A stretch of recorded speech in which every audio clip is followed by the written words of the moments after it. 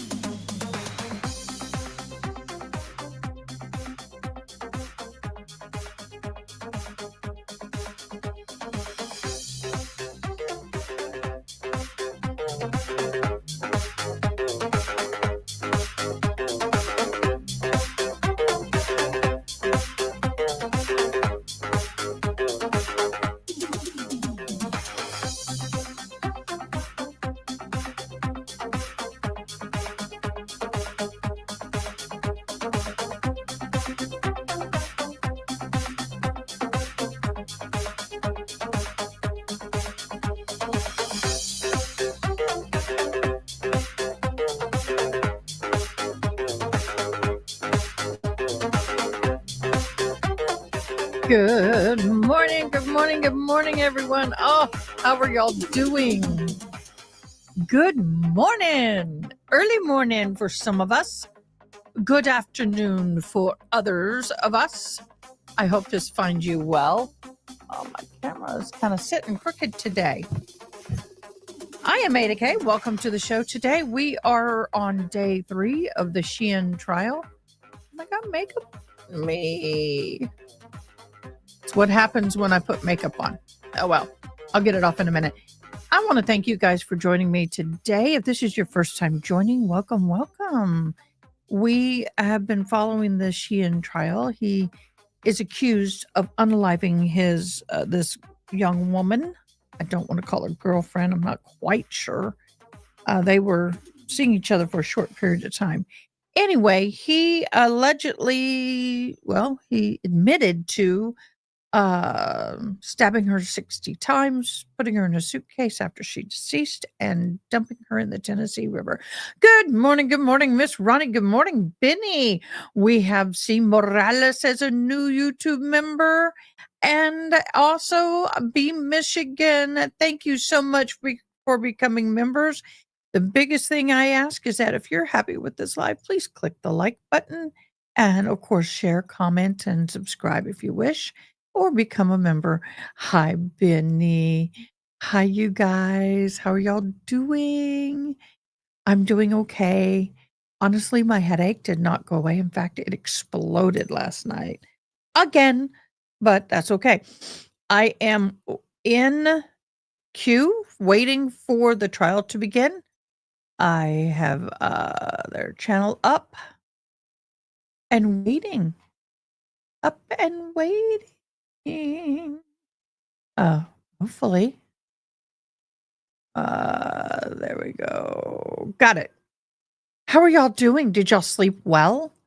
I did. And I actually sat there and I did something kind of weird last night. I found the, what is it called? Let me grab it. No, I don't want the Commonwealth against. Where did it go? I found the handbook for inmates in the Florida County prison system. I did, y'all. I found it. I did. I read it. I read it through because I wanted to know what Sarah Boone and how she was going to have to live. Now, mind you, we're not going to be talking about her trial all day today, but it's an interesting read, and we may go over some of this during the break. We will go over that some during the break because it is quite interesting. And I found out that yeah, she she is classified at a level that puts her just below the death row inmates. And so that's going to be interesting. Let's see what they have to say today. They walked through some more evidence of some bloody items that were found in. And let me know how Jason y'all can Chen's hear if this is apartment. good for y'all. They talked about the carpet that they pulled up and saw blood that had Blue saturated Star in was the carpet and into the everywhere. carpet pad underneath. Horrific. And then they also introduced into evidence some pictures of some items outside a dumpster at Jason Chen's Tremont Street apartment on the North Shore. Now, this became a point of contention under cross examination because while the prosecution showed these items and said they appeared to have blood on them, there was also a pair of white shoes. They said that those items were never tested to see if that blood was the blood of Jasmine Pace. That came up under cross examination. That was strange for me to find out that they never tested the blood for the items to see if, in fact, those were her items. And they had a vast, how do I put this without sounding tacky? They had enough red liquid to test. Let's just say that. So while they were outside Jason Chen's apartment, a dumpster there, while they looked similar to shoes he had on in surveillance video, investigators never confirmed that what they believed to be was blood on those items was the blood of Jasmine Pace. So another thing we heard from investigator Good Crawford morning, Misty was about Gay. the arrest of Jason Chen at his Nolansville home where his parents lived. He still had a bedroom there. They went to find him there after they had tracked him using cell phone records. Hello, Miss And when they Bama. got there, they Green, Bama discovered Green that Eyes. he was there and there were several items inside the room with him. I So understand. they had a search warrant and they went through some of those items in court yesterday as well. One of the things Thank you, that they Bama. introduced into evidence was this picture. This is Jason Chen, a picture of him when they found him there at his parents' address. They talked about his demeanor there when he was um, encountered police for the first time. He asked if they had spoken to his lawyer. So some procedural things like that. Another thing they found was this backpack. The prosecution said inside of it had a SIM card that belonged to the phone of Jasmine Pace. Also, in his parents' home, they found these handwritten notes. They say they were written by Jason Chen detailing some of his last interactions with Jasmine Pace. You can see this note there says Saturday, November 19th, the last time I saw her. Tuesday, November 22nd, the last time she called. She has a long history of running away from her parents, running to Canada, has a restraining order against her ex. So, again, these are notes found in Jason Chen's parents' home in Nolansville that the prosecution entered into testimony That is yesterday. creepy. So, Creepy. another thing that the defense brought up when investigator Crawford was on the stand is something that we heard in some of the preliminary hearings. Now, they asked, and this has been a big point of the defense's case about Katrina Pace's Jasmine Pace's mother, Katrina, and their family members going into Jason Chen's apartment using a credit card to get into the apartment when they didn't know where Jasmine was yet, and that they may have disturbed the crime scene. Let's talk about that crime scene. I'm just gonna go ahead and get this up here. In, We're gonna talk about the crime scene. I'm gonna let this roll, waiting for trial to start. But I want to share this. You guys, this is crime scene photos. Those are rags and stuff that he supposedly used to clean up. There's a long hallway. You've got standing in the dining room. We got a little kitchenette, galley kitchenette. So you go there. Look at all of that blue star illumination, y'all. And you can see it here on the carpet. It was like, wow. Hi, Nina. Canadian. Hello. Love the commercial. This is on the TV. The TV. I mean, it lit up like, of course, this right here is red substance. This is in court, them showing. Here is on, I don't know what that is, a shelf or something. Thank you, Toxic. Good morning. Good morning. Thank you for earlier. You really helped a lot. And then here's the carpet for the red stuff. Wow, that is a lot, Benny. Here's a photo of him going into what appears to be he went into Walgreens and to Walmart. Here is a raw organic asparagus. Okay. He didn't buy asparagus. In fact, that was a hand skewed in item. He stole from them. Instead of it being asparagus, it was a weird box.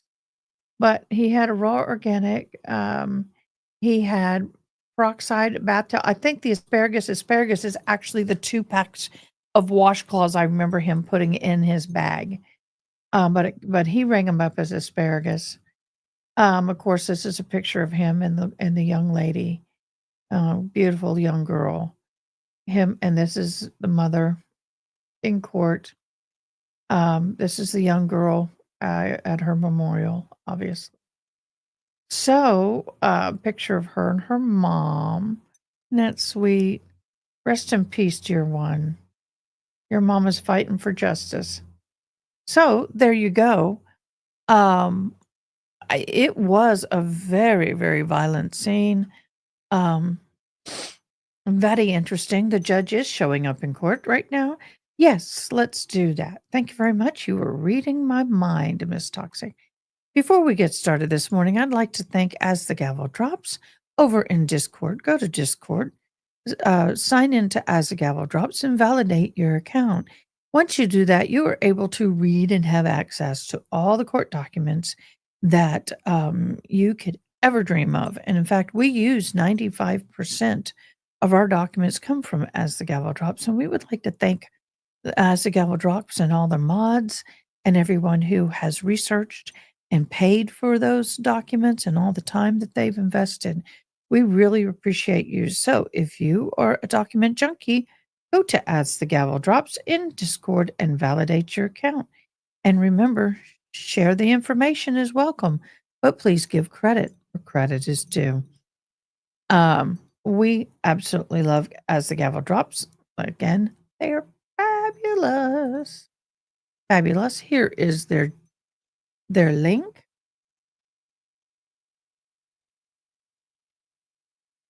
It is awesome. We turn on the sound. Video of someone dropping off a person, again in a light hoodie. You can see that right in the middle of your screen, that light hoodie. And later in testimony, when asked a question actually by the jury, which is something the judge has allowed in this case, it's not very common. The homicide investigator testified that Jason Chen had a Lyft transaction in his cell phone records at this same time. So you see this car pull in, a person in a light hoodie gets out and goes into the apartment complex. I think the zippity doo dah of my days is missing. Yeah, I'm missing the zippity doo dahs too. I'm trying to get it. I got some coffee here.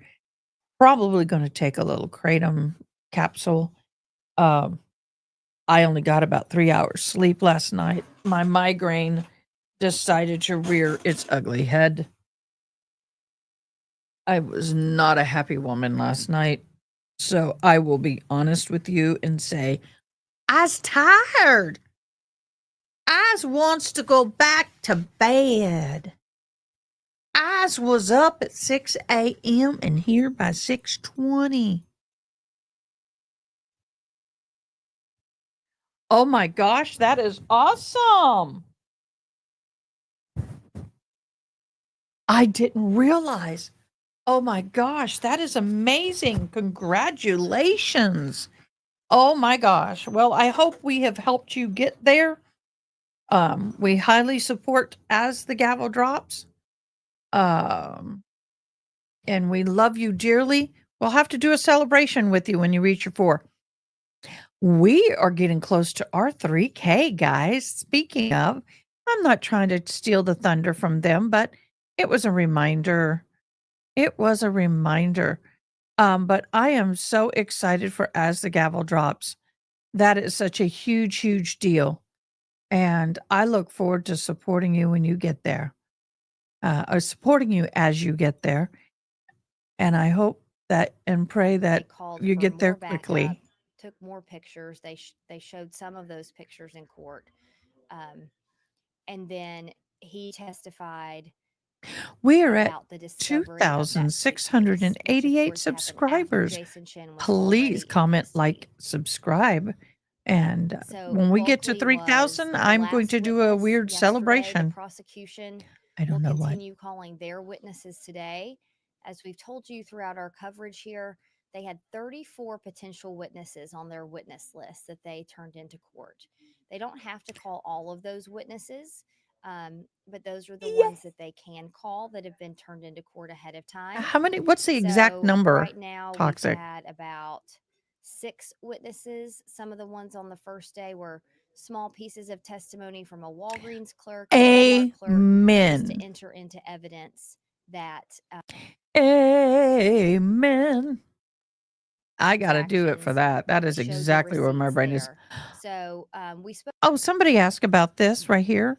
My daughter made me that bracelet, and I thought I'd put it here because I wore it, but I put it here just so I can think of her because I can see it in the thing, and every time I see it, I pray for her. She's getting ready to go back Happened to before college. she died or after she died. So why is that important? Let's go back to what Jason Chen is charged with here. He's charged by the state with premeditated first Toxic. degree Thanks for murder. having And faith what we in know me. from this trial and from talking to Bill You Speak is have. that to be able to I'm not going to talk over that. Y'all can read the things. I have to say, Toxic, you have proven yourself to be an amazing friend. You are not just a mod boss on my channel. You are not just the owner of the Discord As the Gavel Drops, but you are a friend. And I thank you for that. It's been a hard morning, and I appreciate everything you do for me. I tried to lay in bed this morning. I didn't want to get up. My body was stiff. Yes. And I just had to move around. Plus, yeah. Nature's call gets us out of bed when we don't want to be in bed, but lesser sentence of I just possibly want to 8 to 10 I want to years, Bill Speak curl up on said, the instead couch of over a there. possible life sentence on that premeditated first degree murder charge. I'll put So this here on play. there's no question of I'll whether disappear Chen for an committed the hour and I'll case. see you in a The little bit. defense is admitting that he did, but what they're Oh, saying oh here my is that gosh, he you're didn't so plan it ahead of close. time. So that's what Bill So Speak says we'll be close. looking for in the medical examiner's testimony, which is whether or not this was premeditated. So we're going to listen into the judge now. That's a quick recap of yesterday's testimony. We'll be streaming all of the testimony today and bring you more of an update when they take a break from court. Now, here's Judge Boyd Patterson live from the Hamilton County courtroom. And I really like her commentary. I really appreciate that because it's good for mornings like this when I'm like, oh, here we go with the horrible sound. Oh man. Can y'all tell me how my voice is with the court? Do I need to be softer or louder? My mods, how's the sound balance? For those of you who don't know, welcome. I'm Ada K. I grew up hearing, but now I'm deaf without my hearing aids. I have special ears, and so I sometimes struggle monitoring the sound. So if the court feed is not strong enough, just say court up. If I'm not strong enough, just say Ada up or down. It does not offend me. Now, I will tell you this courtroom has, I'm going to mute this while they're doing this. The courtroom does have, as you can tell, a lot of chaotic noise. Hi, B Michigan. Yes. Exactly. Your sound is okay. I feel like I'm yelling over the sound. Let me see. Like when I turn it on and I'm talking, it sounds like I'm yelling over the sound. So, but that's just my hearing.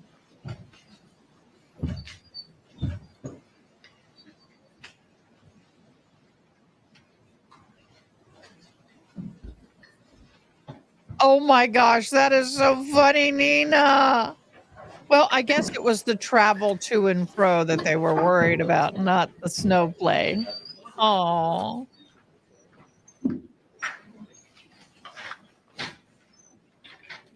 I get it. We've all been there where we had to cancel our trips like that. My apologies, love. Anybody work out yesterday? Okay, you exhausted? Sometimes when you're exhausted, it's a great time to work out. Hope everyone slept well. Amen. First thing I have to Do ask, so. Thank you, love. to abide by the court's admonition, not to discuss. Thank you, love. Not to discuss the media record. Everyone on the head. Reflect not on the head. Before we presume there's one matter. And our love. Bring up with you. Yesterday you heard testimony from one of the witnesses about the defendant, about the asparagus, taking produce from one of the stores, and while he typed to me backwards, he said he was purchasing asparagus, but he did not purchase any asparagus. That's technically a crime, shoplifting. It was only admitted because it was relevant to this case. In fact, the parties agreed that he was buying cleaning supplies at that time. And using keying in asparagus instead of some of the things that he was actually purchasing is the reason that it was admitted. It's really important. One of the aspects of a fair jury trial is that other crimes don't get admitted unless it's relevant somewhat. Good. Thank you, Your Honor, for clarifying that. I was going to do so. A person commits one crime does not mean that they have a greater propensity to commit the crime they're on trial. Yeah, he's setting the record straight. The only thing that you can consider the defendant's purchases from Walgreens and Walmart for, in the fact that one item was keyed in when that was not actually taken, is for the non-propensity reason that goes to him buying cleaning supplies to clean up after this act. Okay. Parties wish to address this matter further? No. All right, John, parties, please.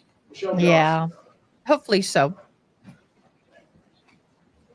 If not, you can use a lot of the baby oil from P Daddy's case. Oh, I'm sorry, I shouldn't say that. Okay, I knew this grandma who would buy gallons of cooking oil and in the summer would sit there and grease down the side of the hill. They were in the country and they had a nice hill. And she would pour grease down that thing and water. And then what they would do is get inner tubes and the kids would go down it. It was fabulous. Cray cray, but fabulous. We used to call that the canola hill. Canola oil, canola hill. Yes. It was canola hill. Think she's a detective. Good morning, ma'am. Would you please state your name and spell your last for the record? Michelle Johnson, Johnson. What's your profession? What do you do for a living? I'm a crime scene investigator with the Chattanooga Police Department.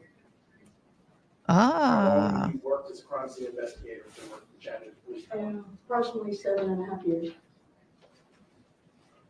Did you have any experience in law enforcement prior to becoming a crime scene investigator?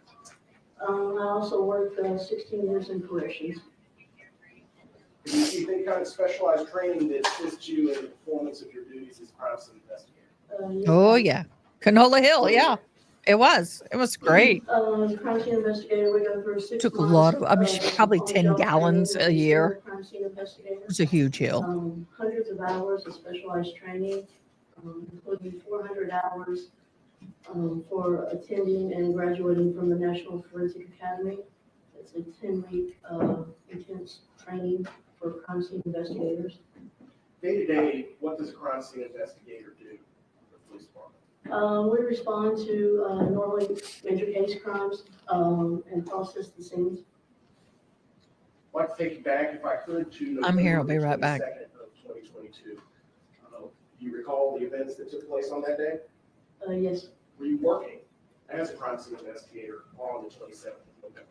yes, On that day, did you have an opportunity to assist with a, collection of evidence?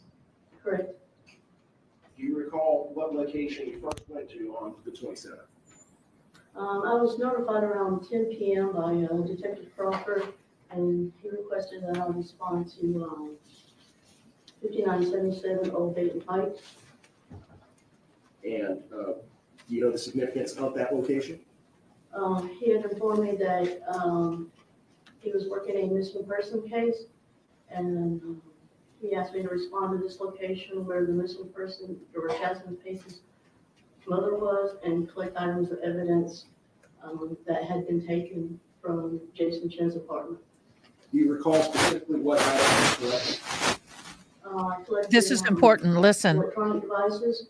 I believe there's some clothing, some notebooks, Jasmine Pace's ID, along with several credit cards belonging to her. Ma'am, I'm showing you what's been admitted into evidence as Exhibit 12. Are you familiar with this photograph? And yes, that's the photograph I took. That's the in the manner in which I received the items. And when you say the items, are those the items that you just described to the jury, the clothing, the notebooks, the electronic devices? Yes, sir. I'm now showing you what has been admitted into evidence as Exhibit 11. Can you describe what we're seeing in this photograph? Yes, there's 4 cell phones, a Polaroid camera, and a tablet or laptop. Thank you.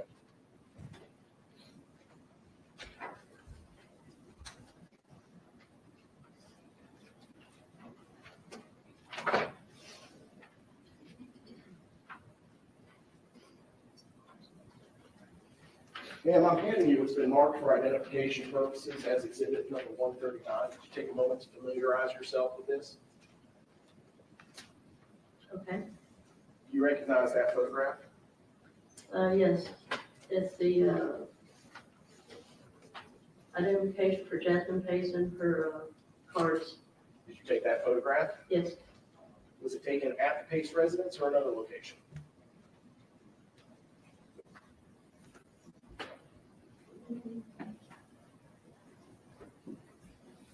it's hard to tell. I may have taken it when I got back to the office just to take more detailed photographs.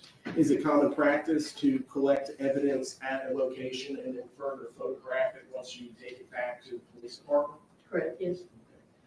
Specifically, ma'am, why would you want to do that? It's just a more controlled environment, and we can lay things out and have better lighting also. Does that photograph fairly and accurately depict the IDs that you collected from the Jasmine's residence? Yes, I'm showing you what's been admitted into evidence as Exhibit 10. You see the items in the lower left-hand corner of Exhibit 10? yes, Are those the same documents and IDs that we see in Exhibit 139? yes, that's correct. If you are at this time, I would move to admit into evidence Exhibit 139 with photographs of IDs and credit cards. 139. That helps you hear. Yes, sir. Thank you. Ma'am, I'm now going to show you. Okay, I have the document here. Yes, sir.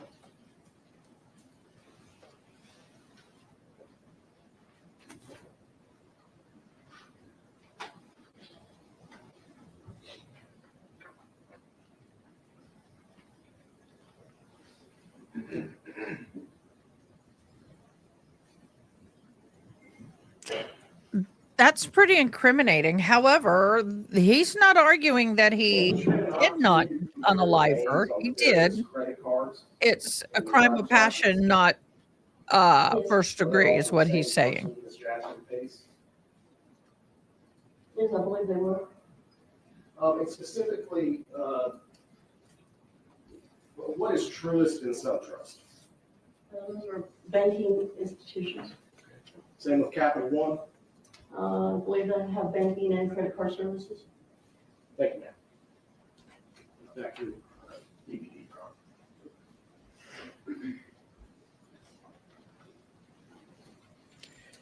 Seems that their sound levels In seem to addition be more to the balanced items today. that you collected from Ms. Katrina Pace in the box that we saw previously, did you do anything else? I also documented with digital photography the residence where Jasmine Pace was residing. Specifically, could you describe the location that Ms. Jasmine Pace was residing?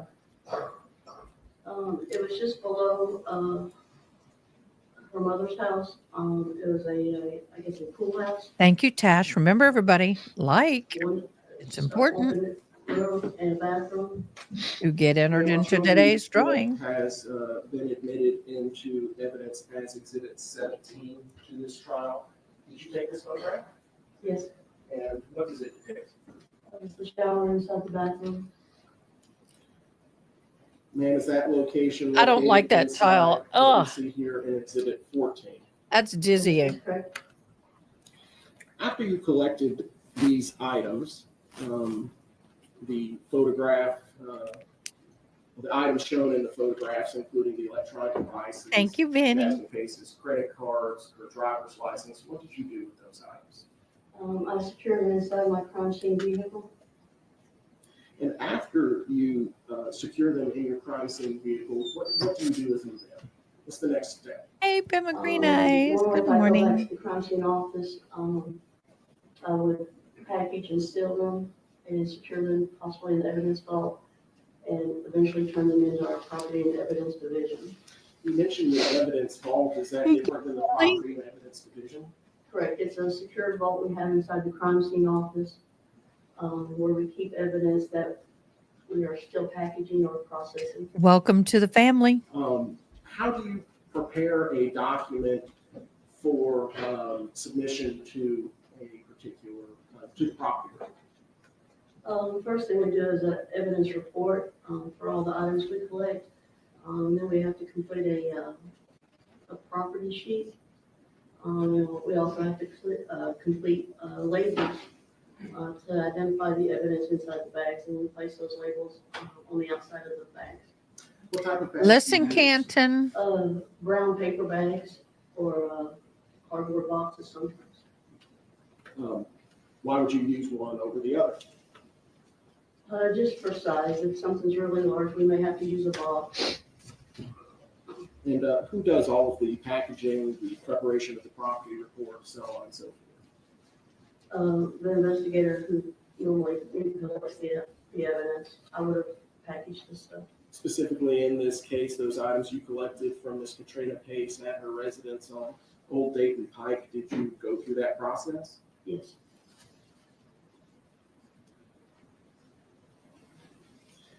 Now, ma'am, the items that you collected from the Pace residence, are they assigned a number before they're submitted to the property?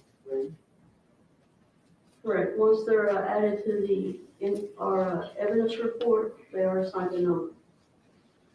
Specifically, the items that you collected, the notebooks, here are further morning, record Natalie. showing Exhibit 10, Oh, the credit cards, the keys, the clothing. What numbers did you assign for this collection of evidence? Without looking at the evidence report, I believe they started at 74. I'm not sure though. Why would you start at 74? Was this the first place that you went? It was the first place I went. So if it's the first place you went, why did you start with 74? Good question.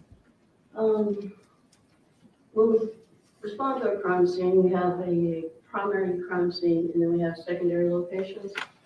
The primary crime scene is going to take precedence over a secondary location, which in this case, going to Jasmine Pace's residence was a secondary location.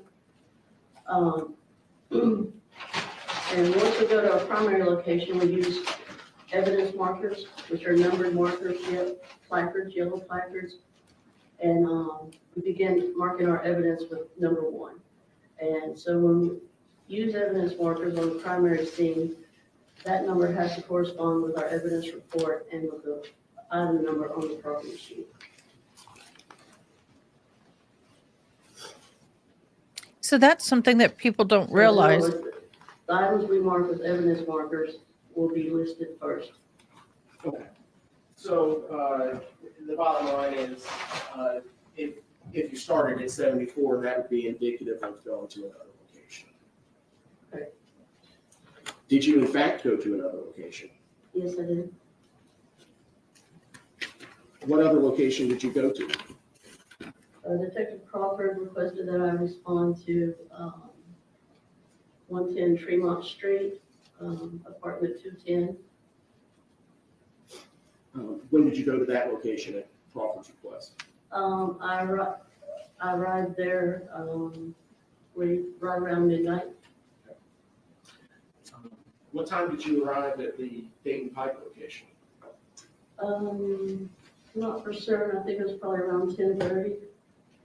During the, between the time that you arrived at 10:30 and then when you got to Tremont Street very late in the evening, what were you doing? What were your activities? I'm sorry, can you repeat that? What were you doing in between when you arrived at Dayton Pike and when you eventually arrived at Tremont Street? I was taking photos of Dayton Pike and collecting those items that Detective Crawford had requested I collect. Thank you.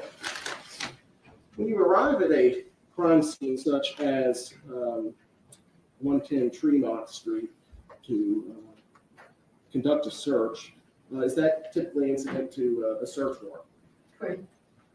When you arrived at 110 Tremont Street, was there already a search warrant there? I believe Detective Crawford had notified me via phone that he had signed the search warrant. I'm not sure if it was physically there yet or not. So after the warrant is obtained, is that when the search begins? Yes. Specifically, ma'am, do you recall the location that you searched at 110 Tremont Street? As far as the apartment? Yes, ma'am. Yeah, apartment 210. Can you describe to the jury what apartment 210 looked like? It was a small apartment, kind of a shotgun style, where pretty much one way in, one way out. Entered into the living room area. Then there was a kitchen, a laundry area, and then a bathroom, and then the bedroom. Now, would you walk the jury through the process that you as a crime scene investigator go through to search a location such as the one that you just described? The first thing we would do is an initial walkthrough. And during the initial walkthrough, we'll look for any evidence in plain sight. During this time, we don't disturb anything. And we also formulate a plan of action as far as processing the scene. And just get an idea of the layout of the crime scene that we will be processing. Would you describe the initial walkthrough as an actual search for evidence? Anytime we walk through a crime scene, we are continuously searching. But during the initial walkthrough, we don't move anything or search inside of anything. We don't disturb anything during the initial walkthrough, but we do search. As you begin to process the scene, do crime scene investigators produce any kind of documentation that helps them remember where items are collected?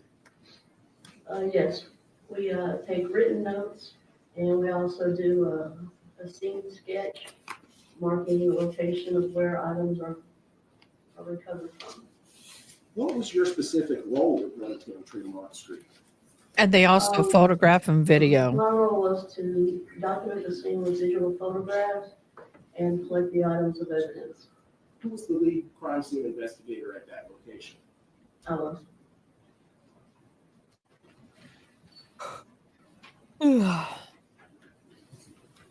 Now, I'm going to be showing you what's been marked for identification. Now he's going to hit you with what you did. I'm kidding.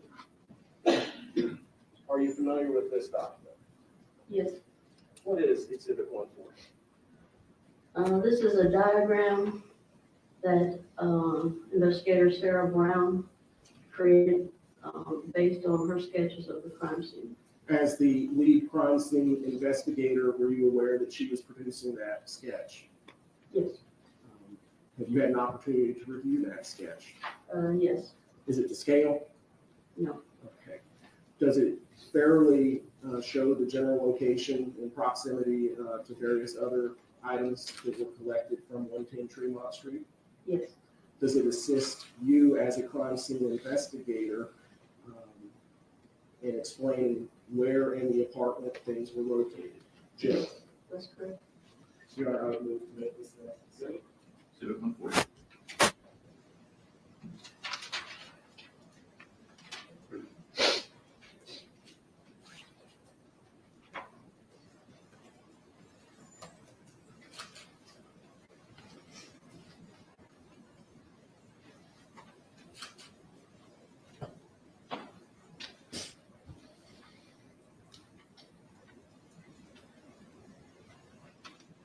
All right. I'll publish the jury. Yes, sir. All right. Can you see the television? Barely? Yes. Okay. I know it's not the clearest. You know how to use cell phones, et cetera? You can pinch Okay. and make bigger, okay? Can you see this clearly? Would you like me to make it a little brighter for you? So this is her diagram that she drew on scene. Could you please orient the jury what we're looking at specifically in Exhibit 140 that they can see on the television? Okay, at the bottom of the page is the entrance to the apartment. And how do you denote that on the sketch? So there's a door opening right here. Okay, when you say right here, what does it look like? Is it, Kind of like a triangle shape along the bottom. okay. Would you agree, ma'am, that it's the vertical line with the arc Yes. heading towards the left of the screen? Yes. And Hello, Kelly. moving now back towards the top portion of Exhibit 141, where are we getting into now? Once you go through the living room, there's a peninsula for the kitchen that contains the kitchen sink. And to the right, there's a washer and dryer closet. There it is, washer and dryer, And behind that, kitchen. or I guess further into the apartment, Bathroom? That's when you enter into the bathroom. With the To the shower. right, is the shower, and to the left was the toilet and the sink. Bed, And, dresser. finally towards the very top. That is the bedroom. Thank you. Did you document your initial walkthrough of the residence that we see in the crime scene sketch on the screen? Yes. Excuse me. What's been admitted into evidence as Exhibit 9. Who took this photograph? I did. And what does it generally depict? It just shows the entrance of the apartment. During your initial walkthrough, specifically immediately after this photograph was taken, did you have an opportunity to examine the door frame? Yes, that's one thing we routinely do is check to see if there's any signs of forced entry. Showing the jury Exhibit 36, ma'am. What types of things would you look for signs of forced entry on the door frame? We would look for scratches or damage to the framing of the door. Would you agree, ma'am, that there's some scratching on this door frame? Yes. Did you find signs of forced entry on this door? Yes, and it's also hard to determine when those would have occurred. Sure. Were there large dents or gouges into the door frame? No, not that I recall. No. Going to the actual locking mechanism of the door, Exhibit 37, did you see signs of damage to the door indicative of forced entry? No.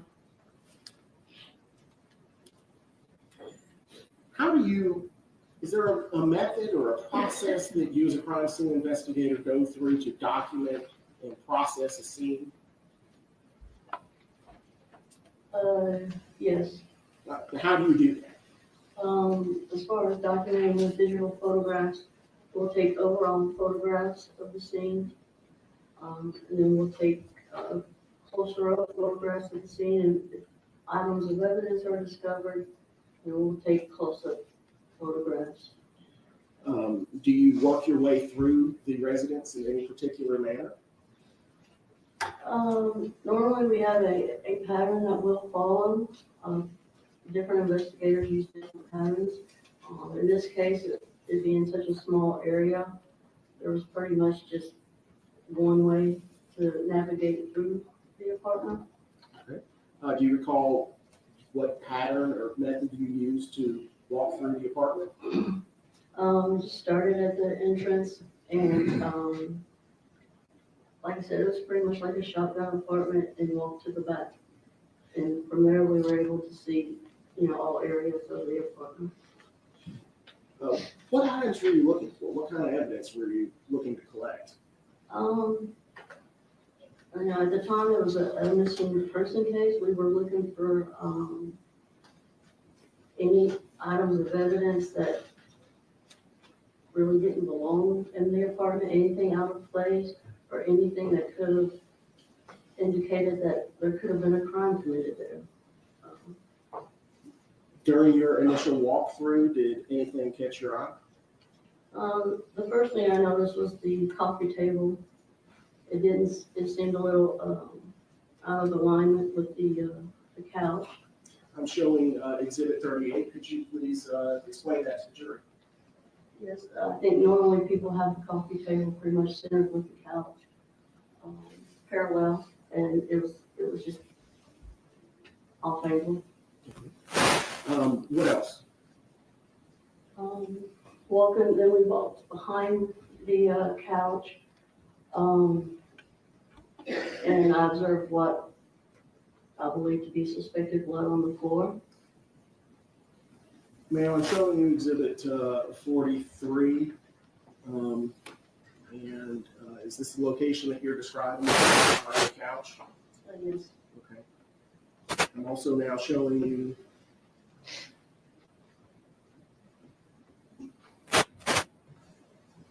Exhibit 80. Do you see any of the suspected blood in this photograph? Yes, I believe so. Okay, could you point it out? Here's a place to point right there for you.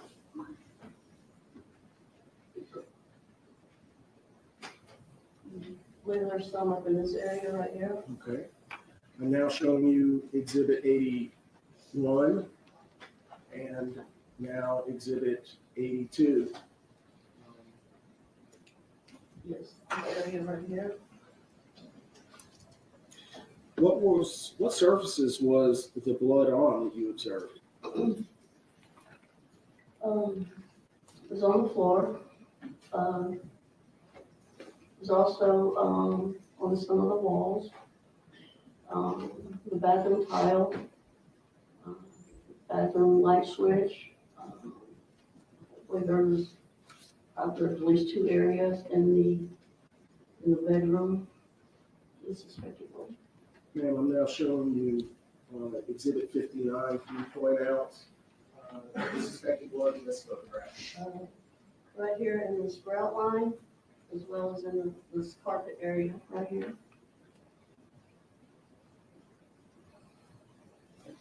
Good morning, Dr. And I'm Bullbutter. now showing Welcome, you this photograph welcome. into evidence as Exhibit 67. Do you see any suspected blood in this photograph? It was this area right here that caught my attention. Exhibit 68, is that a close-up of the preceding photograph? Yes, Thank you. And in what rooms was the suspected blood located? living room, kitchen, bathroom, bedroom, all the rooms. Every room? Yes. Excuse me. No, the room.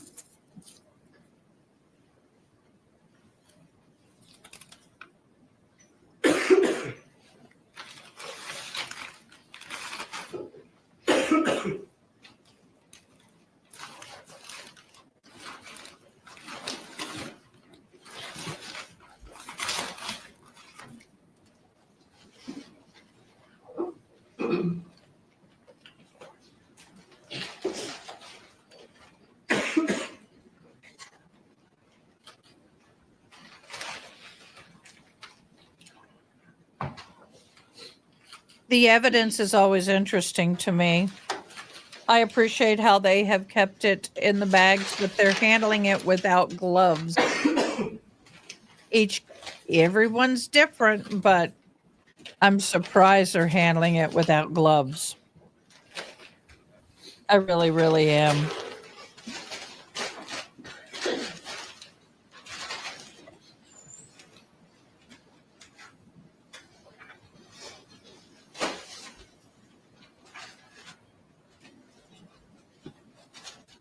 Ma'am, I'm handing you the pre-marked identification photos. It's item 141. You recognize this? Yes, it's a carpet sample, that was cut from the bedroom floor. Thank you, ma'am. Did you collect that item? Yes, Where did you collect it from? Jason Chen's bedroom. Thank you. Your Honor, at this time, I would move to admit into evidence item 141. I'd like to take, can I have the document, Your Honor? Yes, sir. Now, ma'am, Why no gloves? now placing on the document projector what's been admitted into evidence as Exhibit 141. You described earlier a paper bag, and we can all see the paper bag. What's the significance of the red item Canton, that's stapled to the top Canton of this P. red bag? Attention, Canton PD. That is a property That's tag. an from the evidence bag. Department would apply That's that to proper. the bag. Okay. What is the significance of item number received here? It just corresponds with the item number that's on the bag. And does that correspond with the item number as it's introduced into property? In Yes. Michigan, I was wondering the same thing, and When we see a description if here, they- what's that? It's just a if they had offered a plea, number one, he didn't take it.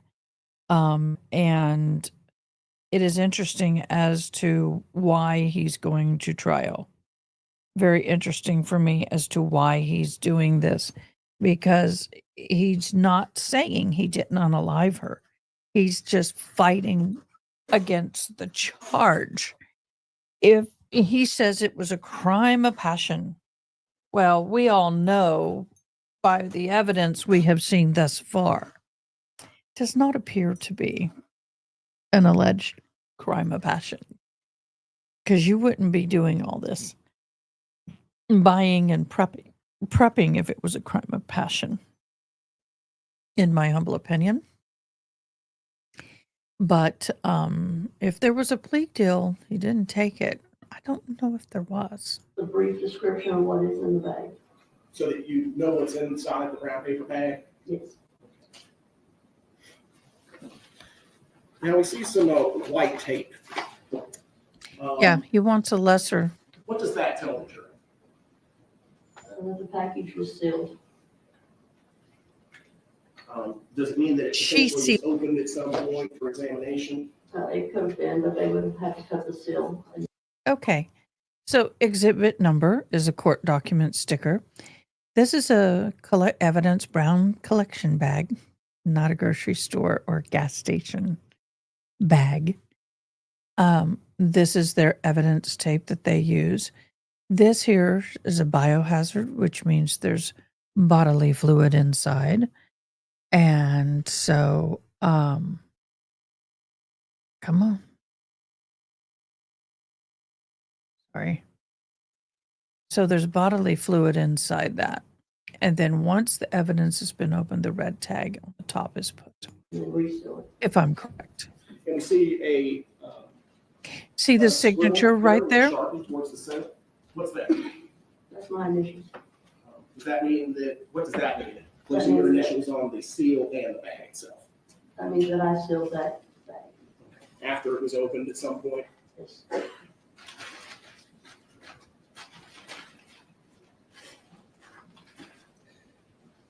What's the significance of white label? That is a crime scene investigator evidence label. We apply it to all items of evidence to give a brief description of what the item is. So right here under the description, sample with possible red fluid. So that is hence why the biohazard tag. Is where the item was collected and when it was collected. Who prepares that white label? The crime scene investigator would. So in this case, it says investigator M. Johnson. That's you. You prepared this label. More than likely. This is a carpet Sometimes sample when we get with back to the possible office, other people will red assist in substance typing up your labels. from the The bathroom. location of recovery, okay? If the jury were to want to, there's a lot of evidence. Off, already I guess it's the bath mat next to the If shower. they're wanting to examine a particular item of evidence and place it within a particular location, can they learn anything by looking at the location of recovery? I'm sorry, can you repeat that? Sure. I So the I jury still received think a just lot of because he may say he did, they have to prove. Okay. If they were I don't wanting to know. look for a particular item of evidence that was found in a particular location, could they do that by looking at the recovery? But you're right, Yana. recovery Good morning, recovery Yana. location? Okay. And in this case, it says bathroom, bedroom, transition, southeast of shower. What does that mean? That was the location given to it by me and on the evidence report. And then we'll transfer that information to the evidence label. Okay. And ma'am, you indicated that item inventory number 6 is on this label. It's also on the red card that was stapled to the other side. Could you show the jury where on the crime scene sketch that would be located?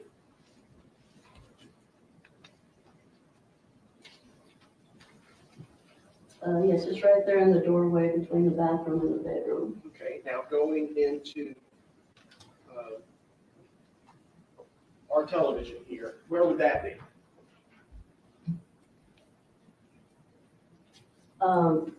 At the upper part right there, will this laser reach up there? It doesn't really reflect. No. So, would it be right there where it says number 6? Correct. Okay. So for all the items that were collected from Jason Chen's apartment, if they wanted to find something from a particular spot, they could start by looking at the crime scene diagram, Correct. identifying the item number, Yes. and then comparing that number 6 with the number 6 that we see right there. Correct. Thank you.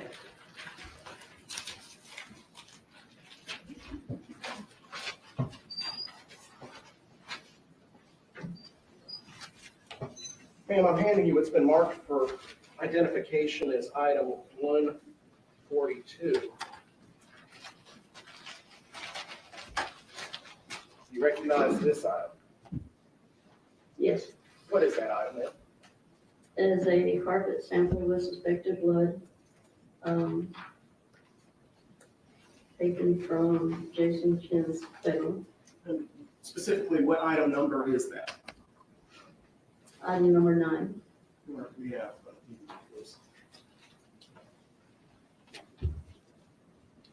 So using the crime scene sketch, where was item 9? It'll be above and to the right of number 6. Is that the back side of To the right? carpet or? Yes. Okay, so right here, next to the rectangle. Right there? Draw your attention now to exhibit 68. Is there any correlation between inventory item 9, what's been marked for identification 142, and the bloody spot that you identified and exhibit 68? Cameraman, come on. Cameraman. I'm sorry. Grr. Is there any correlation between That's This- making me sick. physical item and what we see on the screen, Yes. exhibit 68? It's that area right there where the suspected blood was.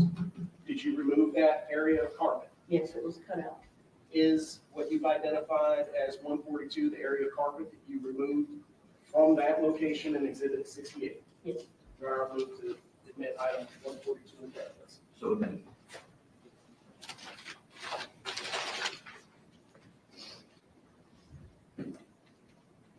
And I'm handing you now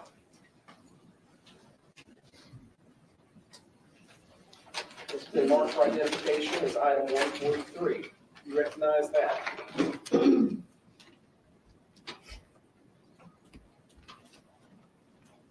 Yes, What is item 143 now?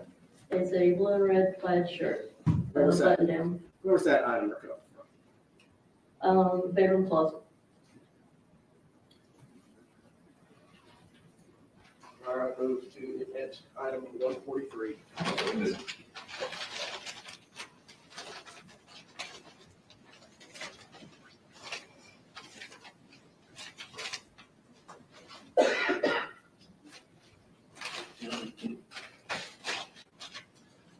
All right, ma'am. As part of your initial walkthrough, there was a ton of photographs taken. You take another set of photographs? We also take photographs throughout the processing of the scene, and we also take photographs just prior to exiting the scene. So there are multiple sets of photographs taken. Yes. When you say processing the scene, does that mean, Searching, okay, do you do anything else during the processing? we'll test areas of suspected blood. We may use other processes like Blue Star to identify areas that are not visible to the naked eye.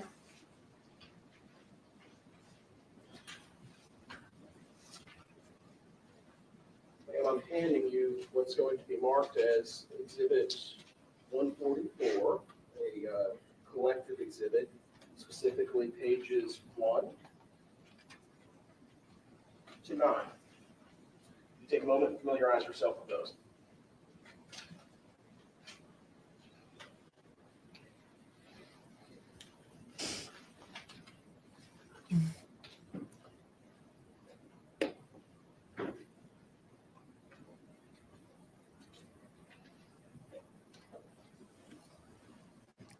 I know this is moving a little slow, but it should pick up. She's just having to validate all the pictures. It's a pretty gruesome scene. I would hate to have seen it before he cleaned it. I would hate to be the one cleaning it. Okay. Pam, what do those photographs generally depict? These are photographs of the apartment once the evidence markers were laid down. And specifically which room? Living room, kitchen area,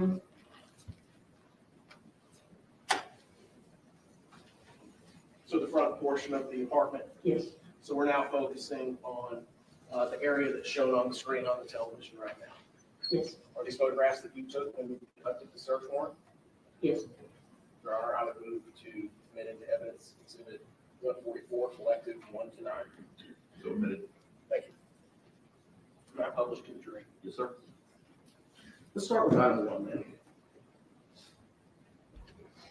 Oops, that's all right. On the crime scene diagram,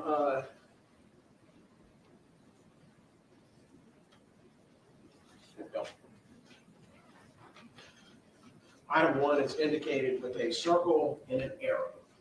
What does that mean? I'm still here. I'll be right. Hi, JC. That's the location it was located, and the arrow probably indicates it was under the couch. Okay. Can we see exhibit 1 in this photograph? Yes. See, Now showing that's second page.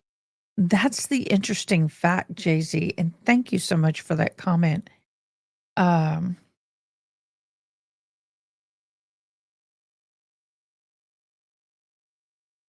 Oh, I saw a comment. Ronnie said, "Okay, I will continue." I don't think so. I am concerned though that some of the evidence that the mother had went and got illegally was going to affect this case, but I think there's so much other evidence that, yeah, this is not going to be an issue as to whether if he did it. He also admitted to doing this. So I'm just wondering, okay, all of this is being shown to show the horrificness of this event, but also that it had to have been planned. And it looks like so far it was. Page of the collective exhibit. What are we looking at here now? It says item number 1, scrub brush. And why would that be important for a potential item of evidence that you would deem worthy of marking with an evidence marker? After seeing the suspected blood throughout the apartment, it was probably believed that there was a strong possibility that there was some cleaning up done, based on the amount of cleaning materials and other items that were there. Now showing you third page of the collective exhibit. What are we looking at in this photograph? This is suspected blood right here, side number 2. Zoom in so the jury can see that. Just might point it out to the jurors. And where is this adjacent to? Where is it in the crime scene? It's behind the couch.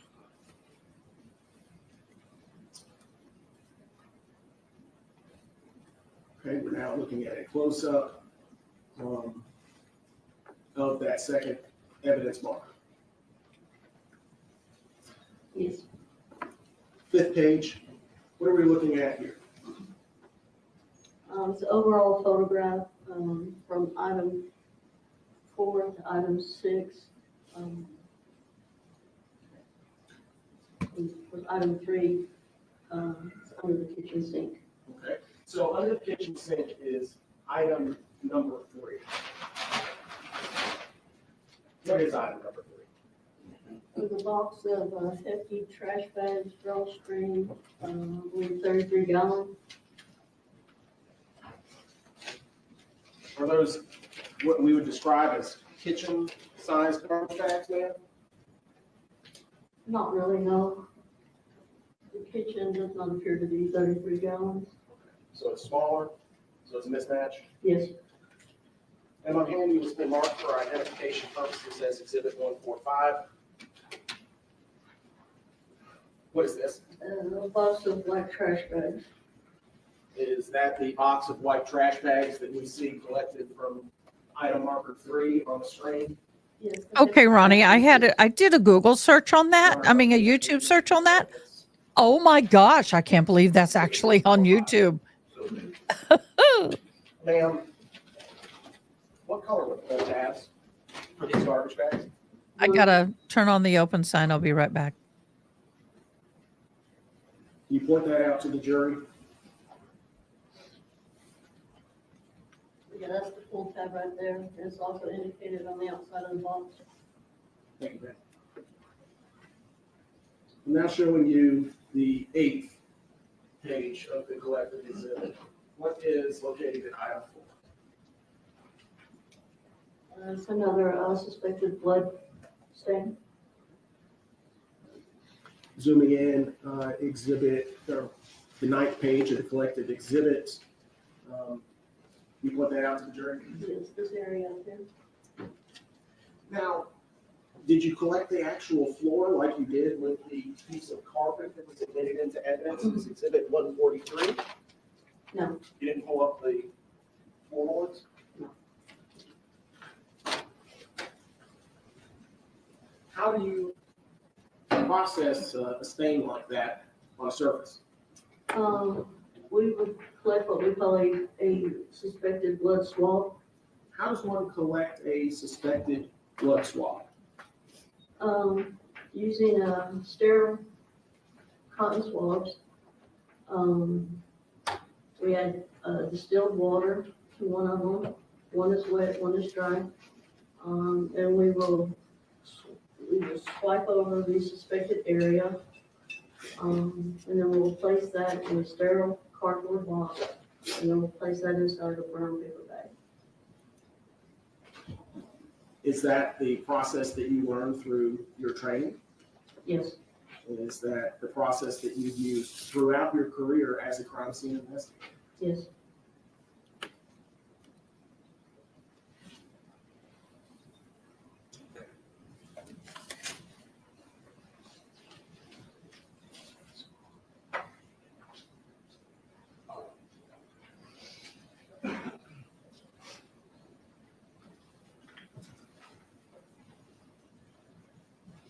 Hand you what's been marked on identification as number 146, specifically 1 to 8. Would you mind familiarizing yourself with those?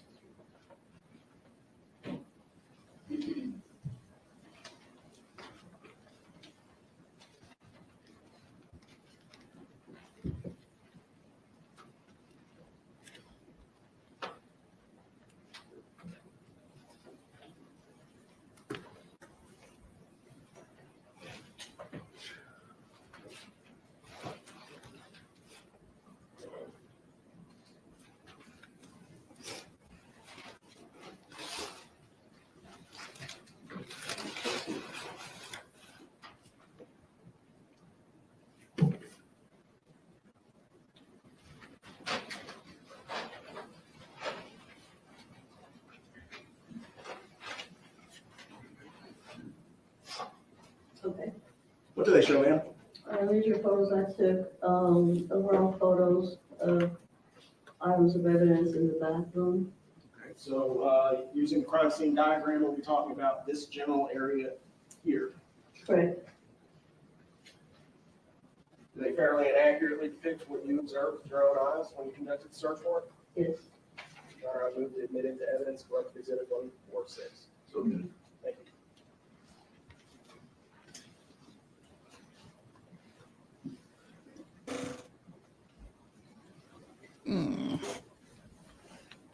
Ma'am, could you please describe to the jury what we're looking at here? Again, it's an overall photo of items marked for evidence in the bathroom. Item 5, I believe was a blood swab. 6 was the cutout of the carpet with blood. 7 was some boxer briefs underwear. Specifically, item 5, did you collect a sample of the reddish substance that we see immediately to the right and below exhibit 5? Correct? Using the process with that sterile swab that you described earlier? Yes. Now, what about item 6 that we see in the 3rd page of the collective exhibit? How did you process that particular item of evidence? It was really bad. Carpet, and Um, underneath, and I was surprised to see how bad it really carpet was. and padding and the subfloor. And so the record is clear, the process that you just described resulted in item 6, which is exhibit 141 to the trial. Yes. Thank you. They described that there was a substance that went through from one side to the other. I'm now showing you page 4 of the collective exhibit. Did you point that out to the jury? Yes, right here. All right, thank you, ma'am.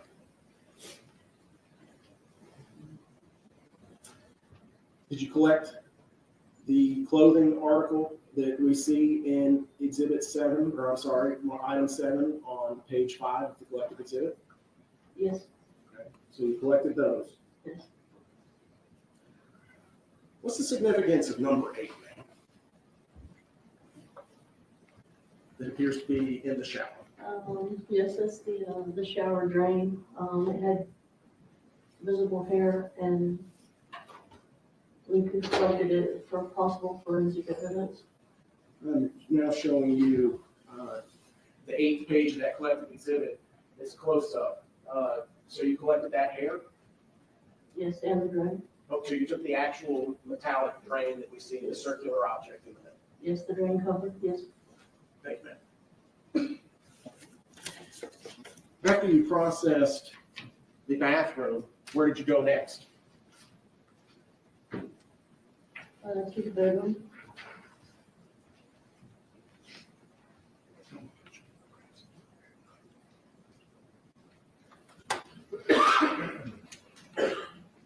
Handy has been marked for identification as 174, specifically pages 1 to 6.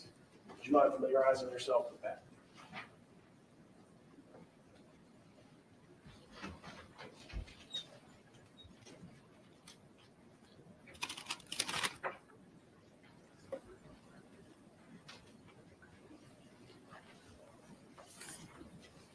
Yeah. I mean, I thought about that last night when I was in bed with my headache. I was like, I was really thinking about that moment and having to go in there. What do they show? Overall photographs of items marked for evidence in the bedroom. Do they fairly and accurately show what you collected at the crime scene Yes, from the bedroom? yes. Your Honor, move to admit into evidence 147. 147. I would not have broken in. I would have called the police. I wouldn't want to risk being arrested. All right, so we have here Exhibit 9, or Evidence Marker 9, Evidence Marker 10. Evidence Marker 9 is that carpet piece that we have here as Exhibit 142 to the trial. Yes. What is item 10? It's a button with a small piece of material attached to it. Now showing you the second page of the collective exhibit, and I'm going to skip ahead to the third page. I'm sorry, the fourth page of the collective exhibit. What was on about that? Why did you mark that as a possible item of evidence, and did you in fact collect that? Yes, I did collect it. It was definitely out of place. The button possibly could have been torn from the shirt, since the material was still attached to it. To your knowledge, did you ever find an article of clothing that was connected to that button? No. Now showing you the fifth page of the collective exhibit. What are we looking at here? Item number 11 was a knife that was on the bed.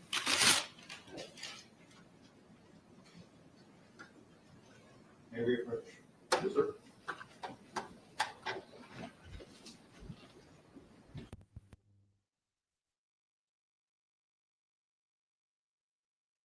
So what do you guys think? Oh, Ronnie, I can handle a lot of gruesome and I can watch those videos. I just kind of glanced at what you were talking about. But oh my God, I do not want that job. Don't want that job.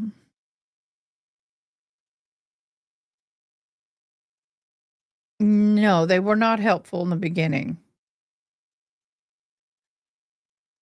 Probably not, because they couldn't visit. I mean, if you know exactly what you're looking for, you probably could have seen it. But if you notice, the majority of those what they found, Blue Star showed the pattern. So obviously there was some cleanup done when the mom went.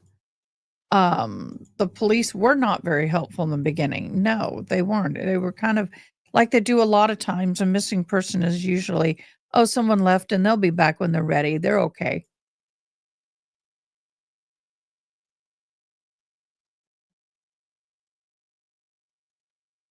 That is exactly what she said.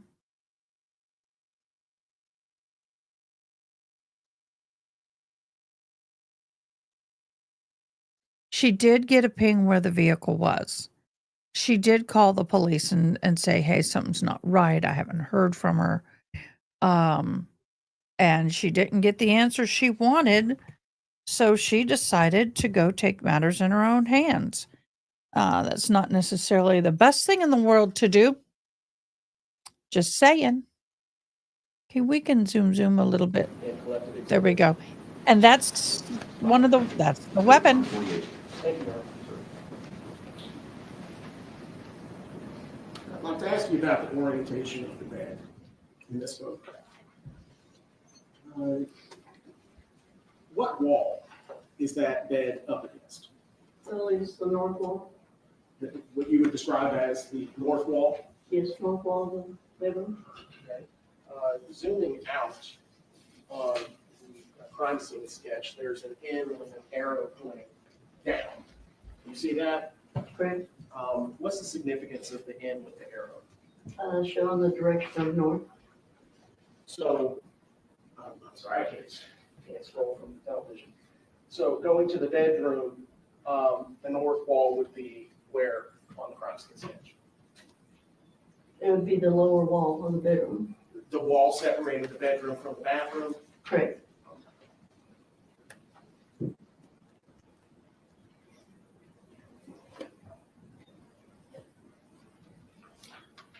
Now, when you conducted your initial walkthrough and your search,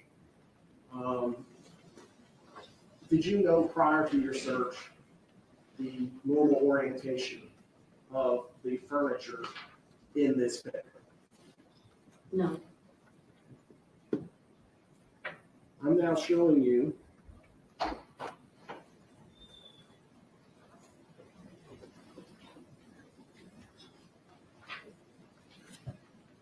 what's been embedded into evidence.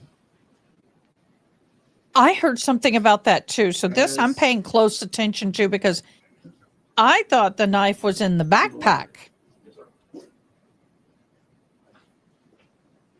As Exhibit 73.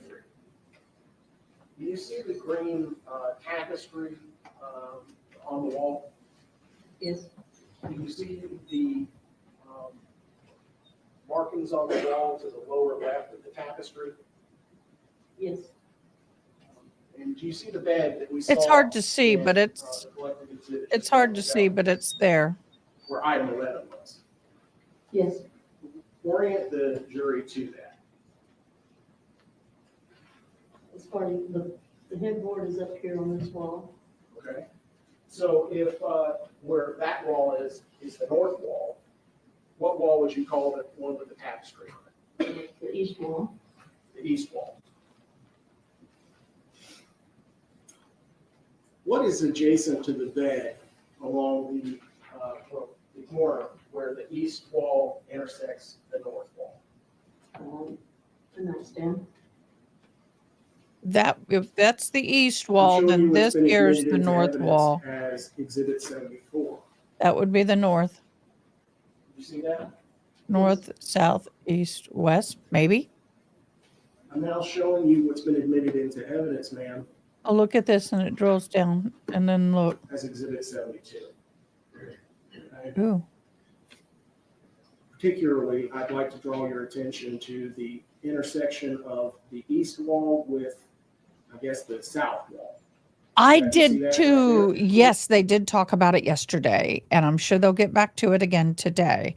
But one of the detectives, and there were photos of the room with the wall. Where would the Well, south thank wall be you, for the jury? sunny day. Right here. Okay. so where the. You'll forever blinds be are, stuck the with that vertical song. blinds, Oh, sunny where there's an day. electrical outlet. Now, when you're conducting your initial walkthrough, did you notice those marks towards the corner? We did not know. Those look like vacuum marks.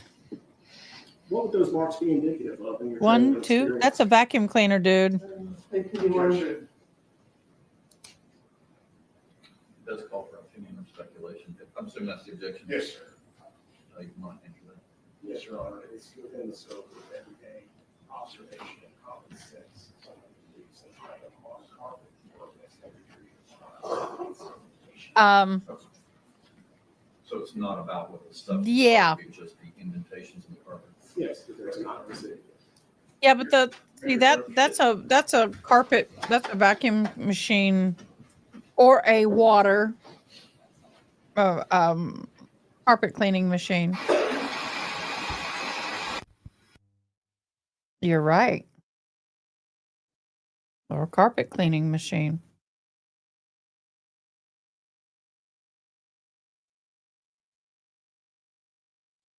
Well, I'm getting to.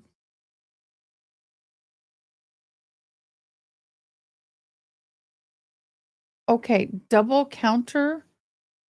Tracy was oh, sorry. I'm getting used to this new thing. I don't know what it is. Okay, what's the funny thing? I don't see it. Don't see it.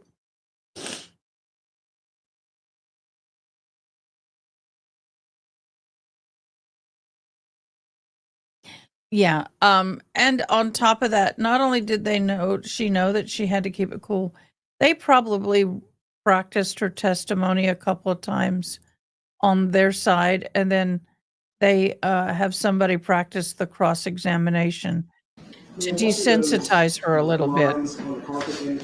I know, I've been through it. They do look like indentions in the carpet where furniture could have been prior. Thank you, ma'am.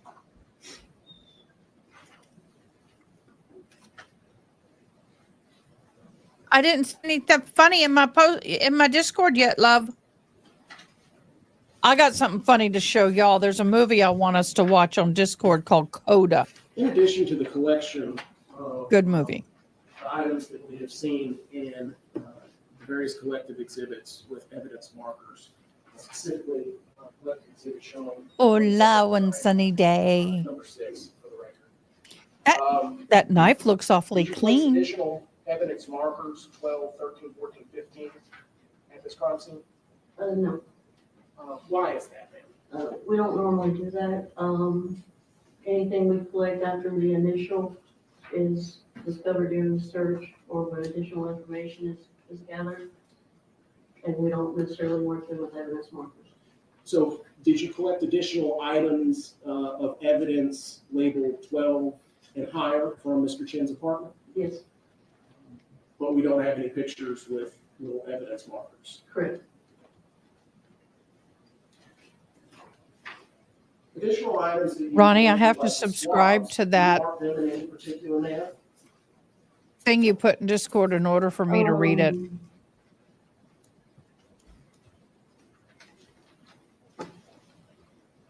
If we don't use evidence markers, we may document it with scale tape, or we could document it with just photos. Okay. I'm showing you what's been marked for identification is Exhibit 149, specifically items 1 to 13. You familiarize yourself with those.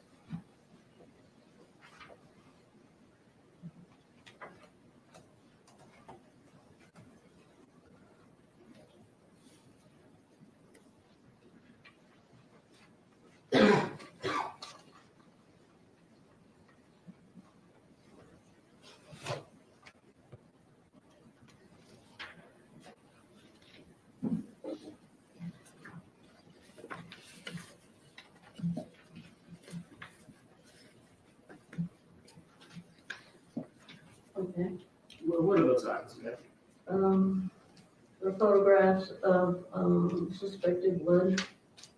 Are they marked in the manner that you indicated with Yes. tape? Scale tape, yes. Scale tape? Your Honor, I move to admit into evidence 149-1. Okay, this is important. I'm going to read. This is from Veronica. She's taken it from an article. The knife. Many things around Chen's apartment appear to have been moved or became apparent from the first time following officer scan of the apartment. Most importantly, a knife, Wise said. Wise showed up to the courtroom screenshot of the body camera footage from the initial sweep, along with the photographs taken by investigators during the warrant search. It seems like some items and pieces of furniture were in different positions. A knife cannot be seen in the initial footage, but a knife was in the photograph on Chen's bed during the warrant search. Photos showed. It could have been the victim's family, for all you know. It could have been from another officer. Could have been a private investigator, Wise said. While Wise said he believes it was Jasmine Pace's family who moved or placed things, investigator Zachary Crawford alluded to the fact it could have also been Chen. Chen's phone records showed he was very close to his apartment complex shortly before the police searched the residence, Crawford said. Wise has called into question law enforcement's actions regarding the sweep and the warrant, but attempted to save someone's life sometimes take procedures over preserving evidence, Crawford said. Thank you so much for that. Appreciate it. That was awesome. And that is true.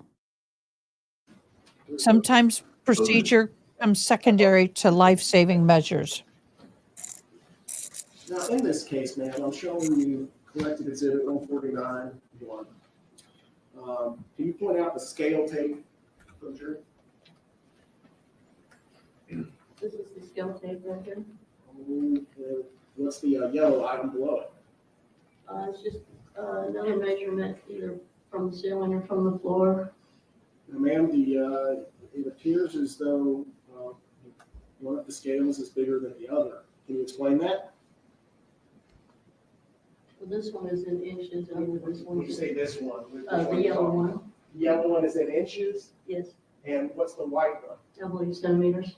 Centimeters, okay. And I see something right below the centimeter scale. Good afternoon, my love. Good afternoon, Haley Mouse. There's like a marking, dark marking in the center. What's that? I believe that's the letter A. Okay. In this case, did you mark the? By the way, Jay-Z, you won the drawing yesterday, so you have an additional entry in the end of the month drawing. Yes, Letters? yes. Y'all don't forget. Did you collect a sample from the light switch that we see here as A? I believe so, but I would have to check the evidence report. Okay. I've collected several blood swabs. All right. Did you collect a blood swab from the bedroom light switch? Yes, I believe so. And if that was the first blood swab, would that be indicated with a particular letter? Not necessarily on the, it would be A. It'd be A. Yes. Okay. I joined 2 earrings to make I'm one. showing you collective 2. I'm sorry, 149, page 2. So you won the I like Specifically entry for the right there. end of the month. Looking at it to the jury. There appears to be another blood transfer On what surface? of the door frame, What is a blood transfer while we're talking about that? which is any time blood is transferred from one surface to another. Okay, and where is this in the apartment? It's the door going into the bedroom from the bathroom. Would that be shown as, I believe, 13 on the crime scene diagram? Yes.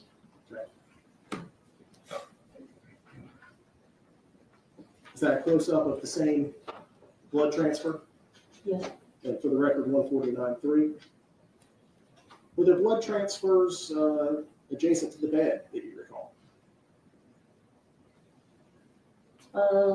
Yes, there was one just inside the doorway of the bedroom. I'm now showing you 149.4. It's kind of a blurry photograph, so we'll go on to 149.5. What are we looking at there? It is a blood stain. Blood stain. Would you call that a transfer as well? It could possibly be a transfer, but it looks more like a drop. A drop? Yes. Okay. And why would you say it looks more like a drop than a transfer? It doesn't look like a smear or a swipe. Going back to 149.1, how would you describe that? That is more of a smear or a swipe. With the, So when we go back to 149.5, that looks like what you described as a drop. where blood could have been dropped from a higher point. Hold on the molding. Yes. Thank you. And would that be what we see as item 14? Yes. Moving on, where are we now standing? Where is this photograph taken? Standing in the bathroom and shooting towards the bedroom. For the record, Judge, this is 149.6. I'm going to show you 149.7. How would you describe substance that we see there next to the letter P?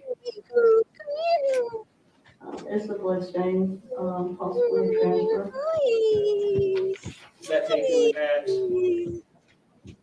marker 15 on the crime scene diagram? Yes. 149.8. What is this? That is the bathroom door. Leading from where to where? This is the kitchen area, and this is the bathroom, so kitchen. So this is the door from the bathroom to the kitchen. Correct. Showing you 149.9. You see that? Yes. Could you describe to the jury what that is? That's also a blood stain, possibly a transfer. Did you search that door for other blood stains? Yes, please, so. Would that be shown as number You're good, Haley. 16 on the diagram?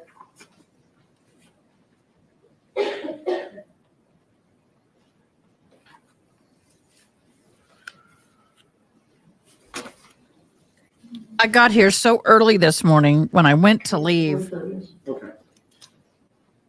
When I went to leave this morning, my service dog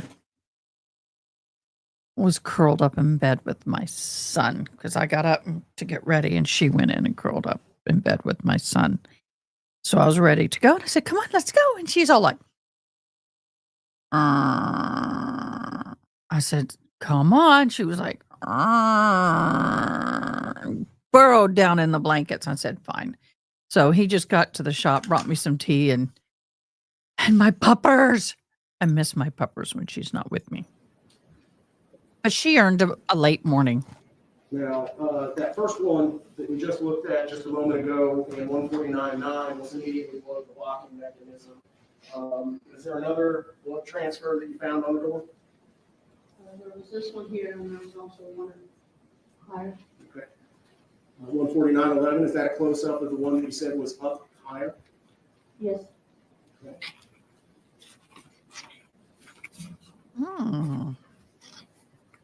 Do you recall finding any other blood transfers on the door? Not that I recall. She did have extra Going cuddles. now to 149.12. At least somebody got to sleep in.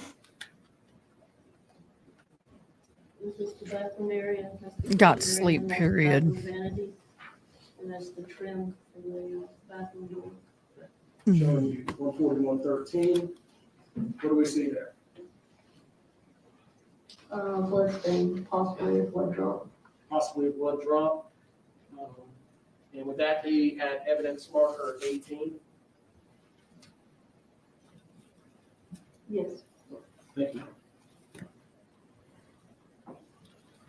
After you collected samples of the substances that we see in the collected exhibit 149, did you continue your search? Yes.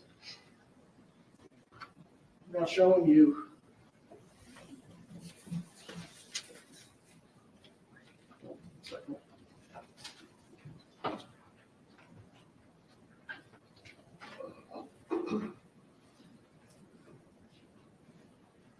Yours is about 10:30. We'll take a mid-morning break, probably about 15 minutes or so. Thank you, Your Honor.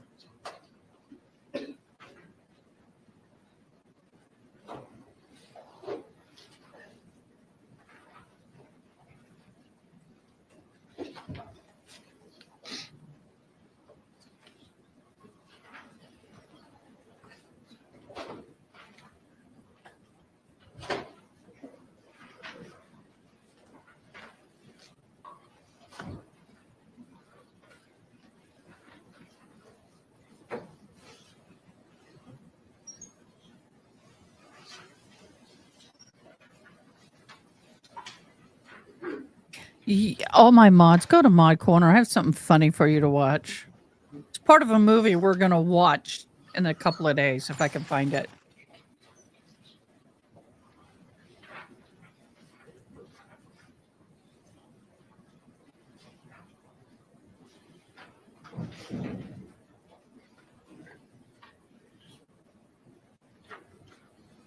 Then I'm handing you what's going to be marked for identification purposes as 150, collective 1 through 18. Familiarize yourself with those.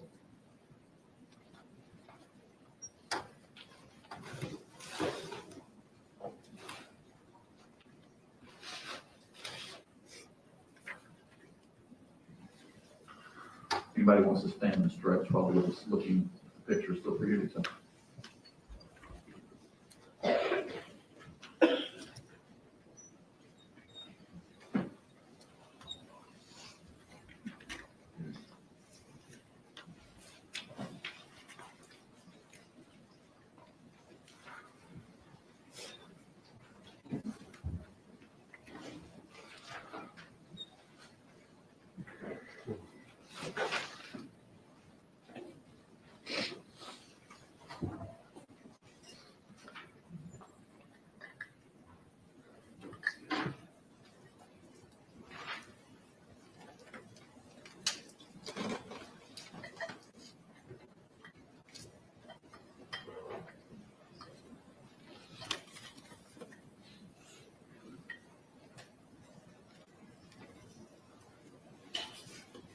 Okay.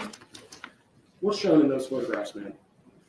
These were additional photographs taken during the search process of items of potential evidence.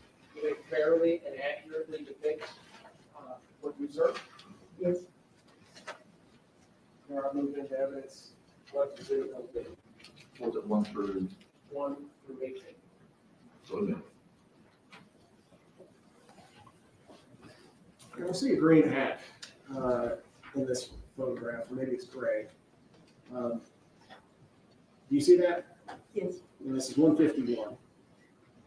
Was there anything of evidentiary value on the hat? There was a red stain on it, so we collected it. That red stain, is it shown in 152? Yes. And for the record, going back to 1, would this be in between the bed and the east Yes, wall? Is it at home? Yeah. Okay. Hey, baby. 150-3. What are we looking at here? I believe these were sweatpants that were located inside the washer machine. Showing you what's been admitted into evidence as 150-4. Now, could you please point out to the jury where the sweatpants are in this photograph? Yes, they're right here with the red stain. There's a white object, with what appears to be an ear behind the gray sweatpants with the red stain. What is that? That would be Investigator Brown.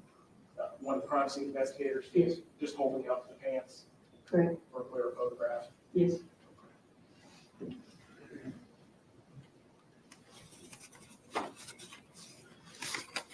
In addition to continuing to process the crime scene,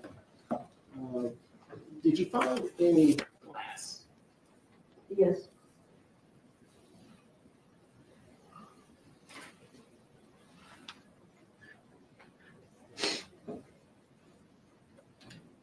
Any of you it's been marked for identification purposes as Exhibit 151.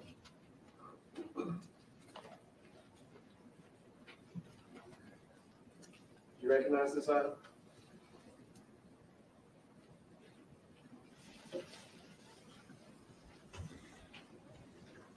Yes. What is that item? They are glass fragments. Where were these glass fragments found? They were located kind of between item number 2 and 4. I actually didn't notice them until I was trying to document a blood stain on the floor and using oblique lighting. That's when I noticed the glass fragments. What do you mean by oblique light? Just lighting from different angles. So you used a different angle of light, and did you observe, like, I guess, a glint of glass? Correct, and they were very small, Very small. very small. Did you collect them? Yes, Did you collect all the glass that you could observe? yes, so yes. What do you have in your hand? Glass fragments, All the glass that you could find in the crime scene? yes. And specifically, what's the item number? Item 22, It's using the crime scene diagram. Where would that have been located? just to the right of the kitchen peninsula, So, right here, where I'm pointing, yes. there's a pair of gloves there, ma'am, and I have a pair of scissors. If I could ask you to glove up and empty the contents of that.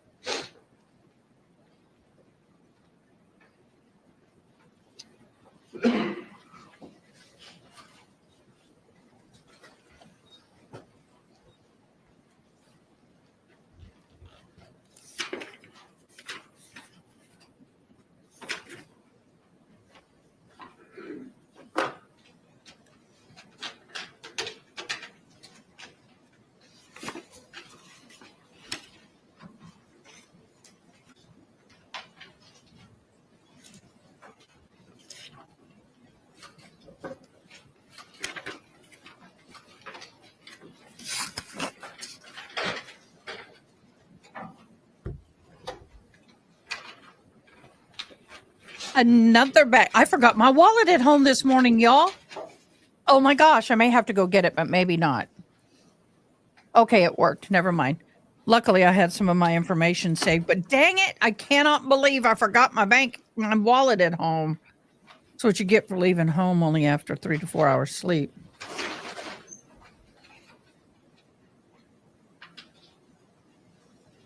Well, it doesn't mean if she attacked him and he stabbed one time and she's unalived, that's self-defense. But 60 times? That no bueno. Move to admit into evidence item 151. Do you object? No, I have to admit this, he hasn't objected to it yet. No. I don't have to admit this, he hasn't objected to it. Point. I just want to see it.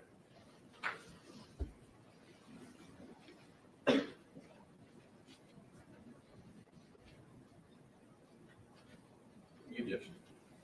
No. To 151.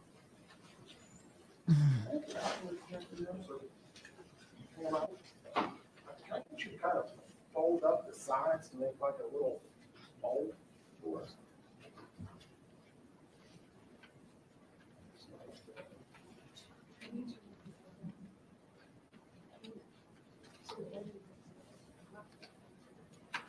You're welcome.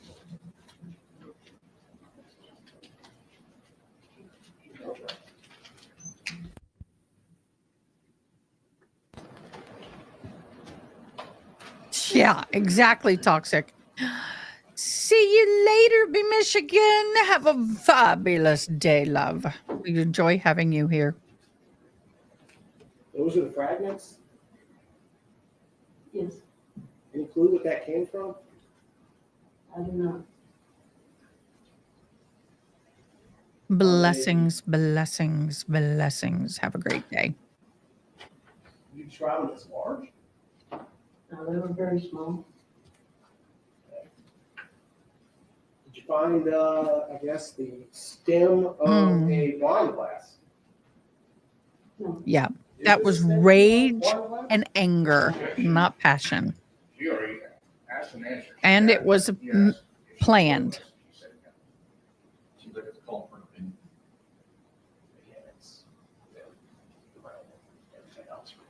I think the size of those fragments being so small would be very speculative. She could guess what it was unless she knows. You have to let them, but that's at this point, that's the thing. Thank you. And we'll try placing those back in. These are-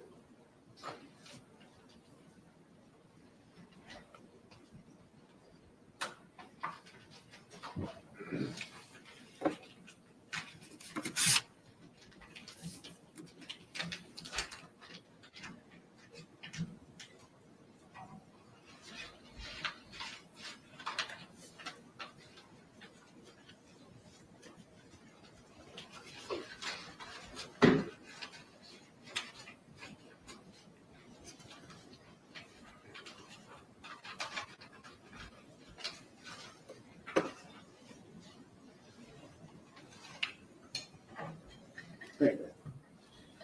As part of your search of Mr. Chen's apartment, did you have an opportunity to locate a gray hoodie?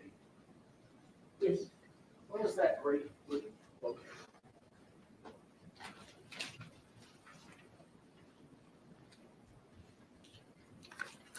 I believe it was either on the bed or one time, and then it may have made its way to the floor. A lot of times we get additional information while we're processing the scene, and we may not know exactly what we're looking for. And then we get additional information from the detectives. But I believe this gray hoodie that I collected was originally on the bed. It may have been moved during the search, and then we got information about collecting a gray hoodie. So we would have collected it. It may not have been in its original location, regardless it was inside Jason Chen's bedroom. Okay. Now I'm handing you the mark for identification purposes as Exhibit 152.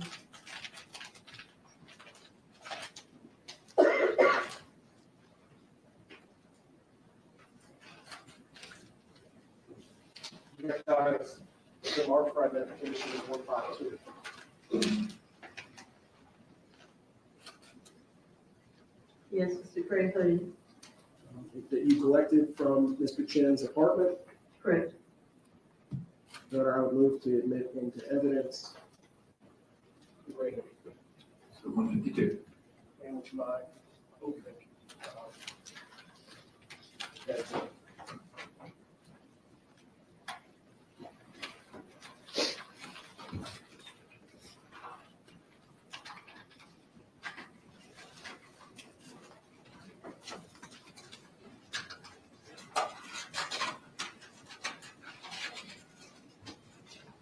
It's about the 15 to 11. Because we're hearing you again,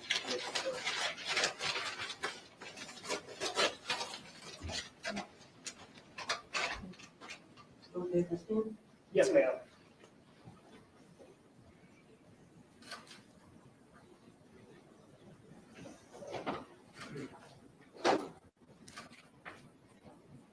And ma'am, this is marked on the packaging as Exhibit 42. Where was this gray hooded sweatshirt collected from on the crime scene diagram?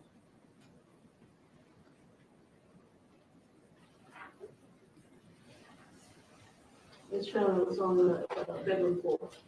Okay. And specifically, where on the diagram? Right on the right-hand side, near the top. So right there, number 42? Yes.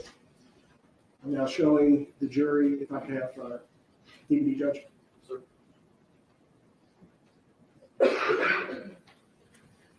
Now showing the jury exhibit 65 already in evidence. The gray hoodie that you have in your hand, is that the gray hoodie that, or the gray object that we see on the floor adjacent to the, I guess, the armoire cabinet? Honestly, I do not believe that is this. Oh, it's a different gray hoodie? Yes. I believe this one was originally on the bed. It was moved during the search. And we got requested to collect the gray hoodie. And at that time, it had been on the floor for the bed. So, but it did come from Mr. Chen's bedroom? Yes. At 110 Tremont Street? Yes. Apartment 210.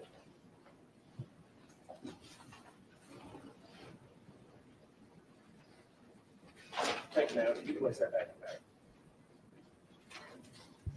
bag. While we're doing this, I want to let you know that you see me kind of flirting around on the screen. I am keeping my eyes peeled for the Trooper Proctor misconduct hearing results, which could be shared with us as early as today. So I am Ma'am, keeping we an eye also out. have, what we marked for identification as Exhibit 153.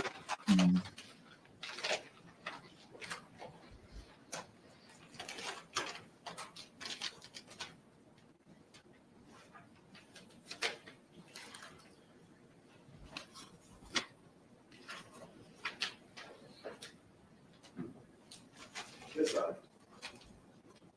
You recognize it?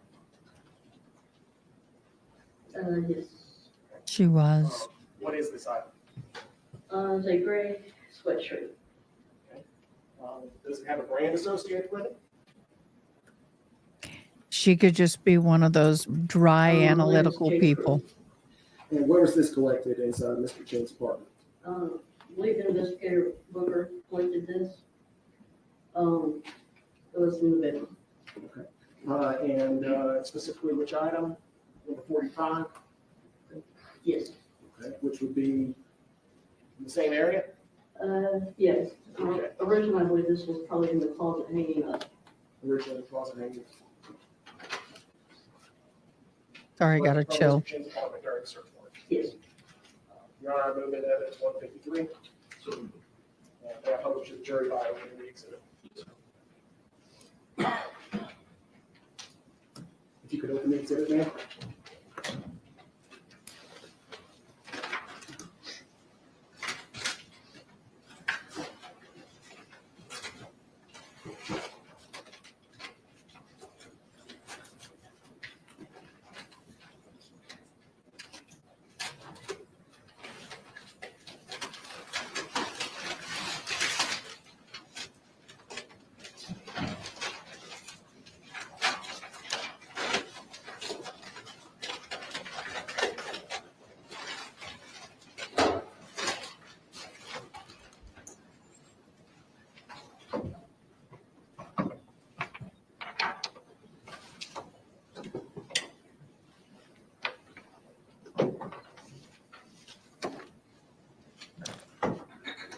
Yay, thank you for putting gloves on. Ma'am, is there a zipper down the front? Yes. Does the zipper run all the way? No. Is it what we would call I guess a quarter zip? Yes. Is it in fact a J. Crew hoodie, or not hoodie, sweatshirt?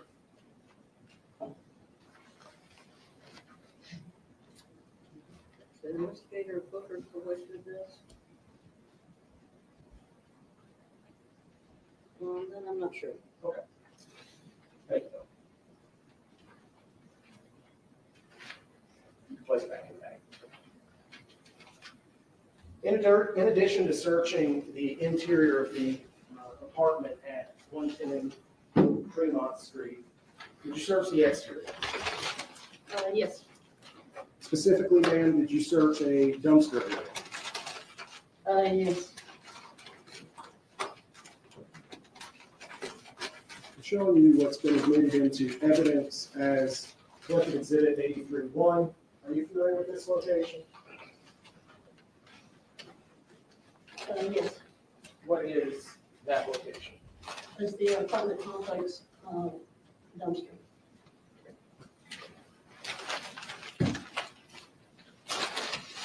Going on to the next picture in that collective exhibit 183-2.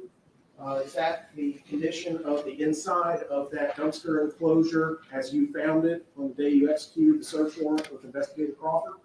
Yes, And 183-3, 183-4. Ma'am, there's a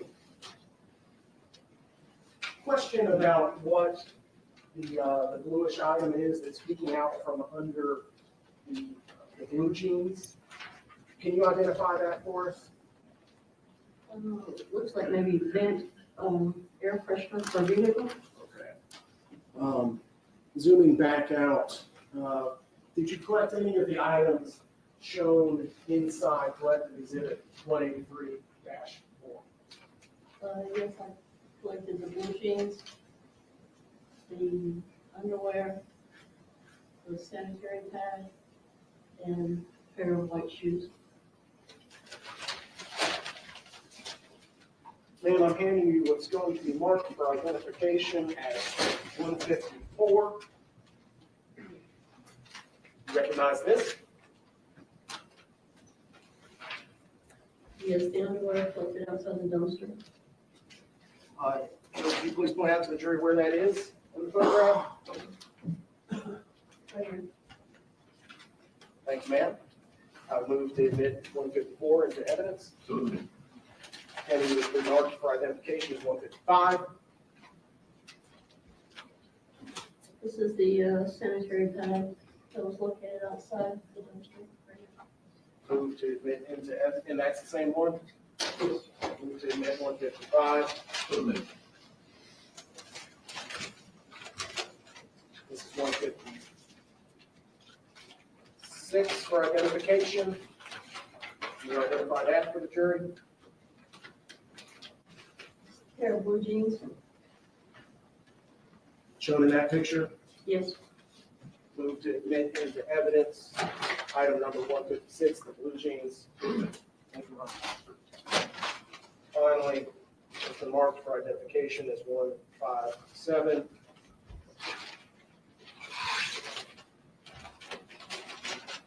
Can you identify that, jury? a pair of white tennis shoes. Where there were bands. Right here. Left and right? Yes, Thank you.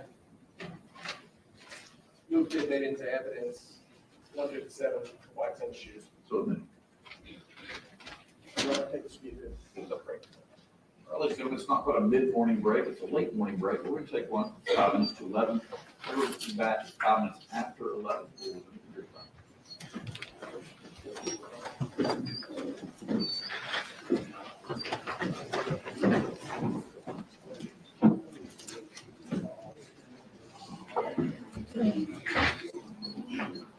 Oh, sorry. Sorry. I am trying to help another YouTuber at the moment. So we're going to take a little break. So we got a lot of evidence in, but I gotta, some of it I'm questionable that they were going to get in, honestly.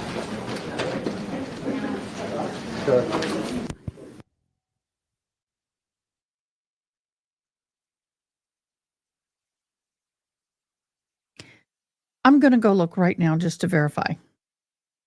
But as of yesterday, that's what I had. Up. Now I know what I'm doing. Yeah, some people didn't know that Sarah Boone had changed or was moved to the women's correctional reception.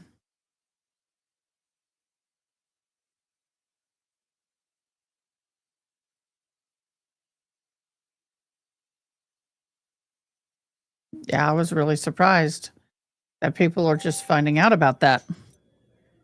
Okay, so court has now gone to a mid-morning break. They're expected to be back at 11:05. So while we're in this break, we'll continue to monitor the live courtroom camera you see just above me here. But I want to walk you through some of the things that we've learned this morning from testimony. So we are hearing from right now. Let me see if I can get a better view of that so we can read that for you guys. So this is Chattanooga Police crime scene investigator. I always want Michelle to sing Johnson. Chattanooga. She was the first to take the stand this morning. She's a prosecution witness as they continue their part of the trial. The prosecution presents their whole case. I don't think so. Then the defense I'm will double present their checking that. case.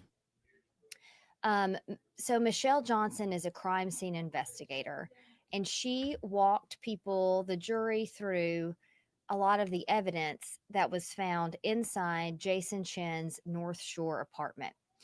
What we're seeing on the screen here is a diagram that she showed, and that is a diagram of all the places that evidence was taken in Chen's apartment. So all of the little numbers there correspond to evidence marker numbers. And then she is starting to walk the court and the jury through what those pieces of evidence mean. So you can see here, one of those pieces of evidence is this bag of trash bags. Now, why is a bag of trash bags significant? Because she was wrapped This up in wasn't a part of trash the bag. questioning yet. This person's role in this case, as we've seen her so far from the prosecution, is to just talk about what they found, not why it's significant. But if you've been watching this trial over the past few days or know about this case of Jasmine Pace, her body was found in a suitcase wrapped in trash bags. So here is a bag of trash bags that was found in Jason Chen's apartment. So we can expect that at some point the prosecution will make that connection of those two things. Here is another evidence marker of a knife that was found on Jason Chen's bed in his Chattanooga apartment. So again, the prosecution hasn't yet said what they want to prove with this knife. But what do we know about this case? Jasmine Pace was stabbed 60 times, according to police and according to prosecutors. We know from a question from the jury to investigator Zach Crawford yesterday that they did test this knife for blood and fingerprints, and there were no blood and no fingerprints on this knife. It was found on his bed. So no one in this case has said that they believe this knife killed Jasmine Pace. So far, we know she was stabbed 60 times and that this was a knife found in the apartment. As testimony continues throughout the prosecution's case, we'll look to see if they try to say that this was the knife that killed her. Now, here is the crime scene investigator going through some other things that were found inside Jason Chen's apartment. These are glass fragments. Why is this important? If you heard the defense's opening statement, Okay, I have verified that Sarah Boone is still at the Florida Women's Reception Center. She is not in a confinement. The confinement status is an internal status used by the FDC within a correctional facility. She is not permitted to have any visitation at this time because she is not eligible for visitation at this time. That is the latest on Miss Sarah Boone's location and whereabouts.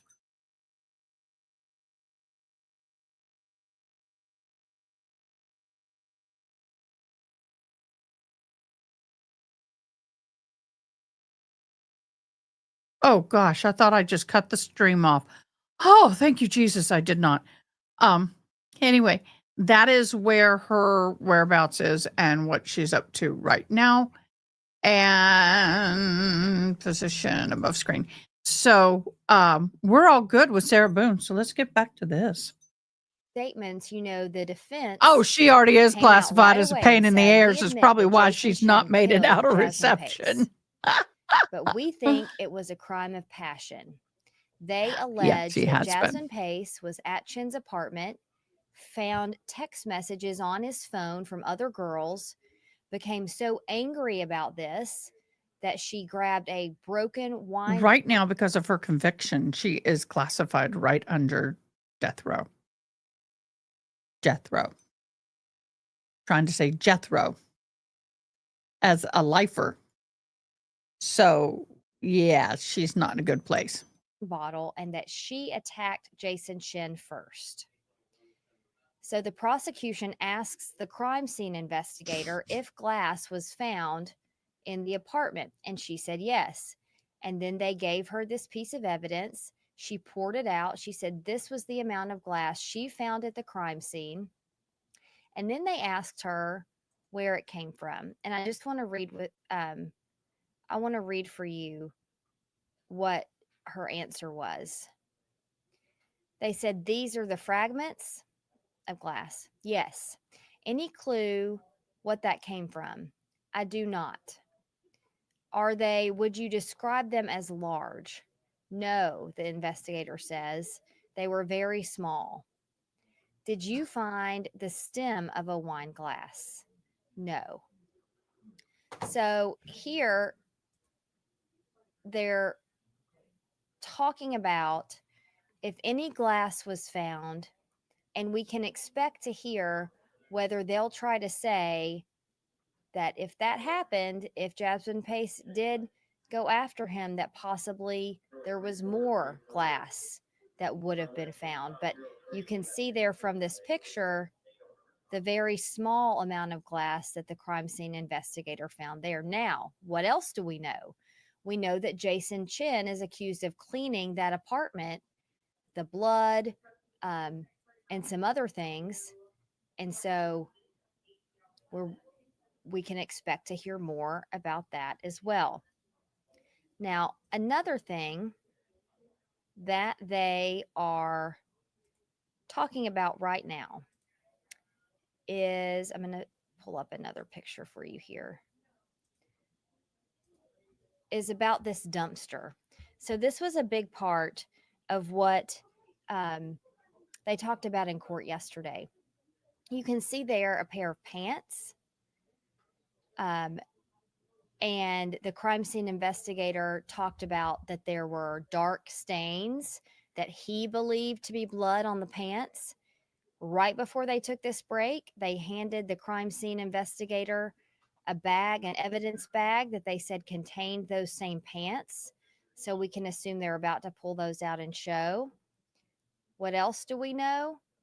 That the defense brought up in cross-examination yesterday that some of these items here were not tested to figure out whose blood that was on them, if they're saying those dark spots are blood. They said they did not receive the test results back yet. So we can expect in cross-examination of this witness to hear more about those test results. We asked Bill Speak about this, the outside attorney that we're using kind of our legal analyst in this. And we asked him why the prosecution would present evidence if they hadn't had it tested. He brought up the point about circumstantial evidence and that they're trying to give all the evidence that a crime happened here that they have. And so that this would be part of it. You can also see here the shoes, the white shoes. That also was a big part of what they talked about yesterday. Now, let me go back just a little bit. Okay, so here's a picture, a closer picture of those shoes. What do we see here? We see that this is a picture on the left-hand side of a surveillance video from a Walmart on November 23rd, where they say Jason Chen is wearing similar shoes. And then on the right side is a picture of the shoes that they found by the dumpster at Jason Chen's apartment. Again, these are one of the pieces of evidence they said were text. So we'll expect to hear more about the shoes. Just let me know if it's gonna. Whoa. Okay, the judge is back. We're going to switch back to the court feed, and we'll see you back here at the lunch break. Remember, you can follow. I would be venturous to say that it depends on the popularity of their case and their security. You specialize in raw spirit, don't you? Try not to go off script. Hey. Let's zoom a little more. Get this back up and going. Okay, Yana, I have a question for you. If you're so good at research, can you help me find something? I'm talking with somebody and it says that her status has changed from pending to closed, but I'm not finding that on the website. Can you dig that up, or Ronnie? I want to know where to find that out, because I'm going to the Florida Department of Corrections webpage and I'm going in with her CN number, whatever that number is, and I'm pulling her up and I've got the picture and everything, but it doesn't give me anything other than a few little things. So how do we find out what her status has been changed to?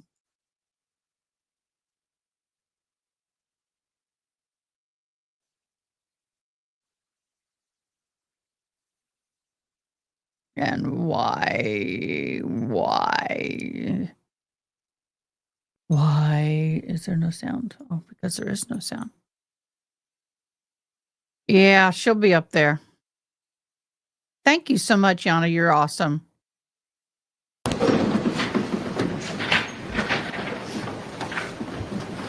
Yes. I know it might seem a big hurdle to bring you to a new city and just not sit in your own bed. The second day, bring you a little early and then dim the lights in the morning.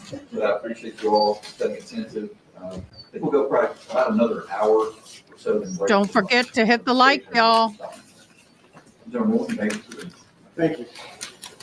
And remind the jury, what day did you go to 110 Tremont Street Apartment 210 for the execution of the search warrant? 2:05 on 11/27. I think I actually arrived around midnight on 11/28. Did you have an occasion to return to that location later? Yes. Do you recall what day that was? I'm not sure. Was it many months later? Yes. Who did you go with? Went with investigator Curtis. Did you meet anyone else at the apartment?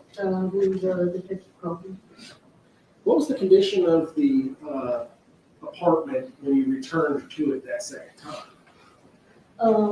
It looked like they were in the middle of renovating the apartment. They had torn up a lot of the carpet, a lot of the flooring, the tile flooring. So they were renovating the apartment. And what was the purpose of your going to that location a second time during that tearing the apartment up process? During the renovation, the workers discovered, I believe what they thought was a large pool of suspected blood. So what was your role in going to that location that second time? To photograph the items and to collect them. Now, I'm showing you what's been admitted into evidence already, as exhibit 127-1. Did you take this photograph? Yes, What does it show? that shows the bedroom, And what room were you standing in when you took that photograph? bathroom. Some women who have large feet buy men's shoes that look unisexed. What are we looking at here, ma'am?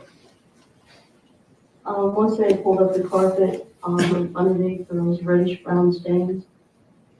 That was on the original scene where the bed was located. Now, when you were in 110 Tremont Street, apartment 210, back to the execution of the search. Okay, Swan, I want to know where they're warrant, getting the 22, information so I can look it up and was follow. this area, did you see the carpeting covered by anything? Yes, the bed was there.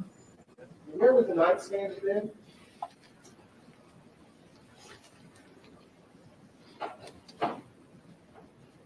Would have been in this corner here. So orienting ourselves, the north wall that you described earlier would be where? Right here, And the east wall, right here. and where would that tapestry have been? It would have been on this wall. The east wall? Right. So, kind of, up to the right and above from what we can see on the projector right now? Yes. I can have you, put on gloves in preparation. Thanks.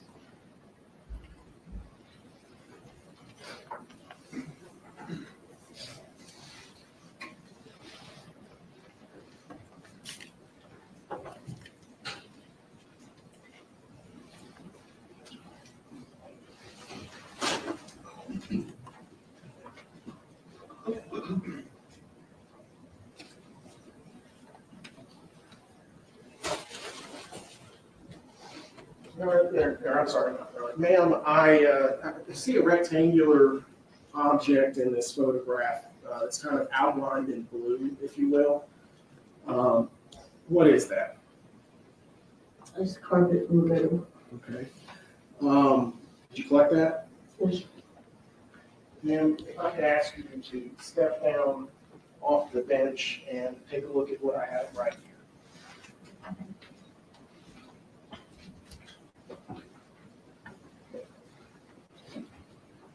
Felix, could you turn the witness's mic around?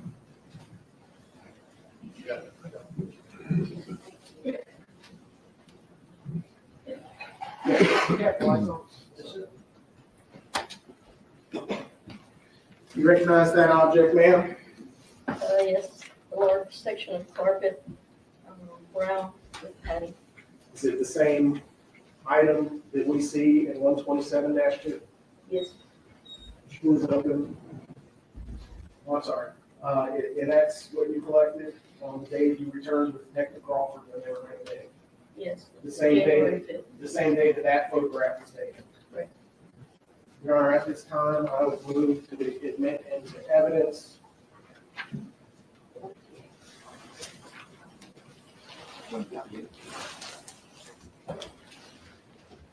item 158, carpet. So then,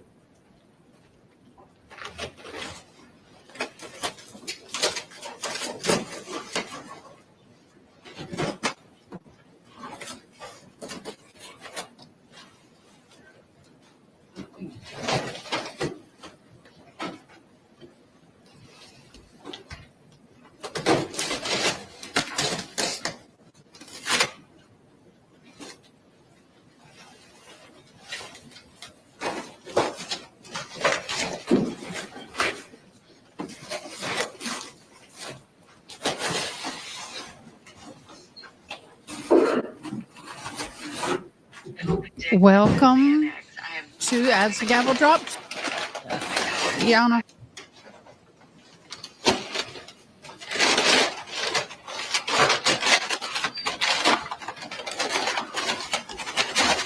if you're in the back I row, cannot believe they are bringing in the entire carpet batting and all of that. I don't understand it. I do not. I don't understand. He already said. They already said he admitted to doing it. What's the? Oh gosh, y'all. Hey, Yana. Welcome. Are you a part of my Discord too? Because I have a question for you. all that's happening is you get time to remind the And jurors. go that connect we'll with go back Toxic. if You will not regret it. To examining this, some of this is biohazard. Hey, Natalie. Hope your hair comes out good.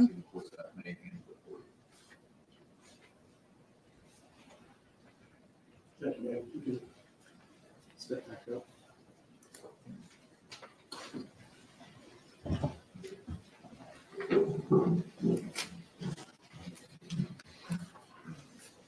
Now showing the jury what's been admitted into evidence is 127-3.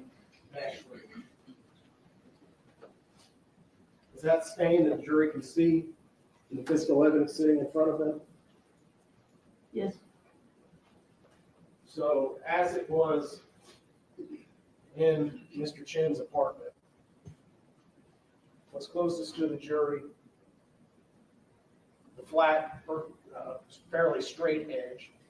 We can help you. Just ask. Is up against the north wall. If I can't, Toxic definitely can. Just feel free to stand up. She's the Discord queen. And so is Dr. And the same Bullbutter. would She's run freaking from the north amazing. wall back towards the east wall. I'm sorry, back towards the south wall. Is that correct? Yes. I bet there's an odor with that. I don't, because they couldn't treat it. Ooh, I bet that stinks. Now showing 127-4. I bet that stinks. Is it the photograph of the same piece of carpet? Toxic, we have need in to do a evidence right Discord tour Yes. and teach everybody how to use it. here? What are the Just yellow my and black item on the left-hand side of this photograph? Oh my God, you know that smells. Steel tape. What's the white line running along the You bottom of the know carpet it does. in 127-4? It's a tape measure. Are these in centimeters or inches? Inches. So ma'am, could you tell the jury the approximate size of the stain on the carpet that we see in 127-4 and on the ground? Approximately 5 feet by 32 inches. 32 inches by 5 feet. Yes.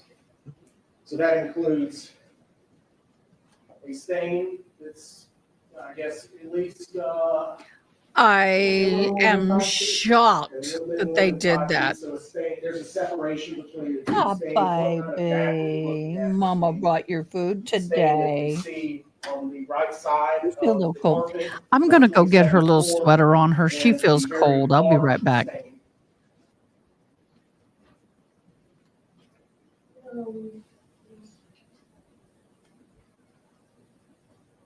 Maybe approximately 6 inches. About 6 inches.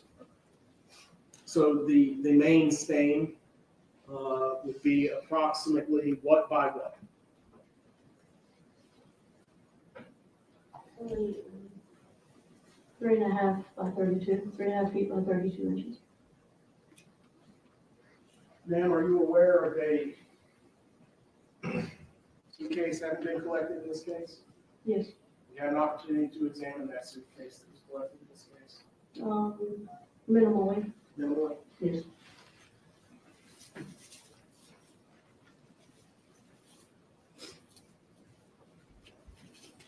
In addition to collecting the carpet, did you take swabs of anything? Yes, I believe I collected 2 forms. Showing you 127-5. Do you see the area that you swabbed in these photographs? I'd have to check my evidence report, but I believe it was these areas right here. What areas, I'm sorry? The stains on the actual wooden subfloor? Yes, I'd have to refer to the evidence report to be certain. Would that help refresh your recollection Yes. Or the item itself. for the item itself? Oh, okay.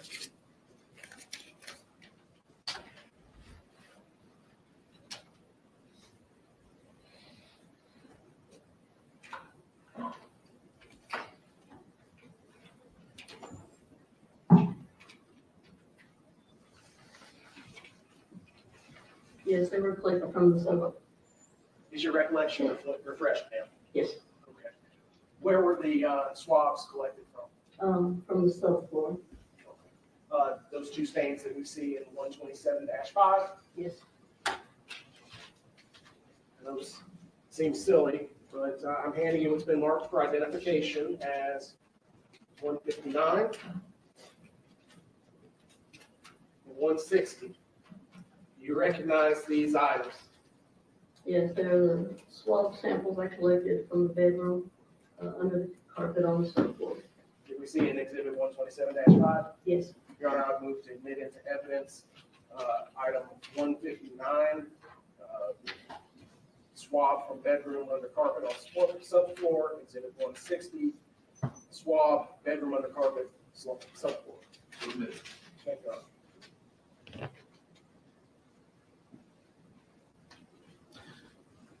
And you'd agree that all of the items that we've just admitted into evidence, the swabs and the carpet, came from a single room.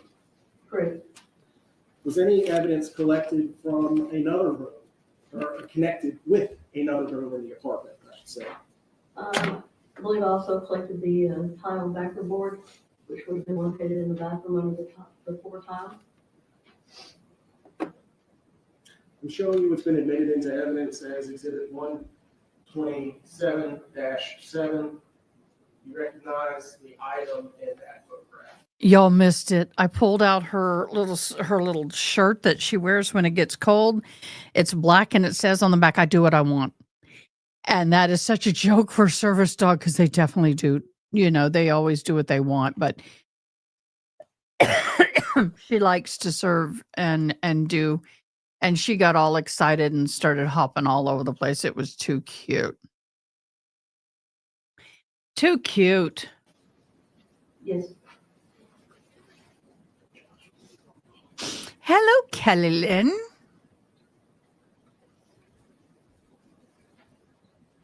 Yeah, same here. If you guys have not hit the like button, please do. Once you do, go and make a comment, ILIKED, like this, and you'll be entered into today's giveaway entry for the end of the month. For identification as Exhibit 161. You recognize this? Yes. Don't make me hold it much Yes. longer. What is it It's the tile backer board. that you collected from Mr. Chen's apartment Yes. when you went back with Detective Crawford as it was being renovated?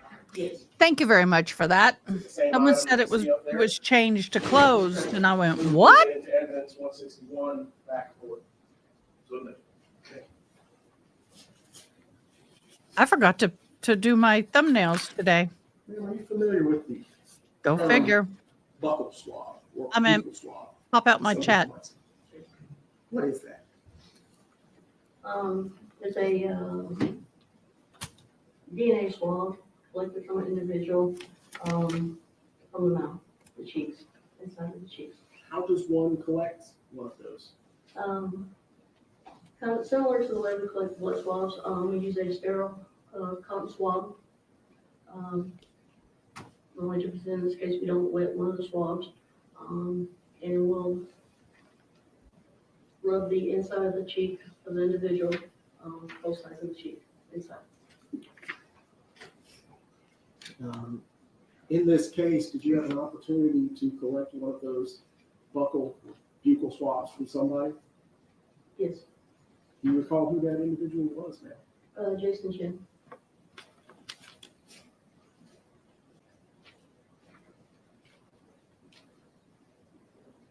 What would be the purpose of collecting the DNA swab from Mr. Chen? Genetic standard, for comparison purposes for forensic value. Is that what the TBI requires to be able to conduct a comparison analysis between the two? They like the buccal swabs and the blood spot card. I'm handing you what's been marked for identification purposes as Exhibit 162. You seen that before? Yes, What is it? it's the buccal swab I collected from Jason Chen. Move to admit the evidence, buccal swab. You see the person from whom you collected that sample of genetic material here in the courtroom? Yes, Who is that? straight ahead in the dark blue suit with the light blue shirt. Record reflect identification on. Thank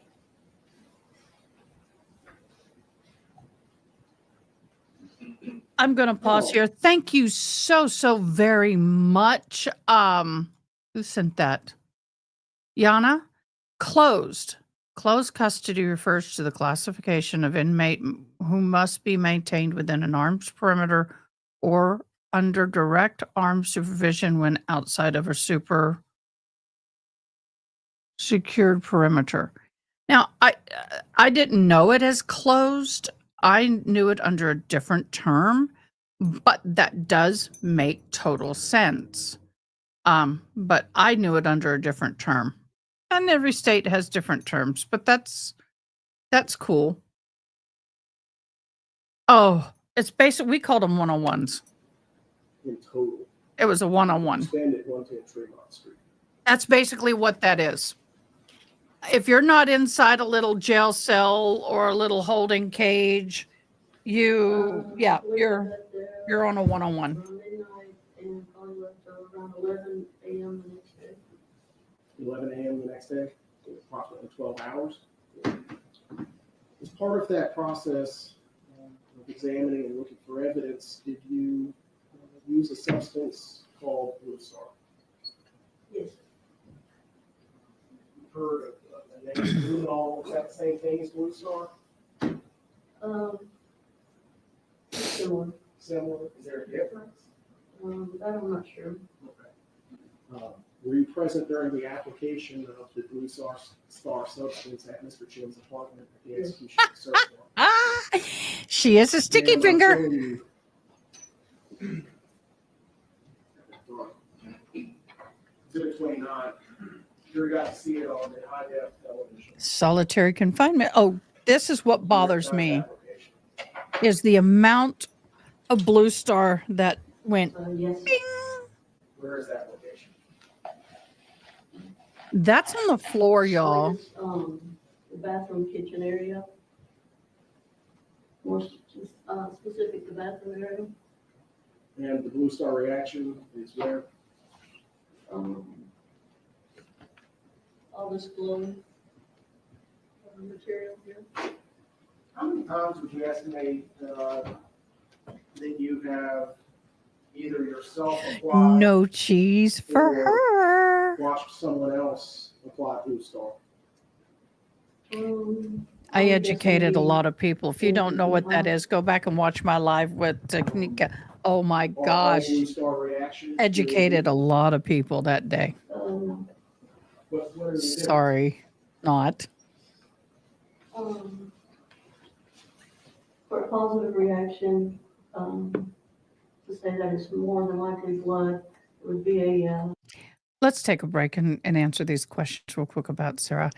It is a possibility that that is also part of it. But she is considered a violent person. That was a wonderful stream. Thank you. In all honesty, I struggled after that stream, but everything's all good. I had a blast on that stream and I enjoyed her so much. So yeah, I want to collab with her again. I was just a little bit too excited, I was told, but that's okay. They can get over it. But yes, there is a self-harm watch, but then there's also another watch because of her manipulation and her propensity to violence because of the way she unalived him. There's just a lot of factors that go into it. And it's going to take some time for them to go through and do all their evaluations and do all their kind of things that they need to do. But it was a great live stream. I want to do more collabs. I love collabs, actually. I love Tanika. She's awesome. She is awesome. Oh, well, thank you, Jay-Z. Well, there was a little issue because people thought I was cutting her off. And what people don't realize is I'm reading every word and I can read what I say. It captions everything. And so when the captioning stops, I think she stopped talking and then there's a delay. I mean, it just appeared that I was being obnoxious and interrupting her, and I was not trying to do that. It's just people don't understand when you have one deaf person and one hard of hearing person, and then you have technology between, it sometimes can appear that way. But she and I had a blast. I want to do another live with her. I am absolutely adore her. And I actually, I couldn't sleep last night because my head hurt so bad, but I put the ears on and had her voice very softly in my head because I can't hear anything but very softly. I know you did, Yana. Thank you so very much. Well, thank you guys. That makes me feel better because there were some concerns. So, but I tell my mods and I tell all my people that if there is that happening during a live, it's okay for y'all to say timing Ada. And that gives me a knowledge that, hey, I'd so please shoot me a DM. What? Oh, do we have anybody who would be interested in modding for As the Gavel Drops? Are always looking for people to mod and research. So if you are, shoot Toxic a DM. And if anybody's interested in, and I'm not trying to steal your thunder, Toxic, but I need some more mods over here too. But that just reminded me. But definitely, if y'all want to mod over there at Toxic and do research and help her out over there, that would be fabulous. That would bless all of us if you would. Well, thank you so much, Kelly Lynn. But when I'm on with somebody else and we've got this and people don't realize I'm deaf because I talk, I don't look deaf, I don't act deaf until I pick my hands up and start signing. But people don't realize that there is a little bit of a communication technology, little interference. So if I ever get like that, I talk too fast, just put timing Ada in the comments and I will know what that means. Oh, thank you so much. We appreciate you. I really, really do. But I am so freaking looking forward to do another collab with her. Far more intense Absolutely and love you, lower Tanika. duration. If you don't hear that, If it y'all was tell what her we how much I very love false her. positive, possibly I have been listening to her with old other lives. substances, the duration would be very quick and not as bright. How would you describe the blue star reaction that you yourself observed inside? That's an intense blue star reaction. Very intense and long duration. And quantity. Probably the most I've ever seen on a reaction of the blue star on a crime scene. Thank you, Bama. Those 10, 15 times that you said. Bama. Yes. My eyes are blurry. I'm still recovering for that migraine this morning. I've had a migraine for 2 days. Zoom in. Miss Bama Green Eyes from Alabama. Blue star reaction in the kitchen. Yes. That is, look how, reaction. okay, I'm going to break this down for y'all. Blue star, see these drops right here? I don't know if you guys, my screen is littler over in front of me. I have a bigger screen over here. But these drops right here are so freaking strong. And you've got light coming through here. That is not a flashlight. That's a window light. And when you have that coming through and your blue star is still shining like that, that's intense protein. I'll use the word protein, liquid protein recognition. Very intense. So this is very violent.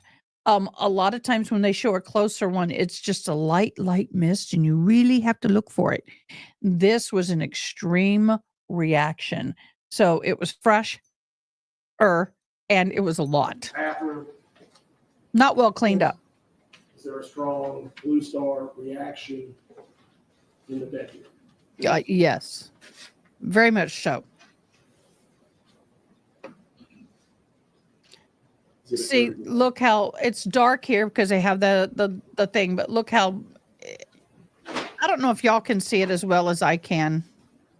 What part of the apartment are we looking at here? That is a very strong reaction. This is the bedroom door, so we're standing inside the bedroom. Do you know what? My shirt is driving me crazy.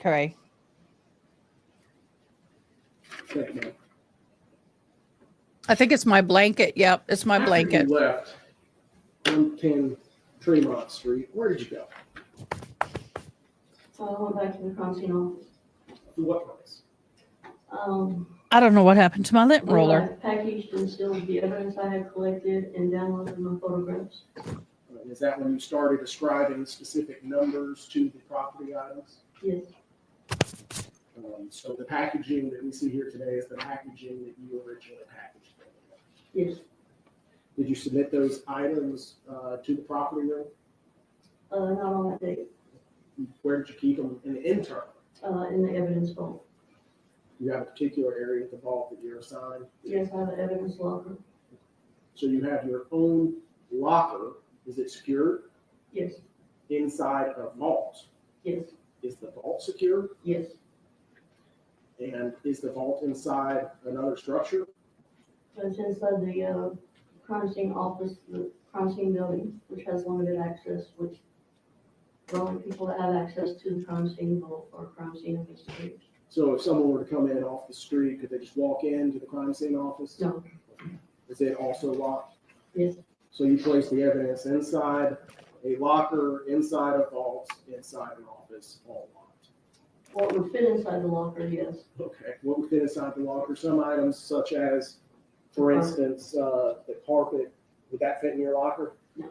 Okay, but other smaller items such as buccal swab that we see here in 162. I've been there all would that fit in your morning. locker? Yes, if it would physically fit in the locker, we would utilize the locker. And after you did all of that, what was the next thing you did?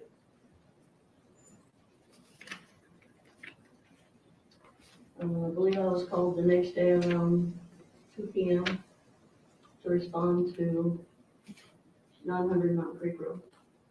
How long did it take for you to process all the evidence that you collected at Mr. Chen's apartment, do the paperwork, those forms, upon return to the office? I think I left around 2:30 in the afternoon, And you were called back in when? 2 o'clock the next day. The next day. So you had 12 hours off. Or 24 hours off, I'm sorry. I know I worked like 51 hours in those 3 days. So over the So course of 3 days, sweet. you worked a grand total of 51 hours. She's amazing. What was And the next location? that She's you my responded to? age. 900 Mountain Creek Road. What was the purpose of going? She to lived closer, 900 we'd be good Mountain friends. Creek Road? They had requested crime scene to respond to that location and coordinate the search of 2 large dumpsters. What were you looking for at 900 Mountain Creek Road? Anything that may have been discarded by Jason Chen. Y'all struck out at 900 Mountain Creek Road, is that fair? Correct, Didn't find it. correct. So what did you do next? Then I was advised that we would be responding to Nolensville Police Department to help in the execution of the search warrant. You recall the date that happened? I believe it was, I'm not sure, the 29th or 30th, The 29th? Were you working on the 29th? yes. What services were required of you to respond for the execution of the search warrant at the Nolensville Police Department? What were you gonna do? Process the scene. Do you know what scene you were going to? It was the parents' house of Jason Chen, Is that located at 1943 Ashburn Court yes, in the city of Nolensville? yes. Wow. Hi, Greg. Well, let us know what they come up with. Yes. Okay. I know. So during I wish your you were search closer. of the residence in 1943 Ashburn Court, did you process that scene in a similar manner that you did 110 Tremont Street? Correct. Investigator Curtis and I conducted a walkthrough of the scene. I took digital photographs of the scene and also took video of the scene. Did you find anything particularly noteworthy during your search of 1943 Ashburn Court? Objection. Call. Cause for speculation, anything interesting. Not narrow enough. I said no. Overall, at this point, it gets into something speculative, you can renew your objection. In the upstairs bedroom, located a laptop on desk area, laptop, some handwritten notes, some eyeglasses and a wallet belonging to Jason Chen. Yeah, I'm showing you what's been admitted as evidence is exhibit 4 in the trial. You recognize that? Yes, What are you looking at? it's the desk area in the upstairs bedroom.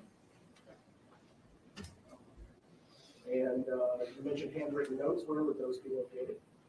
Where they were here and also on the Post-its You mentioned the wallet. Where's that?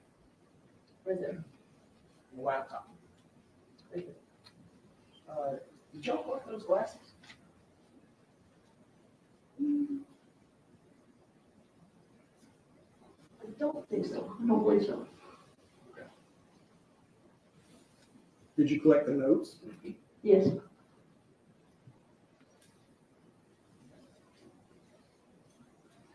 You also mentioned the bedroom. I'm going to show you another exhibit.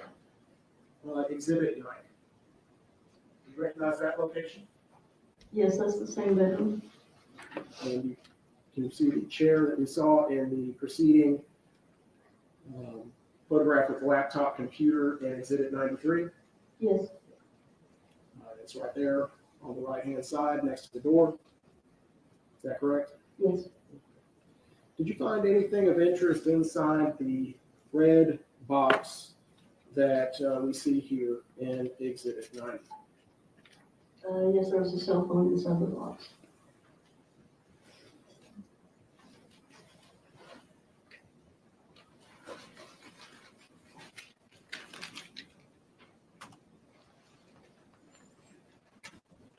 And I'm showing you what has been admitted into evidence as exhibit 91. You can point out that cell phone in this photograph. Right here. And the next exhibit 92. Where is it?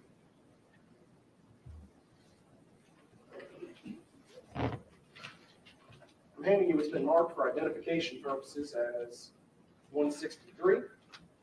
You recognize that? Yes, it's the Apple iPhone I collected.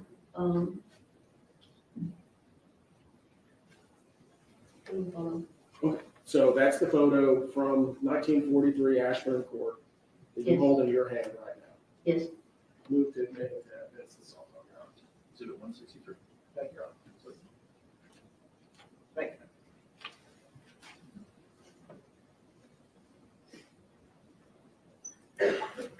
Did you find anything in another bedroom that was collected?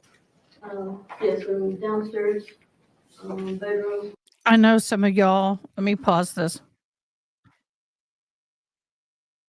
I know some of y'all were following the Tracy Nicks. I wanted to follow it, but I really struggle with following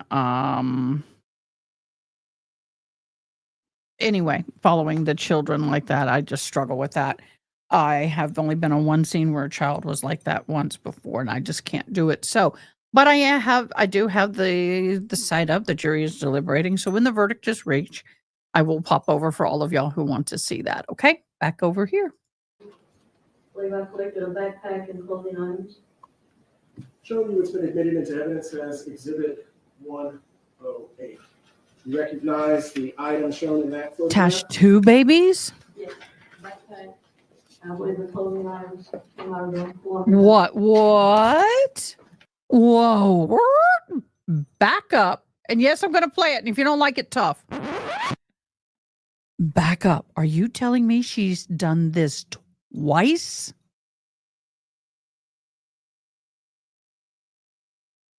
Yeah, that's where I'm at, Yana. Are you kidding me? So this is the second time she's left a baby in a vehicle in it unalived?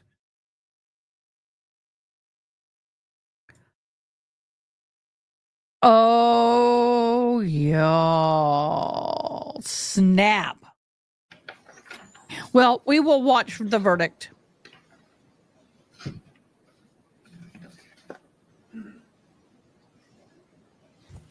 Oh, they don't know about the other one? Well, good luring on that one.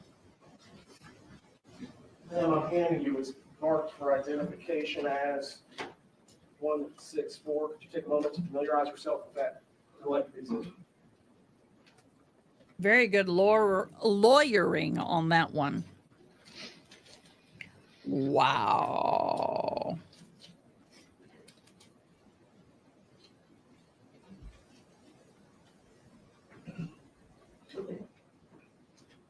What do the items and 164, 1 through 5 show? They show the backpack and the contents inside the backpack. Where was this analysis done? In the crime scene office, Back in Chattanooga? yes. Did it fairly inaccurately show the contents of the backpack shown in Exhibit 108? Yes. Moved to admit into evidence 164, pages 1 to 5. So admitted. Thank you, Your Honor.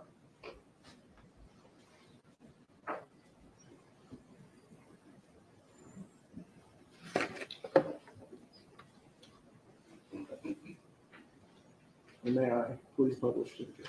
Yes, sir. So once you got back to the crime scene office, I'm showing you the first page in that collective exhibit.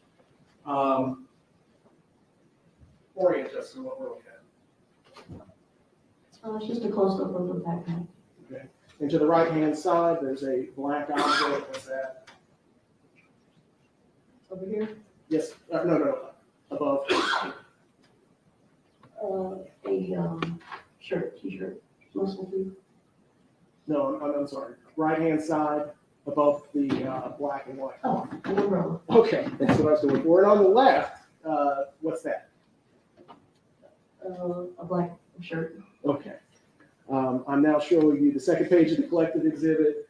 What are these? That's the same black shirt and then other items that were inside the backpack. Okay. And the 3. It's a close-up of the receipts and other papers that were found inside the backpack. Are there any names connected with those items? I believe they had Jason Chen's name on some of those items. Okay. And 4, with the collected exhibit. A close-up of additional items that were inside the backpack. And 5. Pretty much overall of all the items that were inside the backpack. Thank you.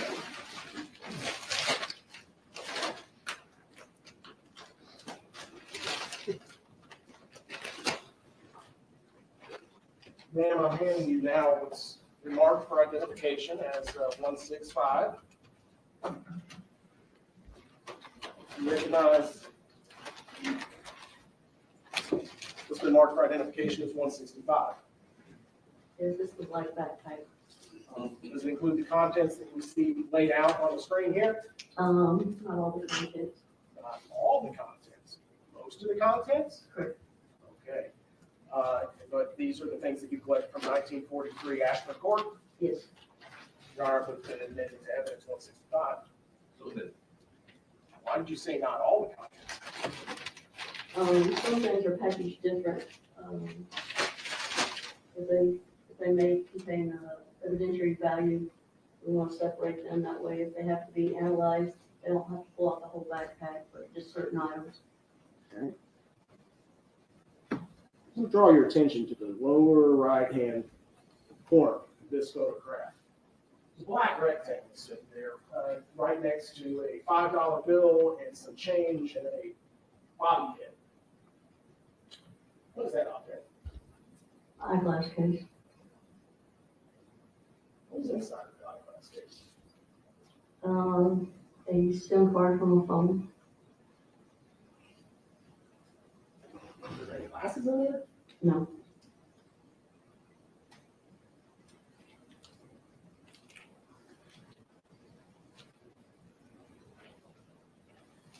Anything that's been marked for identification as 166. Recognize that? That's a cell phone memory card, 5G with Verizon, and it was inside the backpack, inside the eyeglass case. Do we see on the screen? Yes. I would look to admit into evidence 166. So admitted. Thank you, Your Honor. Now, why would this be packaged separate and apart from everything else? Because it Absolutely could have evidentiary value, not. and it would, could be processed by digital forensic or TBI or Ma'am? Can I get you to open this up?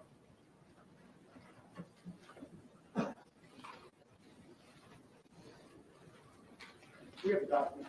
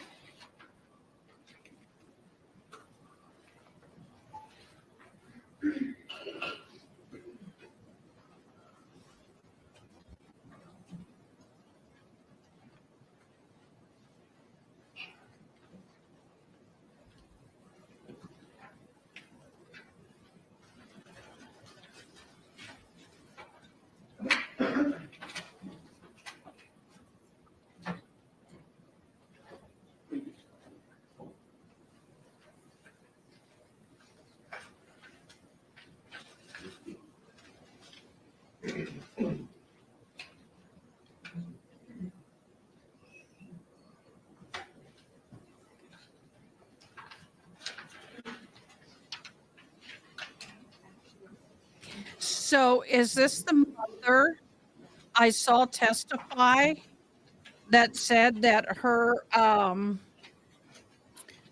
she had a rainbow baby before this one? Is that the baby that was unalived? Am I reading that correctly? So this lady has lost 2 babies by this woman?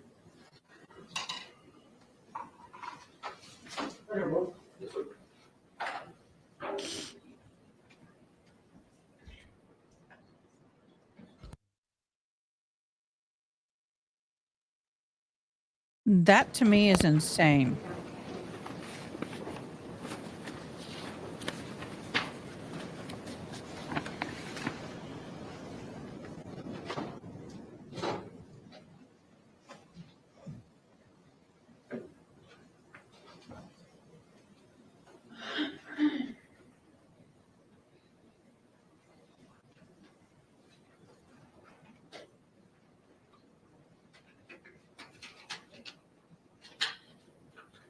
Sir? Yeah. Just click in the corner. I'll try to find it there. It's a small little thing, isn't it? Yes. Oh, wow. Would you mind putting that on the document projector for me? Make sure step down, Joe. Okay, it's small. It's a miss. It is a just wow. Bring it up this way. I know. But not guilty by the reason of insanity, maybe? I've never forgot my child in a car. Not to say that I don't see how it could happen. And center it up. Okay. Wow. And just so we're clear, I'm gonna put put this Sharpie down. Tip of the Sharpie. Pretty small. Yeah. A lot of stuff is small. How did you find that little thing inside a box space? I just barely searched anything I collected and looked inside the eyeglass case and I figured it was black inside. And it was the, color. So it wasn't a white in color on a light in color like the inside of the Correct. envelope that we were digging through just a second ago? Correct. Okay. You can take a seat. And when you do, I'd ask you to familiarize yourself with what's going to be marked as collective exhibit 167, 1 and 2. If the woman truly has dementia and is in that kind of medical condition, then the mama should never have left the child with her. But I'm never blaming the mama for what had happened. I'm not. I'm just saying I'd be a little more cautious about my child with her, you know? Just saying.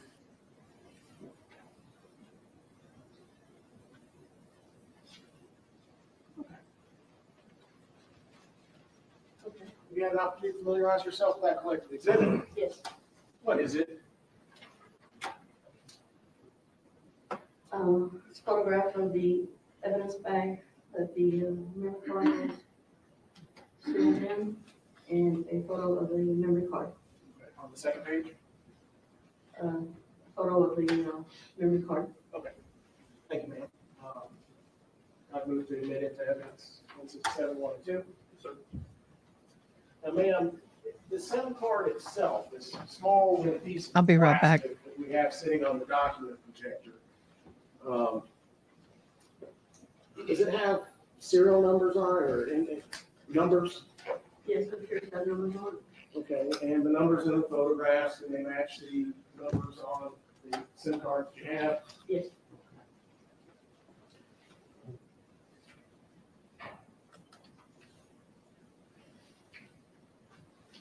Put it back in there. Put that back inside there, we don't want to lose it.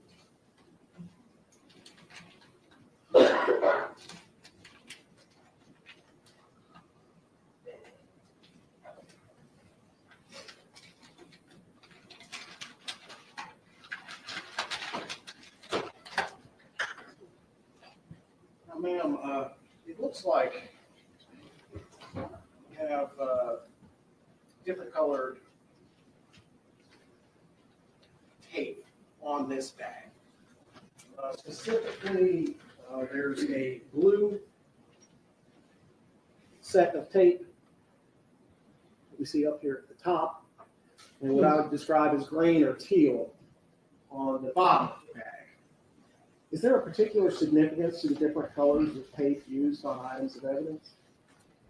The blue crime scene tape, indicates the crime scene unit, Okay, so that would be y'all's tape, correct? so crime scene, CSU, that stands for crime scene unit? Yes. Okay, Stay so that's your tape. Come here. What about Lay the green tape? Bed. I believe that's digital forensic Lay down. unit. Place.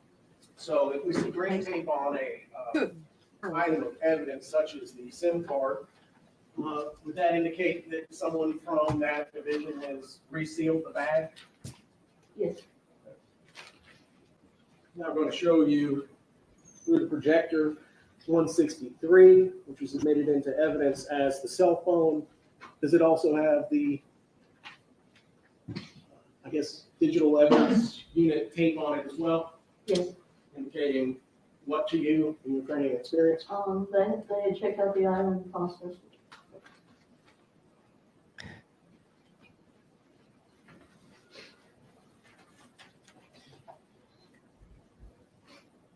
We also mentioned a wallet, and you showed it to us in that collective exhibit that we looked at, or I'm sorry, in the prior admitted evidence. Did you go back to the police department and, similar to the backpack, lay things Oh, out yeah. for examination? Yes, I believe so. Hours. I don't know a whole lot, but I know that a little bit. Y'all, my dog is so gentle. The cat was laying in her bed and she would not move the cat to get in her bed. She just stand there look at me like, Bobby, something in my bed. Okay, honey. 168. You guys, if you were new and just joined us, please hit the like button, Gray wallet. comment. I like Belong to be entered into the end of the month drawing. Jason Chen. And that's the same wallet that was seized from the upstairs bedroom of Mr. Chen's 1943 residence where he was. Yes. I believe the wallet was at this yard. 168. I think it might be right. Okay. Absolutely. Ladies and gentlemen, it's almost noon, so we're going to take our lunch break at this point. Take about, Terry, can you approach one, please? Yes, sir. I am trying to also keep an eye. 6 hours ago, they talked about Trooper Proctor, but I haven't seen anything else. So anybody else keep an eye out for the Trooper Proctor information. It's vitally important. I want to know what that is. I want to know what that is. Let me see if I have a court is on recess. Today, it's taking an hour and a half. So Hour and a half? We'll be back at 1:30. We'll resume the trial at that point. It's 12:30 my time. We'll do this. So, one of the things I want to know is what is going on with Trooper Proctor.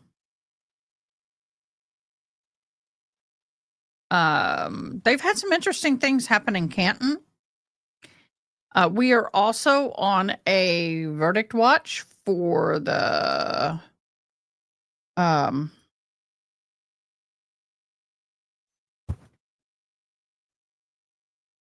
why can't I remember her name? 73% say she's guilty.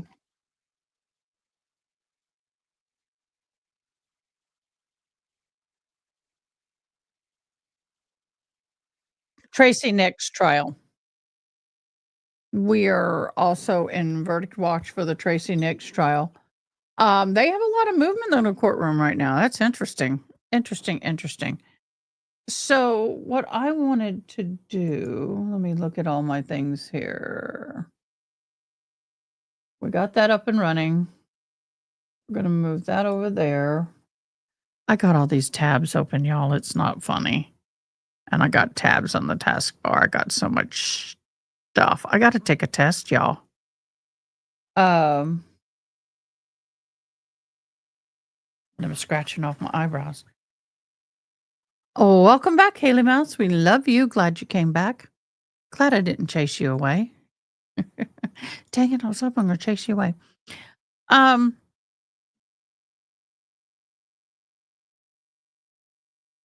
I wanted to talk about the Karen Reed Commonwealth Memorandum Decision in order on the Commonwealth's motion to exclude testimony from the Dr. Marie Russell.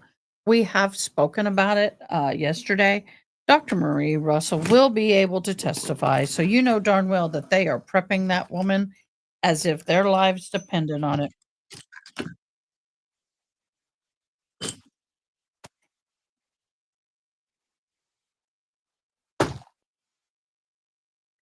Yes, recap while I look for my cleaning cloth for my glasses.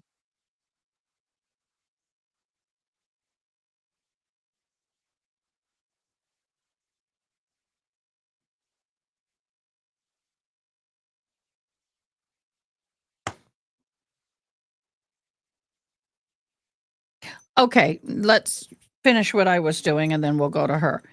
In the statement, she made the comment, which really kind of bothered me. I was thinking about it last night. Let me get down to it. Recognize Dr. Russell's 100 with respect to dogs. Specifically, Dr. Russell has treated hundreds of wounds resulting from dogs attacked during her time as an emergency room doctor and co-authored a peer review in the treatment of law enforcement canine. Okay, but then when she goes down and she goes, so in the ruling, the court recognizes on cross-examination, the Commonwealth demonstrated, among other things, that Dr. Russell's expert primary concern the treatment, not the identification of said dog bite wounds. That really pissed me off. I got to thinking about that. I'm like, wait a minute. You wait a minute, because I'm like, honey boo, the treatment of dog bite wounds, you have to diagnose it as a dog bite wound in order to treat it as a dog bite wound. That's right, Toxic. If you become a member, your name will be dropped 10 times in the monthly draw. So the thing for me is and what I'm a little frustrated is that how does Auntie Bev sit there and say that in one paragraph that she is recognizing here, the recognition of dog bite wounds is not within the common knowledge of a layperson that requires expert testimony. And Dr. Russell is qualified expert as those topics. But then when you give the wink, wink to the prosecution about what and how they might, I mean, she basically brings up their cross. She says in ruling, the court recognizes on cross-examination, the Commonwealth has demonstrated, among other things, that Dr. Russell's expert primary concerns is the treatment, not the identifying. my mind wanted to explode on that, because in order to treat a broken bone, you have to diagnose a broken bone. In order to treat a lead shooter wound, you have to look at it and say, oh, that's a lead shooter wound. In order to treat a stabbing wound or a puncture wound, you must be able to look at it with your years of expertise and go, puncture wound, and know what to do. Same with dog bite wounds. And the other part of that is that people don't realize is that when you treat a dog bite wound, sometimes you get rabies shots if you don't have the dog. People don't realize that there are rabies shots if they cannot prove the dog. Now, he's unalive, so it's a different story, but they are very serious about diagnosing these dog bites, because if you do not have documentation that this particular dog bite that you received is from an animal that has been vetted appropriately, had their shots appropriately, you may have to undergo a series of very painful rabies shots. So I'm struggling on that one, because you can't say that someone's an expertise, but yet their expertise is not what they're an expertise on.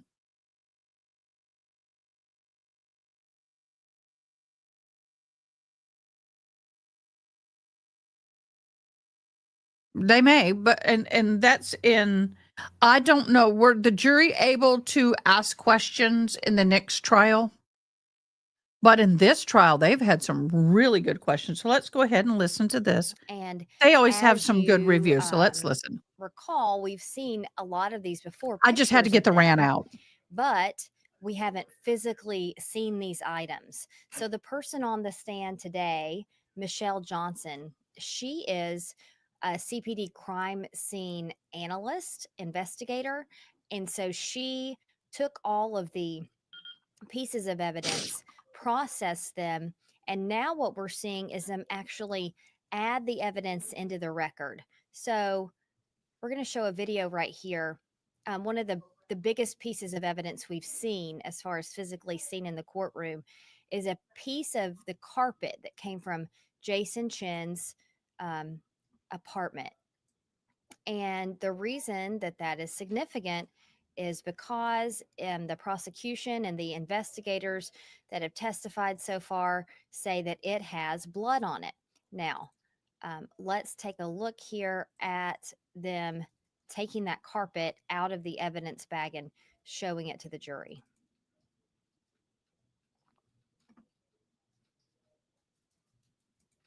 Okay, so we're having a little bit of trouble there sharing that. I feel you, Let's honey. see how we can do it a different way.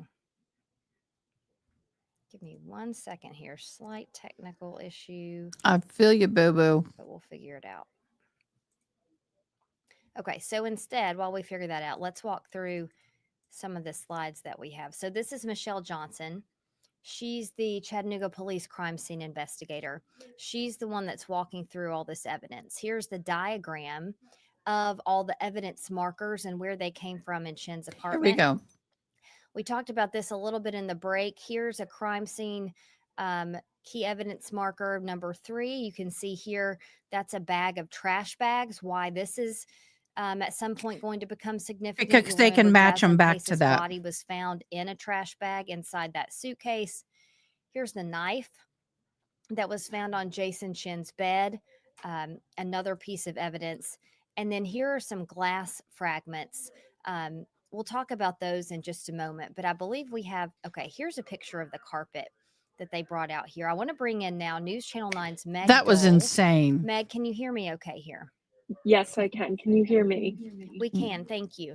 Perfect. So talk to me a little bit, Meg, about what was going on in the courtroom when this large piece of carpet that the prosecution says has blood on it was unwrapped and shown to the jury and everybody in the courtroom.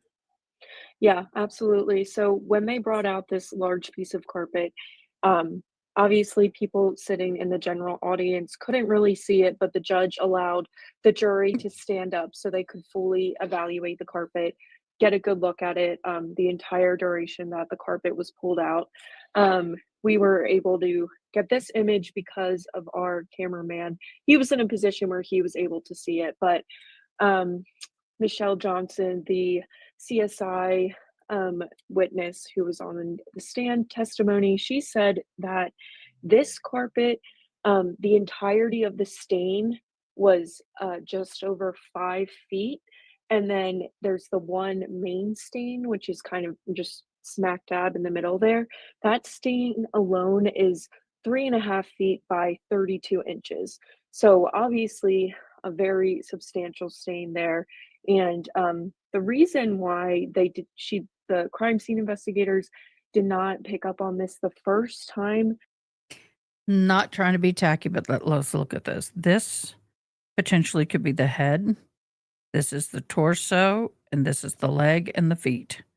The feet, the leg, the torso, and the head. That could be part of a hand or shoulder. When you have red liquid pooling underneath somebody, that's what it looks like to me. I could be wrong, but it just looks like it to me.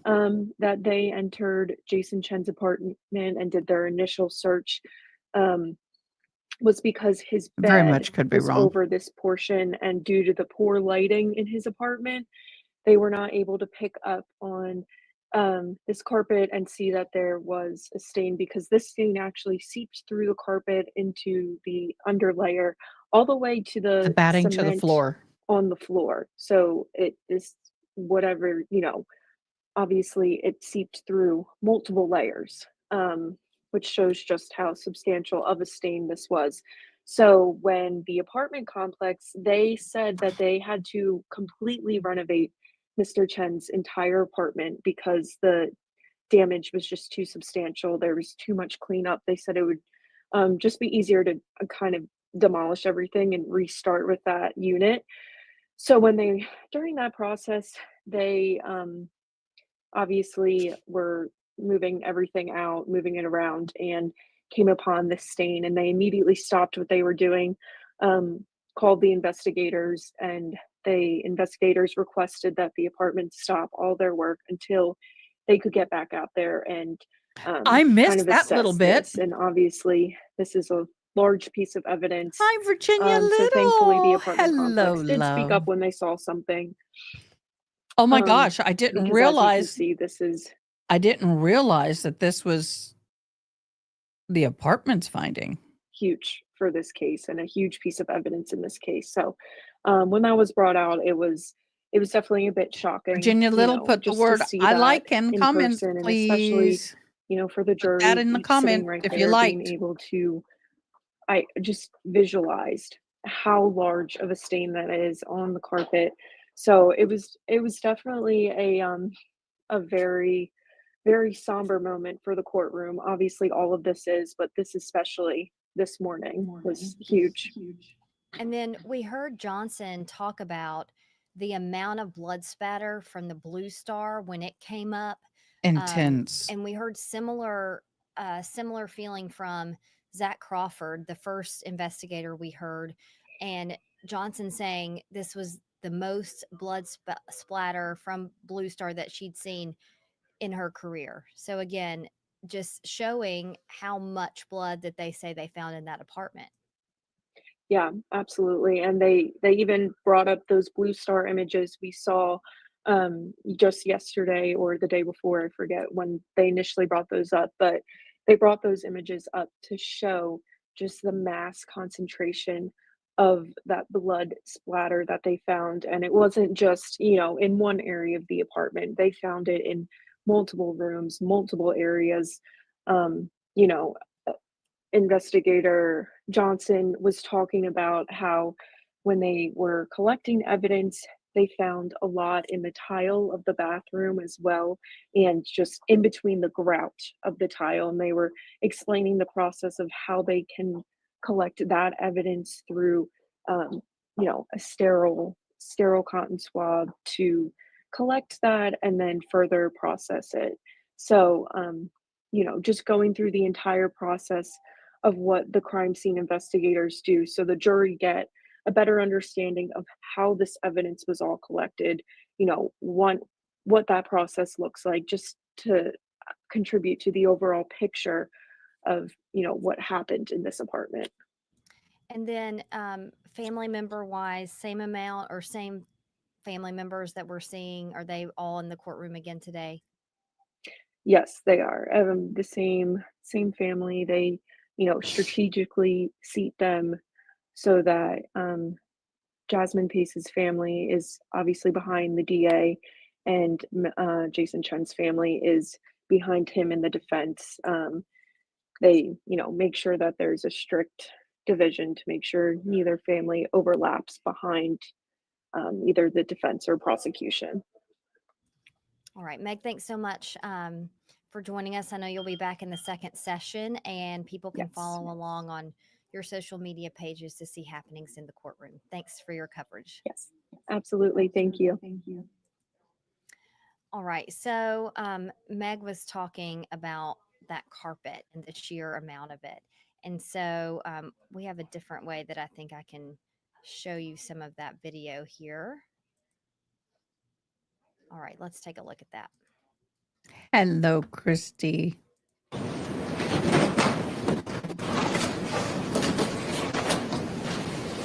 Yeah, and that's, I got to do that. That doesn't, you know, sometimes they don't move the bed. I'm surprised.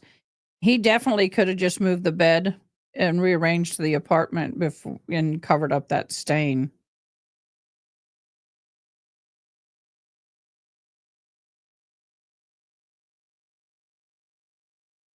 Thank you for joining us, Christy. And they're pulling out, well, since they're just doing this, it gets really noisy. This is the carpet and the carpet batting, the backing or the padding. I call it the batting, along with the carpet itself. And what people aren't telling you is there is an odor. It's going to smell. Just saying. Just saying, there is going to be an odor. They are 5 hours.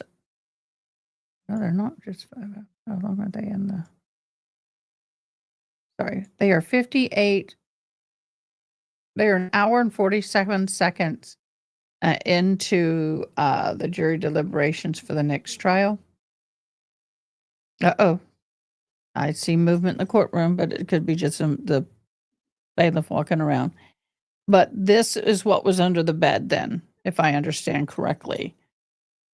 You feel the need to examining this. Some of this is biohazard, so you need gloves and perhaps even forceps may handle it for you.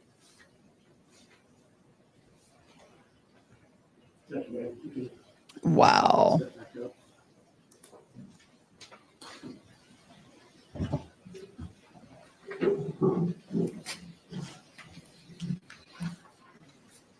Now showing the jury what's been admitted into evidence is 127. Actually, is that stain that the jury can see in the physical evidence sitting in front of them? Yes, So as it was in Mr. Chen's apartment, what's closest to the jury, the flat, fairly straight edge, not ragged, is up against the north wall. Jurors feel free to stand up. You can look at it. correct.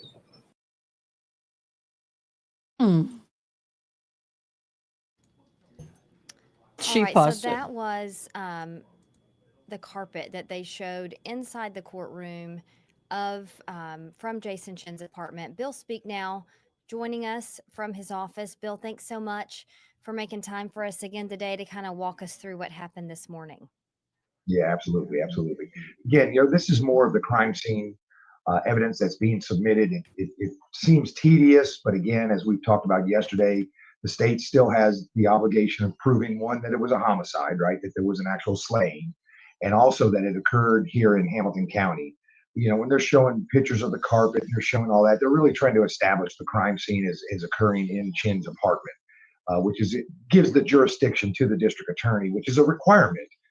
for a conviction. They give the jurisdiction to the I'm district going to attorney grab go my forward with lunch these real charges. quick. So, It'll only you know, take there's me going to a be a minute. lot of this I'll be evidence right that's going to be back. coming I'm hungry. forward. And you know, right now it may not all get pieced together, but as you move forward with additional witnesses by the state, for instance, they'll find, you know, blood on the carpet, but whose blood is it? Well, some of those questions will get answered with some further witnesses from the Tennessee Bureau of Investigation as they do, they disclose the testing done on articles that were sent to them. Gotcha. And then I want to ask you too. We had a little bit of discussion about the glass, and you and I spoke about this yesterday. The idea that the defense has introduced that this was a crime of passion, that Jasmine Pace came at Jason Chen initially because she was Sure. angry about texts on his phone from other women. So they showed the fragments of glass in court today and the size of them and the amount of them. And they asked the investigator, was there a large amount of glass? She said no. Were they, and then they said, do you know where it came from? And she said, I do not. Is this the prosecution being kind of proactive to put in the jury's mind doubt about what the defense says they're going to argue when it's their turn? Well, certainly it would be to their, you know, benefit to argue that there are shards of glass that may not have come from a wine bottle, because I think it's been disclosed, at least the theory from the defense moving forward is she was attacking him with a broken wine bottle. You know, they may not have sent that off to have it tested to see whether that glass, or whether it could be tested to see if the glass came from a wine bottle, because they may not have known that theory until the actual opening statement by the defense. So, you know, presenting it, to me, these are just, you know, I think it benefits the defense because it does show glass that is broken. The fact that he took such measures to clean up and conceal it, it's not unreasonable to think that he swept the glass up and threw it away. The majority of the broken glass was disposed of, but the mere presence of broken glass, I do think, furthers the defense's theory in the case. And then the last thing that we saw right before the break was the SIM card. And the SIM card we know was from Jasmine Pace's phone. It was found in an eyeglass case at Jason Chen's parents' home in Nolensville. And like you said, they haven't wrapped up all the pieces together. Can we infer, because they're showing us the SIM card, that they might have information from the SIM card of Jasmine Pace's phone that they will later introduce? Well, that may be the case. Certainly, just the introduction of the SIM card is, bear in mind, when this case starts, the district attorney has the burden of proving the guilt of the defendant. And so they have a theory of the case. They're not privy to the defense's theory, although it was kind of revealed in opening statement where they may go. So, you know, the mere fact that he has a SIM card, you know, would show certain, would show his attempt to try to hide her location, to remove it from the phone so she couldn't be tracked. It would be evidence that would be important on the identification of who killed her.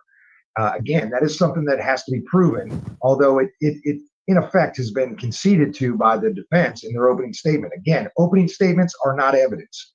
So the mere fact that somebody mentions something in an opening statement does not give the jury the information to contemplate that as evidence. The evidence still has to come through the testimony of witnesses on the witness stand. Having the SIM card, I think, shows kind of the methodical plotting of the concealment of the killing. That certainly would be argued by the state, that the same plotting and methodical thinking that went into hiding the event was probably also used in the premeditation. Now, I imagine they'll be using a lot of things he did after the murder to show his mindset of planning and being very methodical. And they're going to try to attribute that to pre-homicide behavior on behalf of the defendant. Actually, when they cut off his shirt in the EMS unit, they did see the injury. They did note that he had an injury there, but it was considered superficial and not life-threatening, so they didn't focus on that injury. By the way, Chili's potato cheese soup. Yum. And the last thing I want to ask you about, Bill, is this knife found on the bed of Jason Chen's apartment. We know Jasmine Pace was stabbed. And again, they haven't wrapped all this together. They haven't said that if they believe that this knife killed her, would they show a knife did. in court if they didn't believe it was the knife? Is there a chance? That is where he had to do some carving skills to get her to fit in the suitcase. That's why there was so much there. That this was just another I'd knife surmise. in the apartment that they're showing to have a presence there? Well, it most likely it is going to set the foundation for what they will probably allege is the murder weapon. They could show the presence of other knives, but in particular, the knife being taken in as evidence is just letting the jury know we found this at what we believe to be the crime scene. Further testimony, the medical examiner perhaps might say that a particular wound is consistent with a knife of this size. Things like that is where you build a particular piece of evidence into a murder weapon with additional witnesses that just haven't taken the stand yet. But we'll be paying close attention for those witnesses. The TBI may have taken the knife and done DNA swabs on it. Correct. They did not know that under that bed because there was no bodily fluid on the bed. There was no bodily fluid around the bed.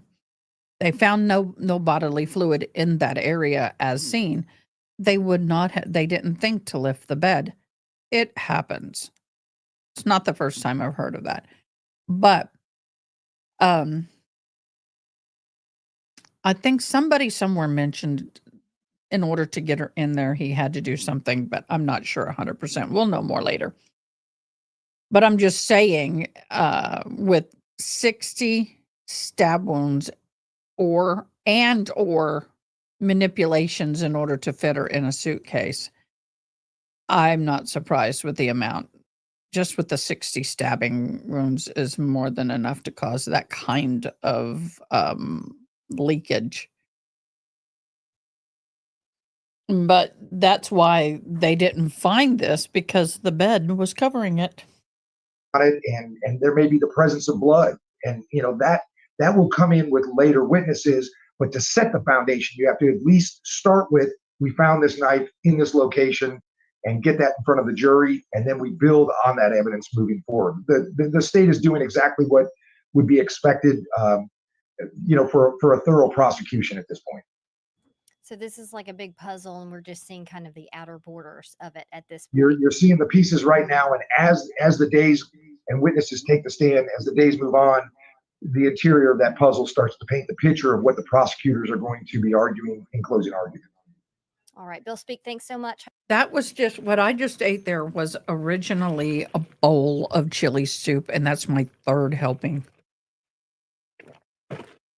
I don't eat much at a time anymore. Hopefully you can join us again at the end of the day to go over some of the afternoon testimony too. Happy to help.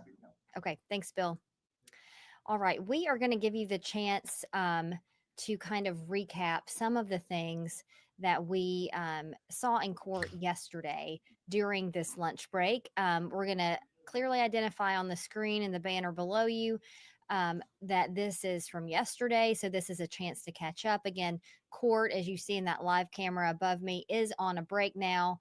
The first thing we're going to look at is a timeline. And we talked about this a little bit today, but we're going to let you listen to the testimony as they go through and show what the prosecution is alleging is the timeline of Jason Chen's movements on November 23rd.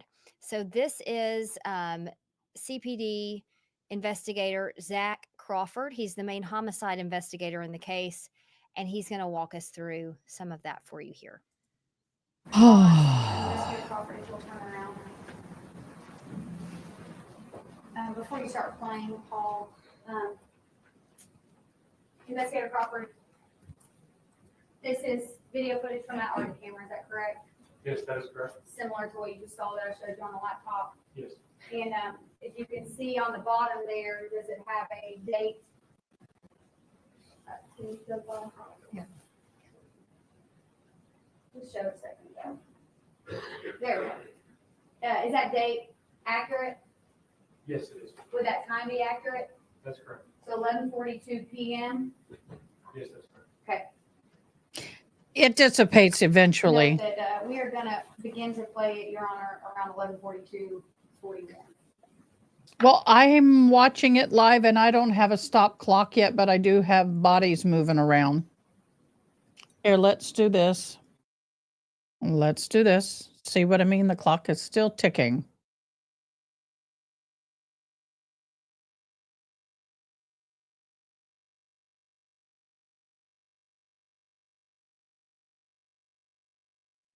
All right, Dr. Bullbutter, thank you so much for joining us today. As always, we love and appreciate having you. Hmm.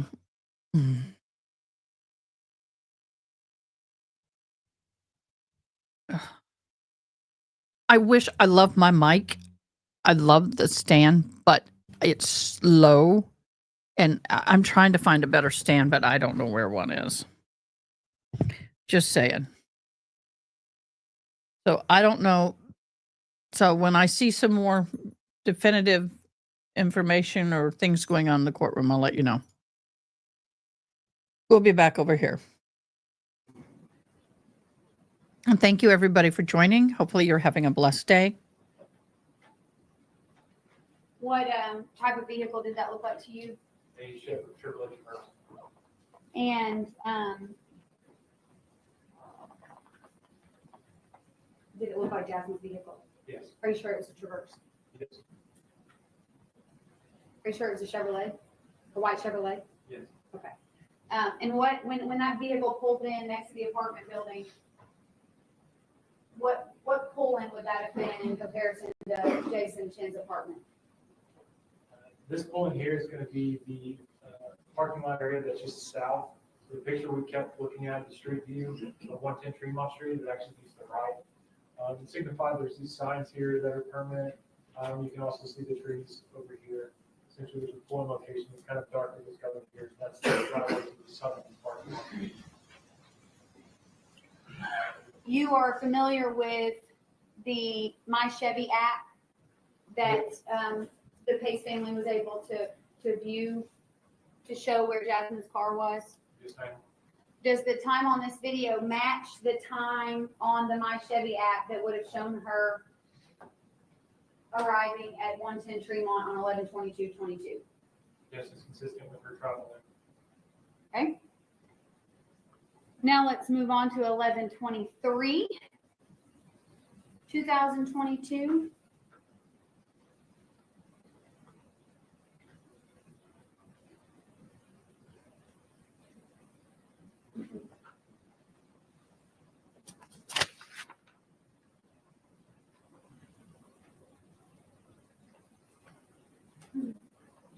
Whoa.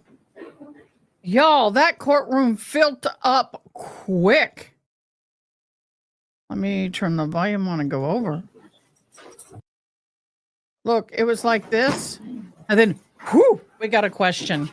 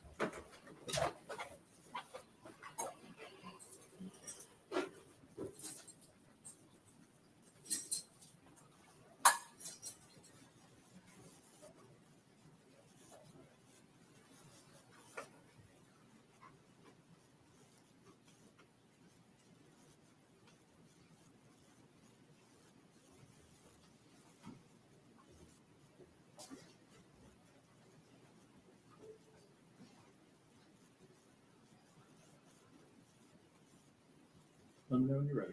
Oh, I'm ready. Okay, we're on the record in State versus Tracy Nix. We have a juror question. I'm gonna have the bailiff go grab the question, please.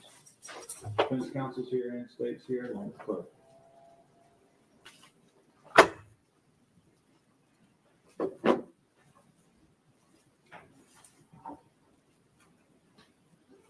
Great. Now they have a question.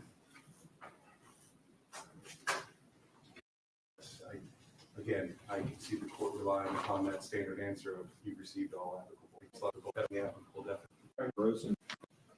Sorry.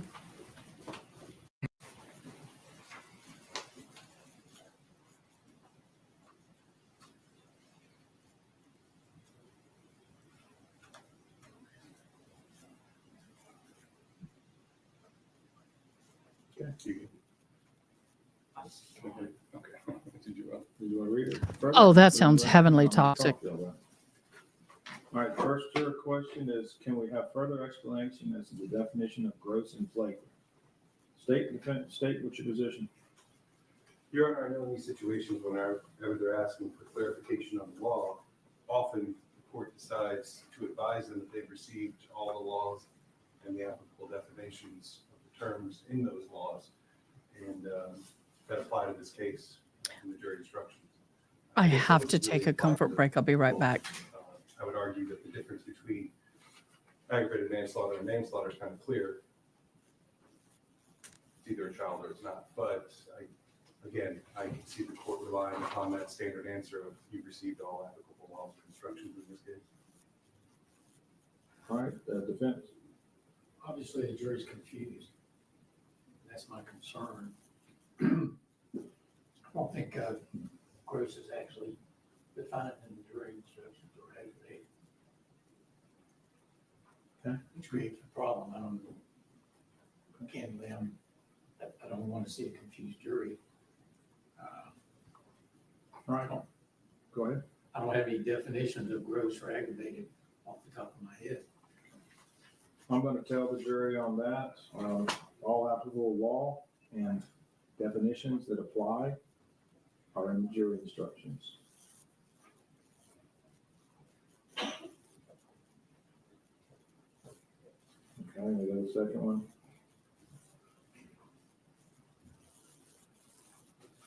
I'll say in the jury instructions, please read again.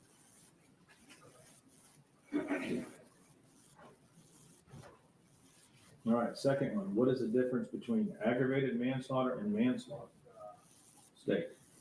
Your Honor, the court has a choice. It can either rely upon, like I said, the earlier statement, or there are elements, and the elements are kind of pretty clear. And in my memory of those elements, the only difference between aggravated manslaughter and manslaughter is a child. That's what makes it aggravated. Correct. Defense, what's your position? I think it's explained in the jury instructions. I don't think we should go further with it. All right, I'll say the same answer for number 2. Okay. All right, let's bring the jury in. The jury's coming in.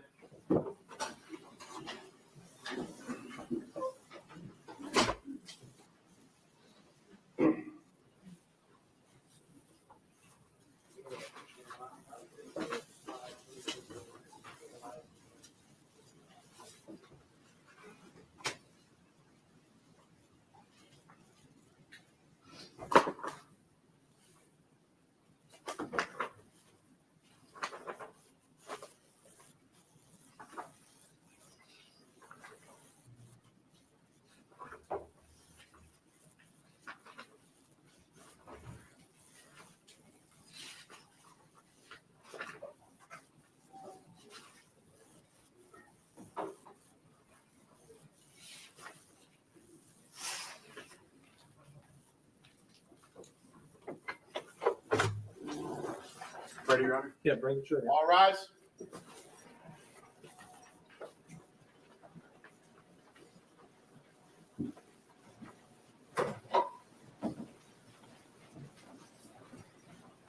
I put my hearing aids in and they're screaming. Oh, that soup didn't feel All right, good. everyone have a seat. Members of the jury, thank you for your 2 questions. Yes, it First is. question, Grandmother. can we have further explanation as to the definition of gross and flagrant?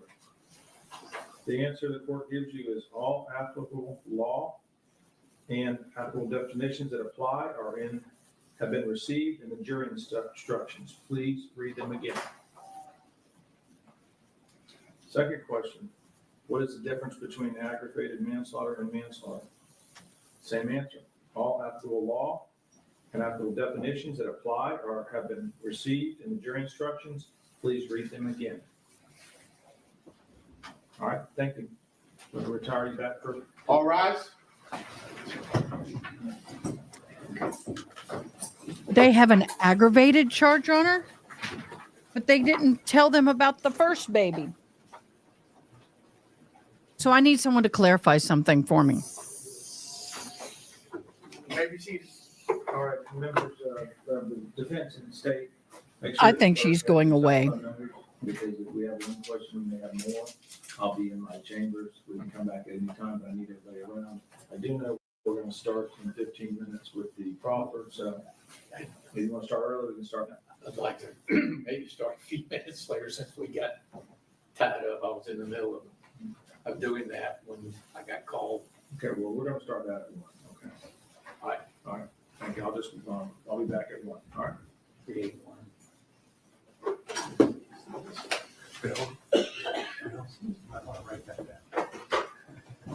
All rise, please. That guy has a toupee. Her lawyer is wearing a rug. OMG. And he's got another case to go to.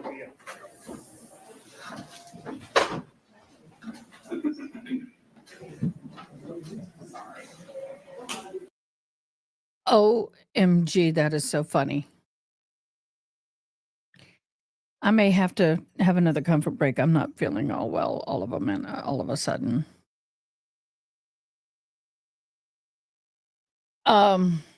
Yeah, well, they don't care anymore. I was going to say something pertaining to this. Okay. Can someone please tell me, is the first baby that she unalived this way, was that the same mother to the second baby? Or was that a different mother?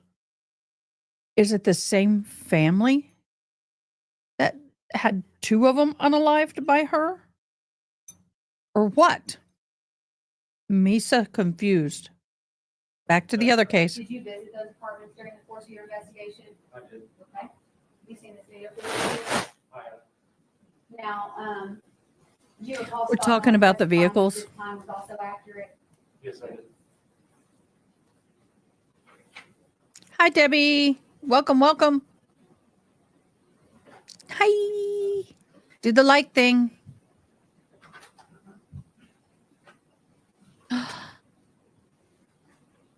How old was the babies? What was the other one? 7 months old? How old were they? OMG. Spill toxic. We didn't watch the case.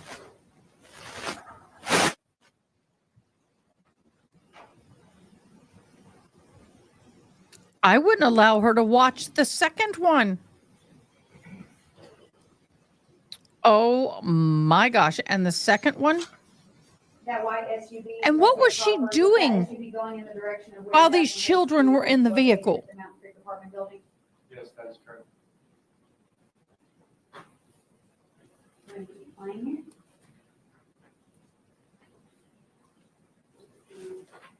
That's horrible. What we're getting to is about 8 minutes ahead of this, if the parties don't mind, that we fast forward.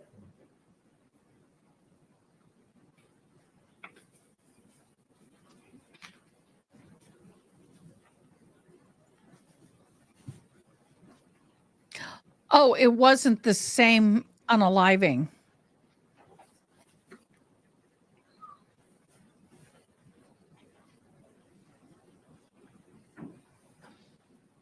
And they knew she had dementia?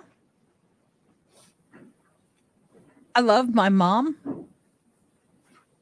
And I would love my grandkids, but if I had dementia or my mom had dementia, she wouldn't be watching, nor would I be watching my grandkids alone. To identify what kind of vehicle that was? Yes, it appears to be a gray tan color. She was napping. Okay, keep watching.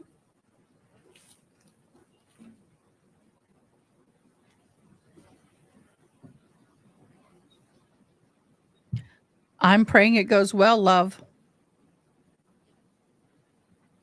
I got to take a test, y'all. My last one for this class. So while we're going to be doing this, but as soon as court starts back up, I'll be doing double duties. So they are, let me zoom past this. What is it flashing? It's a. There you go. flashers in That's front better. In front of 110 Fremont Street. We're going, we're on double speed call. Let's rewind that in normal speed.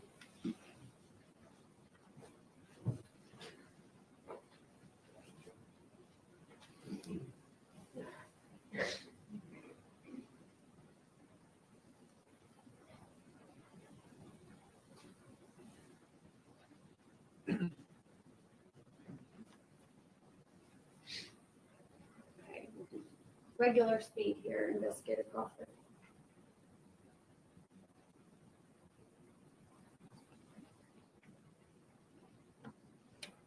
Much as I love my mom, I wouldn't leave my kids with them.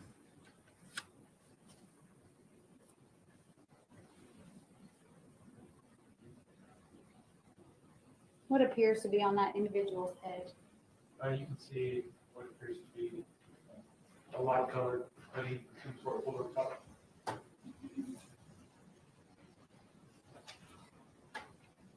Back that one moment.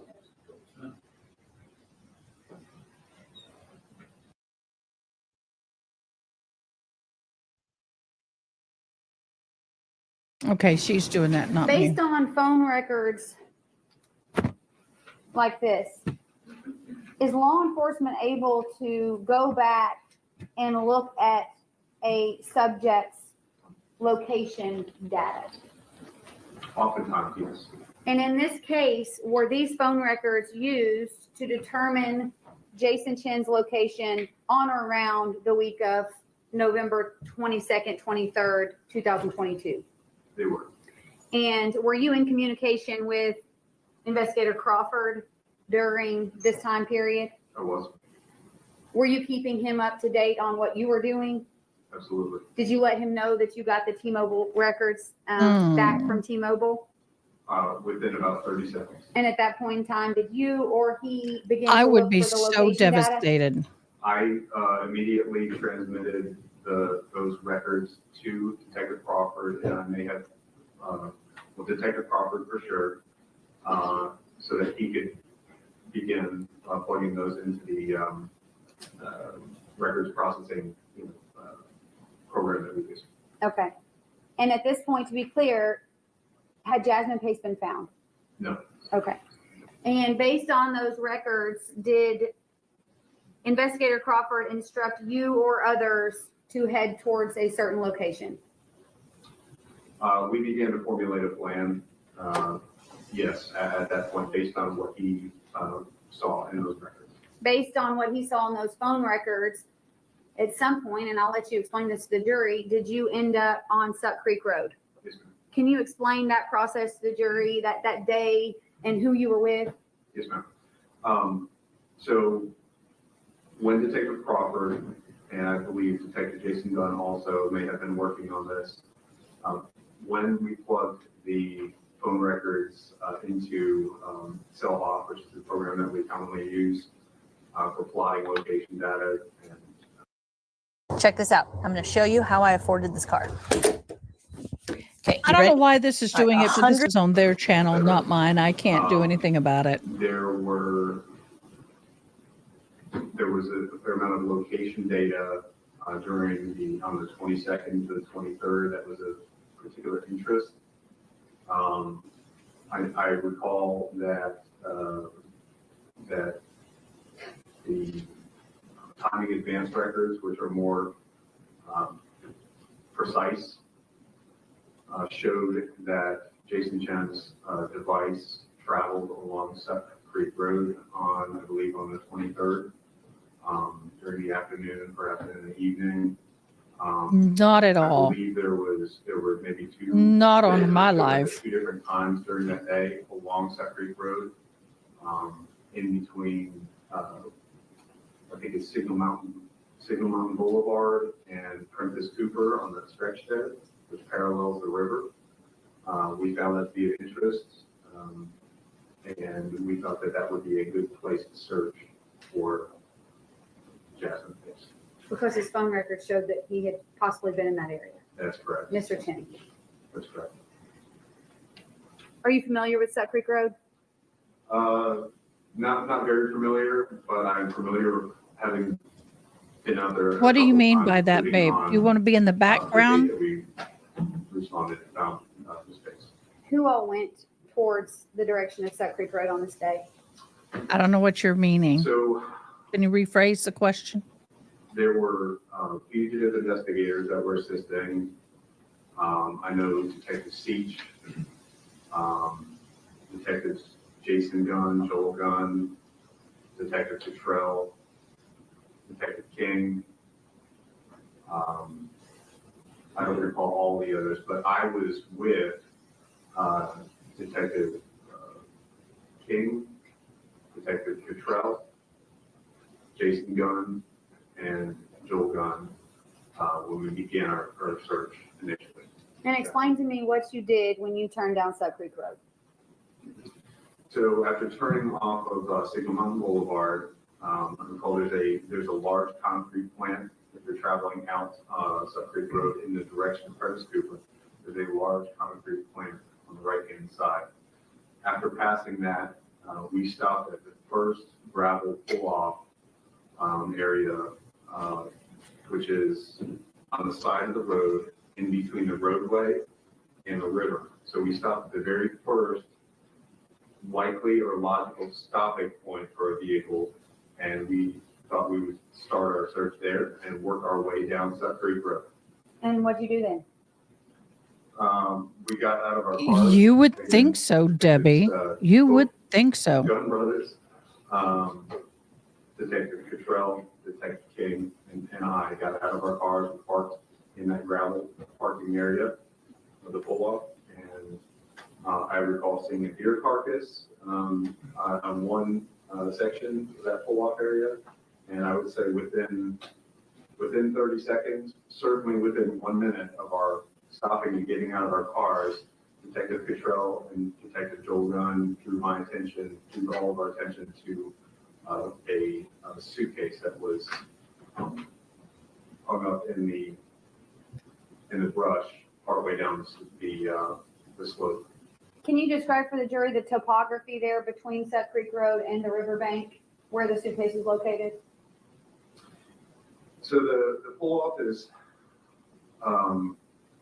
sort of maybe sort of a crescent. It sort of, it starts, it's narrow and then widens a little bit and then it narrows again as it, towards the road.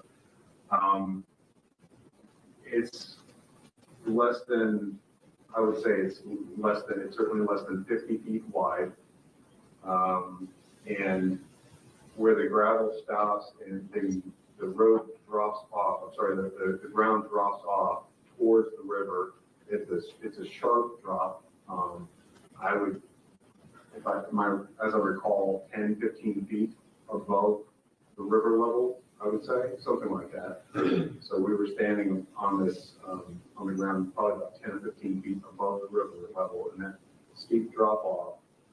It's not 90 degrees, and it was covered in sort of low brush, weeds and things, maybe because I'm not sure. Is that? Sure, yeah, thank you. And then when you get to the bottom of that slope, are you directly in the Tennessee River or is there a beach area? What is that like down there? Well, it looked like maybe the river was lower than it would be at other times of the year or at other times of the season. So there was some sort of, I guess you could call it a beach, some dirt and, sandy, rocky area at the base where just before the river. Okay, and when you all noticed the suitcase, what did you proceed to do?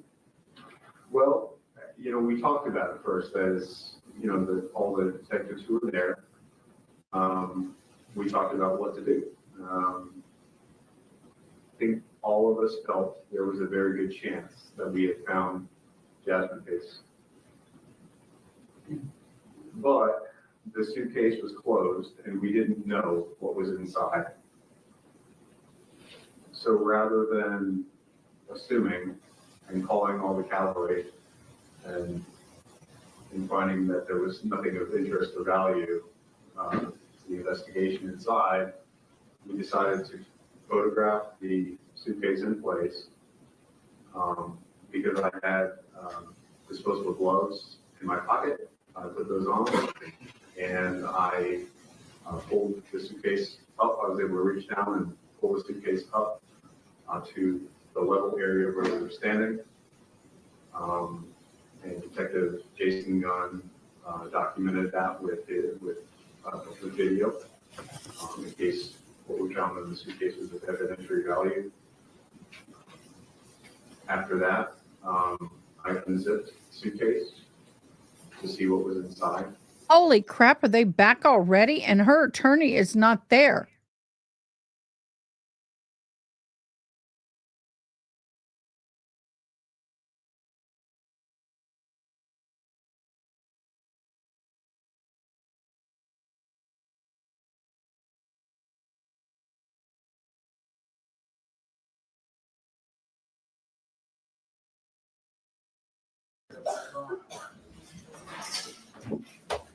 Just so the cameraman knows, when the jurors are coming in and out, let's not record them at all. Okay? Well, what happened, Your Honor, was I wasn't in here on the camera. Okay. I just got the camera on and that was unexpected, so when I walked in, they were here and then I turned it away. No problem. All right, just make sure that we don't have that anymore. Okay. And now we're here, so we're off the official record. However, now Mr. Fletcher's going to do his proffer. So, Mr. Fletcher, the courtroom is yours. Thank you, Honor. I call Dr. Bethany. What are they doing? I'm sorry, I'm taking a test and doing this at the same time. I'm just Doing a proffer. Okay. This ought to be interesting. Guys, we have 15 likes. Come on, we can get more than that. If you're new and you haven't hit I liked yet, please hit I liked. I just want to make sure that's clear on the Yeah, record. the record's clear. You and I are just both sitting here. I'm doing some other work and you're doing whatever you're doing. Thank you.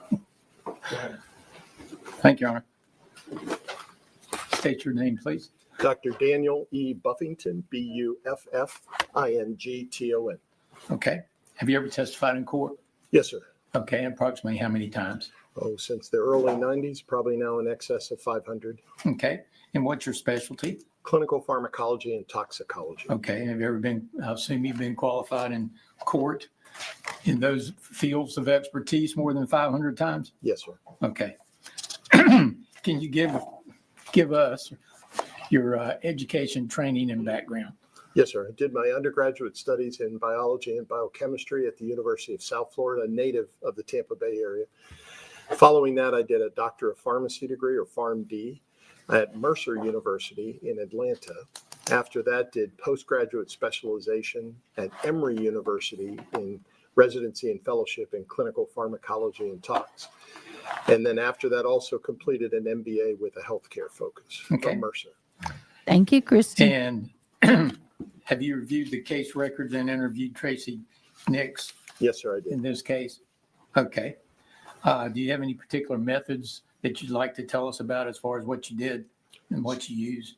Yes, sir. So similar to a clinical evaluation with a patient in any inpatient or outpatient setting, my goal was to go through a variety of records that would be beneficial to understand her history, medical, medication, family and social history, laboratory results and data, any prior hospital and clinic records that would help to identify and support an understanding of what medications she was on, pharmacy records, helping to confirm exactly what substances in terms of medication she was taking around this time. Okay. And can you tell us what all you reviewed? So I reviewed hospital and clinic records. I reviewed law enforcement records from this particular case. It also included a clinical interview with Ms. Nix as well to have a better understanding of what was happening in her life and any symptoms that may have been consistent with the adverse side effects of the medications that she was being prescribed. Okay. Anything else that you reviewed in this case? Yes. So in addition to my training and understanding, it's imperative to stay current in the medical literature. So I did look at medical literature surrounding these particular medications. That can come from a variety of clinical trial data. It can come from FDA approved materials that a manufacturer is required to organize and make public to healthcare practitioners to understand the therapeutic benefits, but also the adverse side effect profiles and risks for medications. There's a variety of other databases that we use in clinical practice. We call them. Sorry if I'm quiet. I have a test that's due and that is where we, in 30 not minutes. only when a product gets approved by the FDA, does the My last manufacturer have to test for this disclose micro for a semester. specialty panel to understand, to approve that product for use in the United States. That type of tracking goes on for years. So we have MedWatch, we have the FARS database, we have multiple established database systems that healthcare practitioners contribute to even after a product is approved and in the market. And in many cases, we find more out after a product is out in use in large number of patients than we did even at the time a product was approved. So there's also a series of drug interaction databases where if I'm sitting down in a clinic or if I'm doing a forensic review, I can put the patient's medication profile into that data set and then identify if there are in fact drug-drug interactions, meaning one drug competes with another, one drug causes a complication in another. And to a great extent, what we know now is all of us in this room may metabolize the same drug differently. That could be that you don't get as much effect versus the other person. It could be that you get a dramatically higher effect than the other person. So I went through each of those tools that I use in my own clinical practice setting to review this case. Okay. Anything else other than what you indicated that you reviewed? I think that's comprehensive. Yes, sir. Comprehensive? Yes. Okay. And did you review case-related depositions? Yes, sir. And you already indicated police reports? Yes, sir. And some transcripts? Correct. And text messages? Yes, sir. And photographs? Yes, sir. Okay. Did you render a specialty opinion within your education, training, and experience as to the origin and cause of any issues that Tracy Nix may have had with regard to any altered cognitive status at the time of this event on November 1st, 2022? Yes, sir, I did. And could you tell us, please, what your findings were? Yes, sir. The findings are that the collective list of medications that I confirmed by medical and pharmacy records gave me a clear indication of what she was being prescribed simultaneously during that time. Okay. The symptoms that she was experiencing, as based on the interview and based on her statements, are consistent with the adverse side effects with regards to cognitive status, confusion, attention deficits that come with those medications. And, Okay. and in fact, there were multiple combined reasons for concern or interactions between the medications she was prescribed. Okay. Did you identify any significant variables in her past medical history that factored into your findings? Yes, sir. And could you tell us about that? So specifically when looking at her case is in patients 60 and 65 and older, we use significant caution when introducing or prescribing certain medications. In fact, we even maintain a national list or registry of those products called the Beers list. That's named after Dr. Beers. And in that, she was on multiple medications that would be of high concern or risk factor for these types of side effects that are recognized in the Beers list, as well as in the FDA-approved packaged materials and the other patient safety databases as well. And well, these were actually the medications you're talking about were all prescribed to her? That is correct. And you know who did the prescribing? I have it in my notes, but I didn't take the practitioner's Okay. name to memory. Okay.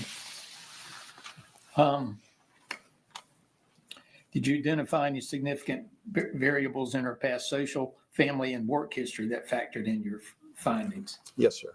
And could you tell us about that? So in addition to her age and history of insomnia and depression, fibromyalgia and sleep apnea, things that she was being treated for, I also identified that she had a family member, a brother, a sibling, who was also experiencing, going through symptoms of early onset dementia, which would have been concerned.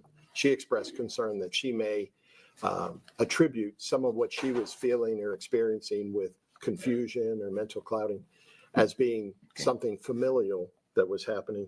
There was also work-related examples.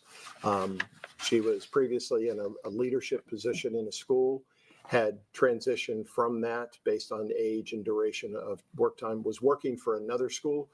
In that situation during this time, she expressed that she, as well as her supervisor, were noticing difficulty for her to identify and retain attention and completion of tasks, again, consistent with the types of symptoms that these medications, when used, can cause. Did you identify any significant variables in her past sleep-related disorder history that factored into your findings? Yes, sir. Combination of insomnia and sleep apnea, both are disruptive disorders to getting what we call restorative sleep. That impacts someone during your sleep. In fact, some of the medications she's on actually are prescribed or used to help with sleep, but they can cause what we call complex sleep-related disorders or behaviors. And that's where the risk is in a percentage of patients, you're giving it to help them sleep, but it may actually cause abnormal behaviors, thought processes, or disrupted sleep. And that can be something that occurs during the night or during a period. Can we that not the talk about individual is sleep? I've sleeping, had whether 2 it's nights where I've night had or less than 6 or it can hours. also Last night I be, had less what we than refer 4. to as next day Please let's cognitive not talk decline about the or- loss of or next day sleep. drowsiness, where the individual isn't as sharp. And it's not just that they aren't trying to get enough sleep. It's not just that they aren't taking care of themselves. It's something that these particular medications induce on a person and actually worsen the quality of sleep and cause mental clouding and confusion the next day, even after they've been up. And what drugs are we talking about? So those in particular are Ambien and cyclobenzaprine and also lorazepam. So there's different, each of those represent a different class of medications, but each of those carry with them significant concerns and warnings over the ability to produce these types of changes in cognitive status. I have sleep clarity, apnea. attention, and thought process. Are any of these medications on the Beers list? Yes, sir. Each of those. All of them are? I would have to double check for the cyclo, but I'm pretty sure it is as well. But the benzodiazepines and the zolpidem, that's the generic name for Ambien, is clearly on that list. It's so much on the list that the FDA requires the manufacturers to disclose, makes it a substantial warning, and has even in recent years said it has to be disclosed to patients when they're doing direct-to-consumer advertising. So that means that it's not just something that only a few people should be warned of. It's something that everyone should be warned of. Let's look at Ambien. As a pharmacologist and a toxicologist, would you recommend that Ambien be given to a patient 65 years of age on a long-term basis? Absolutely not. It would be for short-term use in an acute emotional scenario where the insomnia has occurred abruptly. It is not going to be safe to use long-term. And in fact, there are alternatives that would make it not even desirable in my practice setting to recommend it to someone 65 and older. In fact, the incidence that I see those types of side effects and problems is high even in patients under 65. It's not a product that I recommend. Okay. And what about, I'm going to use a trade name, Flexeril? Yes, Flexeril is a muscle relaxer. So Ambien or zolpidem was a medication used to help induce and keep you to get a sound, restful sleep when it's doing its job right. Flexeril is something that actually relaxes a person if they're having muscle spasms, if they're having fibromyalgia. That's the times it's reached for as a therapeutic tool. Many patients have to discontinue that product because they have cognitive status changes. They have balance changes, normally able to traverse, walk safely. Next thing you know, we're identifying they're stumbling, they're falling, they're feeling dizzy, confused. So it's a medication that, again, it's been around a long time, but it's got limited use and should not be used in patients 60 and older. Lorazepam. Oh, I think I just made a Lorazepam's mistake. yet another therapeutic class. It's in the benzodiazepines, so like Valium and Xanax and others. Nope, I'm It good. is a medication that has many I'm done. uses, but many Made of a them are 91 in because the of its course. side effects. So it is a muscle relaxant And I something didn't that even can try. sedate someone. So A in that music case, some class. people, prescribers, may suggest it for Music sleep. history and The theory. problem is it can also cause extended next day drowsiness. So it's not Yeah. optimal. It's not optimal in an older patient. It's also something that can cause Yeah. hallucinations, anxiety, even though it's something that can treat anxiety. So it's a medication with many different effects on the human body and the brain, but would not be recommended for someone who's having confusion or attention issues. Okay. What about a I person would say not. 65 years of age or older? No, sir, it would not be recommended, and certainly not for long-term use as a sleep aid. Okay. What about the combination of these medications? Would that be appropriate to prescribe that on behalf of a patient, all three of Probably these not. in combination with each other? No, sir. Given the circumstance of her unique patient profile, of her as a person, as an age, as medical conditions, it would not be recommended. So this was not an optimal drug regimen profile for her. The other issue is that it would not be recommended based on the fact that each of these can cause lingering, enhanced complications that are not helpful for the patient. With respect to the Zolpidem, also known as Ambien, did you That's determine that interesting. she was Holy on an moly is appropriate right. dosage of that? Given her age and size, that is actually a large dose. So again, if you dive deeper into the analysis of her medication regimen, it wasn't even like a starting dose. It wasn't an introductory dose. It was actually a substantially large dose, and that would not be recommended.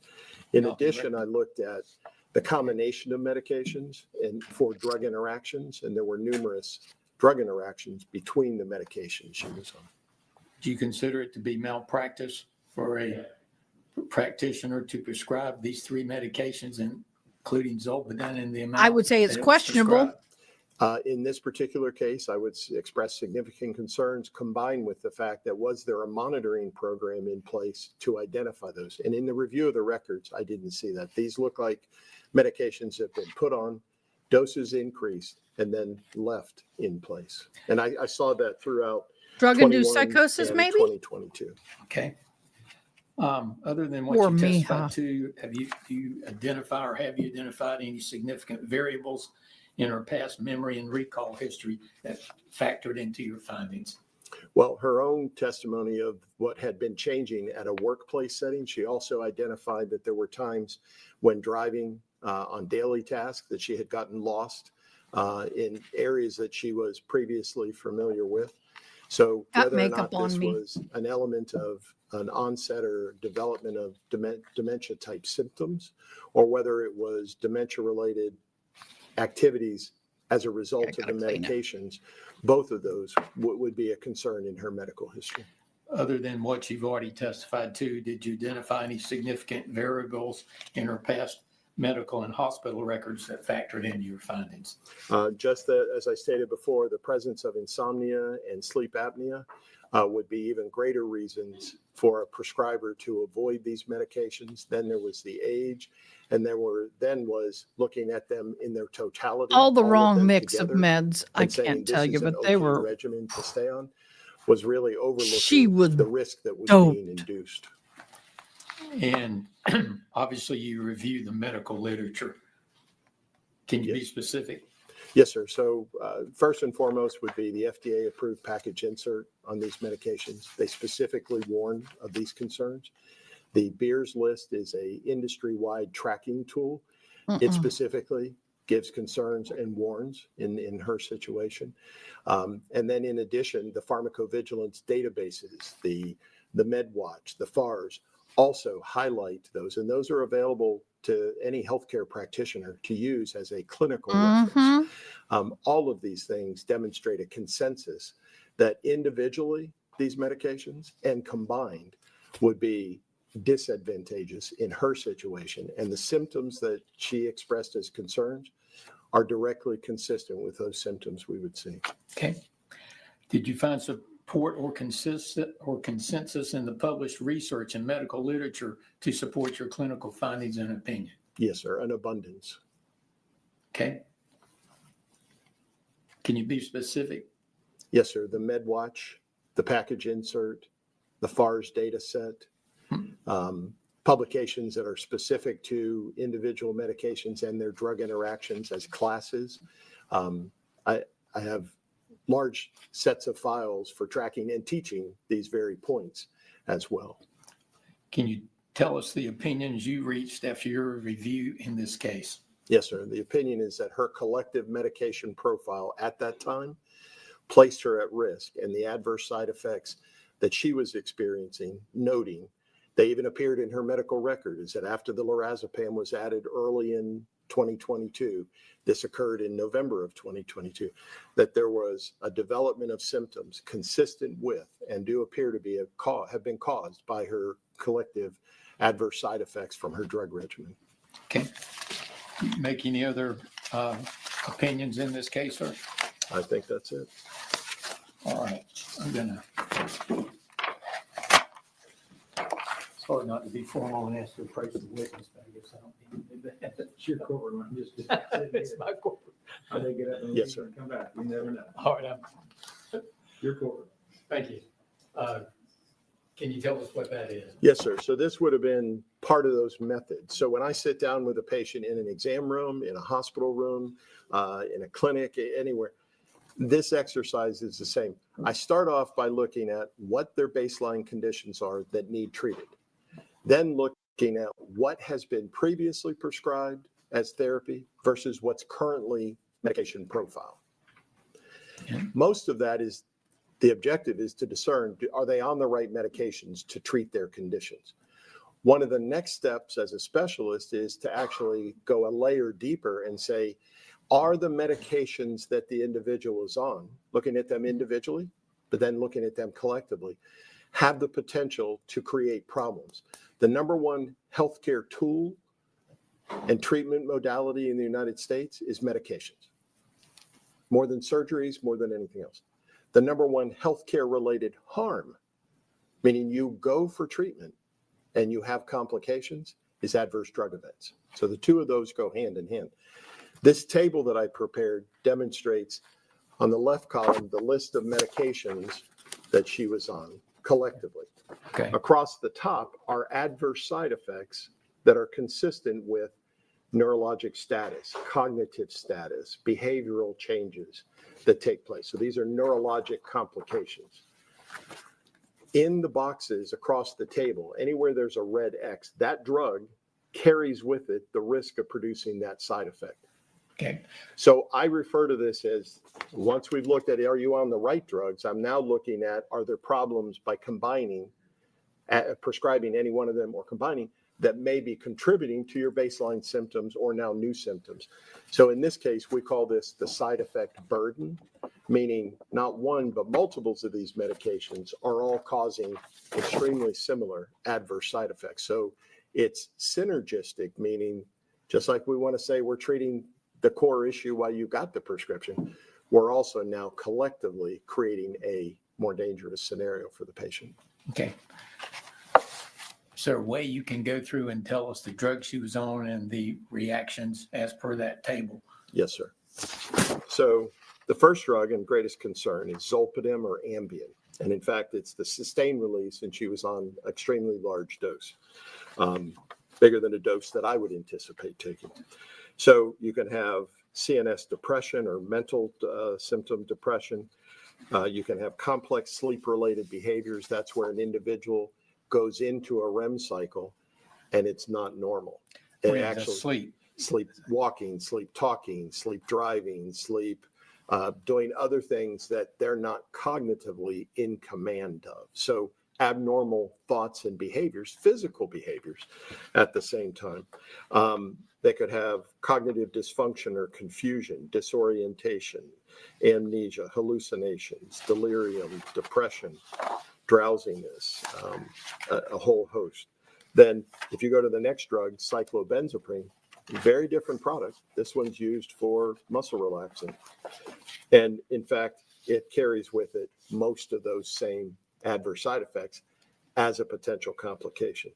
Even her meloxicam, we didn't mention that earlier, the brand name of that is Mobic. That would be like an advanced version, more potent version of an ibuprofen or a naproxen. And you say, well, clearly that's an anti-inflammatory. That would not have any central nervous system adverse side effects. I'll challenge you to look at the literature. It has adverse side effects because of the changes in cells and receptors in the brain at the same time. It has a different function, but it carries with it side effects, not as many. Cymbalta or duloxetine was her antidepressant. It has many of these same. And then adding the Ativan is probably worse than the ones above individually, but now it's created a compound effect for mental status change and cognitive decline. Okay. All right. Any other opinions that you formed in this case that we haven't talked about? I think that's it. Okay. Thanks, sir. Thank you.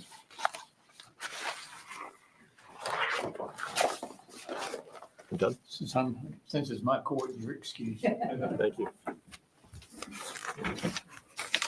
Your Honor, just for clarity of the record, if the public will come around and listen to this, I do want to make sure it's clear that the deposition the state took of Dr. Buffington October 30th of 2024 is attached to the motion that the state filed to exclude these witnesses November 26th of 2024.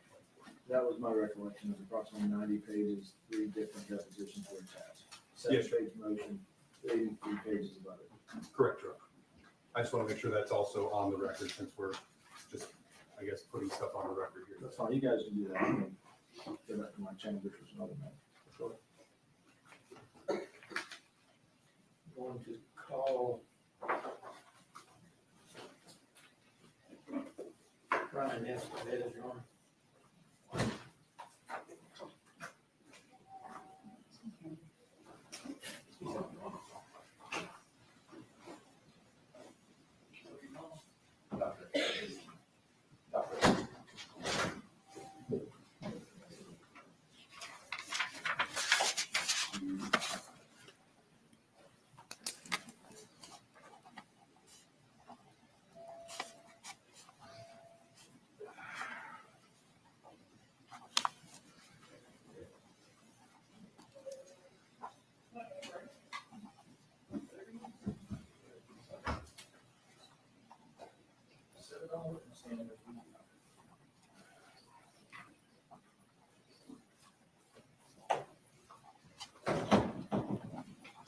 See, here's what I have a question. Why is the daughter not held somewhat responsible? Did she not know her mother was on the meds? We are affirming that you will speak the truth, the whole truth, and nothing but the truth, so help you God. I promise. I don't know about that. Mr. Estes, have a seat. He was a person that was participating in jury selection. It's the same right next to us, correct? Absolutely. That is Yes, sir. horrible. Yes, sir. All right, go ahead. Subsequent to your ruling precluding him from being a witness, we did do that. Yes, sir. That is true. That does not always mean you can self-recognize. Would you state your name, please? Ryan Estevez. Okay, and how are you employed, sir? I'm self-employed. Okay, and what do you do for a living? I am a general and adult and geriatric psychiatrist. Routine. Okay, and how long have you been in that particular profession? This will be my 23rd year. Okay. Can Yes. you tell us, please? She's a your walking zombie. education, training, and experience in To me, the this field is of forensic psychiatry. Case of and other temporary, fields no, of it's not psychiatry. insanity, but Sure. under the influence of some, Initially got my bachelor's degree. I don't know if she in should be found psychology guilty, at but Stanford University.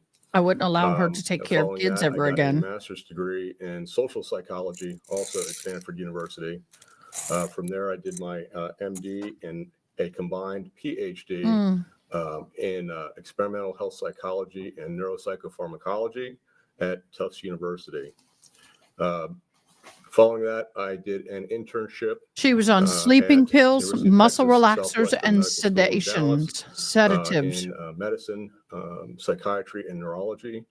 Followed that, I did my residency in adult psychiatry at the same place. That's something that University of y'all Texas all ought to know, because Southwestern. what if Following that, my kids know what I take, I know what they take, because in case of an emergency and something happens, we need to know what medicines we're on. All right. They're coming back in the other case. We'll hold on to this. We'll keep watching them. Well, they're not back yet. We'll go back over here until they're actually back. I did a master's in public health at Harvard University in Boston. And following that, I did a research fellowship at Harvard and UT Southwestern. Following that, I did a geriatric fellowship at UCLA Semel Institute for Neuroscience. Yeah, it's very important for you to get a finally, list I of did all a their meds and fellowship keep in it in your forensic wallet, because if there's an psychiatry incident or at, accident University of Florida. or disaster when they're with you or when they're not, and someone calls, you can give a list of their current meds. Have them send you a photograph of their current meds. Anybody over 50, you need to have, and you are on any kind of meds, your children need to have the med information, because if something happens and they call, no one knows what you're taking and you're in the ER, you can sit there and rattle it off. It can save lives. It does. Because you don't want, they can give something that can counteract and unalive you. Natalie, do it. It is vitally important. And if you're on any list of meds, they need to know what you're on. Now, I know some things may be private. I get it. But at the same time, what if you're in a bad car accident and in a coma and they're going to give you something that can counteract or have a adverse reaction to the meds that you're on? And also, you need to know what is their blood type and what are they allergic to? What meds are they on?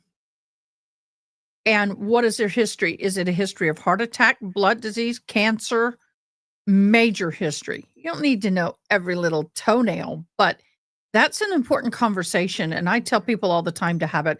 You don't know how many times I've been on an accident scene and a family member's there and they have like a child to a mother or a mother to a child, mature child, and nobody knows what the mom is taking. How do we know that she didn't pass out because she's on diabetic meds or shots and her blood sugar plummeted and she didn't pass out and cause a wreck? You don't know, but it's better to know so you can help them. I'll get off my soapbox. McKnight Brain Institute. Okay. And are you licensed I'm not to eating practice that medicine in much. the state of Florida? Chocolate is not a Yes, I migraine am, as trigger well for as the me. State of California. Okay. And are you board certified in any certain areas of medicine? Yes, I have probably 6 had an board equal of certifications. 5 The first M&Ms. is in general adult psychiatry, and I also have a subspecialty board certifications in consultation liaison psychiatry, geriatric psychiatry, forensic I'm a green psychiatry, eyes. You're right. psychosomatic medicine, That's not and weird. addiction medicine. Okay. And have you ever testified as an expert? Yes, I have. Okay. In the state of Florida? That's correct. Have any idea how many times? I don't keep a notebook of how many times. I don't know, 100 times perhaps. How many? Tens, perhaps 100 times. It's 100 times? It's in the tens. Okay. You've also testified as an expert in other states. That's correct. That's another reason to know. Texas. Okay. And you would testify in the areas of psychiatry? The psychiatry, psychopharmacology, and geriatric psychiatry or memory disorders. Okay. And did I ask you to evaluate Ms. Nix in this case? Correct. Okay. Can you tell us specifically what you did in order to evaluate her? Sure. Anxiety meds and blood pressure meds The process is the same as I are important to know. do for everybody that I examine. in that if I agreed to do an initial review of the case, I asked for all the medical records, any mental health records, and any other records that might be important, let's say jail records or anything like that, if they have a criminal history.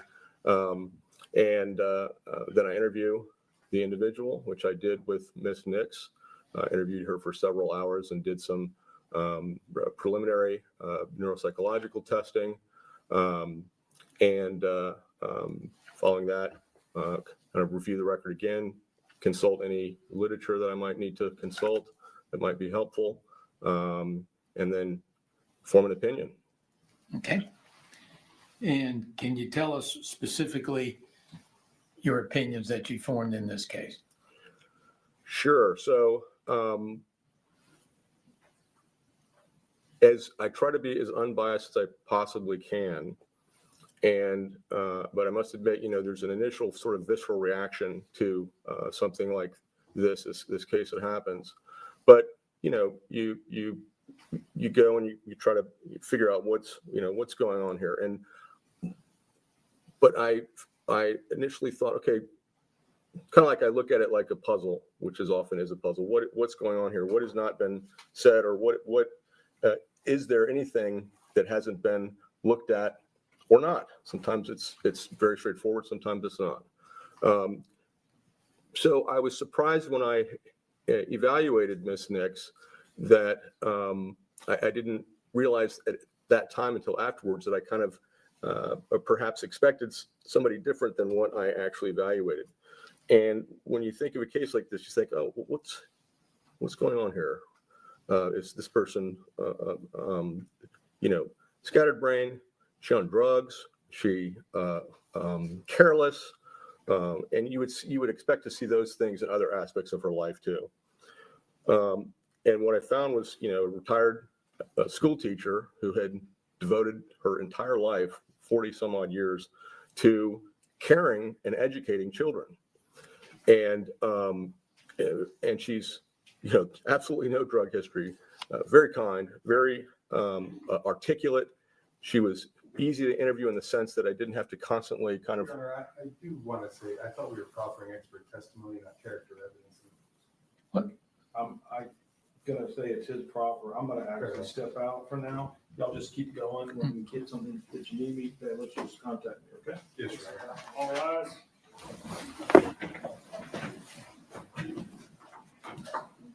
What's happening? I missed that. I was checking my final grade. What you were just Yes, testifying about that before too. the objection from the prosecutor, did this form part of the basis of your opinion?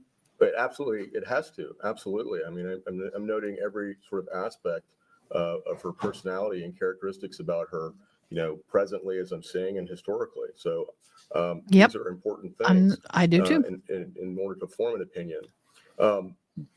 So can you continue? Yeah. So. Oh, did they just show the jury again? While interviewing her, thinking. Watch this, y'all. Something just happened.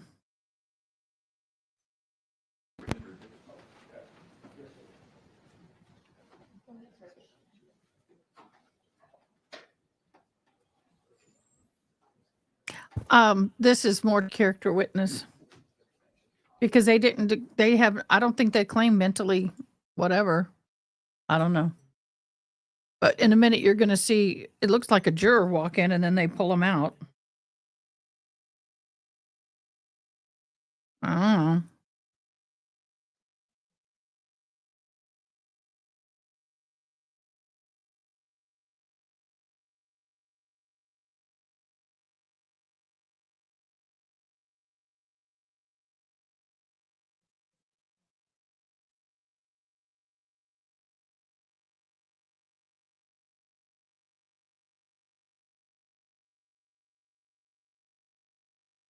Let me zoom this.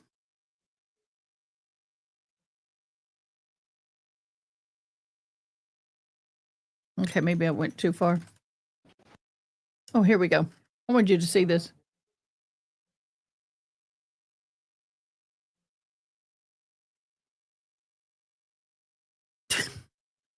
Who is that? Do we know? Do we know who that is? Let's keep this going for the moment.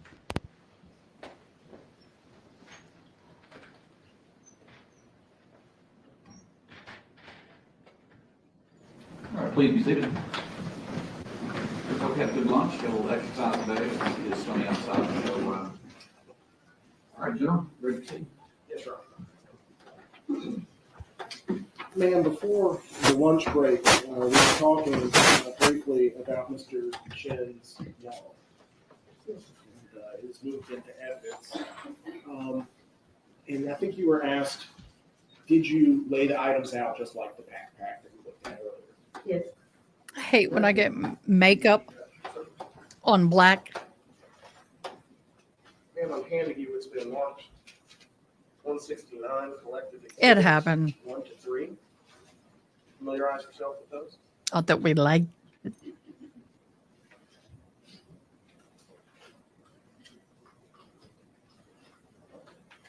Okay.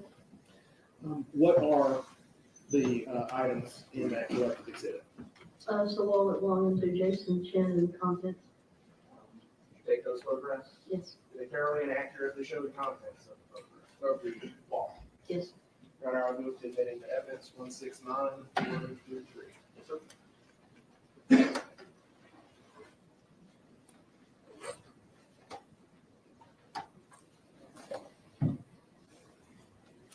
And this is 169-1. There's what appears to be an ID card for the University of Chattanooga. Whose name appears on that? Jason Chen. And whose photograph? Jason Chen. Moving on to the next photograph, whose debit card? Jason Chen. And finally, whose driver's license and identification? Jason Chen. You have an opportunity to interact with Mr. Chen while in Nolensville. Yes, I did. I'm going to show you what's already been admitted into evidence as Exhibit 86. Do you recognize that individual? Yes, Jason Chen. Did you take that photograph Yes. at the Nolensville Police Department? Yes, that's correct. And I'm going to draw your attention to the next exhibit, 89. Do you recognize that? Yes, that's the hat he was wearing when I processed him. And what's been marked for identification is 170. You recognize this item? Yes, it's the ball cap, red and white, Kennedy Ghost. Would you mind opening it up, pulling it out?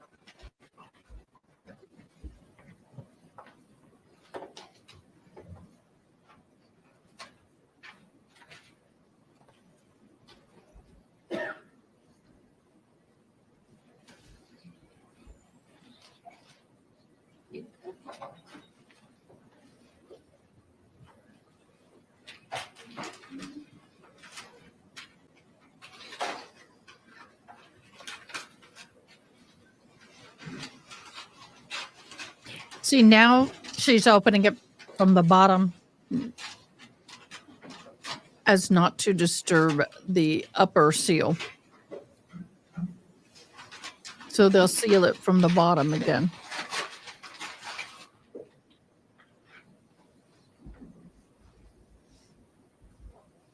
Thank you, ma'am.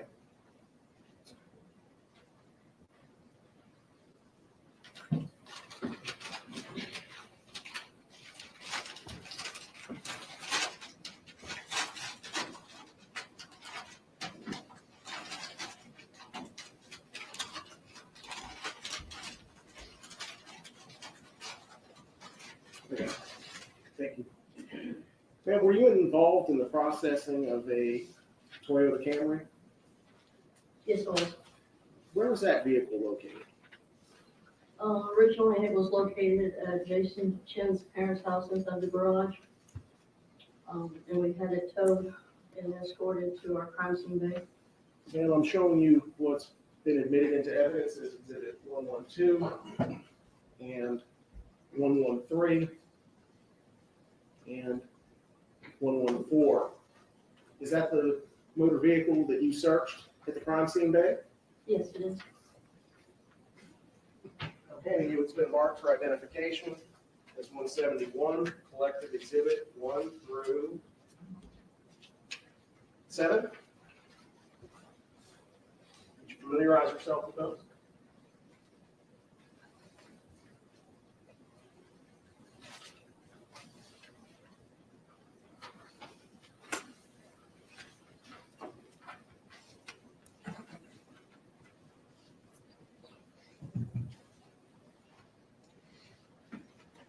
Okay. What do the photographs in that collective exhibit show? There are the overall photographs of the vehicle inside the crime scene bay. They fairly and accurately depict the vehicle at the time you processed it for evidence. Yes. Your Honor, I move to admit into evidence collective exhibit 171. Yes, sir. That's a very visible license plate. I like that contrast. I do better with dark backgrounds and white print. Okay. Hello, Gabby. 171. Do the like it shows the thing. front of the vehicle. How would you describe the interior of this car that we see in 171.1, 171.2, 171.3, 171.4? How would I describe the inside? Yes, ma'am. It was fairly clean. Fairly clean. Did you search the trunk area? 171.5, Judge? Yes. 171.6. What was in the trunk? One plastic bag, and that was it. There appears to be some sort of a ridged area in the trunk. What is that? There appeared to be some sort of wheel impression. Okay. But I'm talking more generally about the item that spans from, 1 second, from here to here, and from the back of the trunk to the front of the trunk. That's a trunk liner. Oh, okay. And you mentioned that there were some impressions on it. Would you mind pointing out to the jury where those impressions are?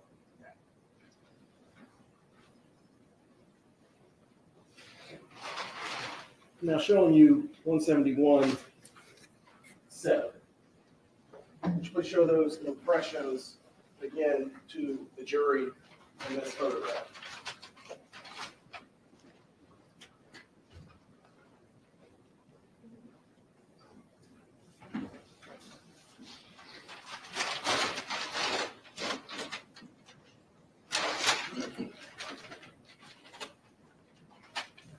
And do you recognize this? Yes, it's the trunk liner from inside the Chen vehicle. So did you remove the trunk liner from the trunk that we see here in 171-7? Yes, that's correct. And this is that one? Yes. Your Honor, I would move to admit into evidence item 172, the trunk liner.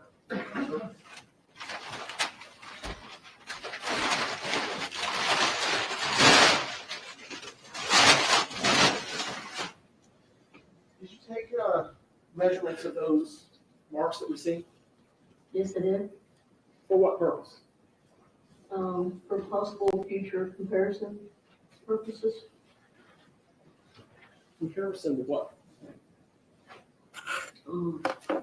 Depending on what it was, in this case, it was a suitcase, because at the time I knew that a suitcase had been collected in. Okay. And you mentioned earlier that you had some opportunity to examine a suitcase. Correct.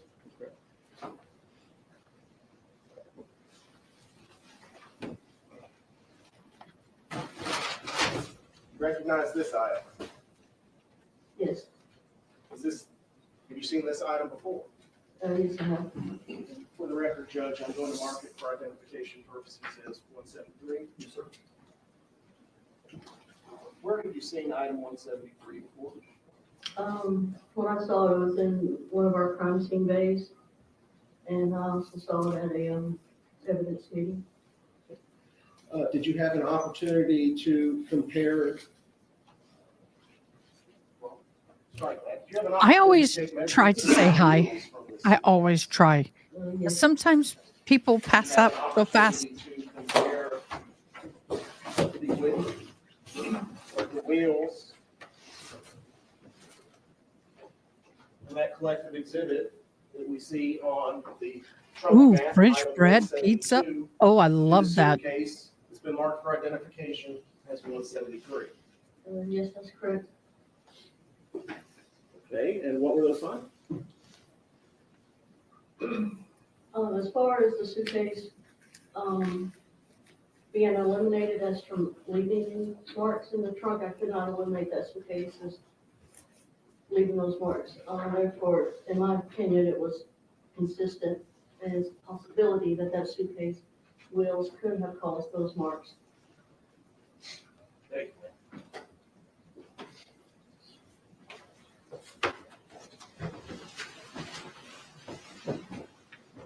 And finally, did you ever report to the medical examiner's office to collect evidence in this case? Like I said, Specifically, what evidence did you collect? I collected a blood spot card. What is And, a blood spot card? It is a known DNA genetic makeup for a deceased party, in this case, Jasmine Pace. Did you actually collect the specimen, or did somebody else do that? No, the medical examiner's office collected it, and they transferred it to me.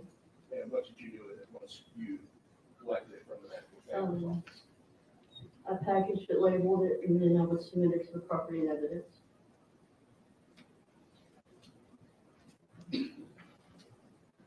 You know, Candy, it was been marked for identification purposes as item 174.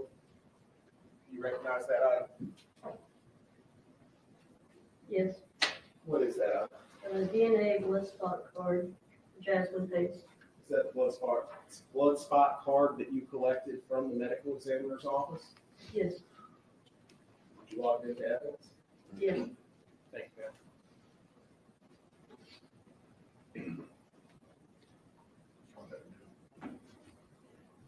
I'm going 2 minutes. Okay. So, Yum. I was asking, did you want to? Of course I am. Every day. Well, we're doing one at the end of the month, but we're doing the light drawings once a day, so I don't bog down my system with too many entries. If you sub, you get an entry. You get entries, more than one. If you subscribe, then you become a member. You get 10. If you gift a member, you get 10. If you like today, you'll get. Let me just put it up.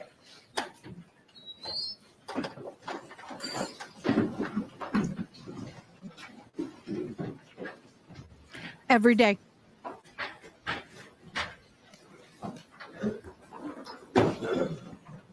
Every day.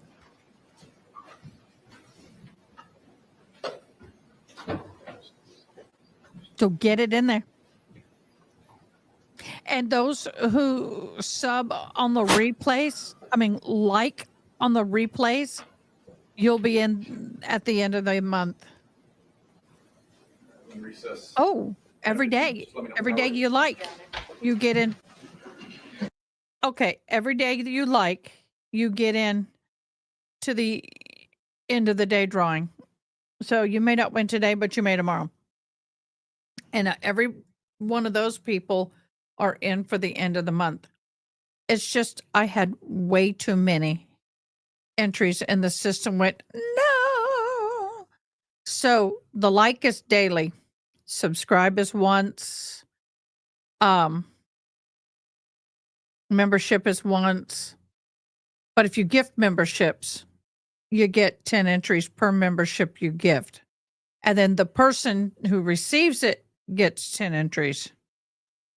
Always doing a giveaway.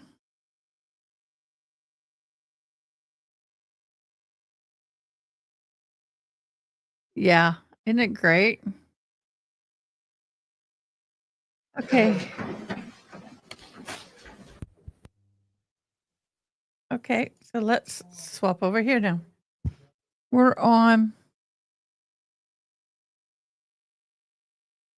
another testimony. This is too long for me to stop it. The jury is at 2.5 hours deliberation. Specialty in neurobiology of memory, also from University of California, Irvine at the Center for the Neurobiology of Learning and Memory. They're saying that she was mentally not in her right mind. At the University of Colorado Health Sciences Center. And ever since then, I've been a professor in psychology at the University of South Florida. Okay. All right. And what is your specialty, if any, sir? My primary specialty is the study of the brain and memory. Okay. May I add that I've also been a career scientist at the Veterans Yes, Affairs we do Department not for wish to 30 ignore years, you. We with do my our best to specialty being acknowledge everybody. Post-traumatic stress disorder, which is fundamentally a memory disorder. Okay. Can you give us a summary of your contributions to science? So I have primarily studied all different aspects of the brain and memory. I've studied how people are affected by trauma and develop post-traumatic stress disorder. I've studied how the mechanisms of memory are affected in both animals and people. I've published work on memory in animals and clinical studies on people. And so more recently, I've been studying the phenomenon last couple of decades on how children are forgotten in cars. And have you ever testified in court regarding memory issues and or children left in cars issues? Yes, I've testified numerous times in different states, in criminal trials, civil trials as well, as a result of children being forgotten in cars. Okay, can you tell us how many different states you've testified in with regard to that? As I recall, 5 or 6 different states in which I've testified specifically in criminal trials. Okay. And also other countries? Yes, I've also testified on a case in 2 cases in Australia. One involving a child that was forgotten by a mother in Australia. Okay. And how long have you been studying about, we'll say, the issue of memory and how it may affect children being left in cars? So I do remember very well when I began studying this. It was about 20 years ago when I'd already been studying memory for decades. And I received a call from someone, a news reporter, asking me as a memory expert to explain how it is that so many hundreds of children have died as a result of being forgotten in cars. And I will admit at the time, the fact that I understood all about memory, and in fact, I studied forgetting. I had no idea what the reporter was referring to. But as a scientist and also as a parent, I was very curious. So I then started doing research on my own. And I found websites, kidsincars.org and noheatstroke.org, where they had been keeping track of children that had been forgotten in cars. And I learned that hundreds, this is 20 years ago, at the time, hundreds of children had died as a result of being left and forgotten in cars. They had died of heat stroke. That's therefore how I began my study, was to appreciate the numbers, which were staggering. I learned that the children that now are being forgotten in cars, it was largely unheard of. It hadn't happened prior to the development of airbags. So before there were airbags in cars in the 1990s, children in general were put in the front seat. And so you're not forgetting a child that's immediately next to you. Once children were put in the back seat, in particular facing the rear, when you have infants in the back seat, then you start seeing people forgetting kids in cars. So there's first an obvious pattern that we see, which is children are forgotten in cars beginning in the late 1990s. And what we have now is an epidemic. Last year, 39 children were forgotten and died in hot cars. How many? 39 children were forgotten that died in hot cars. So we've had hundreds of Could you hang children. on just a minute? I apologize, Dr. Diamond. I misheard something. So what I do as a part of my research is to monitor the number of children. And the way I do this also is that I'm on task forces that keep track of children that are forgotten and die in cars. I'm on a task force in Florida because of the heat we have in Florida. We have a very high percentage of children that die in hot cars. I'm also on a task force in Texas where they have children, a very high percentage, but actually almost every state in the country, children have died in hot cars. I'm also on an international task force funded by the United Nations because children have died in hot cars all around the world. So we're looking to combat this epidemic of children dying in hot cars. Have you been published? Toilet fishing. Toilet So talk. I have an online article in which I have described the neurobiology of what is going on when children are forgotten in cars. And this is a result of the way I do the research. So I personally interview dozens of parents, caretakers, and grandparents that have forgotten children in cars. I read the literature, I read the media reports as to what is going on, as to what is happening when a person is forgotten, when a child is forgotten in cars. So initially, I wrote an online article to explain this, which is an academic online journal called The Conversation. And that article has had over 150,000 views. I then evaluated the literature, the neuroscience. Uh-oh. Everyone have a seat. You can keep going, but we have a verdict. Your choice. We have a verdict. You all can have a seat. If I can do this after the verdict, That's entirely up to you. Yes. As I was saying, as a neuroscientist, one who has studied memory all my career, I then evaluated the neurobiology of children being forgotten in cars.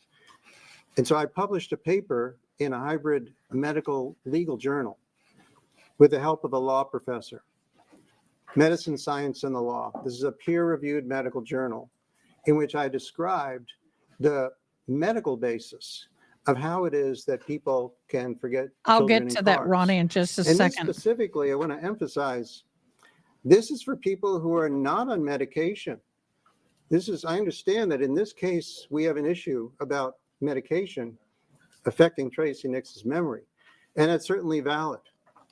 But independent of medication, we have hundreds of people who have forgotten children in cars, and that is independent of medication impairing their memory. And this was a part of my publication in Medicine, Science, and the Law. you indicated you've written some publications. Can you tell us, or do you recall what states you've been a witness in with respect to the issue of children in cars, being left in cars? Off the top of my head, I've testified as an expert in Texas, Wyoming, Arkansas, and a couple of other states. Virginia? And Virginia. Okay. Have you also consulted with prosecutors regarding this issue? Yes, I've not only been contacted by defense attorneys, I've been contacted by prosecutors. One in particular, this happened numerous times, so one in particular was a prosecutor in Utah in which a mother forgot a child in the car and the child died. That prosecutor contacted me, telling me that he was considering charging her with a crime, with manslaughter, but he wanted my opinion as to how to go about this. Did I actually consider, well, in his opinion, is this a crime? And we spoke for a good long time. We spoke for about an hour, and I explained to him the neurobiology of this phenomenon. I explained to him and shared all the research that had shown how many hundreds of children had died to really good, attentive, and loving parents. That this is not happening to reckless people. And at the end of our conversation, he decided not to charge her with a crime. And what I was really pleased with was he actually put out a press release, which included his discussion with me as an explanation for why he was not charging her with a crime. All right, let me go ahead now. We're gonna break this. I'm gonna Yes, put the verdict in. I Yes, just got my laptop, which I needed to have the verdict come in with. State, No, Your Honor, I was just about to say, I didn't know if I heard the court correctly, so we have a verdict. So we do have a verdict, and so you need to step down once we're done with the trial. Whichever way it goes, you can have the courtroom in the court order. So sir, please step down. All right, Judge Willis, we're ready for the jury.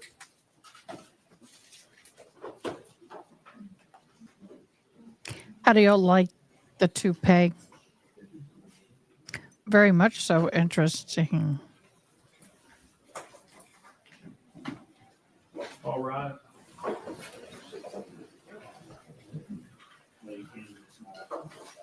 She's going to lose it. She's going to sob. It's going to hurt my heart.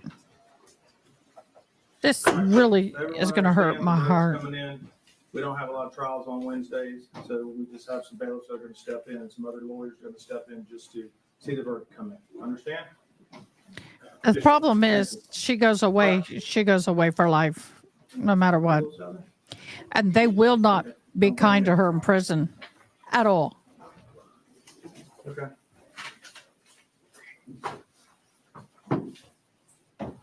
Yeah, when you get extras coming in, wait when they start lining up behind her. That's when you know you're in trouble. No, that's going to break my heart.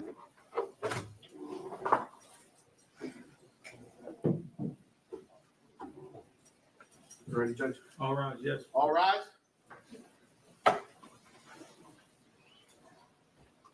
Do not get the jury. That's her daughter. And she wants it to be guilty.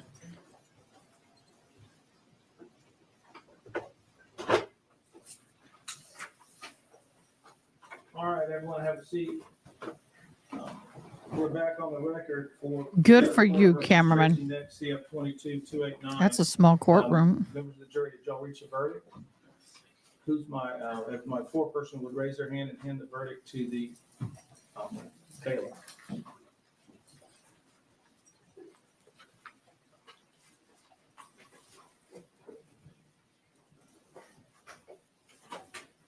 All right, defense, please rise. Mrs. Nix, please rise. All right, we're going to go ahead and publish the verdict. In the Guilty. Circuit Court of the 10th Judicial Circuit of Florida in and for Hardy County, State of Florida versus Tracy Howard Nix, case number CF 22-000-A000-XXW. Verdict form. We, the jury, find as follows as to count one of the charge. The defendant, Tracy Howard Nix, is not guilty. We, the jury, find as follows as to count two Guilty. of the charge. The defendant, Tracy Howard Nix, is guilty of leaving a child in a motor vehicle in excess of 15 minutes, causing great bodily harm. Don't read, just, don't read anymore. Yes, sir. All right, thank you. Mr. Fletcher, you wish the jury to be polled. So she didn't get the State, you first. wish the jury to be polled. No, Your Honor. I'm going to release the jury. No objection. All right, all rise. Members of the jury, I want to give you your final instructions. Hold on one second. Ladies and gentlemen, I wish to thank you for your time and consideration of this case. I also wish to advise you of some very special privileges enjoyed by jurors, such as yourself. No juror can ever be required to talk about the discussions that occurred in the jury room except by court order. For many centuries, our society has relied upon juries for consideration of difficult cases. We have recognized for hundreds of years that a jury's deliberations, discussions, and votes should remain their private affair as long as they wish it. Therefore, the law gives you a unique privilege not to speak about the jury's work. Although you are at liberty to speak with anyone about your deliberations, You are also at liberty to refuse to speak to anyone. A request to discuss either your verdict or your deliberations may come from those who are simply curious, from those who might seek to find fault with you, from the media, from the attorneys, and elsewhere. This It will is be the up to second you to baby decide that's whether been to preserve the unalived in her privacy of the jury. presence. I want to thank you on behalf of the citizens of Hardee County and Polk County for spending your time with us. Thank you very much for your time and consideration. So- You may be excused. Keep a note. But the jury didn't know that. Once they leave, have a seat, and I'll have the defendant proceed to the podium. She was asleep with the other one, I'm told.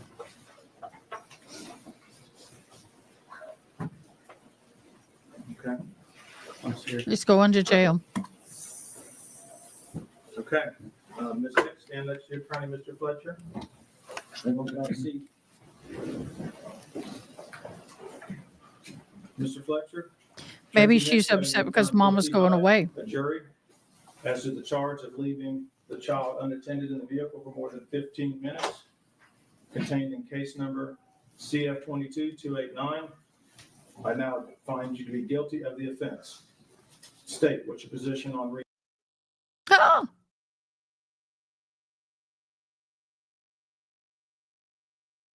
Oh.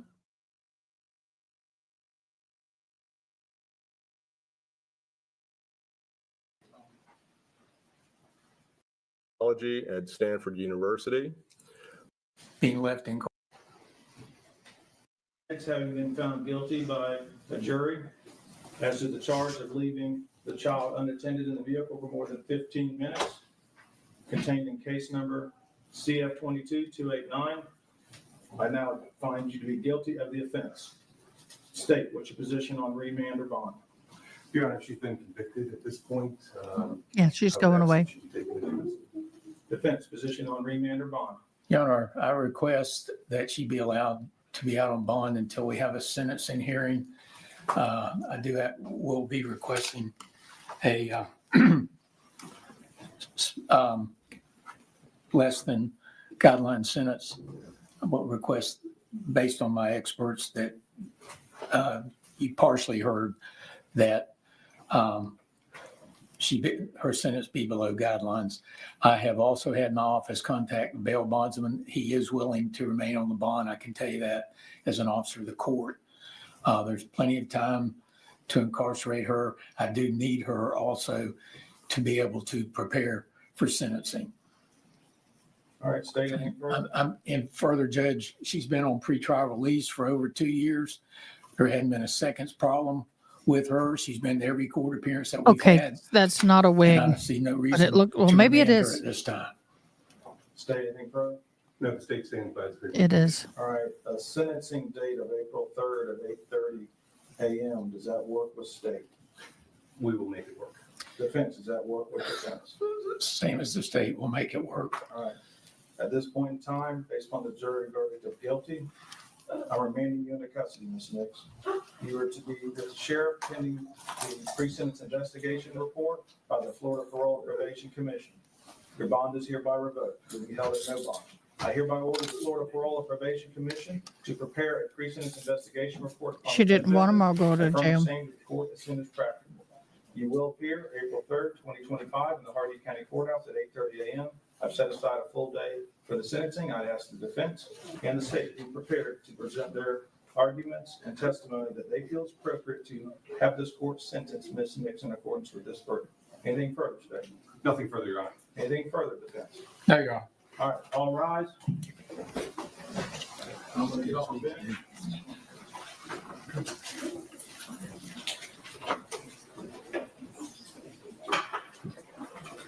So it doesn't look like the daughter was wanting her to go away.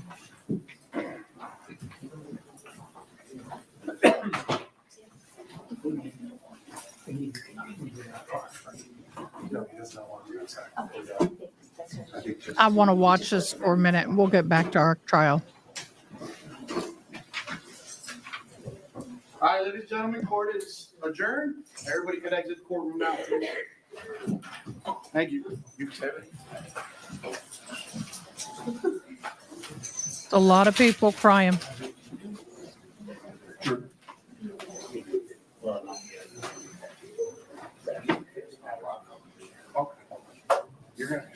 Yes. Yeah. I don't know.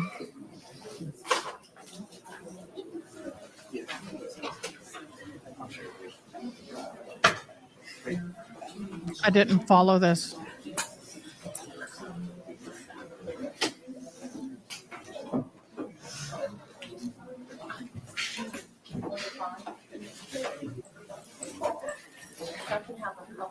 Oh yeah, that's a toupee.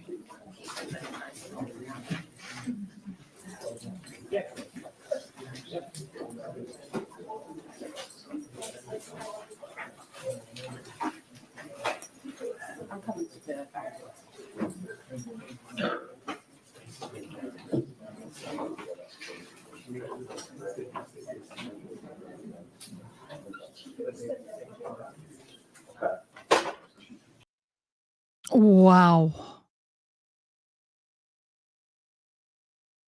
Wow. That was hard. And I didn't even watch the trial. That was hard. Need a breath on that. Once I discovered all the meds and everything that the doctors have put her on, and the fact that she had done it twice.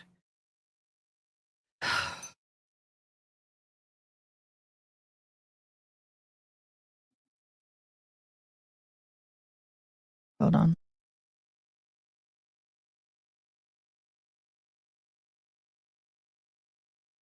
Friend of mine had major dental surgery. Okay, guys. Yeah. I'm a little surprised I feel the way I do feel, but what can I say? It's sad all the way around, but people don't understand what meds can do to you. Meds are bad. Meds can be bad. They can be really bad. If we have another break, I want to watch the Delphi interview with the juror that's choosing to speak. And you're right. I'm sure the daughter is highly conflicted. Highly conflicted. Please be seated.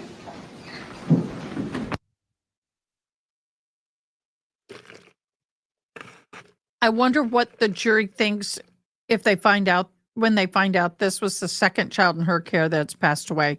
Would they change their verdict? Directly in possession of a person listed on the chain of custody. Yes. What is a chain of custody? Oh, Chain of he's going after custody this is a form COC. that shows where the evidence has been transferred from one person to another. And it shows who has handled it. Correct. It also documents how the evidence was transferred. Correct. And it shows how, so like, documents might have been stored. So I could just, The chain of custody begins when evidence is first collected. correct, The chain of custody may begin at the crime scene. yes,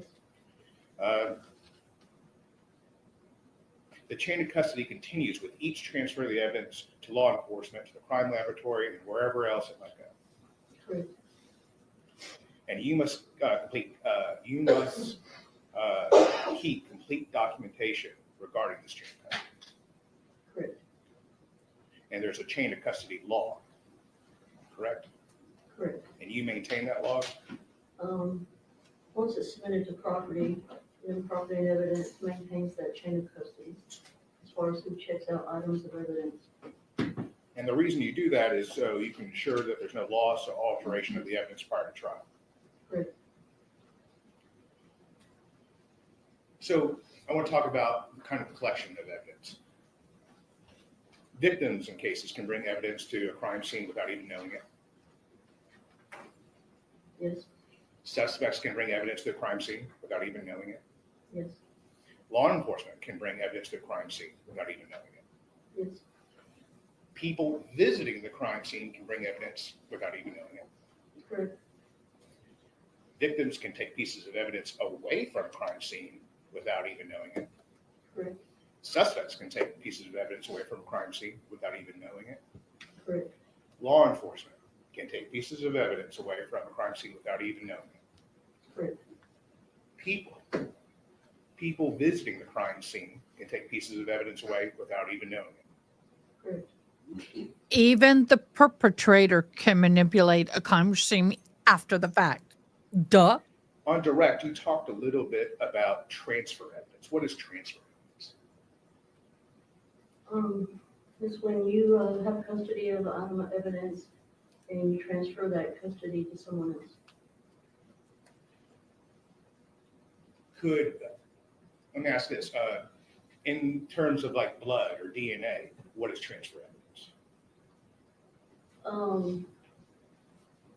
Evidence that is left on the scene by individual, person, or item.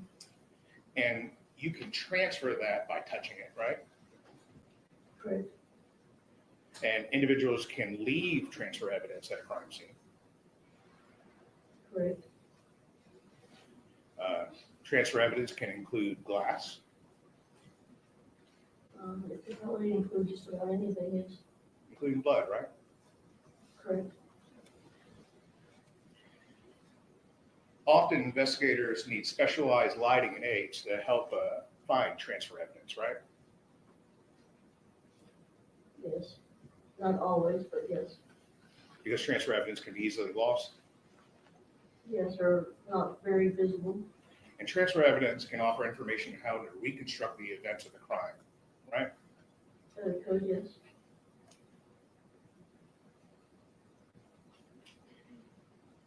At a crime scene, most crime scenes, there's often tiny pieces of fragments of physical evidence that can help tell the story of what happened, right? Correct. That's what your job is, to tell the story of what happened. You collect the items. Yes. And those items can tell a Document the story, items. right? Yes. Hair, fibers, clothing, carpeting, pieces of glass, blood, can all help tell the story of what happened. Yes, they could. These tiny pieces of evidence are called trace evidence, right? Yes. Trace evidence can be transferred when two objects touch. Hallelujah. Thank you Transfer evidence to can be whoever just transferred, fixed the sound. Between evidence. God love you. If proper precautions are not taken, yes.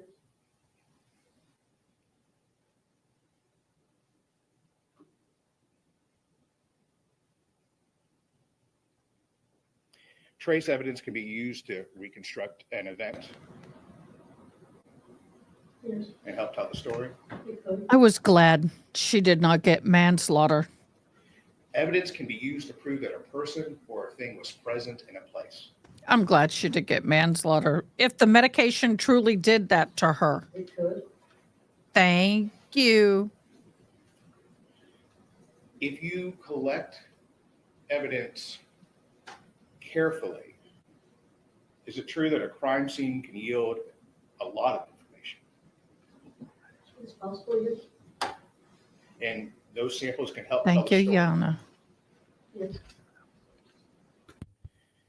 Forensic scientists examine physical evidence, Oh, thank you chemical for evidence, and trace evidence, right? Yeah. And you have a variety of tools at your disposal to test these things. Yana, I sent you a message in Discord.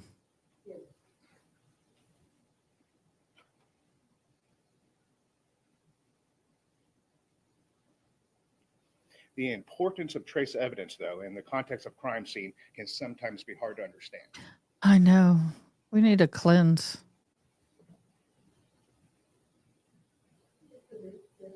And that's why you're here. You're here to help explain the collection of evidence, right? Yeah.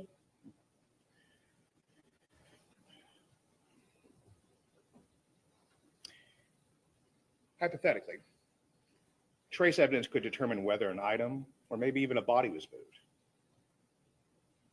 Yes, it could.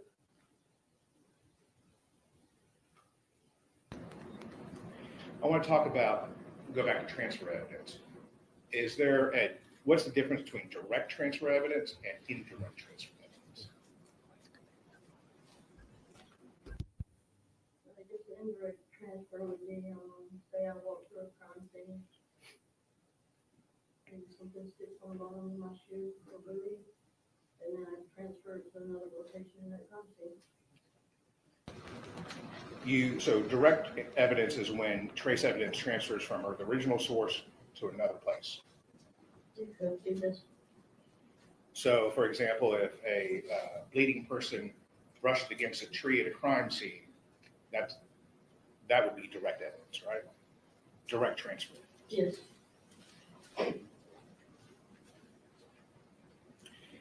Indirect transfer is when the trace evidence is, as we said, carried from the primary source to another place by a third person or maybe by an object. Yes. And with indirect transfer, it's important to preserve and document any kind of evidence when it's identified. Right. We'll get that back. And if trace evidence can't be properly preserved and protected, it can be lost. It could be, yes. Contamination of evidence can be a very serious problem, can it? Yes. Contamination of evidence can ruin evidence. Yes. Contamination of evidence can jeopardize a criminal case. It could. And contamination occurs when something or someone is introduced to a scene that was not previously there. That's possible, yes. Contamination can come from people investigating the scene. Yes.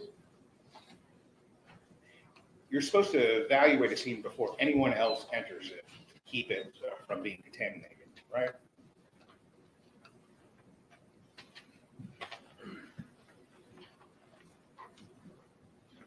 Can you repeat that? Sure.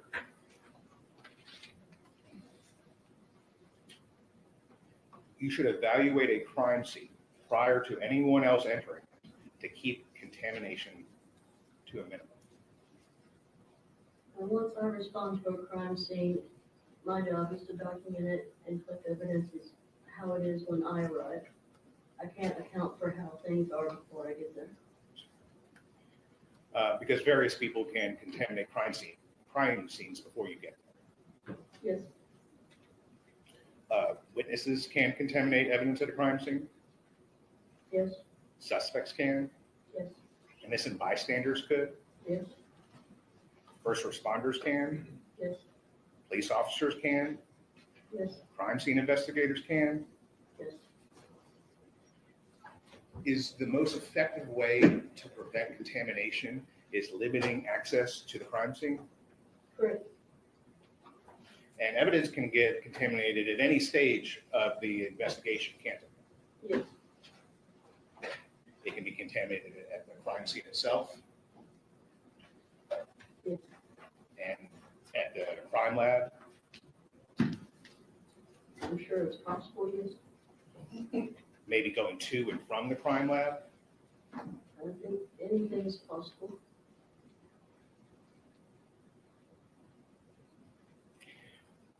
You would say it's a fair statement to say that everyone that comes in contact with this evidence has a responsibility for making sure it doesn't become contaminated.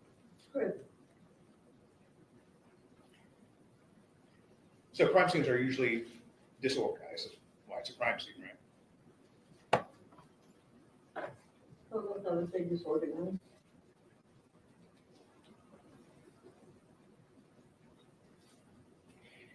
When you discover that a piece of evidence has been contaminated, you need to document that, right?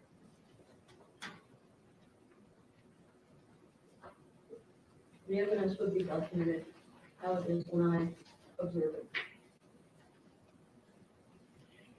And if you don't document any of the contamination that may have occurred, that evidence could then be misleading.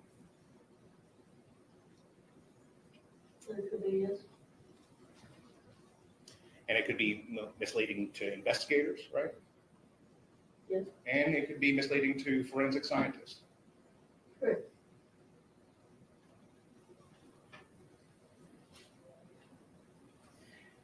anyone who enters a crime scene is capable of adding something to it Correct. and taking something away. Correct. And anyone's capable of contaminating it. Correct. If someone doesn't have a legitimate purpose investigating the scene, they should not be allowed there, right? That is correct. And those who do have a legitimate purpose being at a crime scene should be aware of their potential to contaminate evidence, right? Correct.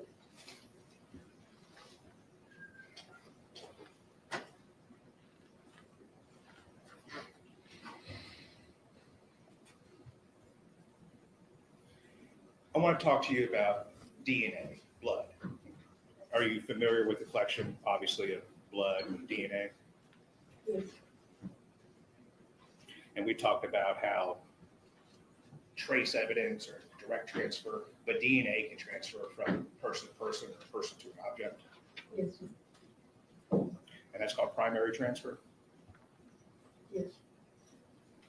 And because of these types of transfers, sometimes you can, for example, find blood in a room in which the source of the blood was never present. It's possible, yes. And other forms of DNA can be transferred the same way. Yes.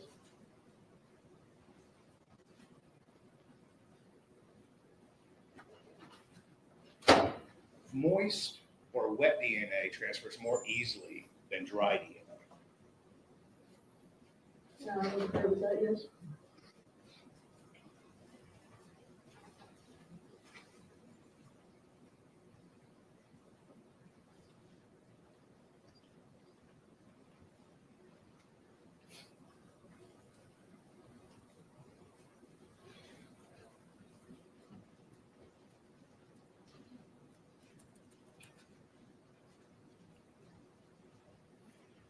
Investigator Johnson, I want to ask you some questions about Blue Star.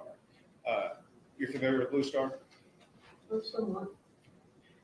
It is, you were asked a question on direct. Do you know the difference between Blue Star and luminol? I don't know, we use Blue Star. Luminol is a little bit different, I believe, as far as the lighting conditions that are required and stuff. And is luminol in Blue Star? That I don't know.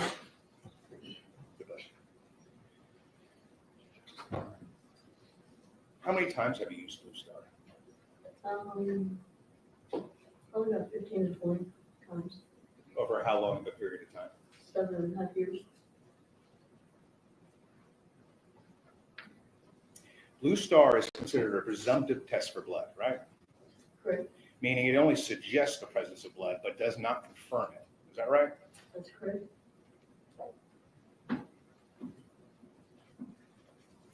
What limitations does Blue Star have in detecting substances other than blood? I'm sorry, can you repeat that? What other substances could Blue Star detect other than blood? I believe it can detect some cleaning chemicals, bleach. In this case, you used Blue Star. Yes. Did you ever confirm the Blue Star reactions using a secondary test? There was, again, they were only presumptive tests, but we have rapid presumptive tests. OBTI and hemostat. Presumptive means not confirmed. Correct. So my question to you is, did you do any secondary tests to confirm the presumptive Blue Star test? And what are those tests that you did? I mean, the swabs that I collected to confirm whether or not it was blood would have been sent off to the lab. I would not have confirmed those. Have you ever had the opportunity to work with the Kasselmeyer test? It may fall under some of our rapid tests. Have you ever done a Kasselmeyer test? I've done OBTI and hemostat. Have you ever done a Kastle-Meyer test? I'm not familiar with that. So you're not familiar with it, means you've never done it? I'm not familiar with the name.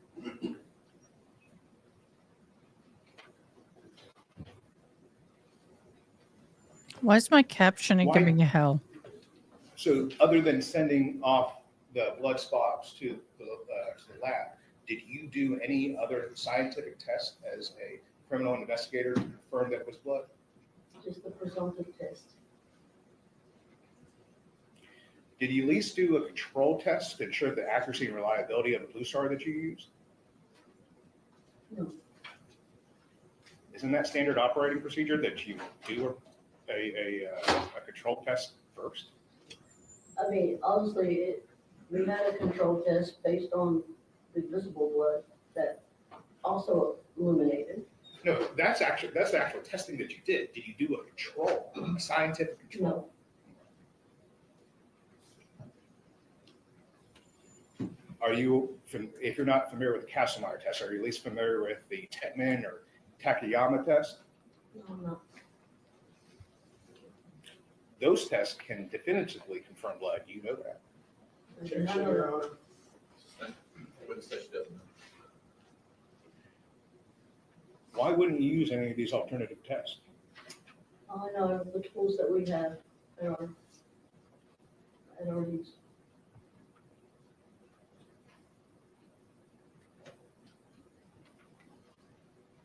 You documented all the areas that tested positive for Blue Star, Yes, and you documented all the areas that were negative. yes. At any point, did you see anything that was possibly blood that you later confirmed to be a false positive? No.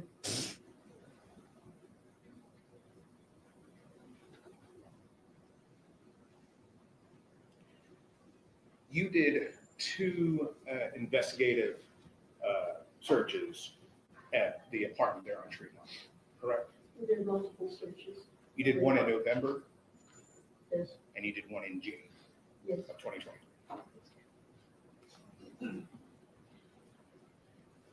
Did you use Blue Star on this at the search in January? No. Did you ever spray any of the walls in the apartment with Blue Star? We sprayed some walls and some doors, yes. What walls did you spray? I believe in the living room, the doors for the laundry and the bathroom door. You didn't do the bedroom walls? I don't believe so, no. You didn't do the bathroom walls? This is where their investigation is going to have a problem. The sink, mostly the floor, You didn't do the bathroom walls? just the shower walls, Just the shower walls? And then you said the laundry door? yes. Was there a Blue Star reaction to the laundry door? I believe on the laundry door and on the bathroom door, coming from the kitchen.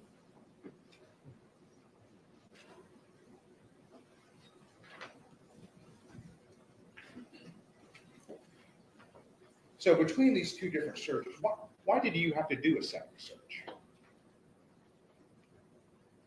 Because additional evidence was discovered. Why didn't you discover it the first time? It just was not discovered. I know we searched under the bed. But you didn't see that spot? Well, I was on the back side of the carpet, so no, I wouldn't have seen that spot. And handed me with the flashlight looking under the bed, did not see any discoloration at that time. Was that because your investigation was rushed? No. You testified that over a 3-day period that you were awake for 51 hours. Yes, Perhaps you might have been too tired to be able to find the spots on your first search. I mean, it's possible, but I do take my time when I process things.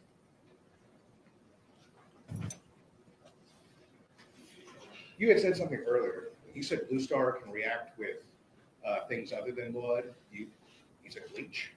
Yes. What about hydrogen peroxide? That I'm not sure. Yes, it can. When you I'm did telling your you. investigation, did you find cleaning supplies? I think About cleaning tools, I'm not sure about supplies.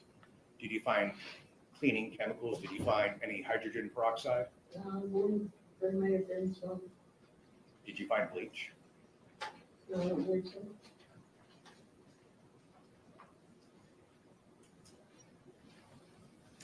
I think the way they've changed the mics, she's not coming across as strong. So I'm not worried about how she sounds. I have to read her, but I can tell you it's softer by the way it feels on my ears. But she's answering his questions. She's not obligated to say any more than that. In your opinion, when you did your search in November, Gabby and Bama, thank you for coming by. We'll see you in a little do you think bit. anyone had tried to clean up a crime scene? Love you, Gabby. Yes. I'm sorry, I was finishing up some class material. Based on the results of the Blue Star, Can you please elaborate? there was obviously. TK, go to my Discord page. Go to members chat. There's something very funny. On the walls. Tacky, but funny. That was not visible to the naked eye. And do you believe that to be blood, or could it have been cleaning agents? I believe it to be blood, based on the reaction time and the longevity of the reaction of the Blue Star. Even though it's only a presumptive test? Correct.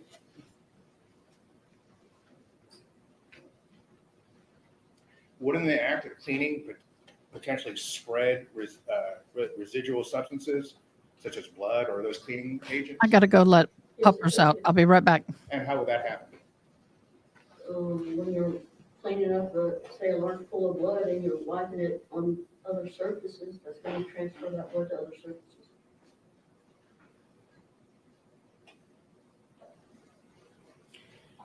If the carpet in the bedroom was damp from cleaning, could that have affected the Blue Star results by spreading and diluting any potential residue?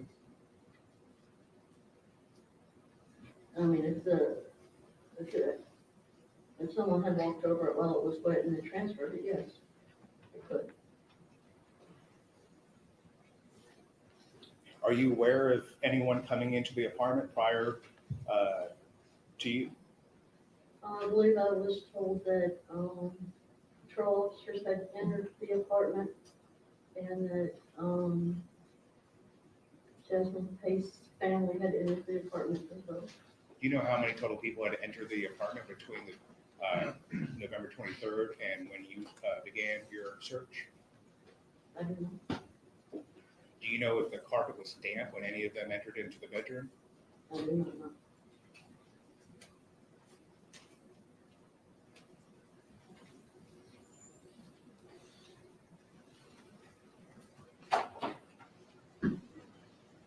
Isn't it possible that the individuals walking through the apartment could have tracked blood, cleaning agents, debris, or any of these other substances across various areas in the apartment? It's possible, yes.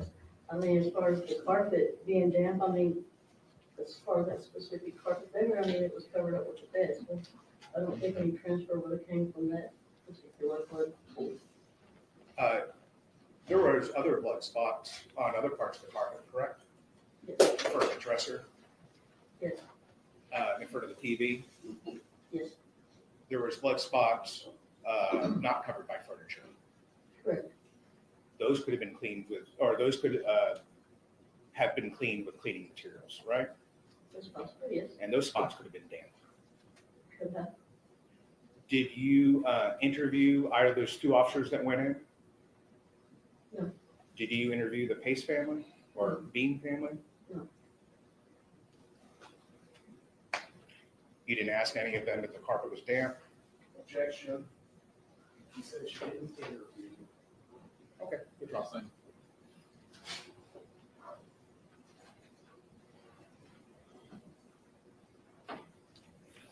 When you started your investigation, did you take the steps to limit the The foot cat has traffic her into the own bed and apartment? she's sleeping in the dog bed. Completing my initial walkthrough, I advised the officer not to let anybody Go else inside figure. the apartment for any reason.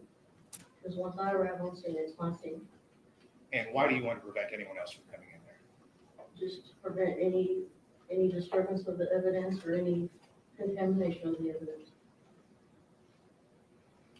Were shoe prints or other marks observed in the Blue Star? No, You didn't see any footprints in the Blue Star? I did not see any footprints in the Blue Star. Did you speak with Investigator Crawford about your investigation? Yes, And you conferred with him about the Blue Star? yes, Was he present with the Blue Star, or when the Blue Star was applied? yes.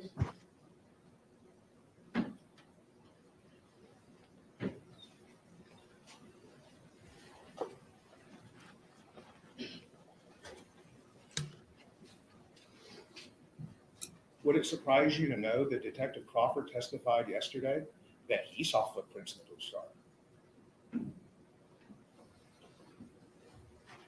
Well, it wouldn't surprise me. I mean, I saw a footprint, but it was a visible blood footprint. Visible blood footprint. Mhm. Did that light up in the Blue Star? Yes, it would have, yes, So you saw a footprint in the Blue Star. yes.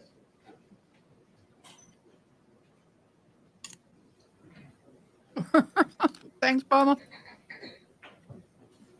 Bama Green Eyes. Footprint, not a shoe print. Oh, it's sour. Thank you for clarifying. If you need me to separate, did you find any shoe prints in the I Blue did Star? not. Except for that one? Yes, the footprint is. You can't definitively say that the reactions observed with the Blue Star were not caused by cleaning agents, can you? Based on my training and experience, I can say, based on the longevity of the reaction of the Blue Star and the intensity of the luminescing of the area is a lot different than if it was a chemical agent or bleach or some other item. If it's a chemical bleach or chemical cleaning agent, it's not going to be as intense in color and it's not going to last nearly as long. Seconds. So you believed it to be blood based on the brightness of the Blue Star, correct? Correct. And based on the other presumptive tests I conducted. And again, presumptive means it cannot be confirmed. Correct. And you did no test that confirmed it to be blood there at the scene, right? Correct.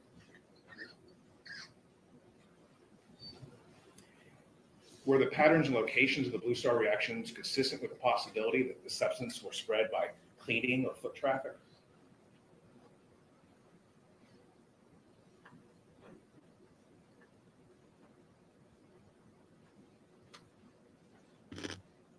Can you repeat that, please? Sure.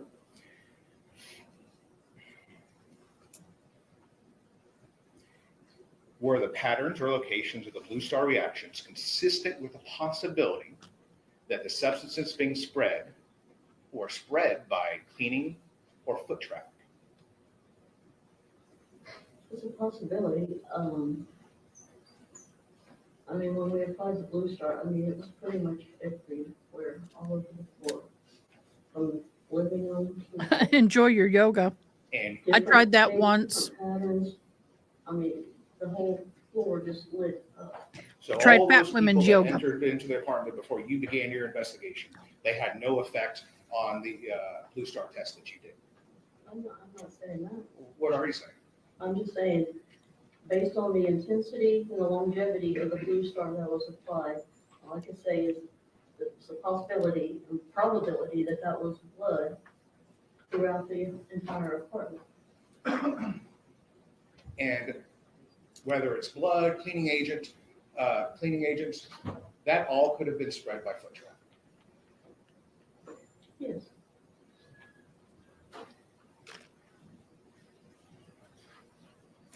So I saw all these pictures where you have this yellow tape and this white tape for measurements.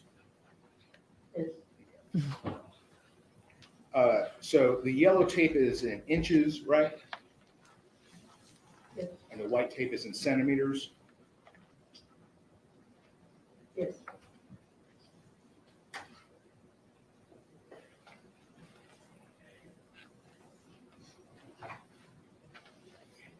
Do you risk any confusion by having two different measurements in the same photograph or in the same piece of evidence? No. So do you ever have to convert inches to centimeters or centimeters to inches? Yes. I document the scene, I document the scales, the photographs.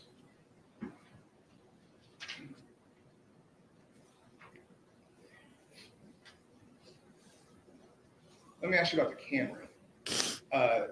The Camry, you believe that, what scientific test did you perform to believe that the suitcase was in the trunk?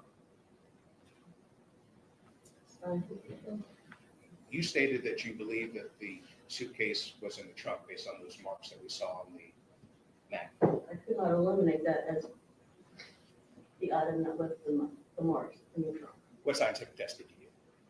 Measurements. Okay. What was the measurement of the wheels? Measurements, the wheels were approximately, like I said, this was not a critical comparison. I'm not certified to do critical comparisons of wheel marks. My job is to say, yes or no, could this suitcase cause these marks? I could not say this suitcase did not cause it. But I could say it's a possibility that it did, because it fit within the parameters of those measurements. So if I understand you say the suitcase could have done it, it could have not have done it, right? If it did not do it, I could say it did not do it because the wheelbase would have been way off or different and not consistent with the track marks. But it's fair to say that you can't confirm that the suitcase made those marks. Correct. I want to talk about the search that you did in January. You returned there to do a second search, and this is approximately, what, 5 weeks, 6 weeks after your first search? Yes. Isn't it true that during that time, the apartment could have been accessed by others? If we were like, I would not know that. Because the apartment was no longer secure after you finished your first investigation? There was no longer an active crime scene. And people that may have accessed that apartment could have altered evidence that you collected? Okay. Could have contaminated that evidence? After 5 or 6 weeks, you'd agree that the scene could change significantly, couldn't it? Yes. And it did change significantly, didn't it? Yes. To your knowledge, did law enforcement take any steps to ensure the apartment remained undisturbed between your first and second investigation? I do not know.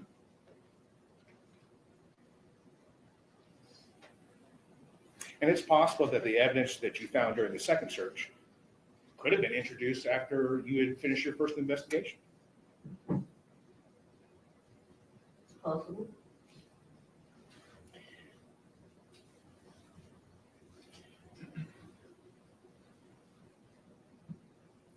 You'd agree with me that conducting a search shortly after an incident is probably the most ideal time for preserving the integrity of evidence. Yes. And you're collecting this evidence that has been tested, Yes. because it's important for these items to be tested. Yes. But isn't it true that all the evidence you collected during this investigation, I'm sorry, let me rephrase that. Isn't it true that not all the evidence that you collected in this investigation was tested? Correct.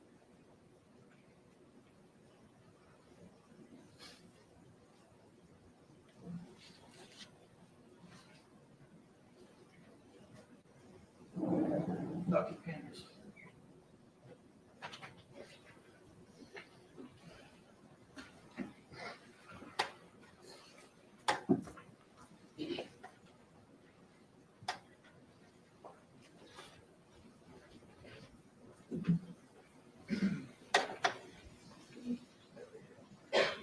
I'm showing you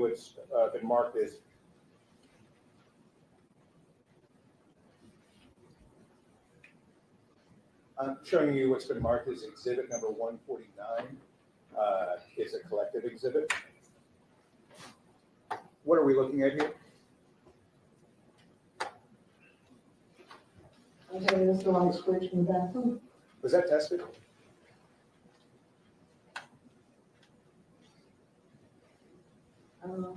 I do not know.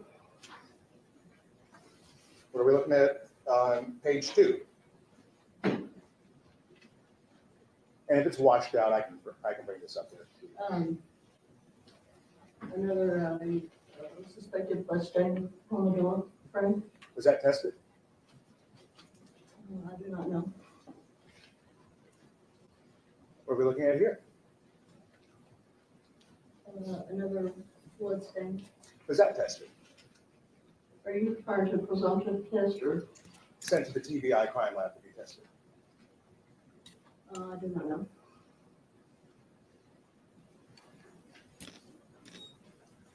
Number 5, we saw this spot earlier. Was this tested at the TBI crime lab? I do not know.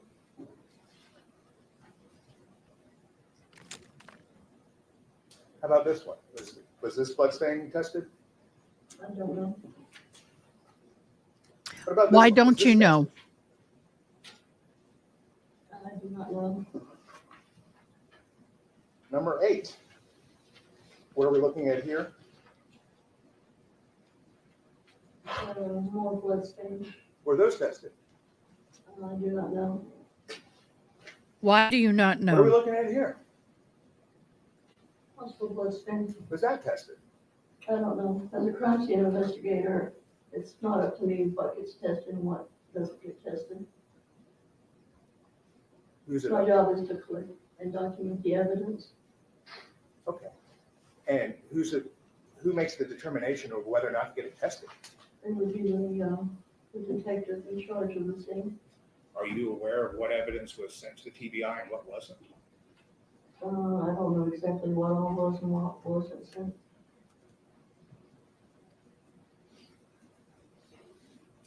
Do you have any say in what evidence gets tested or not? No, sir.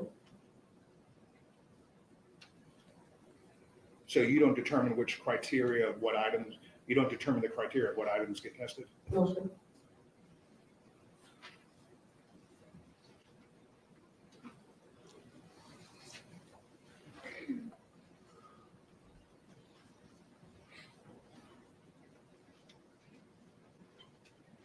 Yes, you are. And I was about ready to comment on that. There are limits that what they can test. Would it be helpful for you to see each individual piece of evidence to determine whether or not it has been tested? If you got to look at the white tag on it? It would be whether or not the, You know, she sounds tired. Okay, so when the jury gets this evidence back, what can they look for to see what pieces of evidence were actually tested by TBI? What will there be a color sticker on it? What are we looking for? I believe TBI uses orange evidence tape, So, but if they don't test an item, I don't know if they open it or not. That's a TBI you test. said hazard, is that the orange tape you're talking about? No, Is this the orange tape? yes, So this is something that was tested by the TBI?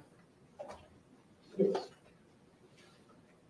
Well, it was opened by the TBI. I don't know if it was tested or not.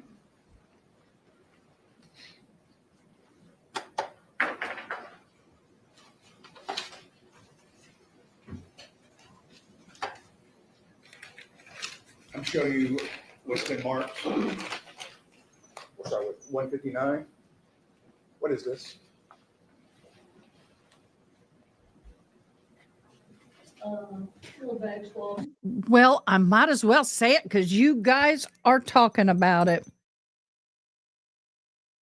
We have a new mod. Sorry, pushed the wrong button. Welcome, our newest mod, Miss Yana. Yana, you are our newest mod. Yay!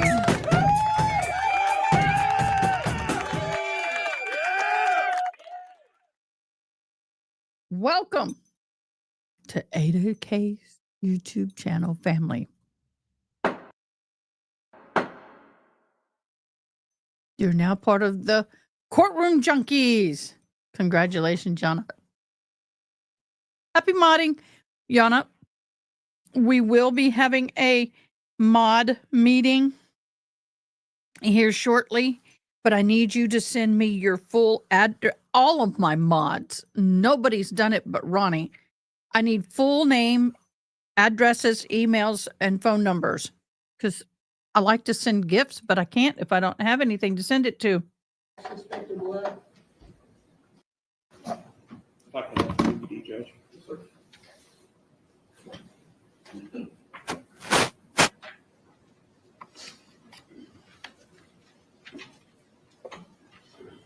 Would you describe moving a bed from one wall to another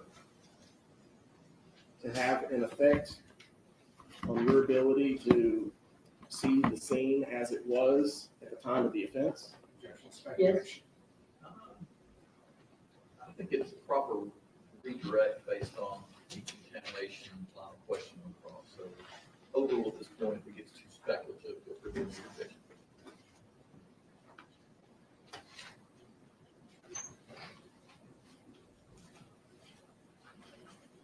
And I'm going to put up on the screen a photo. This is Exhibit 73. Was this the scene as it was, as you found it, on the day of the search warrant? Yes.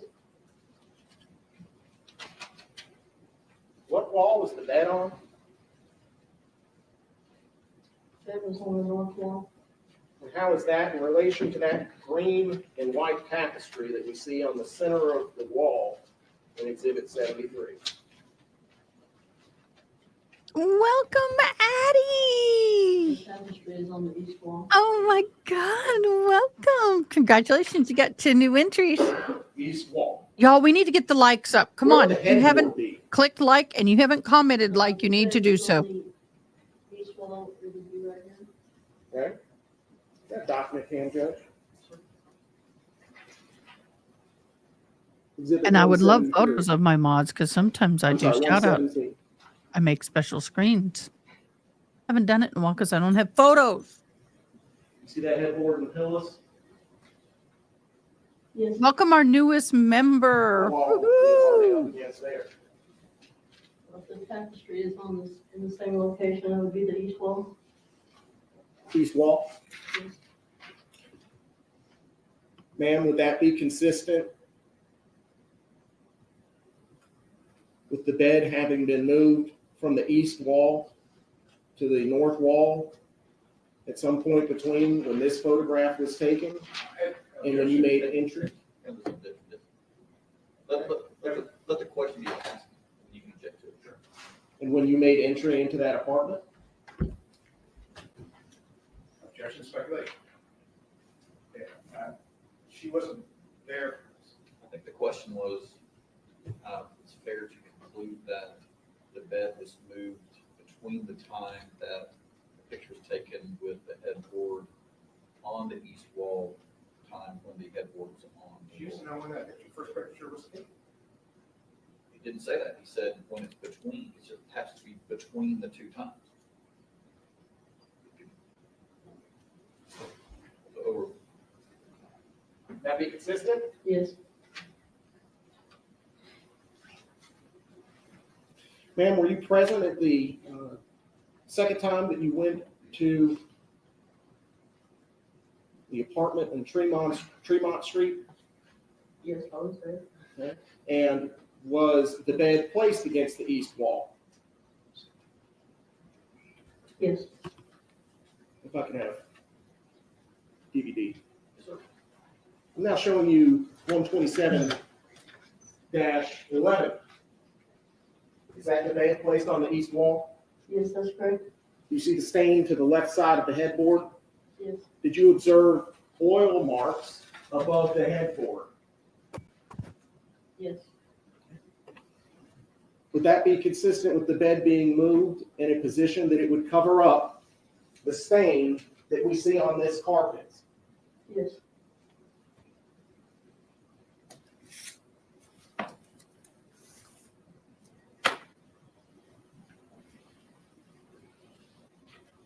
Would moving the bed contaminate the crime scene? Yes. Yes What about and no. mopping up blood? Would that contaminate the crime scene, ma'am? Yes. I hate If that I got somebody were to remove stuff on my items from a crime paper scene, jacket. would that contaminate the crime scene? Yes. Oh, yes. Cell phones? If they remove a cell phone from a location, could that contaminate the crime scene? Yes. What about specifically a homicide scene? What about moving the body? Does that contaminate the crime scene? Yes, I said it alters the crime scene somewhat. Yes. Alters it? Makes it more difficult to figure out what happened? Yes. Which transfers easier? Blood that's fresh and wet, or blood that, say, has dried for 4 days? The fresh and wet would be easier to transfer and more likely to transfer. And just so we're clear, if the homicide happened on 11/23, you made entry when? 11/27. Approximately 4 days later? 28 days. Yes, welcome, Miss Addie.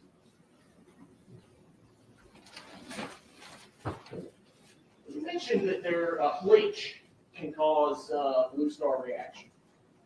Okay, we're now on cross-examination, and apparently when they went in and did their initial search and everything, they did not move the bed. So what happened?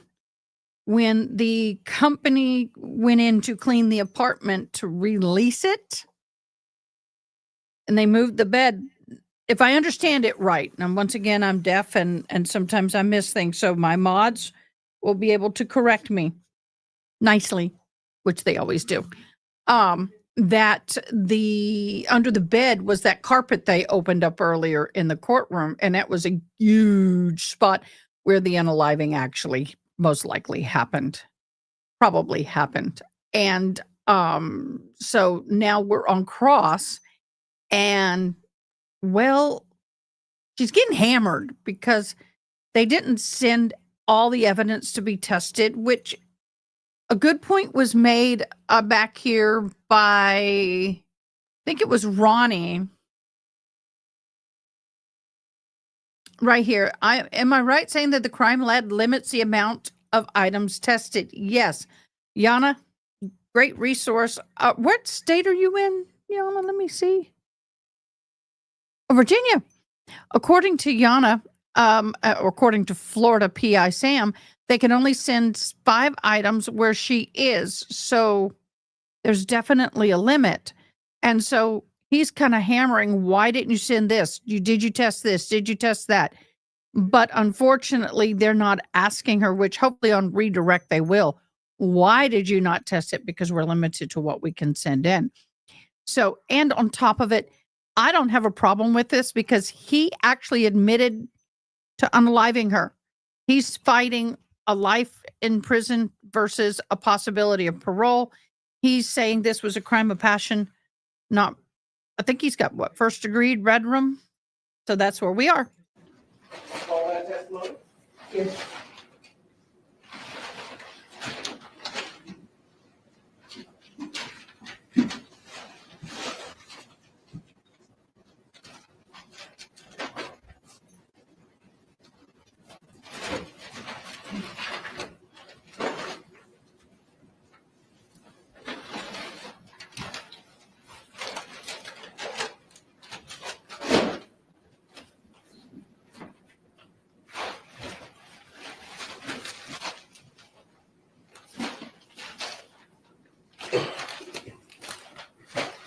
My nose is itched for the last 3 days.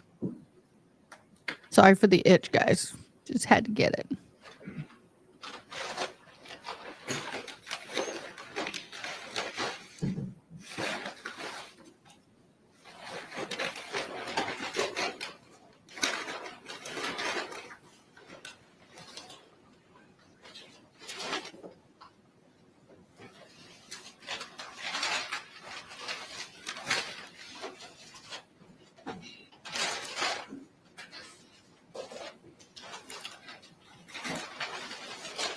It was on the TV. It was down the hall. It was in the bathroom. It's been marked for identification purposes as item 175. Is this an But item? once again, they didn't have any reasonable thought that there would be under the bed would have been that carpet covered. But in all honesty, I'm surprised they didn't lift the bed and look.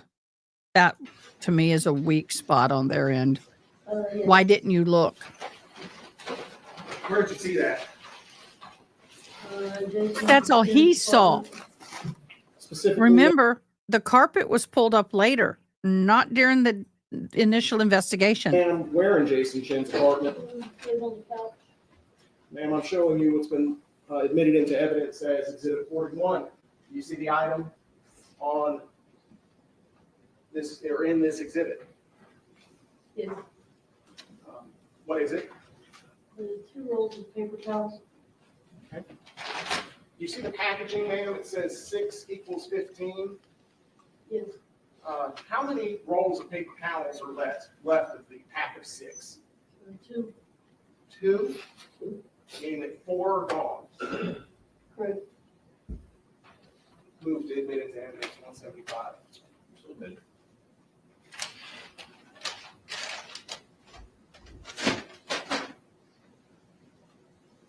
How much bleach did you find inside Mr. Chen's apartment? I don't recall finding any bleach.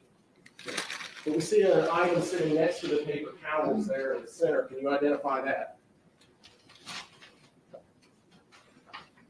Looks like a bottle of alcohol. Specifically, do you know what type of alcohol?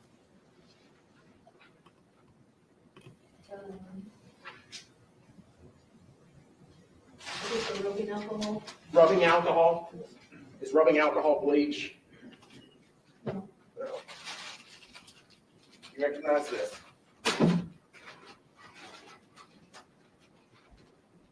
Yes.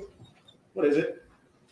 It's a steel bottle, or a steel bag containing the alcohol bottle with a Walgreens bag. Same one that we see sitting right there, a Walgreens bag, you said? Yes. What brand isopropyl alcohol is this? Walgreens. All right, move to admit 160 or 176 in evidence.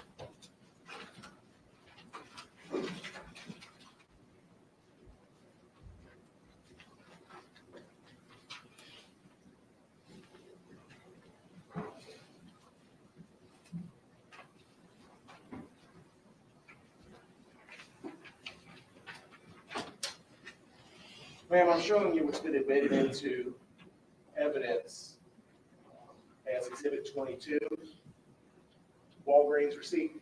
Would you mind reading what the first item is that was purchased at 7:00 p.m.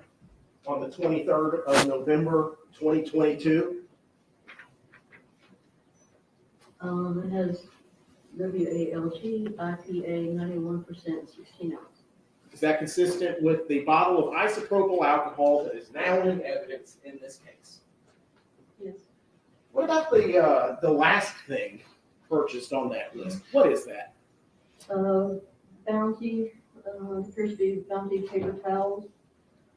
And is that consistent, ma'am, with the paper towels that are now in evidence Yes. as Exhibit 175? Yes. And do you see at the very bottom of the receipt that you have in your hand where it says payment type, Visa, debit? Yes. Could you please read that number out to the jury? 435546 and then 4189. Would you please compare that to the photograph that we have with Mr. Chen's credit card that we admitted into evidence? Part of that exhibit? Yes, they're the same numbers. Same numbers. Okay, thank you, ma'am.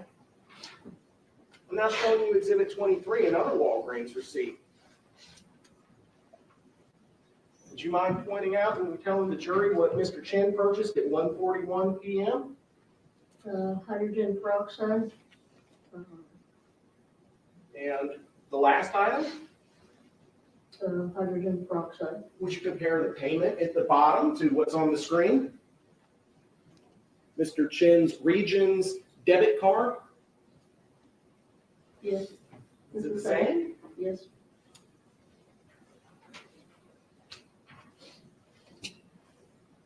That purchase was also on the 23rd, wasn't it? I did not notice it. Sorry. Showing you again, exhibit 23. Yes. At 1:00 p.m. Yes. Stupid is as stupid does.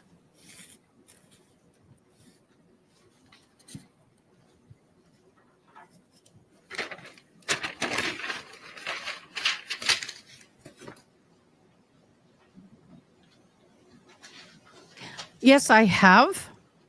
She is in the reception center where she's staying for the moment. She is just below, I think DR's down here, but she's one level off of DR.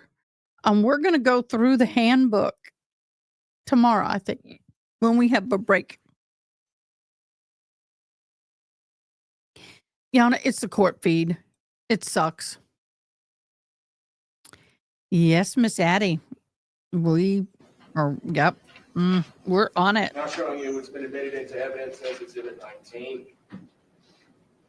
Ma'am, would you mind telling the jury what the fourth item down was that was purchased during that transaction? Oh my gosh, y'all, we got to take a break. We got to take a break. No idea how to start this. Help me, Kylie. Thank you guys so much for taking the time. I know. Oh. Want to play that? Hi. I have no idea how to start this. Help me, Kylie. Thank you guys so much for taking the time. I know this is going to sound basic and yet complicated, but what went through your mind as the verdict was read? I was relieved to hear that there was going to be accountability and ownership and a conclusion to this part of this story. One of the things that we have struggled with through this whole case has been the exclusion of my other story, which is my son that drowned in her care. And so for us, this is a win for Yuri. But I have a son named Ezra, and he has not been spoken of. And he died in her care. And I don't have any accountability or any answers for that. And I continue to look for those answers to what happened in that case and why that case was not worthy of prosecution at that time. So we're going to be going back in with the state and having a few more conversations to see. But in this moment, we are relieved. The daughter and me had a very hard time with her being taken, and I ended up stepping aside for that moment. And it isn't something that I would ever call a win for me. It's It is a awful. win for justice for my daughter.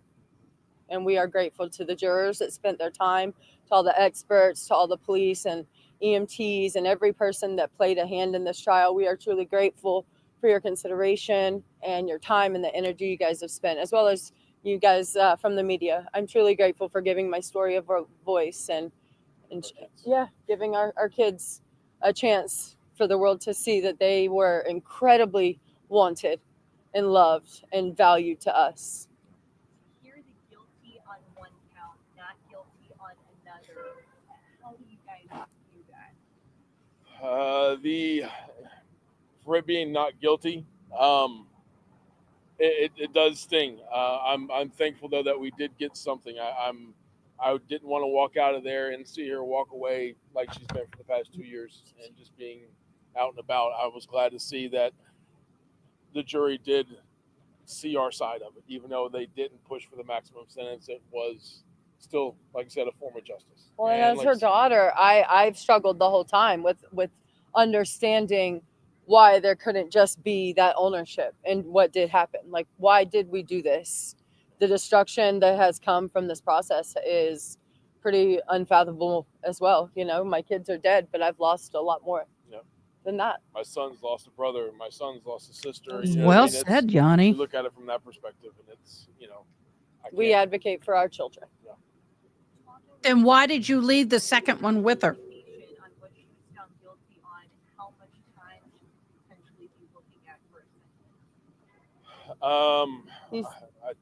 He was saying the maximum for the conviction that she had was 5 years, but he was very unsure whether or not they were going to arrest her. Go there. into further details and all of the.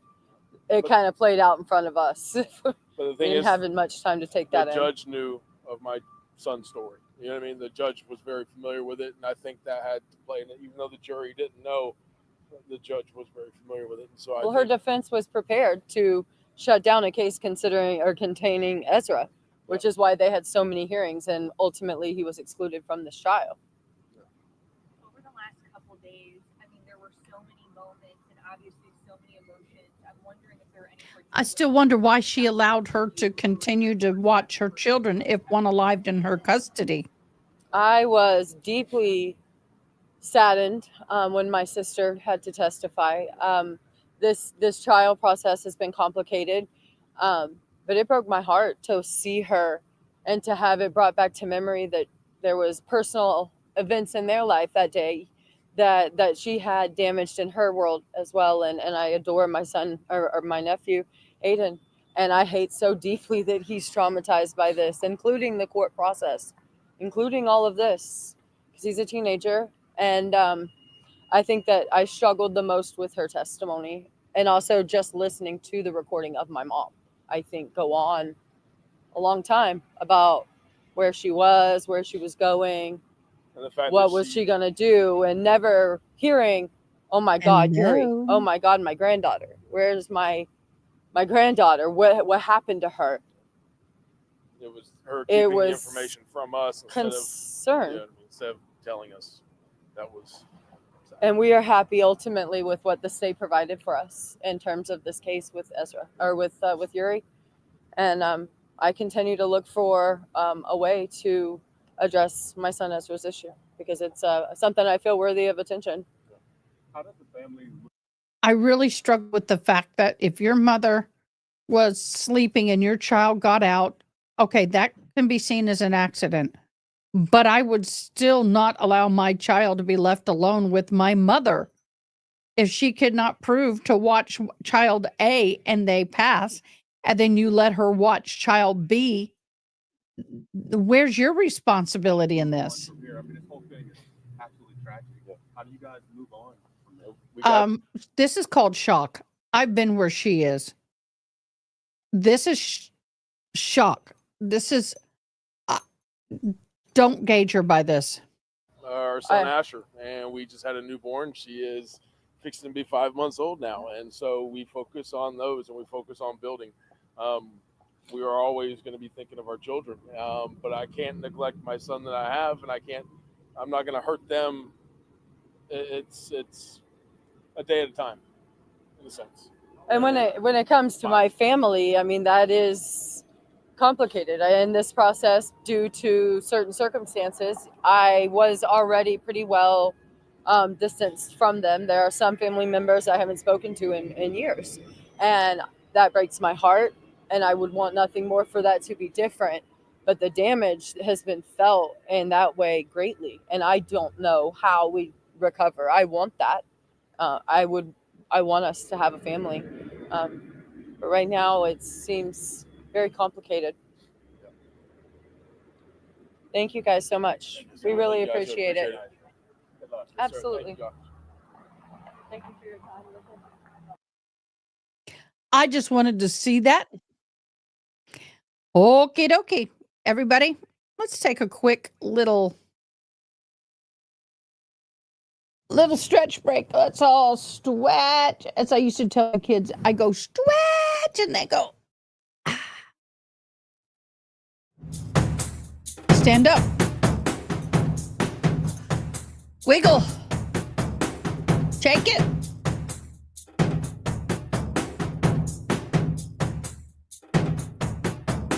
Here's Yanni's favorite thing. Whoosh.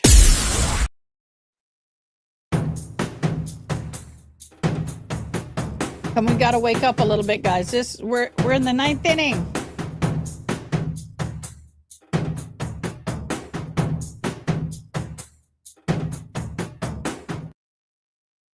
There we go. Are y'all awake? It is so sad.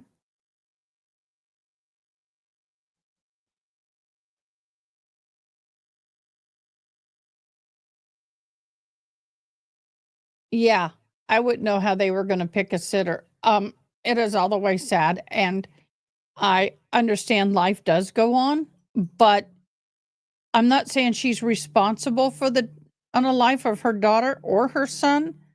But at what point do your mom does not take good care of your child? A, why would you leave child B with her? As much as I love my mom, if she'd done that to me, oh, watch it, Ronnie. That was not that kind of music. That's a da da da da da da. Never mind. Don't mind me. But yeah, they definitely have a divided family. Put it in my ear. The fourth item is asparagus. Sorry. Yeah. One of the asparagus. Oh, here comes the dog. This is hers. And that's not bleach, is it? Correct. Come here, baby. Someone's got a shirt on, and it says, I do what I want. Come here. Mr. Chen's Come here. Up. Come here. Up. Oh, give me the one that we just put into evidence. Yes. All right. If I told you that item 176 is isopropyl alcohol, is that the only cleaning supply that you found? I believe so, yes. Okay. So you never located any of the other bottles? Correct. Go. I'll take it off. There you go. Go. Council asked you about the shoe print in Blue Star, and you pointed out that it was not a shoe print. That is not pole dancing music. Can you elaborate on that for us? Y'all, keep it clean. It's not a members only live, Ronnie. Okay. Like a barefoot, like if I took my shoe off, something like that? Yes. Was it a large foot, a small foot? I believe I measured it, from what was there, 9.5 inches. 9 1/2 inches? That's the size of 11 You said women. it wasn't all there. What was missing from it? It looked like maybe part of the toes. Hi, Benny. That's my So, baby. Did you say that the foot was longer than 9 1/2 inches? Come on, guys. We need to get more likes in here. If they had toes. If they had toes? Yeah. Okay. Fair enough. Absent a partial amputee, longer than 9 1/2 inches. Yes, sir. Now, if I could have you come down and open for us the trunk container one, I'm sorry. Right here. Item 172, the trunk liner from the Camry. Put it right here.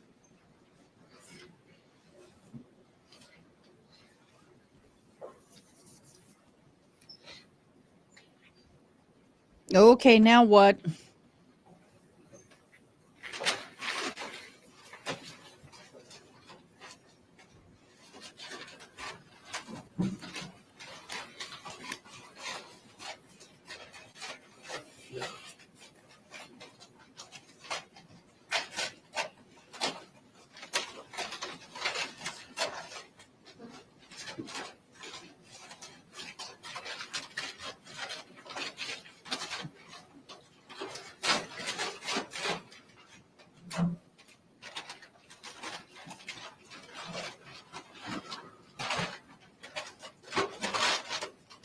Oh, this is the suitcase.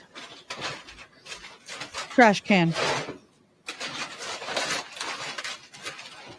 Y'all, this stuff is going to be rank. I got to do this. My hearing aids can't handle it. Neither can her. The court reporter's like, God.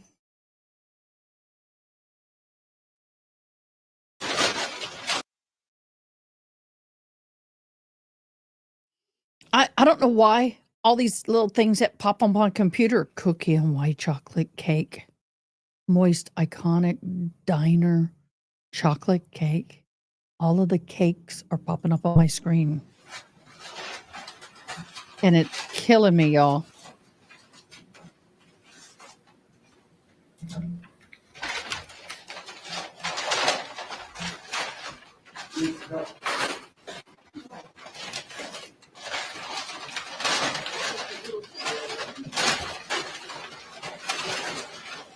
Oh, for the love of the Lord.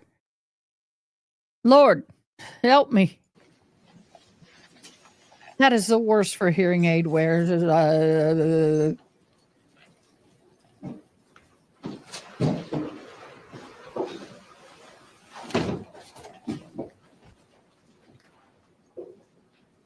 you please show the jury the marks that we can see on the trunk liner that you took measurements of?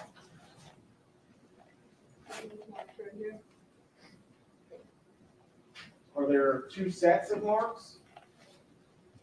Possibly 2 sets. Okay. Now, ma'am, I'm going to pull out item 173.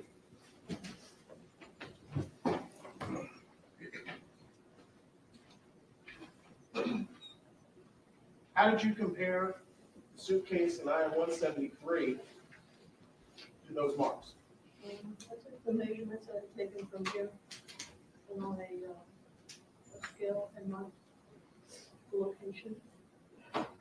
You're soft spoken. I don't know if the jury can hear you. I'm sorry, I took the piece of scale, a ruler, marked measurements on here, and then I took that ruler to where the suitcase was. And were they consistent in size? Yes. Were they consistent in the pattern of the 2 wheels? That's kind of hard to tell. It's not an But there's ideal surface. There's 2 sets of tracks running in parallel. Yes. And would these produce 2 sets of tracks running in parallel? Yes.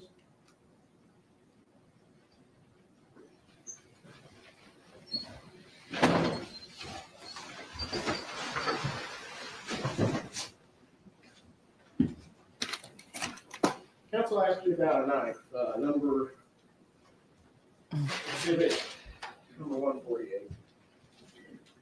Mind opening that up for us?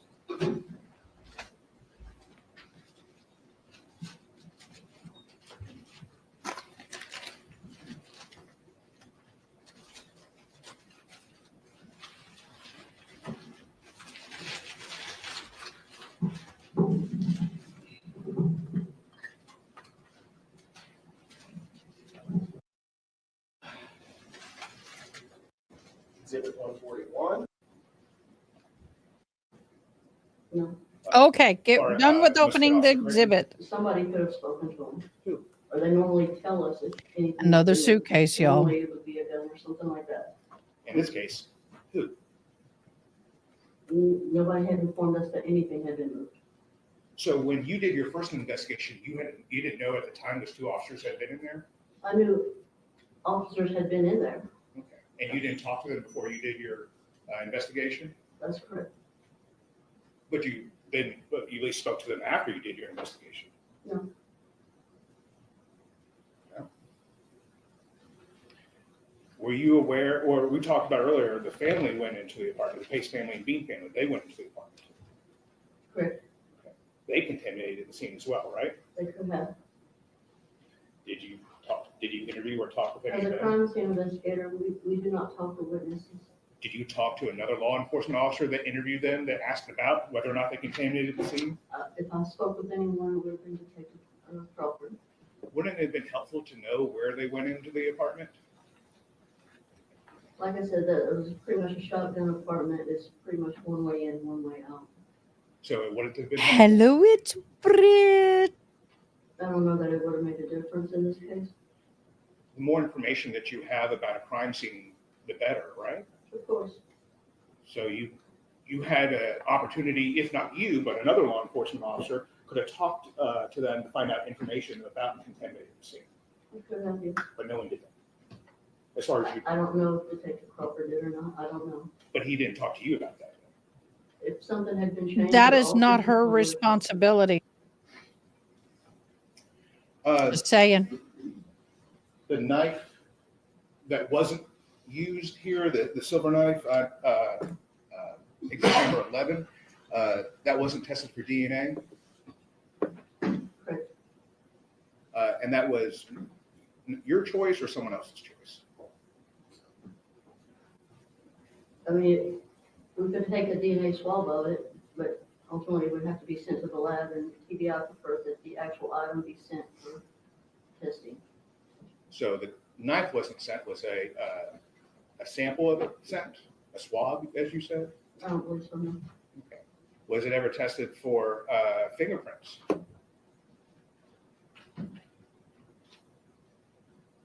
I don't believe so, no. Because at the time, we didn't know if it was going to be tested for DNA. But it wasn't No. tested for DNA, so then did you test it for fingerprints? No, because I would not know if it was going to be tested at a later time for DNA, and I would not want to fingerprint it to compromise any That makes sense. DNA. So whose choice was it to So not true. put fingerprints on it? Yours? Yeah, no, that's awesome. I need to remember that for now. I'm losing weight. I mean, ultimately, it's my choice, because I wouldn't want to compromise any potential DNA if it was going to be sent to the lab. This is After a you- cross-examination After you had of a already decided you're prosecution not witness. sending it off to the TBI. This or is a for defense DNA, attorney. And you're not doing a swab of it for DNA. Why can't you do fingerprints then? Once I submit it to property and evidence, I would have to receive a processing request to process it any further. And that would come from the lead investigator? Usually, yes.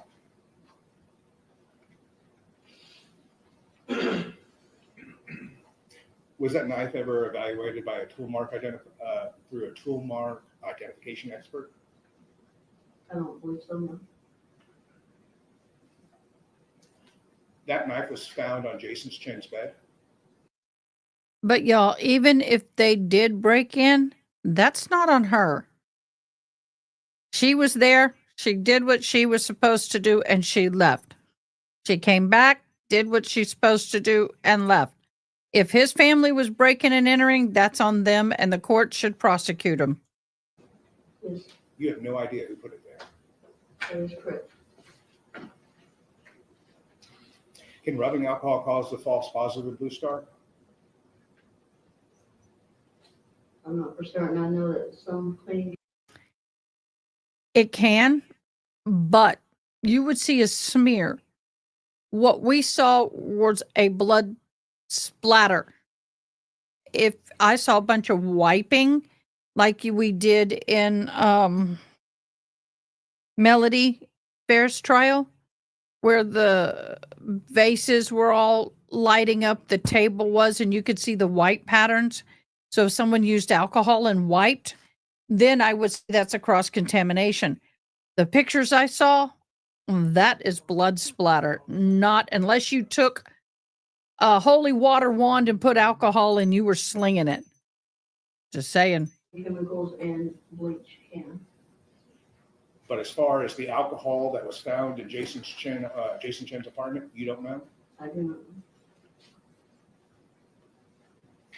Just because you didn't find any bleach bottles doesn't mean bleach wasn't used though, right? It's not impossible. Things could have been thrown away. Correct.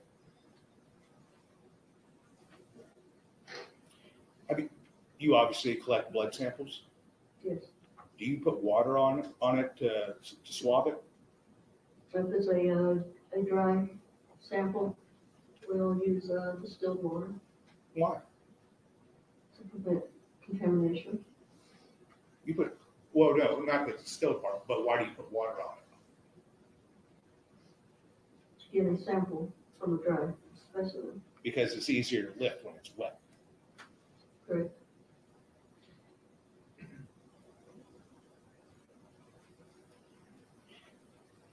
if someone cleaned up blood, would the blood not be distorted? You'd see, wipes and smears.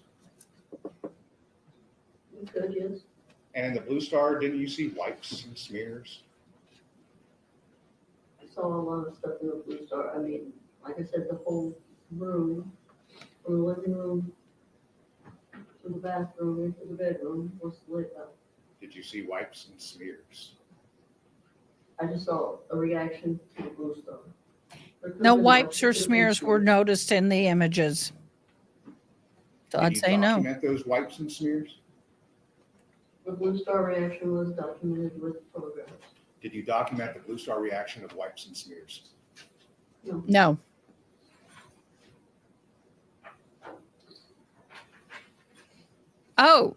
Oh, whoa. If you're cleaning dry blood, Ma'am. cleaning materials, Ma'am. that would make it easier to transfer. You need to answer the question. Your Honor, Is it fair to say that your first non-responsive. search could have been more thorough? Aside from the carpet, yes. Obviously. But no one's perfect. You could have moved the furniture, you could have moved the bed, right? Correct. And that would have been a very thorough investigation if you had moved the It would bed? have been a more thorough investigation, yes. Because anything He knows movable she's getting should have screwed been here. moved in this case. It could have been, yes. I know you said this was your crime scene. Was anyone else at the crime scene directing you what to do?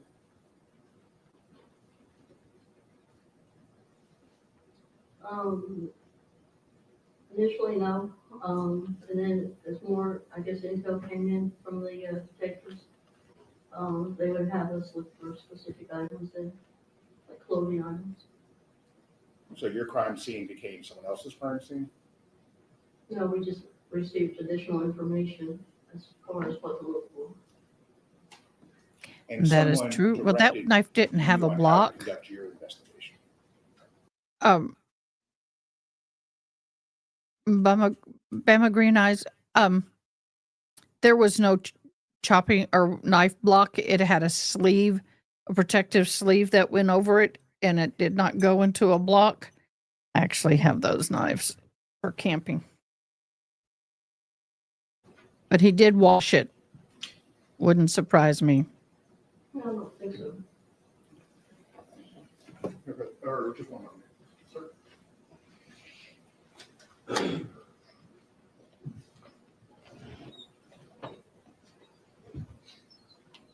Any further questions? You can direct. No, Your Honor. I know the jury has questions for this witness.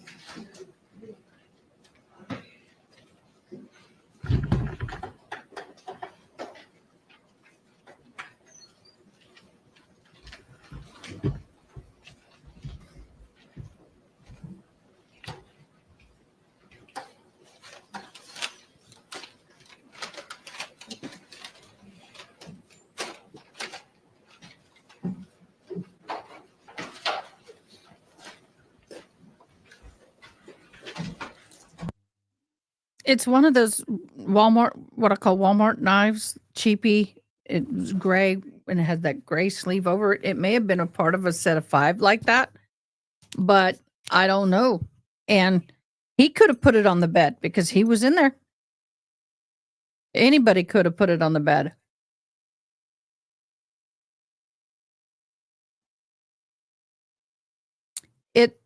She herself may not have done it, but being the head of the department, she has to answer these questions. They don't have every person who performed every test on the stand. So somebody did a row. Big time row. Most likely. And, once again, he admitted doing it. I mean, when someone is adamantly admitting they did it, they're not lying. I mean, how much evidence do you need?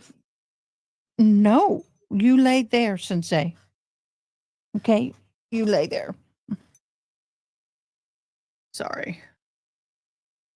Dog wants to be under my feet, And she's going to get there if she has her way. All right. Go. Come here. Go. Go. There we go. But for me, I don't know. How much weight does this put on you guys? How important is this to you if you were a juror? When even in opening statements, sorry, I'm trying to get comfortable. Even in opening statements, they flat out said he did it. He did it.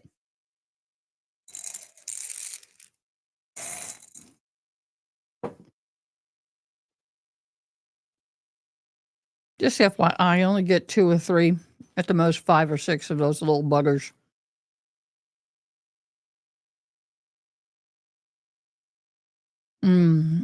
Trader Joe's dip that makes a pasta night ridiculously easy. Why does everything have to be food? Why?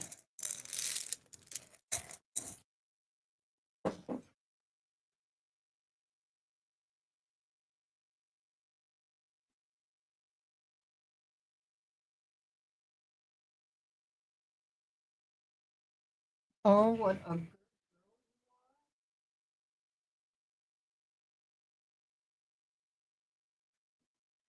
good job. She didn't need it. And I didn't have to say anything.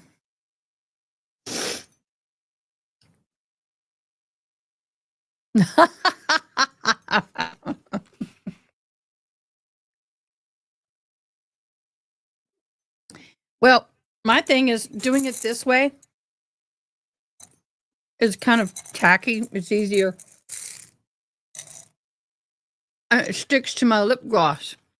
And I only get in my mouth what you see on my lip.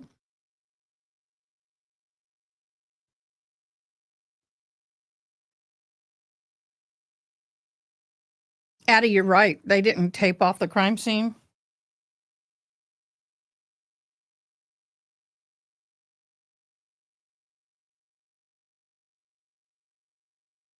I have the pictures.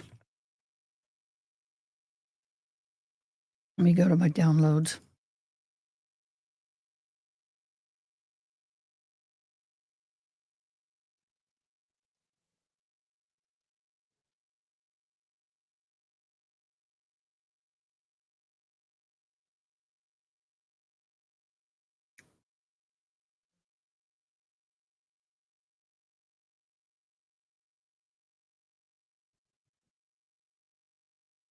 Did I? I did.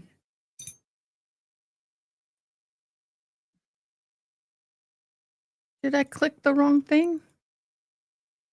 I did. Thank you. I meant to put off that one. Sorry, guys. My bad. We do a lot behind the scenes here, yo.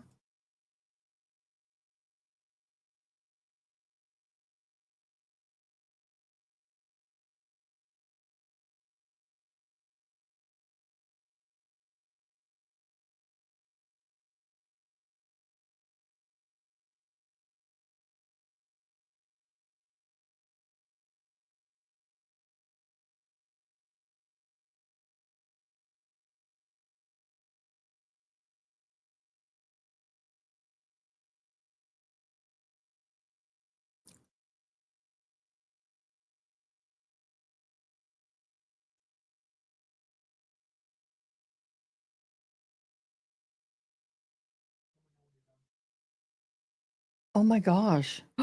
Whoa. I see what you did. All right. Yes, sir. Thank you. Mm.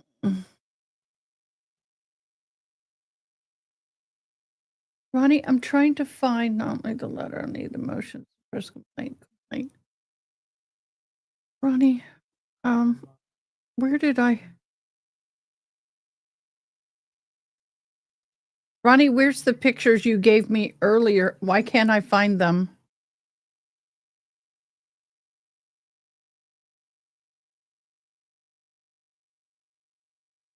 I had the crime scene photos. Or are they, love? Oh, let me go into live communication.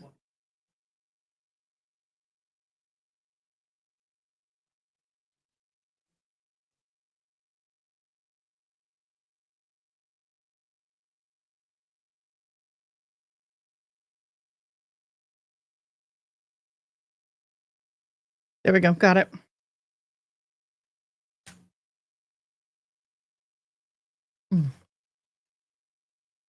While they're doing that, we're going to look at these.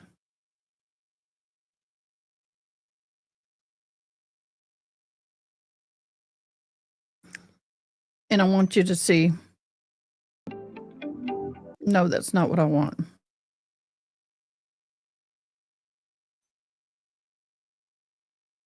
Look at that. That is a splatter. Look at all the droplets. Look.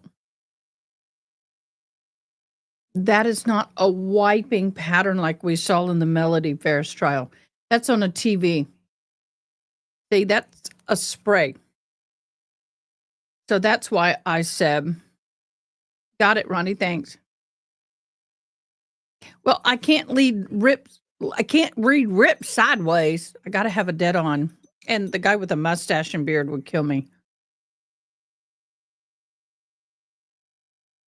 So this is what I'm saying. This is why I'm saying that this here, you can see is a splatter. Okay, that's a 10-time get. Look at that 10. Okay, so there, you see, or drag, but it's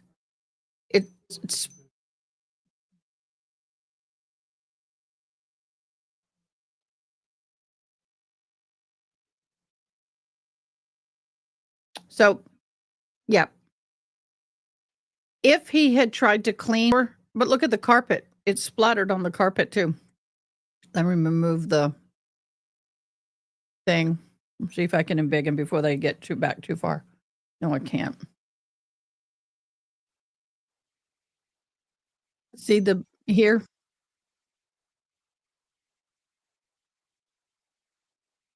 Jury has questions.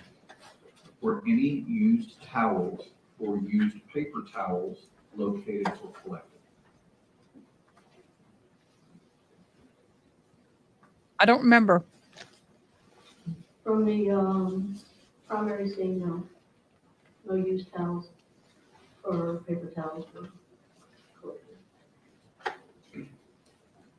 From any other scene?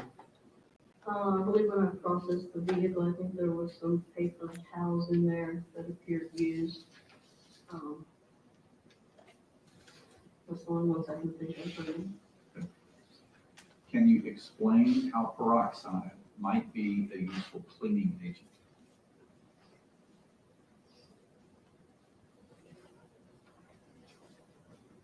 Not really, no. I don't know why it's a cleaning agent. Thank you. Were the interior of the dumpsters at 110 Tremont Street searched for any disposed evidence? Yes, I believe myself and Officer Mills were inside the dumpster, searching the dumpsters, removing items to look for any potential evidence. Was a wine bottle opener or corkscrew located? They're asking good questions. Either one of those, no. What were the 10 items sent to TBI for expedited processing? Good question. I do not know what all the items were that were sent. That probably answers the second one I'll ask anyway, just to make sure. Were any other items sent to TBI for normal processing? I'm not sure. If she saw the list, she would know. But she's collecting it. She's not the one is she? Know, No, she was in charge. Why were the pants and sanitary pads retrieved beside the dumpster, the knife on the bed, and the carpet and padding from the bedroom not tested? I do not know. Was the blue star applied to some parts of the apartment that did not cause a reaction? Yes. What were those areas? From what I recall, there was several areas in the bedroom that did not have a reaction, and the bathroom. There's a dog. There's some dog food right there, Matt. And I believe the east wall of the kitchen, there was not a reaction over there.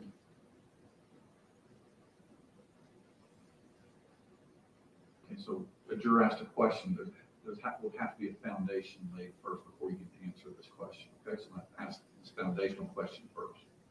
Have you had any experience, education, or training on estimating the size of a knife from simply looking at a broken tip? No. Is Blue Star sprayed widely over a general area or in close range in a tight zone? Can you further explain the actual application of the product? Once the chemical reagent is mixed up, it is in a spray bottle that emits a fine mist. So imagine maybe a 4 or 8 ounce bottle of fine mist, so that your area is not generally going to be a huge area. So it's going to be more of a do it in a section area.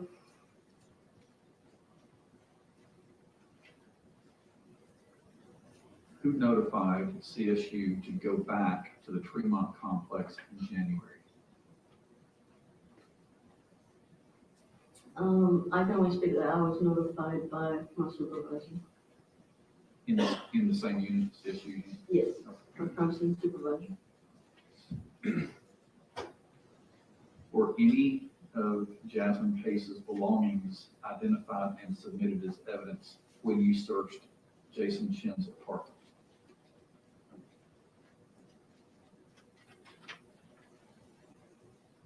No, I don't believe so. Did you check or count the trash bags to see if any were missing? If so, did the amount match what was found when the suitcase was located? From what I recall, where there was 3 trash bags used on Jasmine Pace, and I believe in the box was either 11 or 12 remaining.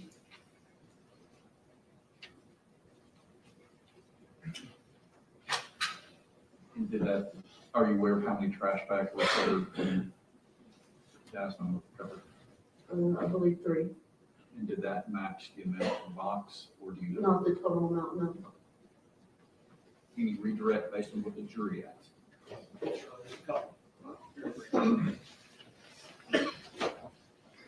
And the jury asked a question regarding parts of the apartment that did not have a Blue Star reaction.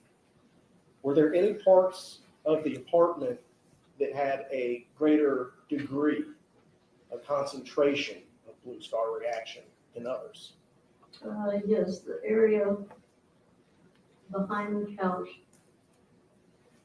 in the kitchen, and in the bathroom. Those were the highest concentrations of the Blue Star reaction.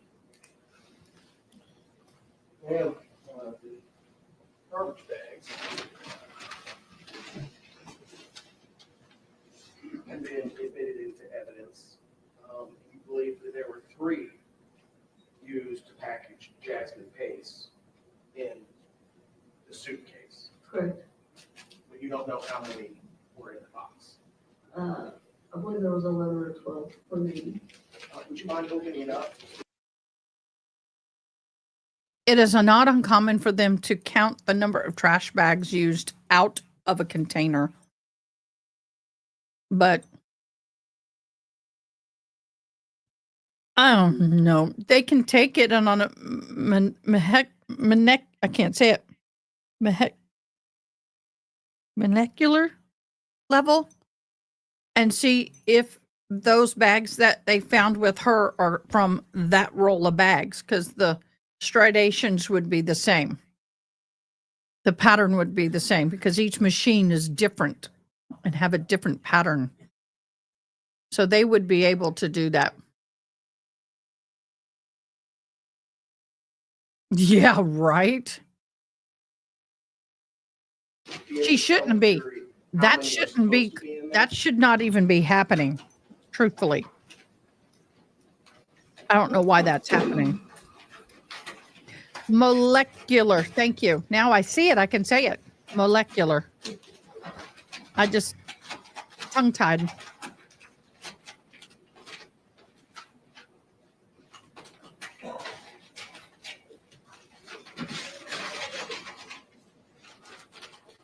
Molecular. Molecular.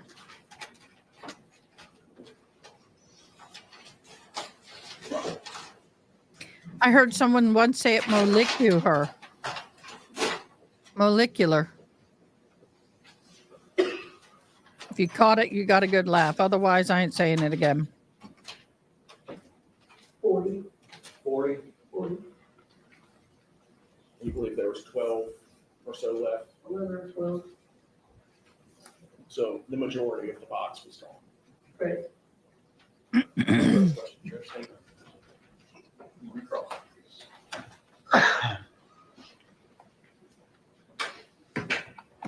You found 3 connected paper towels in the camera, I believe so, yes. and those were collected in evidence.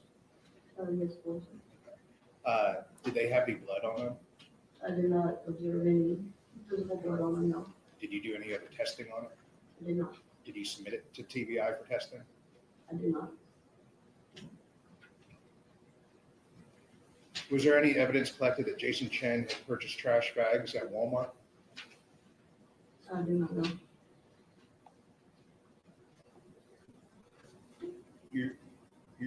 This is all your evidence, right? You're the one that's inventoried all of this.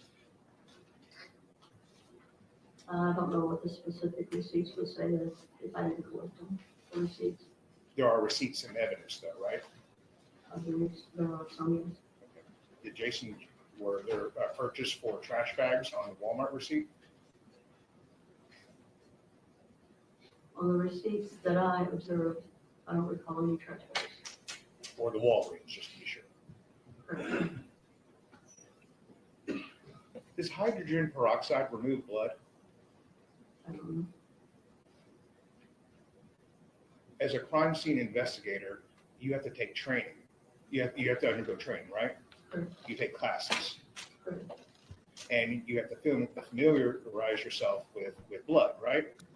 Correct. Blood stains, Yes. blood patterns, Yes. different substances that might affect blood. Somewhat, but not real specific, no. Wouldn't it be important for a crime scene investigator to know what reacts with blood? It could be, yes. And sitting here today, you don't know whether hydrogen peroxide, I mean, I'm sure any liquid would react with blood. you're sure hydrogen peroxide would react with blood? Probably any liquid would. What would distort hydrogen, and distort it? it? Yes. Do they put It would, but you would see the evidence of the change in it. peroxide in laundry detergent? I don't know. You can name everything on this earth, and nobody knows for sure how much of it affects Blue Star. It's like being on the birth control pill, and they tell you, you take any other medications, use other precautions, because they don't test 20,000 different medications with the birth control pill. It would be financially impossible to do. Same thing with the reaction to Blue Star. Some things they know, other things, well, they can think. I just think I think this defense attorney's barking up the wrong tree. Did you look for any wine bottle openers? No. Did you look for any corkscrews? No. Did you open up the cabinets in the kitchen? Yes. Did you open up the drawers in the kitchen? Yes. Did you specifically look for any items that could open a wine bottle in those drawers or cabinets? No, I was not looking for that specific item. One moment, please.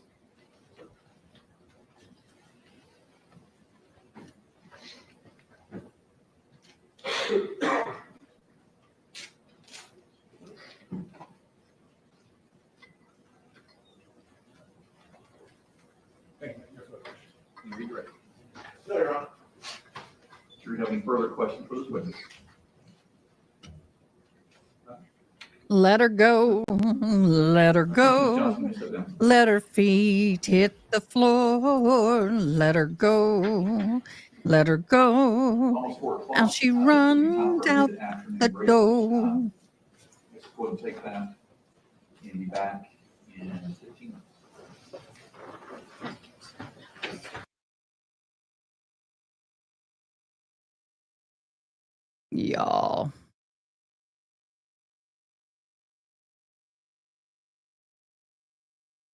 Anyway, do you know those 2 videos I played and gave credit to? They still dinged me on monetization. Oh, well, copyright. Oh, well. Okay. Delphi. In the Delphi murders trial. She was among 12 people who voted to convict Richard Allen in November of the 2017 murders of Abby Williams and Libby German. That juror spoke to a pair of podcasters, and today they sat down with CBS 4's Russ McQuaid. Anya Kane and Kevin Greeley told me that after this young woman who sat on that jury got home to Fort Wayne, she was curious about the case she had just heard. She did some research on social media and then decided to reach out to the podcasters and tell them her story if her identity could be protected. For nearly a month, from jury selection to delivery of the guilty verdict, 12 jurors and 3 alternates lived the Delphi trial and saw things to this day that the general public has never seen about the murders of Abby Williams and Libby German near the Monon High Bridge in February of 2017. So I imagine a lot of them had no idea what they were in for. Well, it took investigators more than 5 years to find Richard Allen and more than 2 years to bring him to court. Jurors came to their unanimous verdict in 19 and a half hours of deliberations over the course of 4 days. But from the start, I even gave him a blue line like this. And that was the day we took a vote at the end, and it was 3 undecided, 9 guilty. The juror said she was convinced by Allen's description of a white van that drove up a nearby road that day, something police say only the killer would know. And a trooper's testimony, who said he thought it was Richard Allen's voice that told the girls. And it was Allen's confessions in prison and his confirmation that he was on the bridge the day of the murders and was dressed like Bridge Guy. After realizing he's Bridge Guy was pretty easy to add all of those things together. But really just things that he reported himself is really what got me closest to guilty. Although it is very eerie, and looking back, I think like who would confess that many times that didn't actually do that? Like I can't think of how that would ever happen. The juror said that prosecutor Nick McLeland's closing argument, referring to Libby's video of Bridge Guy and Abby hiding the phone, stuck with her throughout deliberations. When he said that, she always wanted to help police solve crimes, like that broke my heart. And that they both, I may get it for this right here. The video, and if it wasn't for that, we wouldn't have found Richard Allen. Yeah. So that stuck with me. Care. Does anyone disagree They keep that their 5 Richard cents. Allen's Bridge Guy? And no one did. You really can't. I think we made the right decision. I really do. After spending a month on the Delphi jury, this juror told us that Judge Gull told the jurors, if you ever get called for jury duty again, come see me. We'll get you a pass. In the newsroom, Russ McQuaid, CBS 4 News. Tonight, we are hearing I'll have to watch that privately because I missed it because I was too busy looking. Yeah, and I gave credit, and I got dinged twice.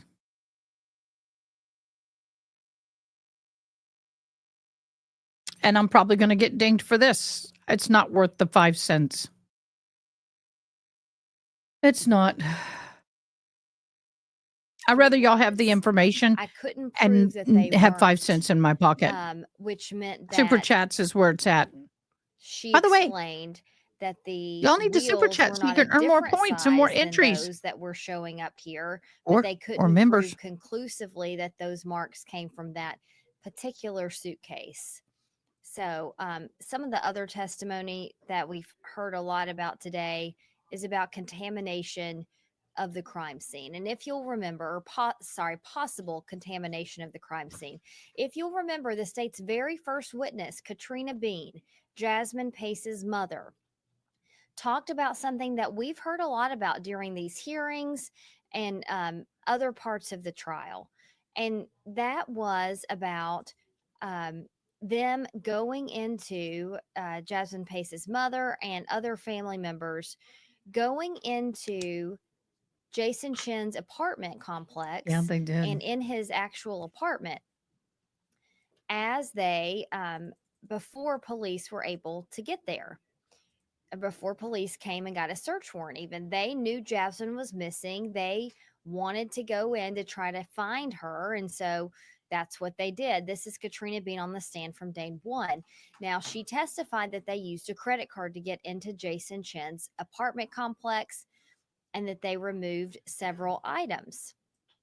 What did they remove? That was part of the testimony today.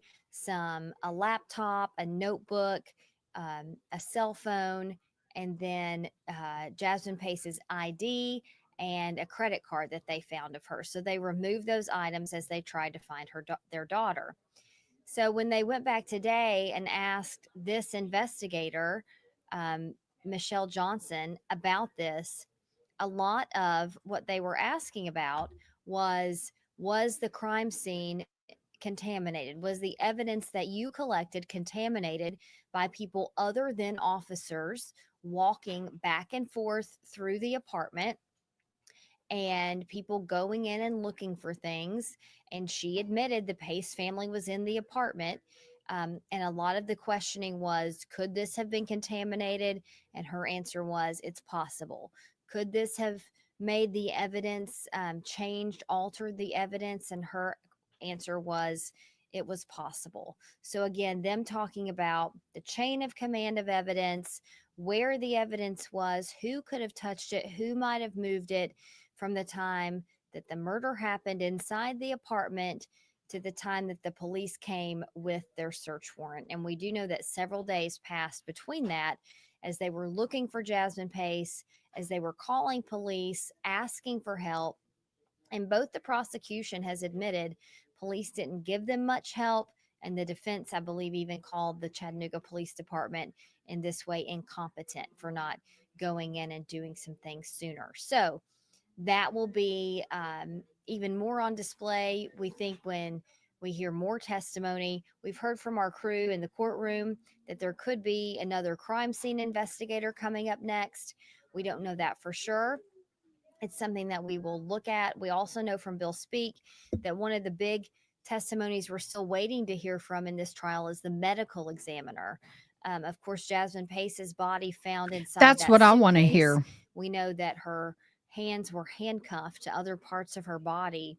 And then from this picture that you see there, that piece of the knife found during the autopsy, also probably a big part of that medical examiner's testimony. One thing we also know that actually came from a juror's question was that Jason Chen had a wound on his hand. And when asked where that came from, Chattanooga police investigator Zach Crawford said it could have been from knife slippage. And if you'll remember, police and prosecutors say that Jasmine Pace was stabbed 60 separate times. And then her body found in that suitcase. A big question: what happened Yes, to go her to the body Gavel before drop she switch card died? documents. What happened to her body after she died? Lots still to learn from this testimony. So we'll go back to wait on this afternoon break to be over. It should be over in just a few moments, and then we'll pick up this testimony once again.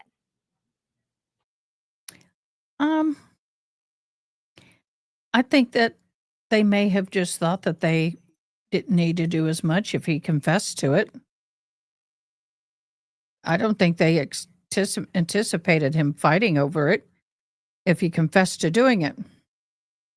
But that doesn't mean you don't do a solid job. Excuse me. It's that part of the day. It's that part of the day where I just want to crawl up and go to sleep. Of course, it doesn't help I didn't get any sleep last night. No sleep last night. My headache's gone. Woohoo! Finally, after 2 days.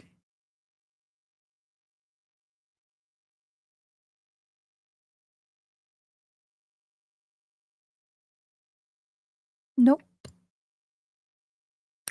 They probably sprayed it with luminol or Blue Star and didn't have any reaction. So it was like, why test it? If it doesn't react to that, then it's not going to react to anything. I don't know. I just got to wake up. I am so sleepy. Oh, I had somebody gift me a head spa treatment. Y'all know what a head spa treatment is. Oh, I've seen it, never had one. I've always wanted one. I'm going to go get me a head spa. HESPA treatment.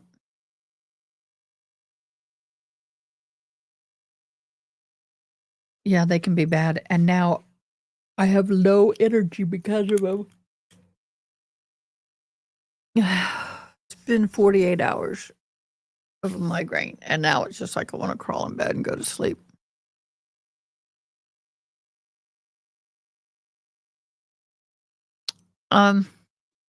Bellamy. I'll get you a link in a couple of days. Well, see if I can give you my friend's link. I'm a partner with Bellamy, and they have fabulous shampoo, but I'm not a partner yet. They have great shampoo and conditioner. It's not cheap, but it's fat. I have a friend who had thinning hair, and she says it really helped. Excuse me. I kid you not. Now there's this layered bliss. Try this Try this creamy and fluffy 3-layer vanilla velvet cake recipe. Oh, Georgia's creamy garlic butter chicken pasta and a recipe you'll want to keep forever. Oh, yum. Ham and Swiss straboni. Oh, wow. The best carrot cake ever. A dessert worth creating. Oh, wow. Real homemade, cooked in a quiet, I don't even know what that is. Tacos. All this food advertisement. I'm like, really? Donut. Oh, Krispy Kreme donut. We don't have those here. Krispy Kreme donuts, cinnamon rolls. I'm like, creamy crock pot ranch chicken and potatoes. 12 quick and easy baked dishes for perfect busy weekdays. Uncooked. Oh. Unlock the magic of cabbage in 12 stunning recipes.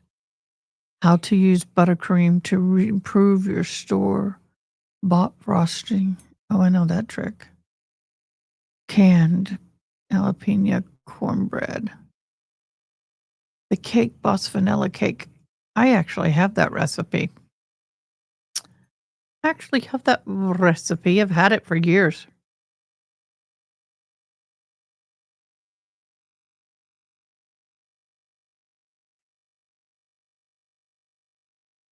Ha! They put 34 cups of vegetable oil instead of 3/4.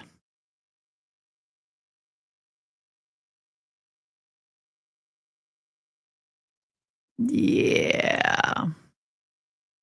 That's not his original. So anyway, yes, I guess AI or whatever is noticing, and all I'm getting is food stuff. And I have nothing here to eat that I want. Yes, how are you diet? How are you staying hydrated? It's a great thing. Oh, sunny day. It's a great thing. Now I'm hungry. Because when I have migraines, I don't eat. I can't eat. And then I'm like ravishing when I'm done. Sweet Southern tradition, how to make a classic caramel cake. Oh.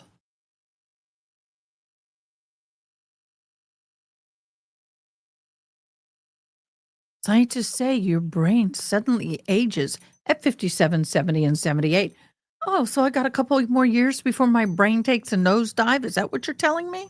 Gee, thanks. No bake chocolate oat bar recipe. You need to try. Y'all, we have cookie dough in the fridge, I think. Oh, how to make the moist, amazing chocolate cake with milk chocolate frosting. Come on now, y'all. Come on. What does chilling cookie dough do? Oh, somebody bring me a cake. Somebody bring me a cake. Please. Mama needs a cake. Mama broke. Mama don't want to pay for anything to be delivered. Upside down pineapple cake recipe. Oh.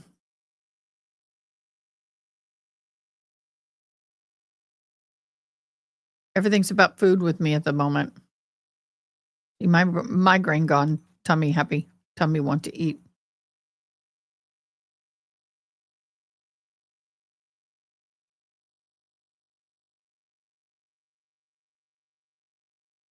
Yep, Ronnie. That is so true.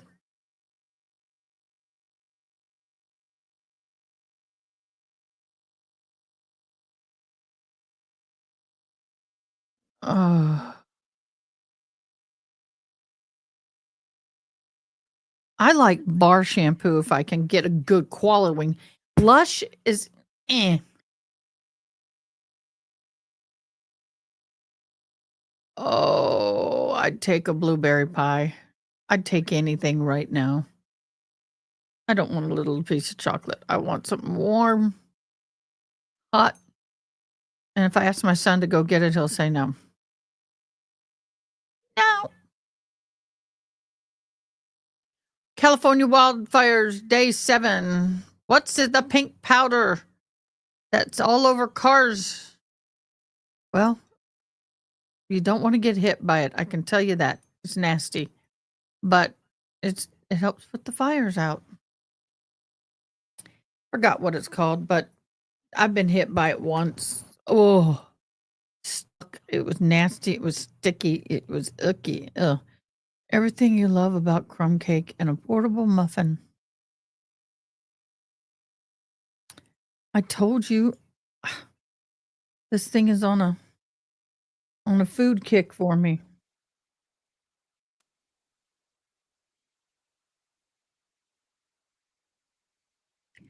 It's one of those weather days, you know. This is nice. Hibiscus condiment. You should be frying. Oh, sorry. Herb. State calls Kristen Schubert, formerly known as Kristen Booker.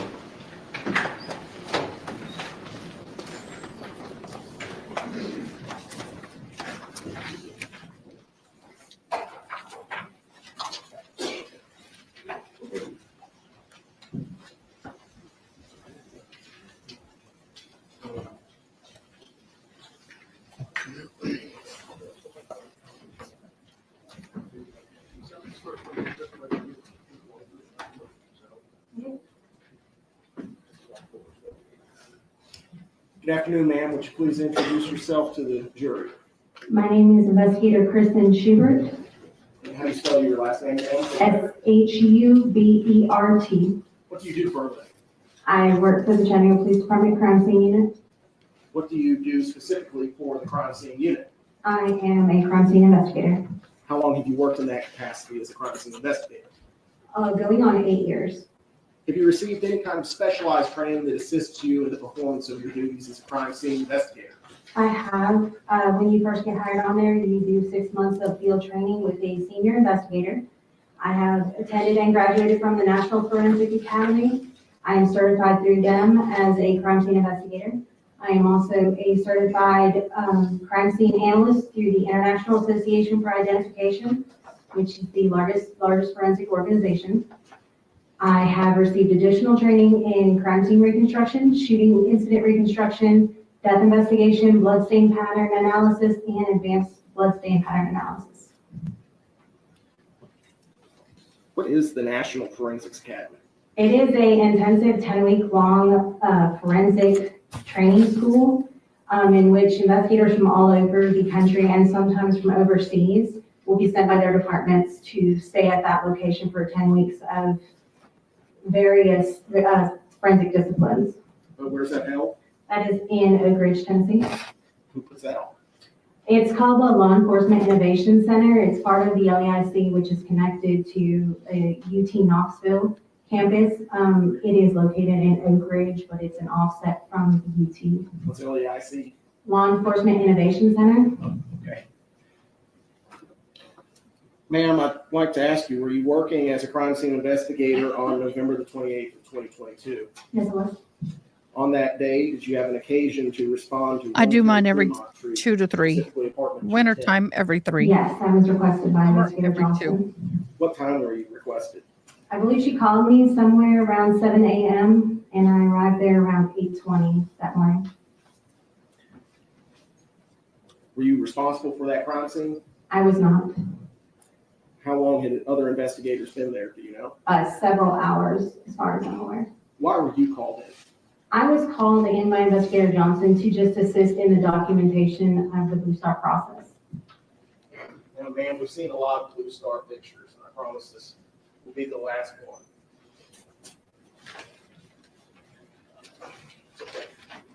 Now, I'm handing you what's been marked for identification purposes as item 178.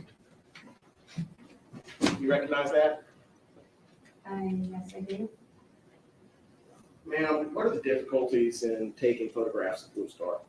The camera settings need to be adjusted on the camera to help capture because it is such a faint reaction sometimes. You have to adjust the camera's sensitivity to light to be able to capture that glow from the Blue Star if there is a positive reaction. Did you take that photograph that we see there? Yes, I did. Does it fairly accurately depict the Blue Star reaction that you observed in the photograph on the 28th of November 2022? Yes, it does. Your Honor, move to admit that photograph into evidence. Yep, exhibit 178. Yes, Your Honor, I previously showed.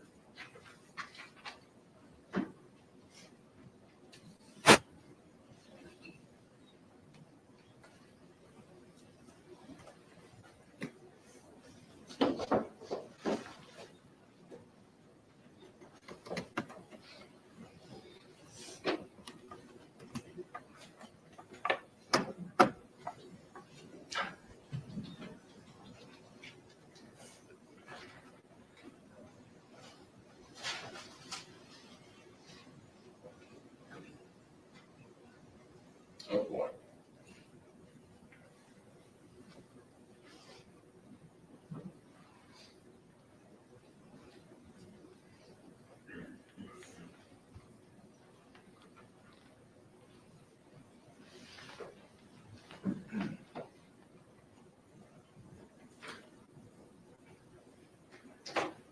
Try to get that. No problem. I'm surprised things have worked this smoothly so far. Surprised too, Gilly.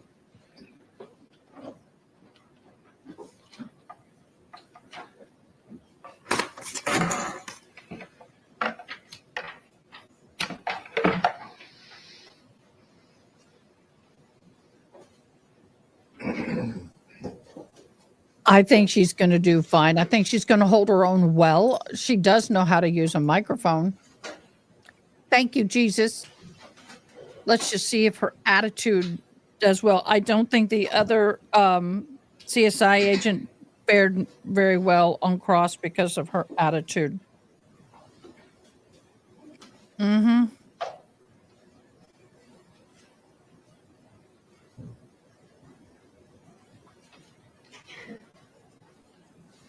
There we go. All right. Now, ma'am, the photograph in question was just admitted into evidence. I'm going to project up on the screen.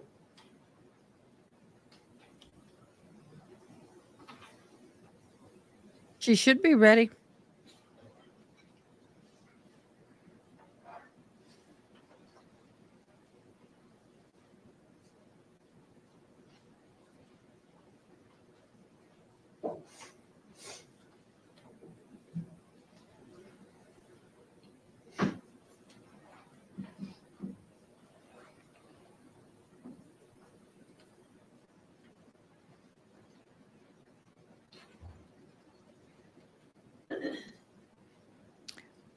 homemade applesauce cake recipe. Oh, my grandmother used to make that.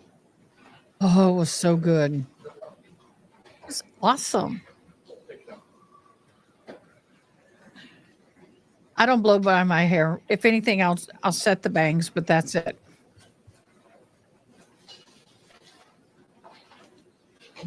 And I can't zoom. Yes, definitely. My hair's too long.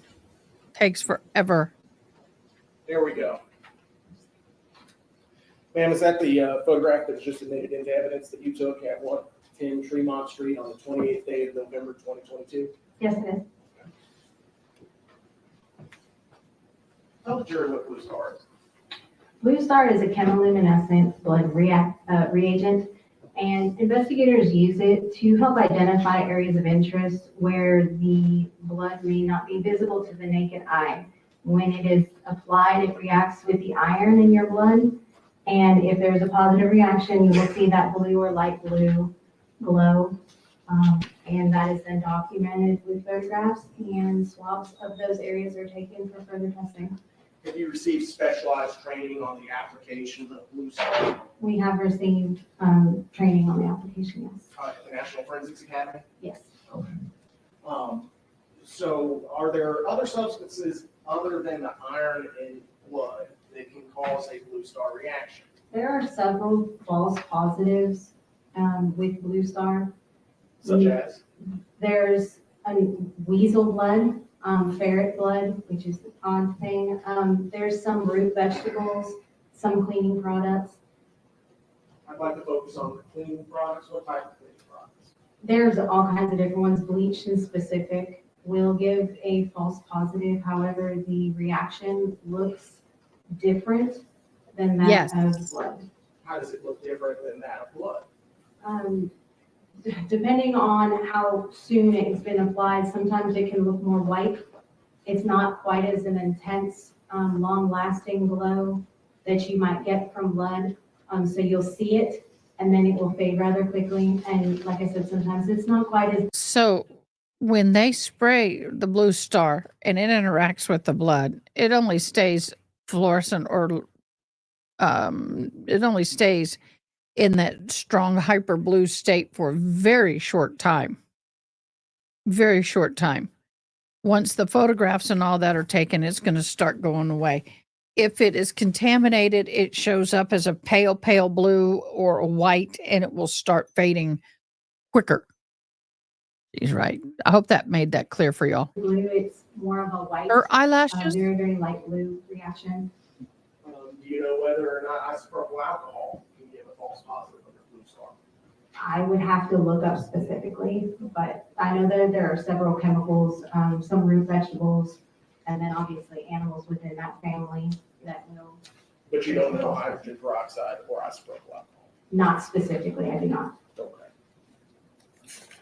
So after you assisted with the photographing of the Blue Star reaction that you see here, were you able to make any observations about how high up the various walls, the door that we see right there in that photograph, the Blue Star reaction went? In this particular instance, I know when I was there, we did not spray all the way up to ceilings and things like that. It was midway up the door. In this particular case, the door handle is, it's kind of level with the door handle area. Which would be approximately how high off the ground? 3.5 feet. 3.5 feet, somewhere in there? Yeah. Standard size door, though? Yeah. In addition to doing the Blue Star photography, did you observe blood on any other surfaces inside 110 Tremont? There were several items or several areas marked in that apartment when I arrived that was being handled by the lead investigators and the other investigators that were on scene prior to my arrival. Do you know who the lead investigator was on scene? Investigator Johnson. And you mentioned other areas being handled. What were those other areas? They were in the living room, bathroom. There were areas in the bedroom that had been marked, and carpet samples had been taken. This all occurred prior to me getting there.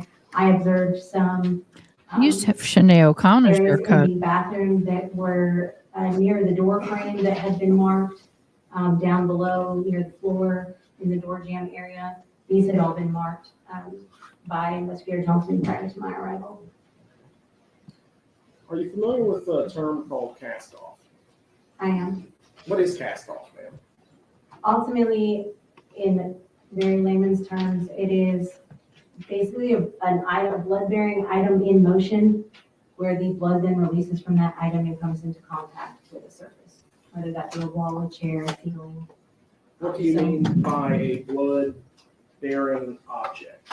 So if you were to use a baseball bat and hit somebody with a baseball bat, that first impact is not going to cause necessarily blood to be on that bat to be dispersed in a cast-off pattern. Once the skull is fractured or opened and blood starts to pool in that area, the second hit to somebody would then create more blood to be deposited on the bat. Once that bat is then pulled backwards again in motion after blood has been dispersed onto that item, then the blood drops would release from the object as it's in motion, and when it comes into contact with another surface, it creates what they call a cast-off pattern. Do they have a unique appearance? Generally, depending on the size of the item, sometimes you get more elongated or elliptical type shape in a very kind of linear pattern. Like I said, the baseball bat would create a closer to 90-degree blood drop in the beginning as it hits the ceiling, and as it goes backwards, it becomes much more, the blood drops become much more linear, much more elongated as it goes backwards, depending on the angle that that blood drop is hitting that surface. Does it create like a teardrop shape? If there is directionality as to where that blood drop is traveling, you will have like a terminal end. So you've got your leading edge where the blood drop hits your surface, and then as it hits your surface, it starts to stretch out, and sometimes we'll leave what's called a tail. The tail is indicating the direction that blood drop was traveling when it hit the surface. Did you observe any cast off in 110 Fremont Street? There was one spot in the picture that I saw in the bathroom. There, I observed there were two very small stains by the door frame that leads from the bathroom into the bedroom. There were two very small stains up above, kind of off to the, I guess it would be the east. So up into the east of the door frame, there were two blood drops that I saw that had tails on them, indicating they were traveling up and east of the door frame. Thank you, Matt.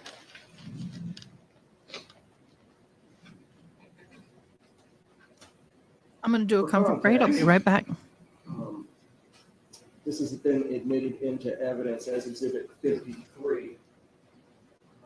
You referenced the door frame leading into a bedroom. Do you see that door frame in this photograph? It would be this door frame. In which wall did you observe the cast off? It would be this wall. Okay. For reference, we can see a kind of silver metallic object that's running horizontally with a circular end. Do you recall what that was? That was like a towel bar. Towel bar? Okay. Thank you. Ma'am, I'm going to ask you to familiarize yourself with Exhibit 179. It's a collected exhibit, 1 through 8. Okay. Would you mind taking a look at those?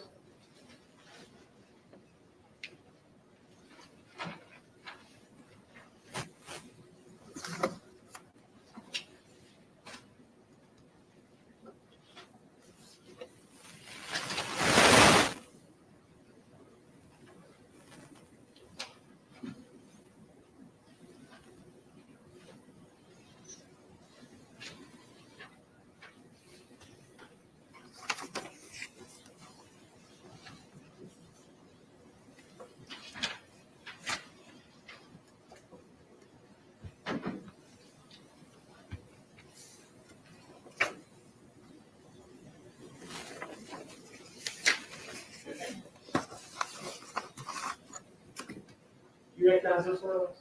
I do. What do they depict, John?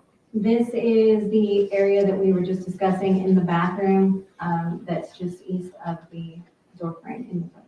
Do they fairly and accurately show what you saw? Yes. Move to admit it to evidence 179-128. So admitted. Can I publish? Thank you. All right, ma'am, this is 179-1. Could you please point out to the jury where in this photograph the blood is in your reference? Up here, where you can see these tails on the end of the stains. So if we were to look at that for directionality, what general direction was it coming from?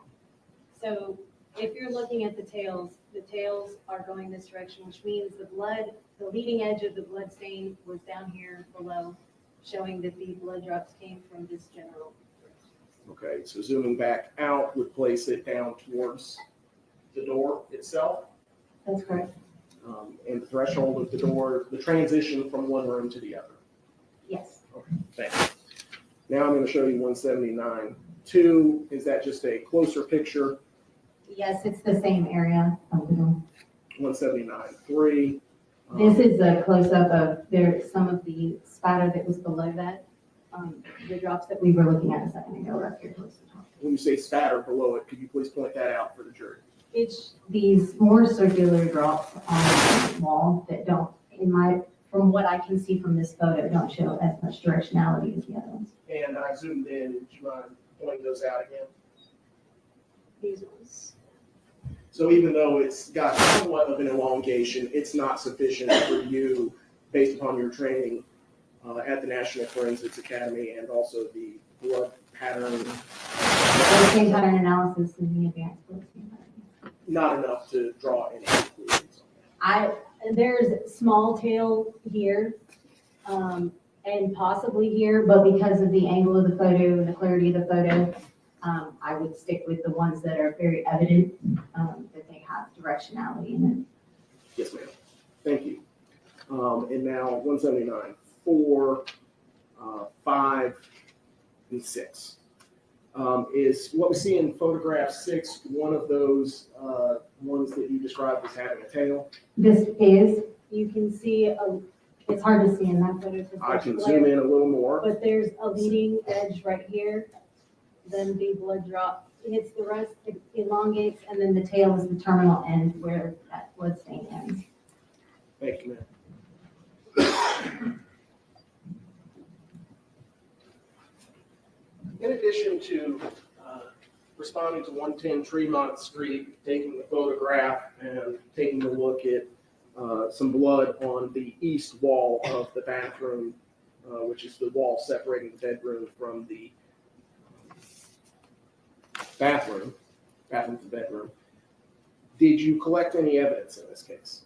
Right before I was about to leave the scene, investigative patrol from the homicide unit pulled up and stated that there was an item that was still inside the apartment that was of interest. And she entered with me and we collected a 1/4 zip gray long sleeve. Do you recall the brand of the?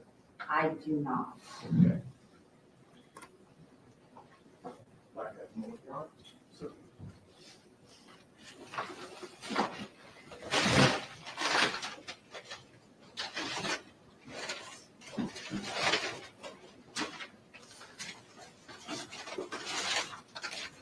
I'm handing you what's been marked and admitted into evidence as item 153. Would you mind taking a look at this? Tell me if you recognize it.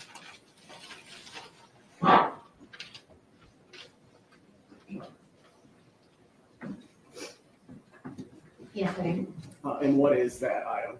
This is the shirt I entered with investigative patrol to collect from inside the apartment. So that's the 1/4 zip sweatshirt, sweater, whatever you want to call it, that you collected. Yes. Okay, thank you. Was that the only item that you collected at 110 Tremont Street? Yes, it is.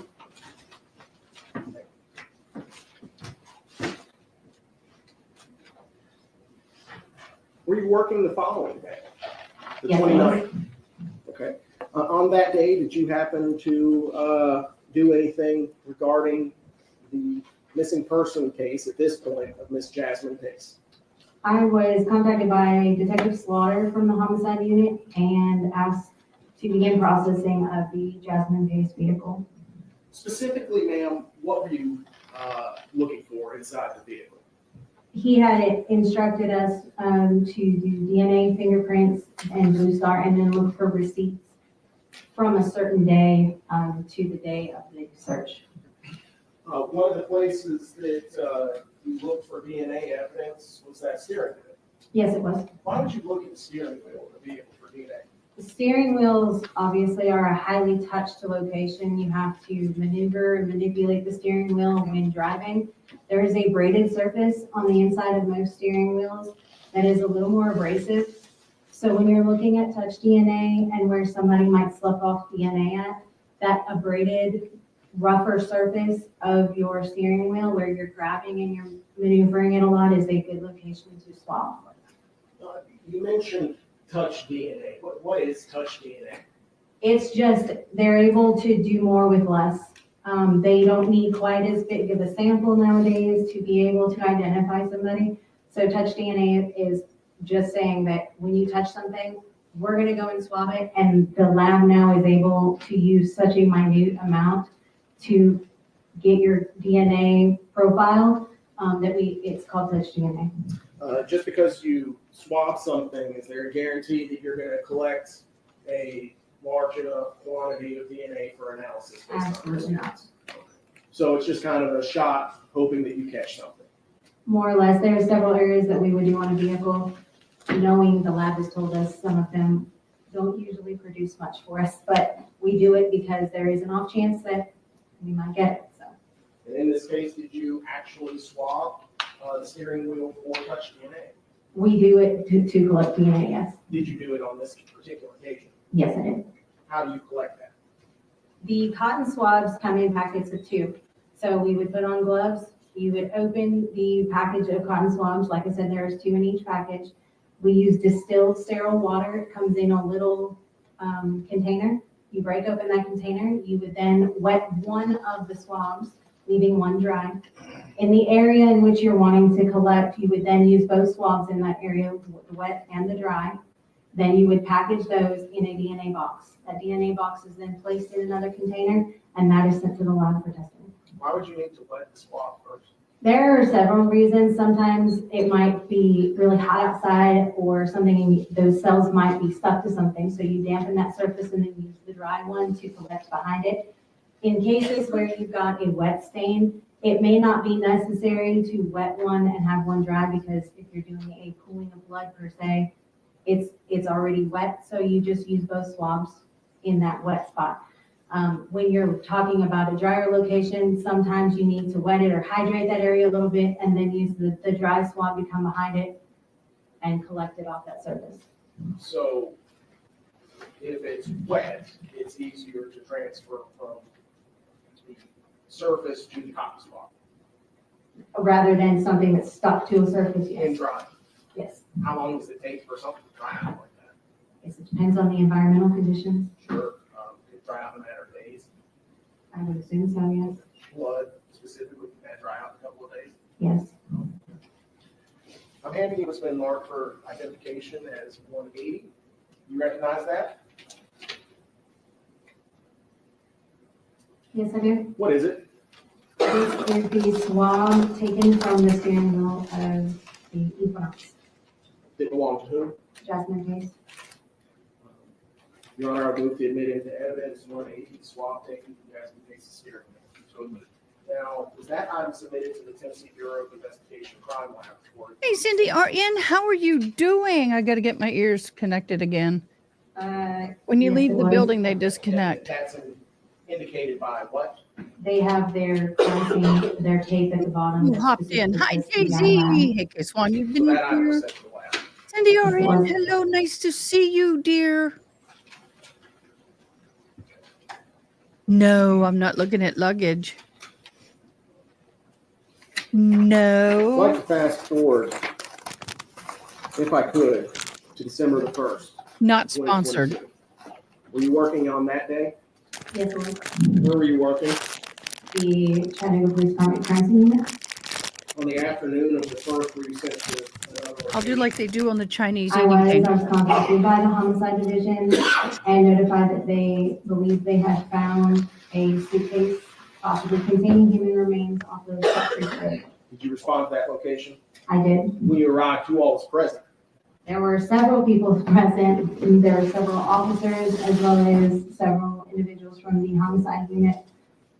Glad to see So you after back. I We arrived, missed the you. medical examiner also arrived. Did you have an opportunity to look at the suitcase? I did. It was pulled up onto level ground by the time I had arrived on scene. But I did observe it and document and photograph it and collect evidence from that area. Ma'am, I'm now going to retrieve from what's been previously marked for identification only as 173. Please tell me if you recognize Oh, the suitcase. this item. Yes, I do. What is this item? This is the suitcase that was recovered at Sup Creek Road. Where I move at this time, item 173 into evidence. Sorry about that.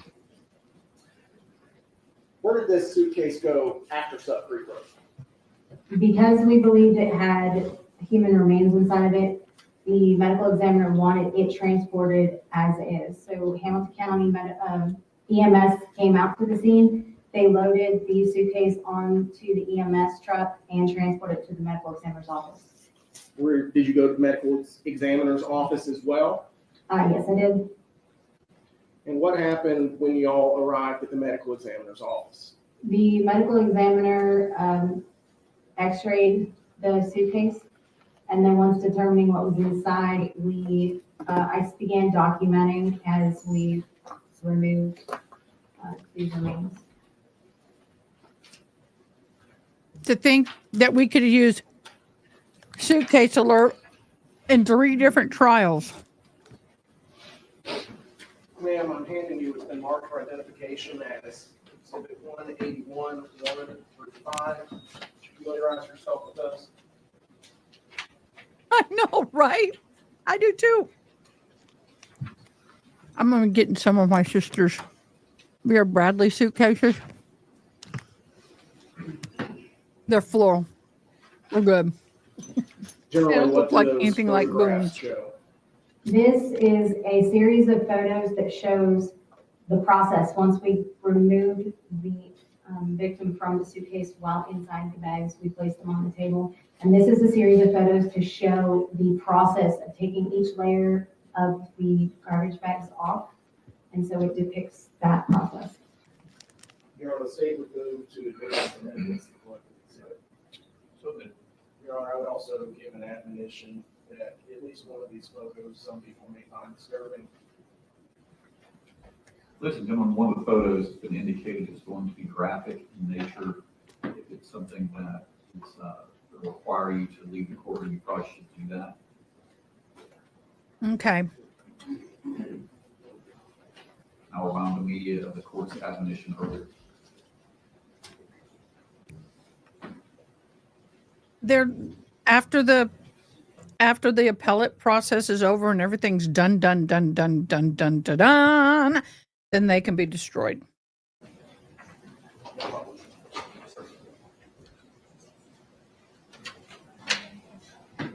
I am ready for Showing you 181-1.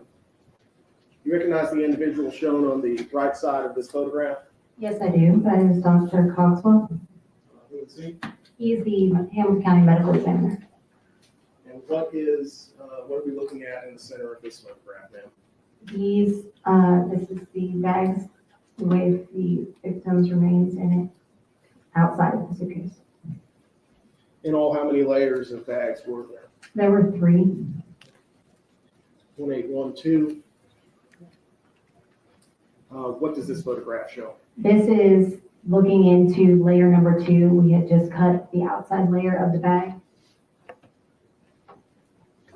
here, and on the inside you can see the second layer. 1813. This I would have be one that when same enters size. the innermost layer, the third layer of the garbage bags. Ma'am, there Soon to be there had. appears to be a metallic object towards the center of this photograph. Can you identify those for us? This is the set of handcuffs, one to her wrist and one to her ankle, On which side? her right side. 1814. This is Dr. Cogswell peeling back each layer of the garbage bags. And the one, Judge, that people probably find most disturbing, 1815. What are we looking at here? This is just another view as we're getting through the layers of garbage bags to the victim. And you can see That was shackle perfect. on the left side, Left shackle. and the left, around the left ankle. What's the difference between the handcuffs and the shackle? Well, the handcuff had two locations, so there was one to attach to her hand and one to her ankle. The shackle only had one cinch. They have and then a storage chain. buildings. Were you present for the entirety of the autopsy? Excuse me, they have I storage. was not. I was there to collect the suitcase as well as the garbage bags after they were removed. They needed to dry out, so I took custody of those items and I left. I did not stay further.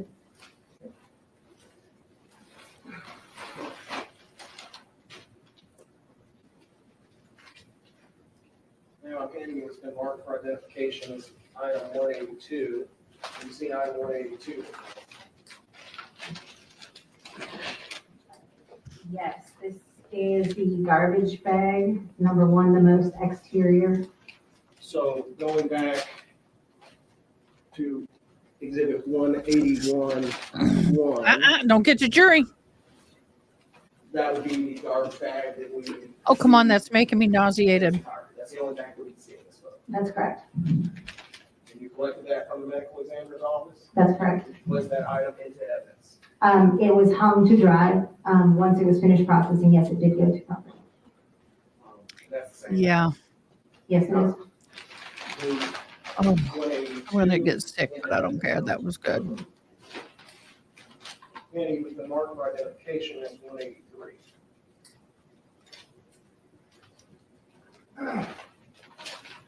Airlines have gotten stricter, even on the soft shell. It Yes, don't I do. fit. This is the middle Must garbage fit. bag. Go under the second plane. So if we're looking at 181-2, can we see it in that photo?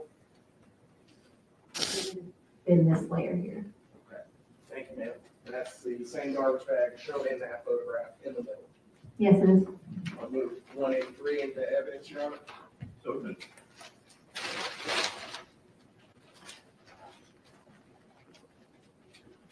finally, ma'am, can you please take a look at this when you're using it for? This is layer number 3. So this would have been the one closest to the victim. Going now to 181-3, where would that be?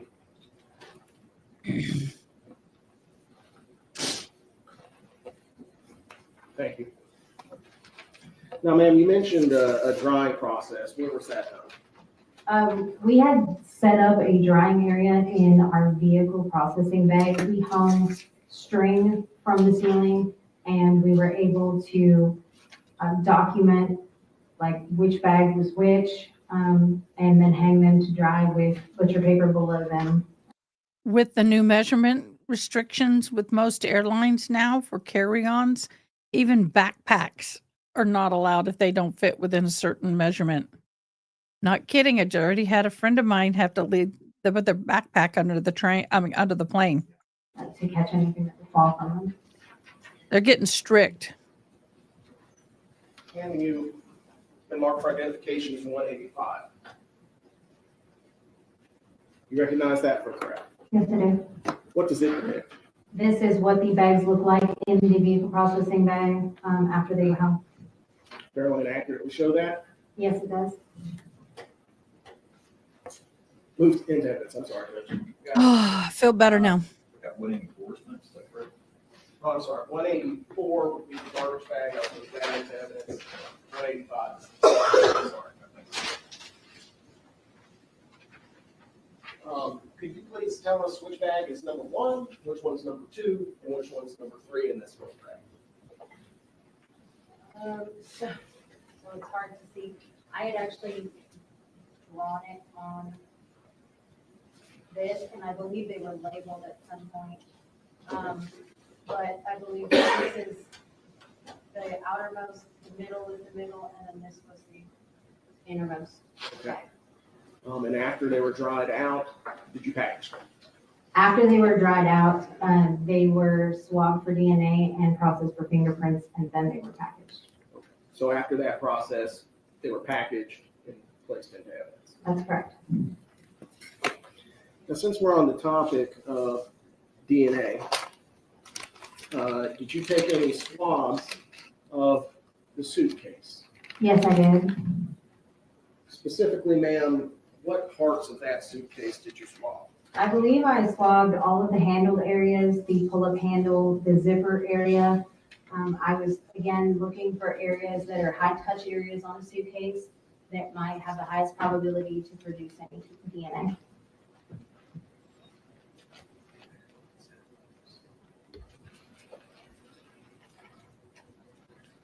Of course, you got it. Oh, why did you do that, Bama Green Eyes? Now I'm handing you what's been marked. It is 186. Seen that before? My nose is cold.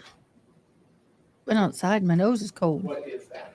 This is the Ice swab cream from the didn't help. suitcases. I called it the pull-out handle because I'm not exactly sure what it's called, but the handle that pulls up from the back. Would you mind stepping down with the glove and showing the jury where that is? Are you kidding me?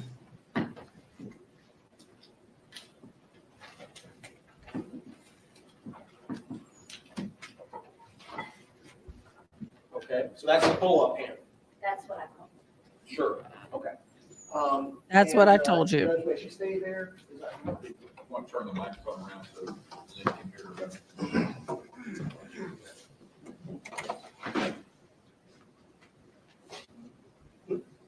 Yes. Next, ma'am, I'm handing you, what's been marked is Exhibit 187. You know where that came from? The pulled areas of bag number 1, Okay. And what would that be? that would be the garbage bag. So that came from garbage bag number 1 being exhibit number 182. Is that correct? Yes. Okay, thank you, ma'am. And did you collect that using the same process that you described earlier? Yes, I did. Okay. I'm handing you what I will mark as exhibit 188. You recognize that? This is a swab from the areas that appear to be pulled on the bag number 2, the garbage bag. Really? Cindy, I For the put record, a bag number 2 Apple AirTag in is mine. which item? I flew 2 years ago to Washington, D.C. for the first time since 9/11. I flew, and I put AirTag in my suitcases. And that way I knew on my phone if they made it on the plane or not. And then if they didn't, I know where they would be, in what city. So I could tell the airline. That is 191. It's the middle bag. And as far as exhibit is concerned, 183. okay. Thank you.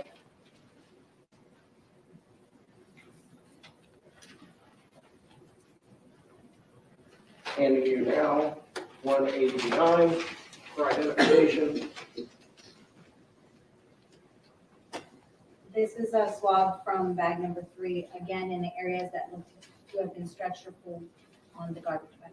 Okay, and for the record. Yes, be safe in your travels, bag love, number 3 and enjoy. is exhibit number what? 184. Thank you. You may.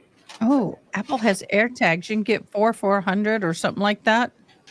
and their, you know, their GPS All of these program on your phone.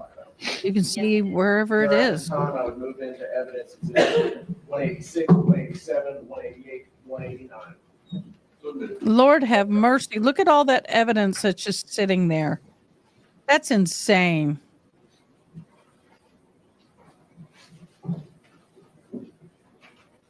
Did you ever receive the shackles and handcuffs from the medical examiner's office? I did on the. Yeah, I think you took believe I yourself back in. responded to the medical examiner's office to retrieve the items that were collected during autopsy, which included the handcuffs and shackle and swabs and victims. Have them in my purse. Have it in my dog. On receipt of the shackles and I have it in a collar. These two items were again swabbed for DNA. On what portion? Again, you're gonna look at the chain or the area that cinches down that's kind of rough, and more likely to pull skin cells or DNA off somebody. Collected those using the same process and procedures that you described earlier? That's correct. And it was been marked for identification purposes as 190, 191. What are those two items? This When you say exhibit this, 190 yes, ma'am. is the swab from the pair of shackles. And 191 is going to be the swab from the TK, that's funny. Yep, on their collars. That's correct, it is. Move to admit into evidence 190. Yeah, well, you can buy those on Amazon. Ma'am, all these swabs. You can buy anything on Amazon. Come on. Are you able to tell whether they were submitted for testing at the Tennessee Bureau of Investigation? Based on the tape stating that it was from the TBI lab, I would say yes, they were sent for testing.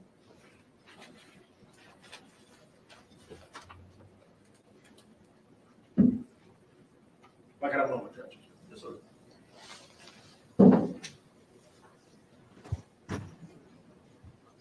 Oh.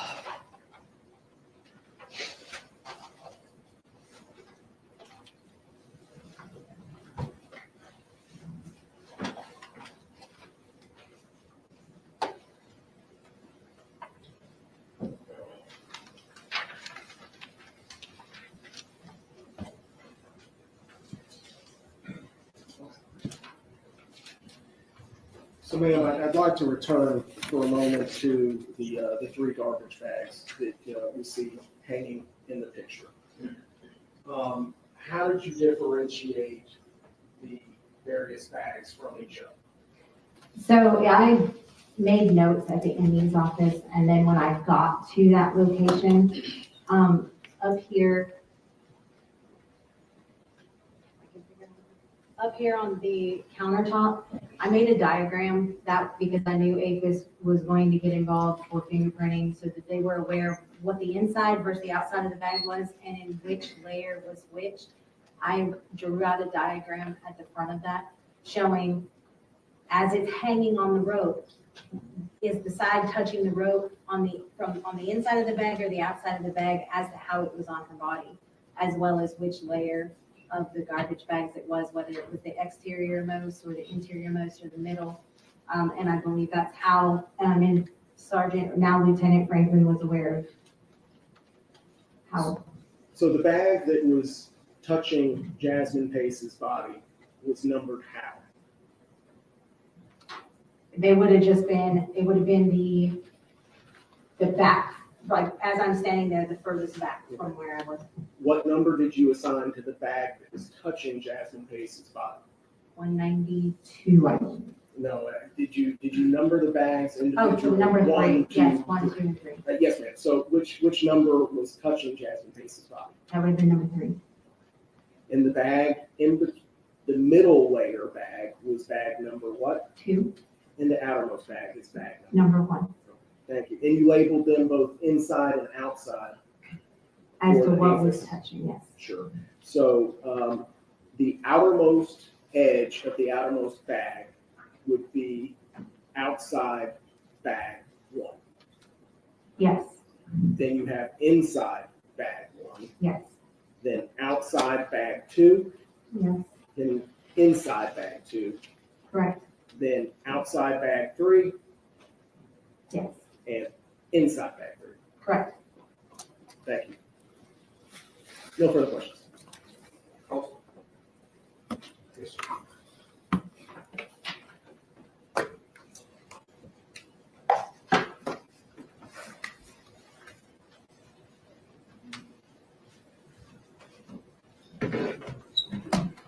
Well, we're done with the Good videos. afternoon. It's Mrs. Schubert now. That's correct, it is. Yes. Congratulations. Thank you. Let me ask you about Jasmine's car. You're the one that did the investigation in her car. That's correct. Did you collect any receipts on her vehicle? I would have to refer back to the evidence report, but I know several of them were photographed. Several receipts were photographed.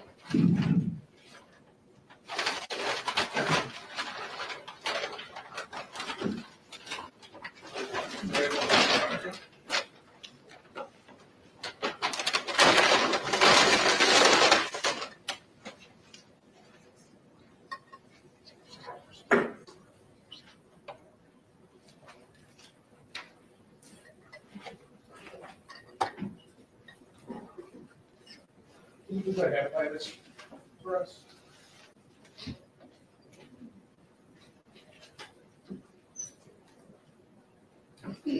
Yes, this is a receipt for a hemp company. Can you open it, please? Do you need scissors? Yes.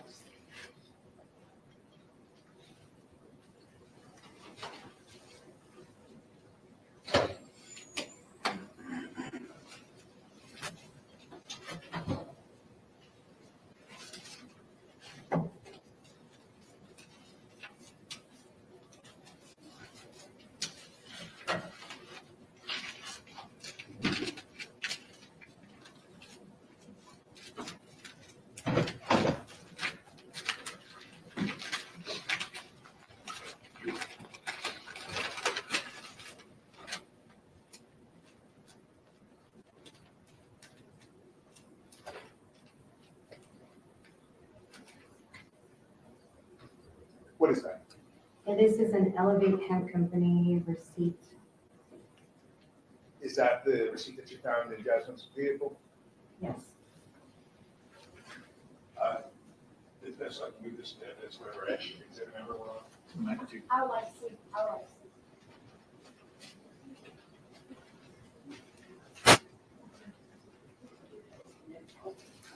I got 192 is next. I got the last one, 191 on the handcuffs. Okay.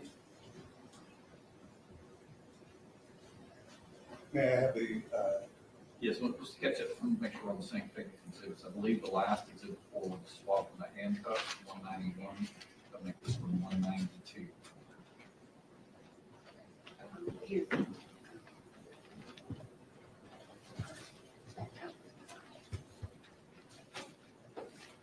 I'm sorry, you want a document name? Yes.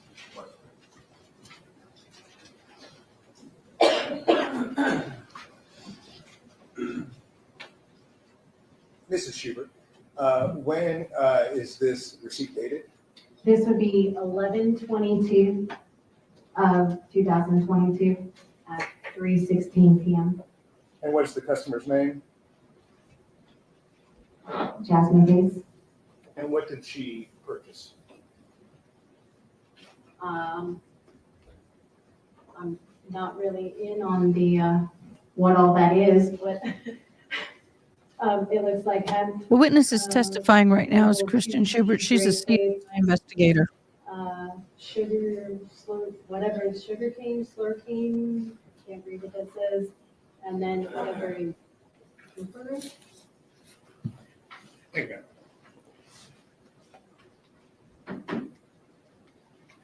Let me ask you about your investigation at Chen's apartment.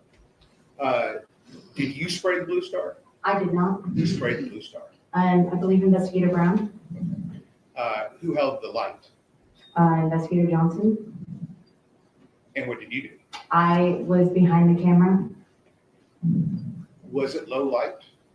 There was some light available through the sliding glass door in the bedroom, but in the living room area, it was quite dark. So at some points in time, sometimes the use of the light to bring a little more so that someone can see if there is a reaction, what the reaction is on. So sometimes a little extra light is used. Did you have auxiliary lights? We did not. Wouldn't auxiliary lights be useful? Sometimes it's overpowering, the way you adjust your camera, sometimes that a flash of light, we're not turning lights on like in this room. When Hello we're utilizing there. a flashlight, it's more, you turn it on, turn it off. It's just a Hola, burst of hola. light, not a constant light. So it's a flashlight or some sort of external light would just be used quickly. Wouldn't you say the brightness of the light might change the brightness of the fluorescence of the blue star? No, ultimately not. The light is just lighting the environment.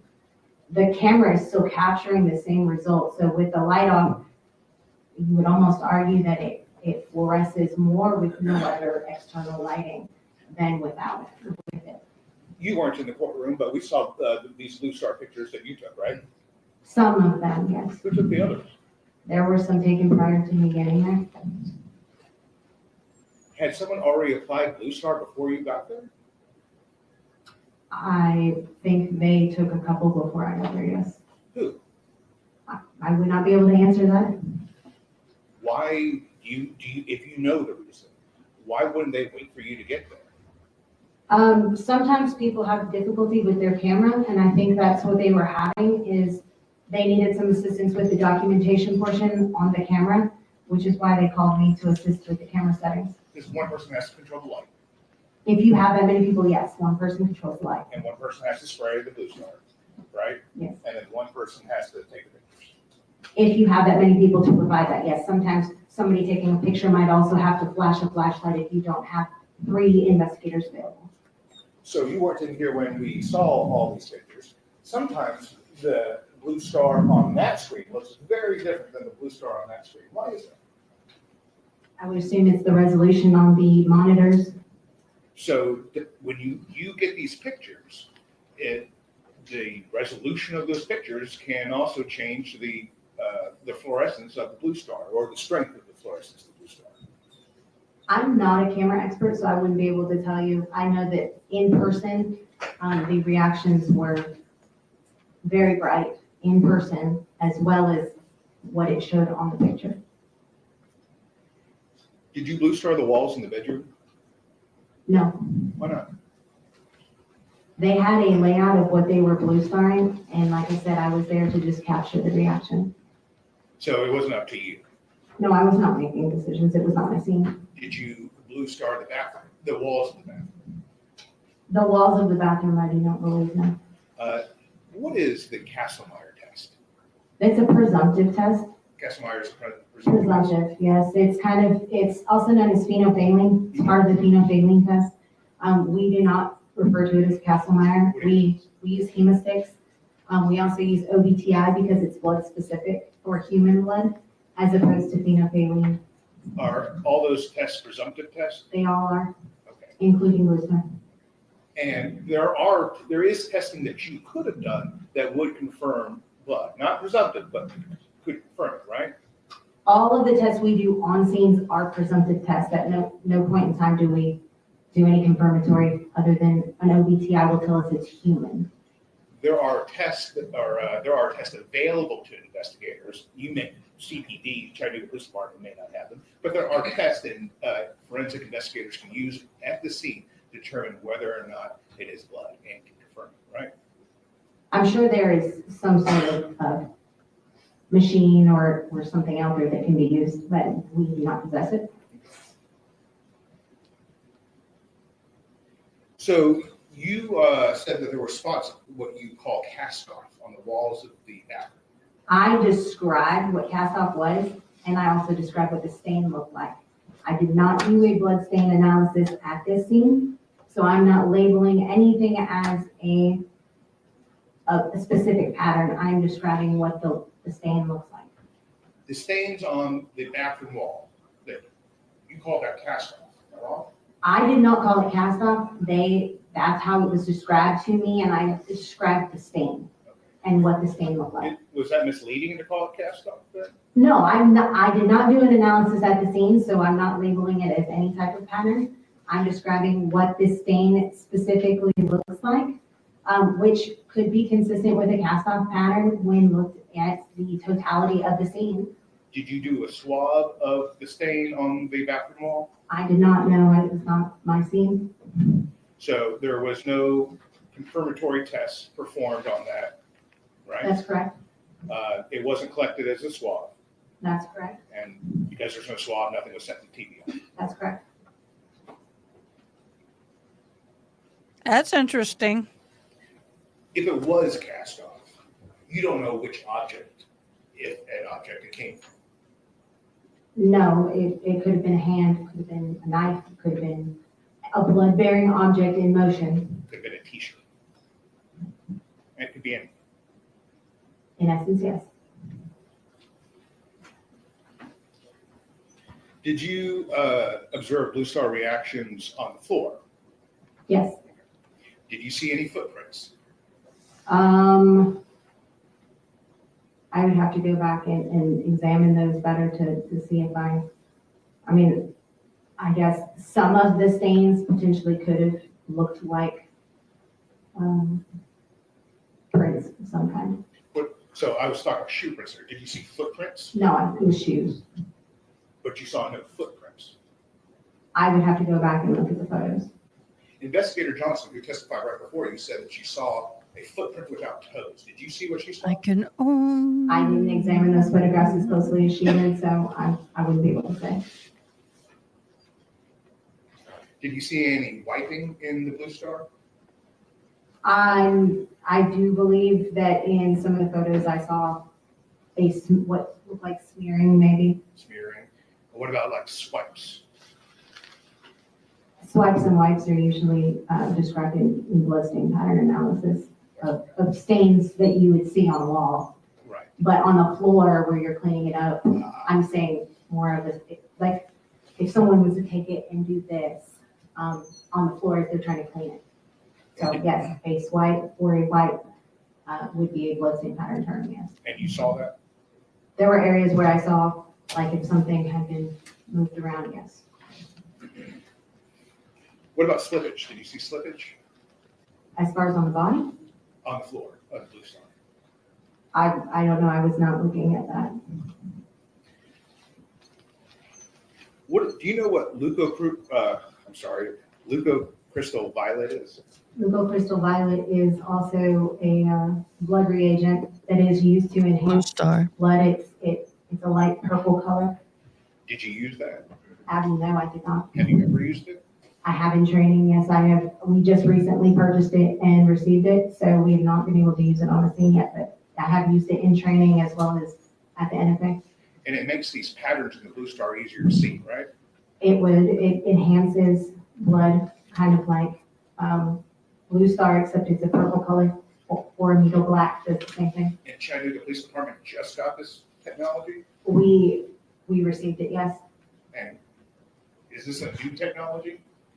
It is not, but we've been using the same kind of chemicals for a long time, and as He's been prices snarky. change and as money becomes available, we're trying to upgrade what we have available to us as investigators. So now, yes, we do have leukocrystal violet or LCD. So with more funds. It's been real snarky. With more funds, we can buy more to assist in investigations, yes.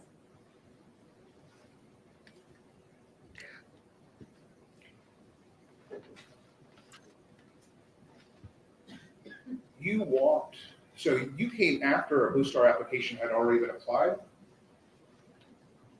That's correct. and you walked through the scene? I would booties applied, yes. Would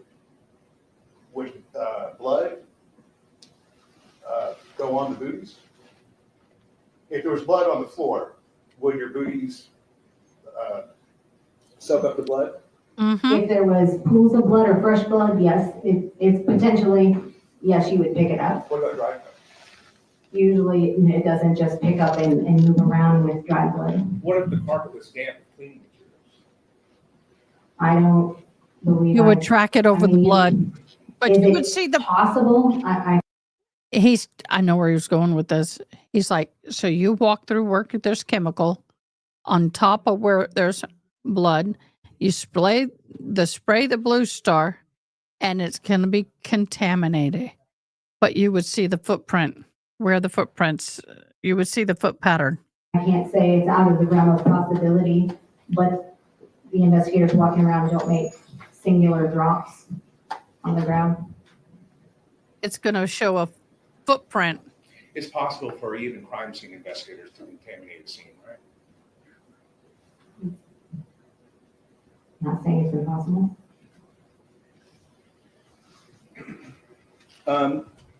Let me ask you about these, the handcuffs and shackles that you described. Were these the kind of handcuffs that law enforcement used? I wouldn't know. I've seen several different types, brands, makes, models of handcuffs. Did you collect these handcuffs into evidence? I did. Okay. Were they lightweight or heavy? They were decently heavy. One of the handcuffs had the key attached to it. I believe it was the handcuffs. Yeah, you had talked about chain, right? Mhm. Then what was on the end of that chain? On the shackle, I don't recall Didn't what was she, at though? the end of the shackle part. The handcuffs had keys hanging from the middle. Was there a mechanism on the handcuff, that a button you could press that would instantly release it? I didn't fidget with the handcuffs. I took the swabs and I secured them. I don't want to know if you fidgeted with it. No, I don't. I don't touch the mechanisms on it in case that was going to be sent off for testing. I'm not asking you if you touched the mechanism or see if the mechanism worked. I'm just asking you, did you observe the mechanism? Did you see the button on there? I don't recall that.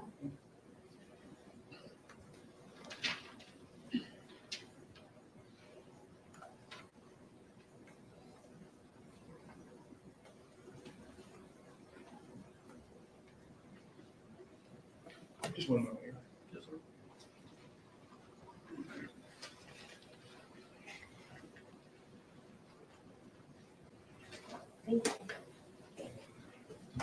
Thank you, Mr. Schubert. You regret. Jury, have any questions for Mrs. Schubert?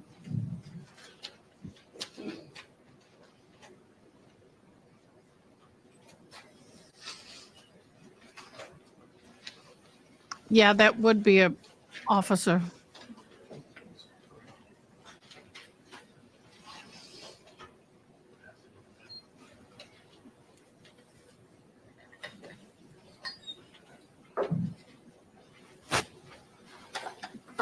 Cindy.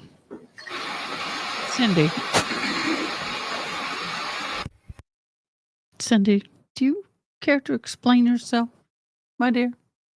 I'll listen. I got good listening ears. You piqued my interest on that one. You care to explain yourself? I don't believe it. Me no believe it.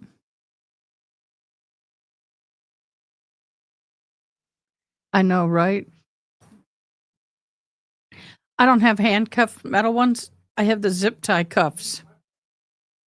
A legit zip tie cuffs.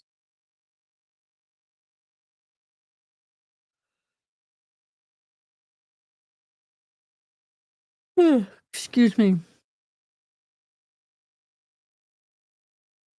I got sleepy again. Hi, Natalie. Ugh, I want to. It's that time of day.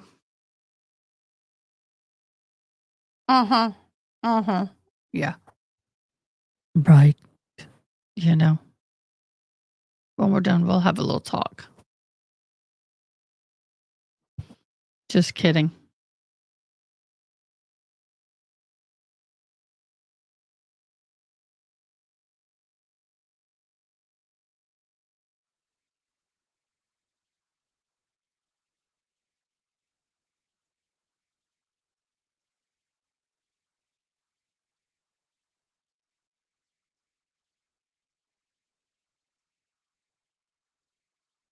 Boy, I see Willie on Facebook. He looking old.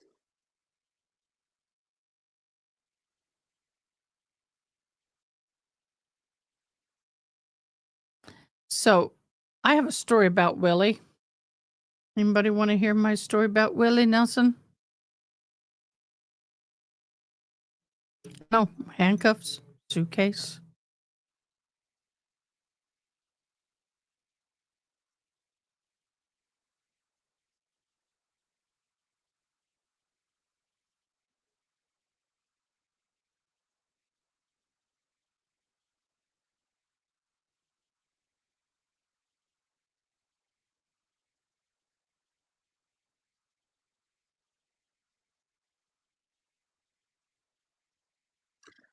Well, I was a photographer again in San Antonio, and he was here for the CMA Awards, and I was hired to photograph. And the end of the night came around. He goes, "Darling, you've been working hard. I've been watching you." I said, "Well, that's what I do." And he goes, "Hey, I'm having a gathering at my house. You want to come? I'll hire you to photograph for me." And I thought, this could be real good. Well, this could be really bad. I'm 20 something years old. I said, "Sure." He doesn't look as bad as I thought he was going to look. His hair's all white now. It's that gorgeous white hair. So I went to the house, walked in, started star-studded party. Wow.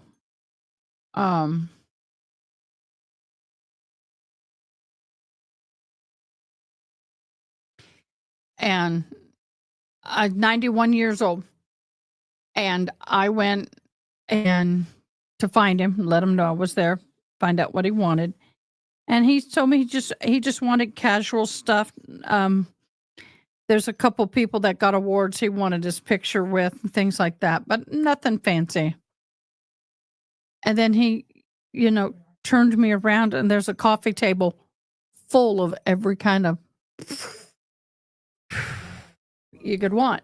He goes, "Darling, you want some?" And I said, "I think I better do my job before I do that." And I refused it. Yeah, that stuff was flowing free back then. Yep. He was a sweet guy. He was nice. But yeah, I refuse. From Willie Nelson. I have all kind of stories. That's my Willie Nelson story. Take home Greg Morris, John?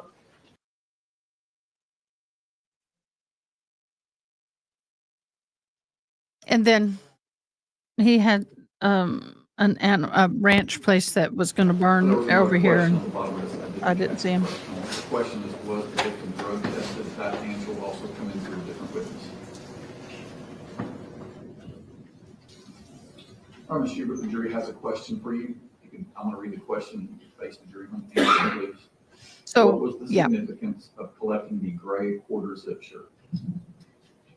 I can't, at the time, I was not aware. I know in Detective Cottrell from Homicide they had been out looking earlier that day. Wait a minute.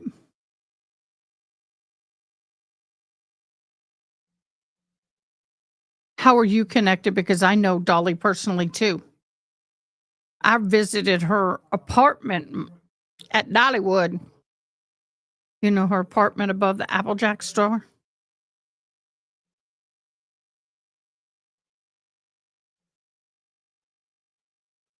Yeah. Uh-huh. All right. I want to know how you know Miss Dolly. I want to hear that story. She's amazing. Doesn't surprise me. She has a had red different room. needs. And when she came back, she said that it was of value, that quarter zip was, and that they needed it collected. So I Emma ran Green to Eyes, the you apartment open the if door. I hadn't left the scene yet, Bill. and collected that item that she had requested. Any redirect based on the jury's questions? Any redirect? Okay. All right. Thank you, ma'am. You missed it. Girl, fire next witness. State call Craig Morris, Your So where is here? Just put the initials.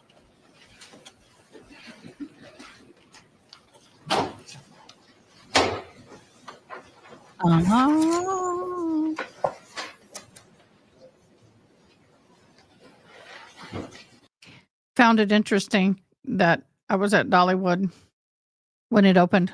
We were there for the opening day. And there's a cute guy that I hooked up with. Now, when I mean hooked up, I made friends with. And he said, well, tomorrow I'm off. He was a funnel cake manager. And we met up and he showed me around. afternoon, sir. Would you please state your full name for the record? My name is Gregory Mardis, M-A-R-D-I-S. Sir, are you working anywhere currently?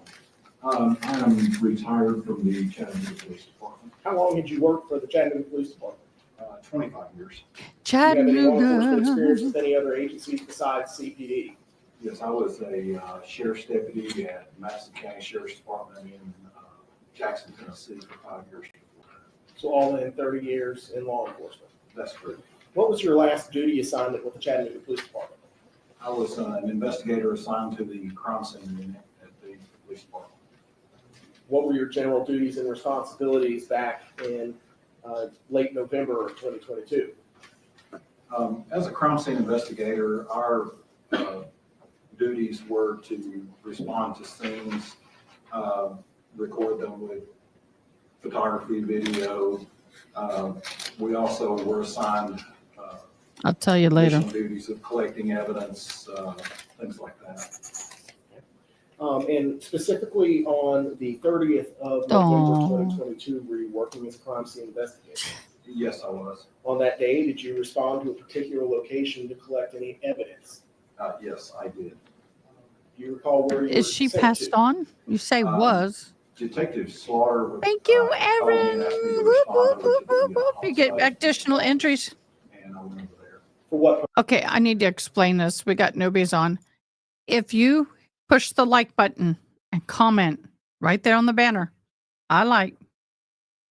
You'll be in the drawing tonight He wanted me to see if you collect get in the DNA end sample of the from month drawing parents of the victim. for And what type gift of card. sample did you collect? I collected buccal swabs, which is a swab of the inside of the cheek. The skin on the inside of your mouth is very soft and sloughs off cells easily, so it's a good source for DNA. You think?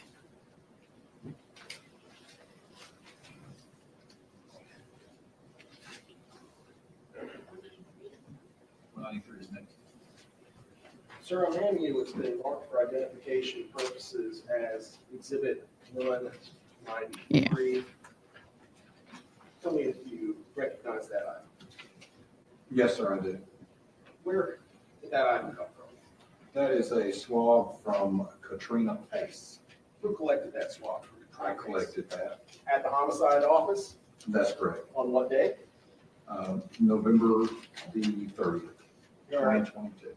Your Honor, at this time, I would move to admit item 193 into evidence. So admitted.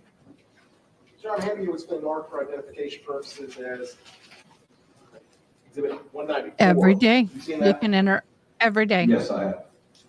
What is that? This is a buccal swab from Travis Pace. And sir, where was that collected? That was collected at the homicide office as well.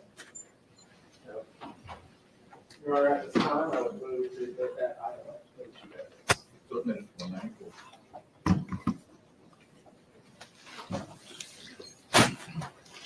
Did you go to another location on that day to work on the homicide of Miss Jasmine Pace? Yes, I did. Do you recall what location you were Hello, sent to? Miss Adam. I was asked to respond out to 5977 Old Dayton Pike. Were you told what that location was? I was told that this was the location that the victim resided at. And what was Somebody's the purpose whispering. of going to that particular location? Oh, thank you. That location had already been searched prior, and they wanted me to collect a known sample for DNA for the victim from that location. So what types of things would you, as a crime scene investigator, attempt to collect for known samples of DNA from somebody? I was looking for something really specific to the victim. As I said earlier, the inside of the mouth is an excellent source for DNA. I collected the victim's toothbrush from a toothbrush holder. I also collected a second toothbrush from a bag that was on the bed. I collected a hair clip with the hair attached to it. Collected that. I also collected a stick of deodorant. Specifically, sir, were you able to collect a toothbrush from a shower in a pool house? Yes, that's correct. Sir, I'm showing you what's been, can I have a DVD, Judge? I'm showing you what's been admitted into evidence as Exhibit 17. Nope, you're good. Zoom in on the bottom. You recognize that? You're good. Yes, that's the shower stall in the pool house. Do you see the toothbrush that you collected in this photograph? It's in the very back, against the back wall. Okay, thank you, sir. I'm handing you what's been marked for identification as 195. Do you recognize this item? Yes, I do. What is that item? This is that toothbrush that we were just looking at in the photograph. And you collected it from the Pace residence on Old Dayton Pike?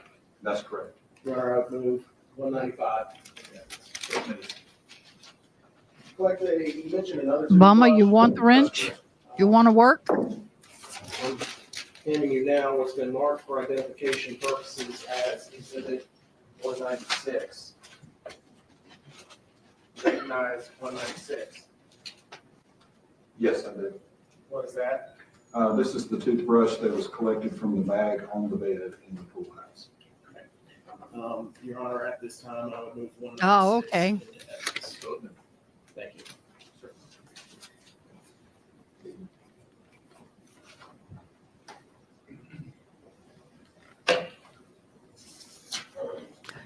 Mama Green Eyes, if you want a wrench, I'll give you one.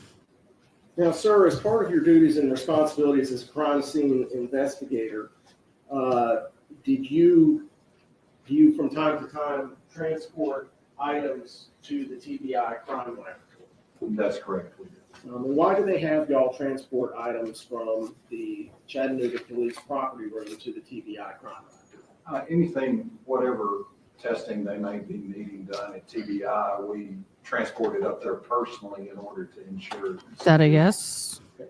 And sir, after Or you no? collected those toothbrushes that are now in evidence as 195 and 196, did you receive further instructions that day? Yes, I did. Where is that? I was instructed to place these items in the property, which I did. There are items 49 through 52. I then checked those items along with several other items out and transported them to the TBI lab in Knoxville, Tennessee. Okay. Specifically, sir, did you transport Welcome to the various family. samples of carpet?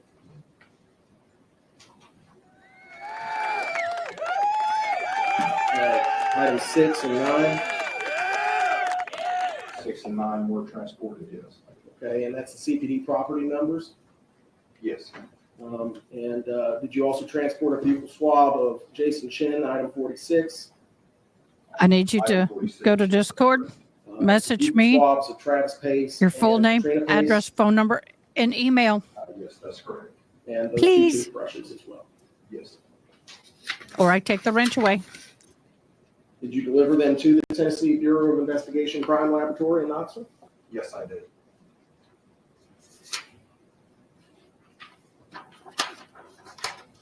I'd now like to ask you about your activities on or about December the 7th, 2022.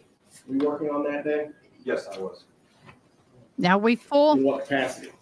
I was We again mod working full. as crime scene investigator.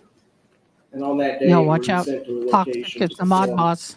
crime scene duties? Yes, I was. Specifically on the 7th day of December, what were you asked to do? I responded to the homicide unit offices. Once there, I'm a I blue. was requested to fingerprint Mr. Chen and also to collect a hair sample from him. May we approach? Yes, sir.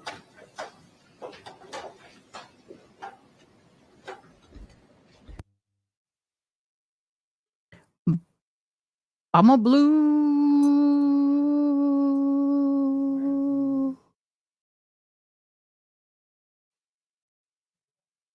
Oh, y'all. We've had an interesting day. If you were watching the next trial, she was found guilty of leaving an unattended child in a car that resulted in serious bodily injury.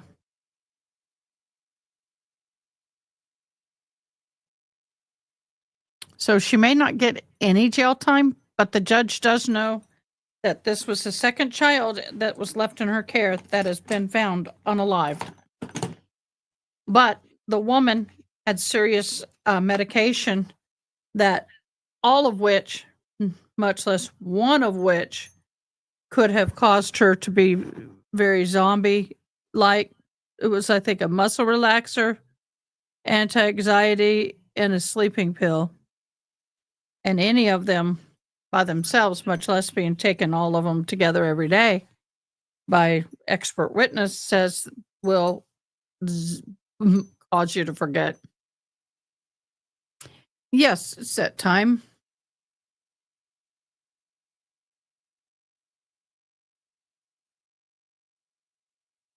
I want to thank our sponsor, our partner in crime, As the Gavel Drops. Go to Discord and join them if you love to read court documents.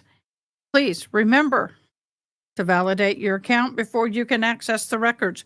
Any records you may use in any kind of publicity or public format, please give credit where credit's due.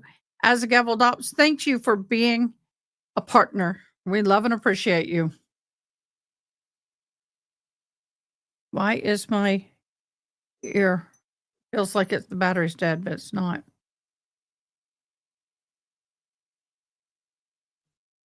Well, not guilty of the red rum, but of extreme, well, it's still bad. I think it was the intent. I think they realized it was not intentional.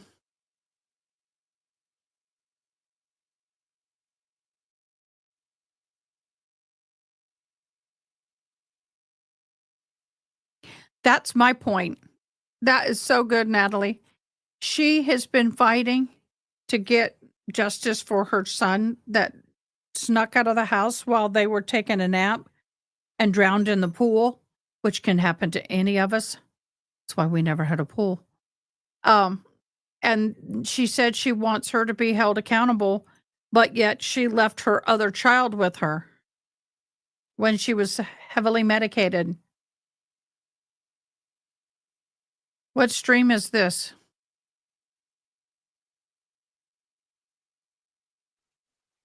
Oh,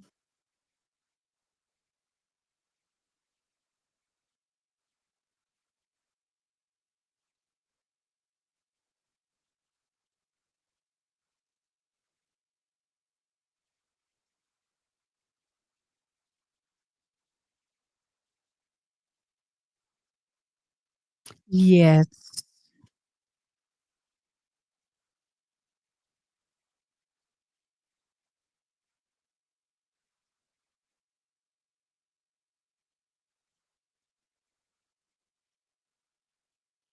Yeah, I got to rewatch that. Yay, it was great. I don't think she enjoyed the oh, I got to get that over. I don't think she enjoyed the attention. I just got to tell you, after you walk out of a room after someone's found guilty, whether it's a loved one or not, and you're the victim and your child was unalived, there is a overwhelming crash inside of emotions. On one hand, as a daughter, she couldn't stand to see her mother being locked up. On the other hand, as a mother, she felt it was justified.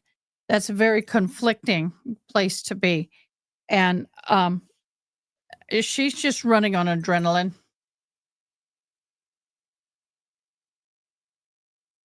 Really?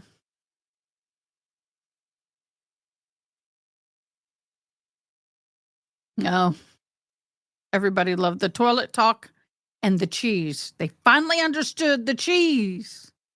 Why it was so important. They finally understood the cheese. I get it. Ooh.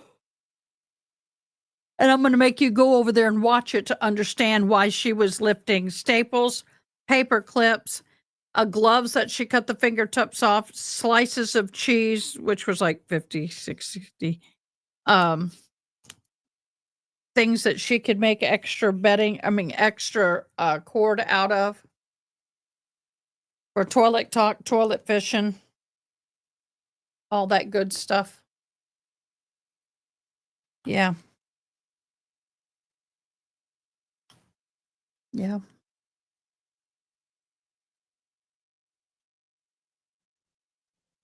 I just got to learn to talk slower. Oh, my nose are just, I think it's coming from here. I just talk about like this fast when I get excited, you know, I talk real fast. But she talks kind of fast too. I was trying to follow her and I was struggling lip reading her. I had to read the captioning because she talks about like this fast. But she's awesome. Awesome sauce. She's so lovely. She's so beautiful. Inside and out. And that precious baby of hers is just too darling. Darling. Precious. How much you want to bet they end the day? Are they going to rest? So you went to the crime scene office to Oh. collect a fingerprint from Jason Chen. That's correct. Do you see the person It's named Jason 6 Chen o'clock in there. here today? Yes, sir. Who's described what they're wearing? Yeah, you better identify him before you get him off the stand. That's a huge deal. Person with it? Yes. So I'm asking you a collection of photographs. Do you recognize the individuals in these photographs? Without showing. Objection. So you're going to look at that just like that, okay? Yes, sir. You recognize the individuals in there? Yes, I do. Okay. Who's depicted in this photograph? Myself, Mr. Chen, and Investigator Puckett. Was this image created at the time that you were doing something? Yes, I was. What were you doing? I was fingerprinting Mr. Chen at that time. Right. Possible. Listen, some of this exhibit's going to be entered for identification only. That means, as you might have gathered, we're keeping a record of everything. It's part of a record, but it will not be something that goes back to the jury. No reason to speculate on why that's. I ain't touching it. But legally, this witness has Not identified right now. Jason Chen from the photograph. During the process, we personally witnessed and participated in the printing, getting labels from the defendant. How does one take a fingerprint, sir? I'm sorry. That's collective. 196. Negative, 197. Okay. 196 was a toothbrush from the back of the bed. That track here, General. It does that. I bet you throw us all off. I'm sorry. What do you have for toothbrush from the back of the bed? As I see 196. 196? This is 197 for ID. Thank you, Your Honor. How does one take a fingerprint, sir? I use black printer's ink. I'll put the ink on the person's fingers on the ridges on the fingers. And then that's transferred onto a cardboard card. Is there any information that is placed at the top of the card? Our complaint number, the person's name. Thank you, Toxic. And Got it. who's responsible for placing that information onto the card that you just described? Us doing the fingerprint. So in this particular case, on the 7th of December. Thank you, Gabby. Yes. You're wonderful. Sir, I'm handing you, it's been marked for identification as 198, 199. Do you recognize these two items? Yes, these are the copies of the fingerprint cards. Okay, and 198 consists of 2 pages, as does 199. That's correct. Okay. You said these are these are copies of the cards. What cards are you talking about? The cards that I collected his fingerprints on. When you say his, who are you talking about? Mr. Chen. Okay, the individual you identified earlier? Yes. Are they fair and accurate copies of the fingerprint cards that you collected from Mr. Chen? Yes, they are. Is the information contained at the top consistent with the person being fingerprinted and you doing the collecting on the 7th of December, 2022? Yes, that's correct. Your Honor, I would move to admit into evidence item 198 and 199. So admitted. Yes, Dr. Sir.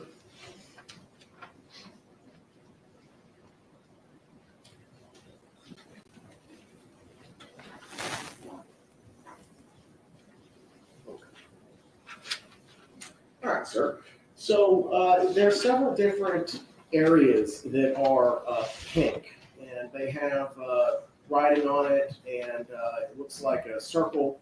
Could you please orient the jury to what we're looking at and what is placed in each one of those various sections of the print card?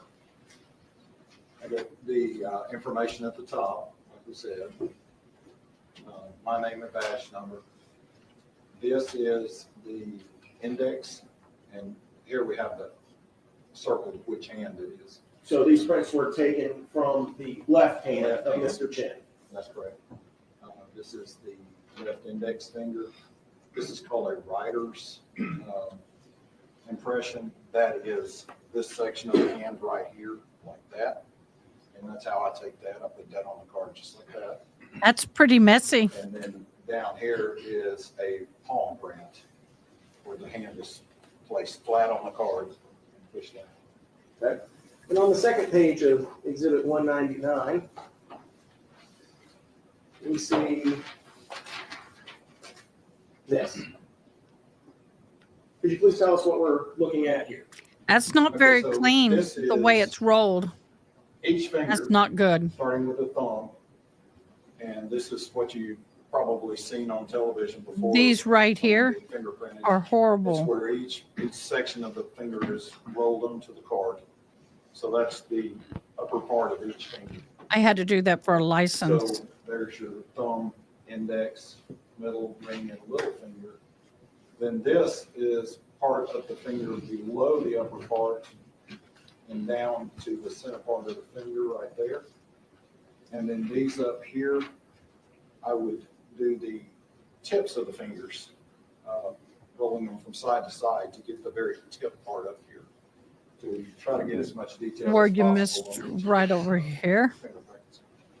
He did not do a good Did you job. do that for Mr. Chen's right hand as well? Yes. Using the same procedure that you just described? Same type of card, same procedure. Sorry. What did you do with the print cards, 198, 199, that you collected from Mr. Chen? Those were turned over to Sergeant Franklin, who was the supervisor of our APHIS unit, who actually does our fingerprint comparisons. Thank you, sir. No further Yep, you questions, got to sir? go hear about the cheese. I'm not going to tell you here. Make sure you like it. Help it grow.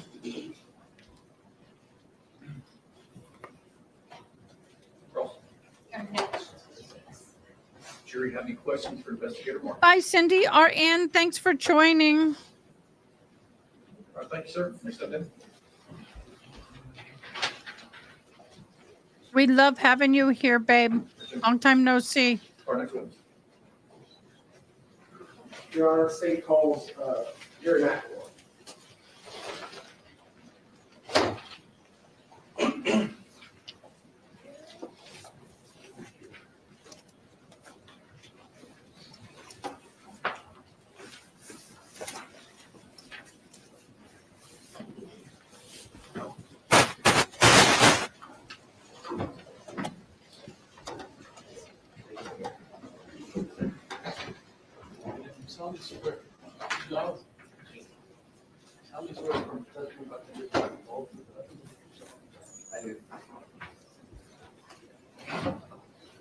Good afternoon, sir. Would you please state your full name for the record?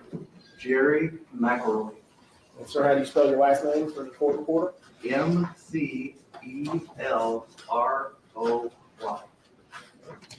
Sir, I'd like to take you to December the 7th. Were you working as a crime scene investigator on that day? Yes, sir. And were you present for the fingerprinting of Mr. Jason Chen? Yes, sir. Did you observe Mr. Greg Martis collect fingerprints from Jason Chen? Yes, sir, I did. You see Mr. Chen in the courtroom? Yes, sir, I did. Could you please describe what he's wearing for the jury? Looks like a navy jacket, plaid tie, light blue shirt, glasses. Thank you, sir. In addition to observing the fingerprinting of Mr. Jason Chen, were you working on the 7th day of July 2023? Yes, sir. On that day, did you have an occasion to take items of evidence from the from the Chattanooga Police Department to the Tennessee Bureau of Investigation, Knoxville? 11 items, yes, sir. Do you recall the 11 items? 10 of them were swabs and one was a tile backing. Tile backerboard? Backerboard, yes, sir, but I don't recall each individual swab. Sure.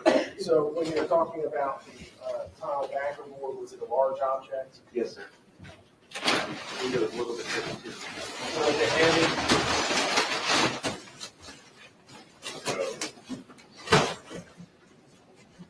Sir, did you transport this item to the Tennessee Bureau of Investigation, Knoxville? Yes, that's item 199. That's what I transported. Okay. And you mentioned a large number of swabs. Correct. Specifically, sir?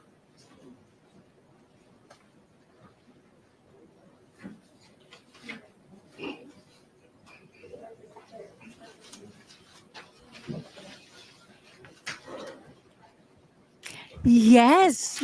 And nobody checks out my emojis. Nobody has used my emojis in Specifically, sir? ages. Y'all want to see our emojis, our special emojis? Well, why can't I find them? Oh, I got to do it over here. Sorry, my bad. I got to go into my. Transport these group of swabs consisting of. Will you stop? Exhibit 189, swabs from the suitcase. From the garbage bag full areas. 188 swabs from. Here's our emojis. 187 swabs. Mind blown. Rainbow. What the? Mod love. Heidi the Highlander. Shackles. Swab. My cup of coffee. Handcuffs. That's all 10 items, and yes, sir. So that's what you transported to the PI Crime Lab on July the 23rd. I'm sorry, July the 11th, 2020. I know. This is 6. Driving me crazy. Okay. If you remember, you can use those. Transport CPD item 196 and 197 being swapped. I like that one. Under the carpet and Mind blown. On the 110 Tremont Street. May I refer to my chain of custody? I didn't have all of the property numbers and their descriptions memorized. Oh my God, you're so funny. You're so funny. You go home now. No soup for you. You're not funny.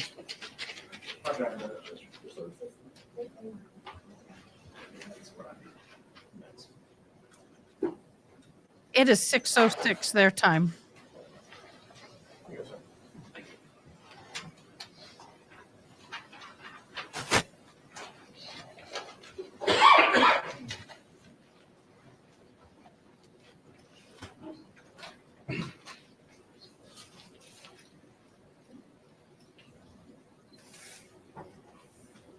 I'm sorry, can you repeat the question? Sure. What items did you transport to the TBI crime lab? I transported item 61. Which is?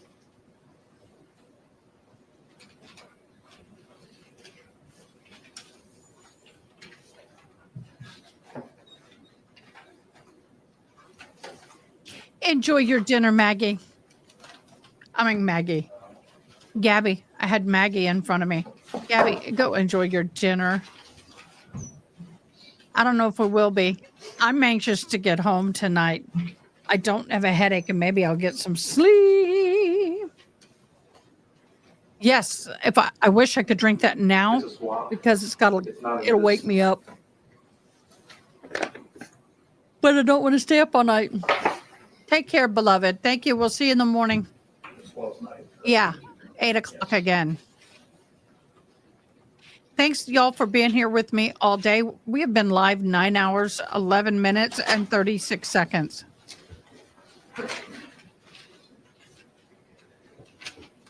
I'm going to start separating these. Steering wheel judge.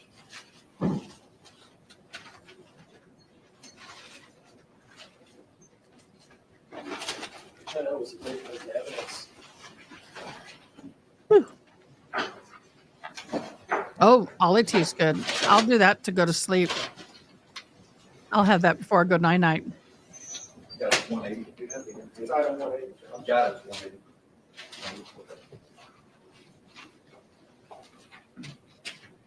Item 61, did you transport that to the TBI crime lab? Yes, sir, I did. Did you transport exhibit 190, which is item 142, to the TBI crime lab? Yes, sir, I did. Did you transport exhibit 186, which is item 126, to the TBI crime lab? Yes, sir, I did. Did you transport exhibit 191, which is item 143, to the TBI crime lab? Item 191. No, sir. Exhibit 191, item 143. Correct. Yes, sir, I did. Okay. How about exhibit 187, item 139, to the TBI crime lab? Yes, sir, I did. How about exhibit 188, which is item 140? To the Thank you, TBI Bimba crime Green lab? Eyes. Yes, sir, I did. How Now you're about part of the family. exhibit 189, God help item you. 141 on your list? Did you take that to the TBI crime lab? Yes, sir, I did. How about item 193, Yes, sir. which is a buccal swab of Jasmine Pace?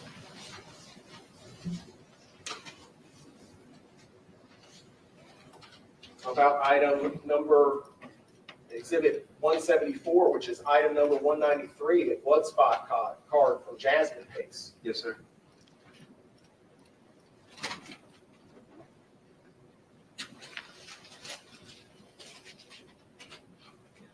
How about item 194, which is item 48, a buccal swab from Travis Pace?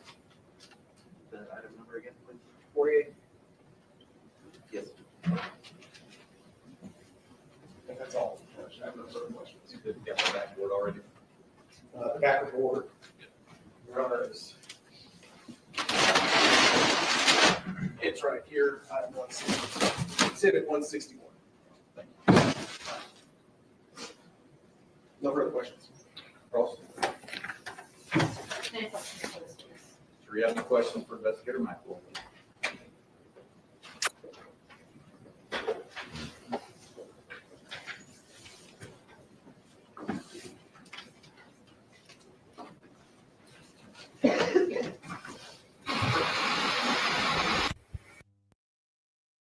Can't handle that.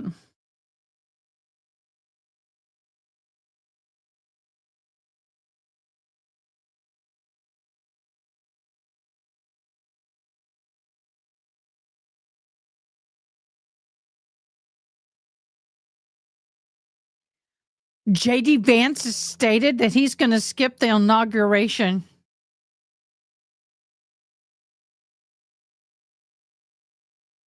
What? What?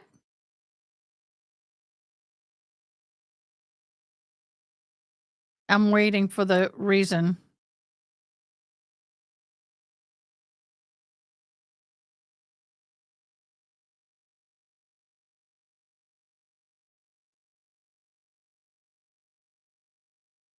Sorry.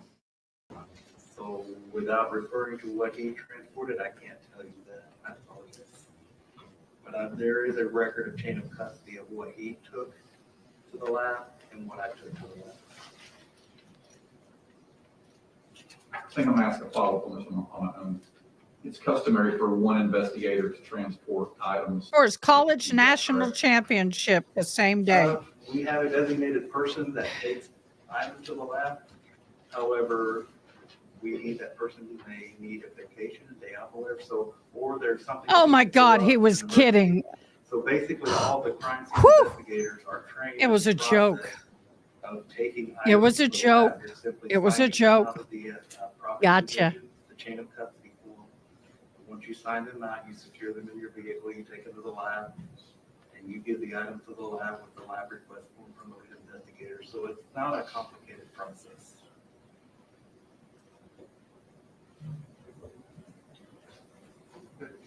It was a joke. Follow for that.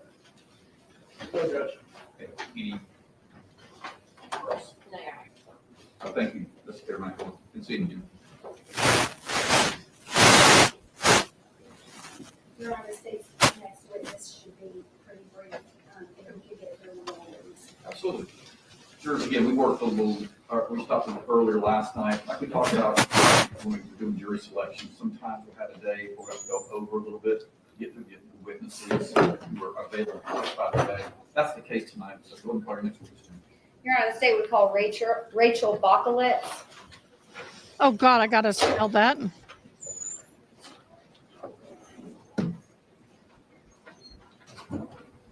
How late are they gonna go?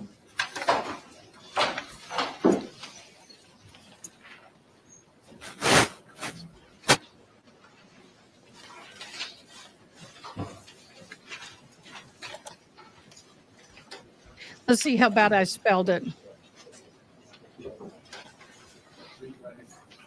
I just swear from the testimony about to give the truth, the whole truth, and nothing but the truth, so help me God. Hello, can you state your full name for the record and spell your last name since it's a little bit interesting? Rachel Bockelitz, Bakaletz. All right, and Ms. Bockelitz, can you let the jury know where you're currently employed? How do you spell that again? My God, she's so Spell your last name soft-spoken. since it's a little bit interesting. Rachel Bockelitz, Bakaletz. B-A. No, don't second guess it for me. Quit predicting. And you suck. Come on. I got, oh, this is B-A. B-A. Oh gosh, this is where I need help. Name for the record and spell your last name since it's a little bit interesting. Rachel Bockelitz, Bakaletz. All right, and Ms. Bockelitz, can you let the jury know where you're currently employed? Yes, I'm currently employed with Tennessee Bureau of Investigation. That's just the way it's going to have to be. TBI, as a special agent in the digital forensic unit. And when did you join TBI?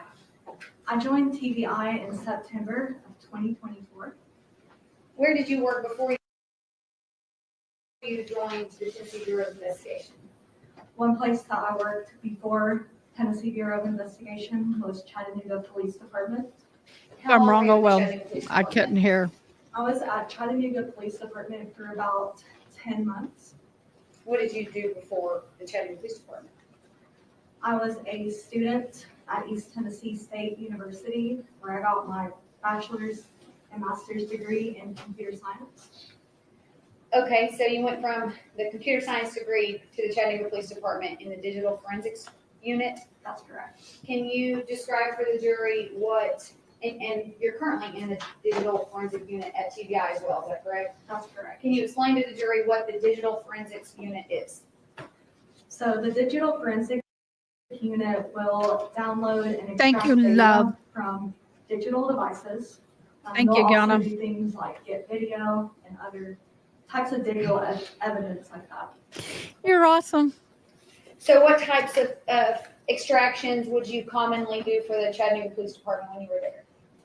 So some of the types of extractions I would do would be SIM cards, mobile phones, sometimes tablets, and occasionally we do computers, laptops, desktops. Would you do extractions at the request of an investigator? That's correct. All of our downloads were worked as part of requests for different investigations. Do you recall being involved at all in the case of State of Tennessee versus Jason Chen? Yes, I do. That's correct. Were you asked by the lead investigator to review any type of digital evidence in that case? Yes, I was asked to review the SIM card for that case. All right. I'm going to hand you what's already been labeled Exhibit 166. See, do you recognize that? Yes, I recognize that. What is that? That is the evidence bag that contained the SIM card that I was requested to process. Your Honor, I'm sorry, can I have DVD? And did you get that item out of property? Yes, I got the item out of property at Chattanooga Police. And so explain that to the jury. When an investigator asks you to do something, what's your next step? So when the investigator makes the initial request to digitally examine a device or item, we would then go to the property department at Chattanooga Police and sign out or check out the item, take it back to the lab and process the item as requested. Did you do that in this case with the item in front of you?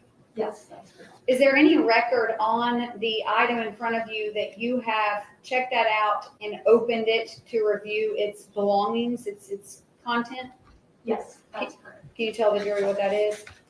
So what that would be a report that was generated from the forensic examination and the downloading of the item, which is the SIM card. I'm sorry, Agent. I meant actually on the physical bag there. Is there anything that represents that you have opened that and So sorry. I know it's okay, reviewed its contents? Yes, my initials on the evidence tape would indicate that I opened the item for some reason and then closed the item and sealed it back with evidence tape. Is that typical in the CPD protocol to initial when you've opened a piece of evidence? Yes, that's correct. And I'm sorry, go ahead. We do initial when we seal the pieces of evidence back. And are your initials on that bag? Yes, they are. Okay, and then, so now let's go to the report. So did you review what's in the contents of this bag? Yes. And what is it? It is a SIM card. Okay, and when you review a SIM card, what do you do with it? When we review the SIM cards, we'll typically plug them. So we'll start a program and we'll plug a adapter up to a computer. And the program will forensically extract and download the data that's on the device. In this case, it was a SIM card.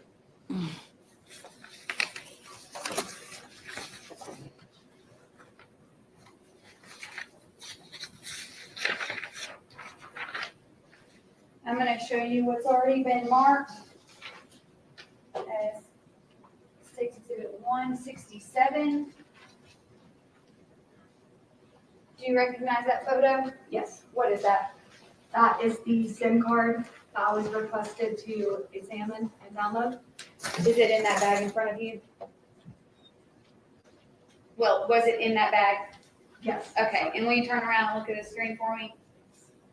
Is that the same photo that you have in your hand? Yes. What do those numbers represent on a SIM card like that? Those numbers are the ICC ID, and they just represent the unique value that is assigned to that specific SIM card.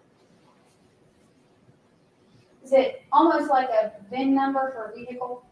It's similar to that, yes.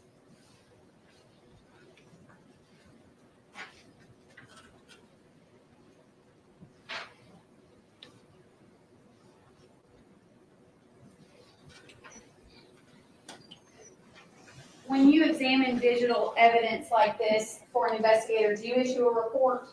That's correct. We do write a report for any item that comes through our lab. And did you do that in this case? Yes, I did. Also, when you insert a SIM card into your program, does the program actually generate a report about that SIM card as well? Yes, the program will generate a report about the item. Did that happen in this case? Yes, it did. Show you two documents. You'll just take a look at them.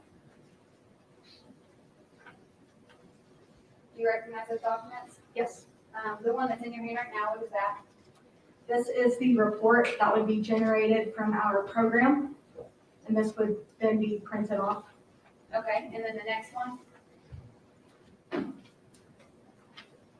This is the report that I wrote about the contents of the SIM card, what happened during the processing of the SIM card. This is for the investigator to kind of just have a summary of what happened with the item. And did you give that to the lead investigator in this case? Yes. Your Honor, I'd ask that these be moved into evidence next to exhibit. I'll write them on there somewhere. Exhibit 200 and 201. Okay. 200 will be your report. 201 will be the extraction report.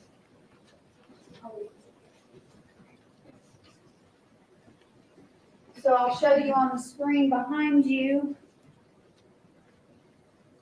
Exhibit 200, is this your report that you would have delivered to Investigator Crawford?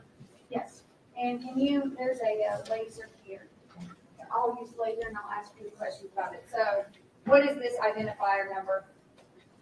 So that identifier number is the ICC ID. That's going to be the same number that is printed physically on the SIM card that we can see. And that is just the unique number that's identifying that specific SIM card. So that would be the same number as here? That's correct. Correct? Okay. And then what does this indicate? That number is going to indicate the phone number that was extracted off of the SIM card. Does that mean that that's the phone number that is directly connected with that SIM card? That's correct. And then provider? The provider is just going to be the cellular network provider. So something like Verizon or T-Mobile, that also comes directly from the SIM card.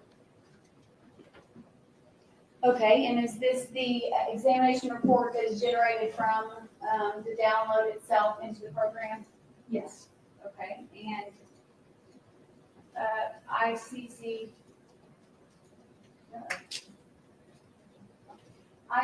ID, again, what is that? That is the unique number that is printed physically on the SIM card. That's just identifying the specific SIM card. And that's the same number from your report, correct? That's correct. Okay, and then down here, parameter name and number, what does that represent? That's just going to represent the unique phone number that is connected to the SIM card. And that was forensically extracted from the SIM card. So that SIM card belongs to the phone number 423-664-2024. That's correct. Nothing further, Judge.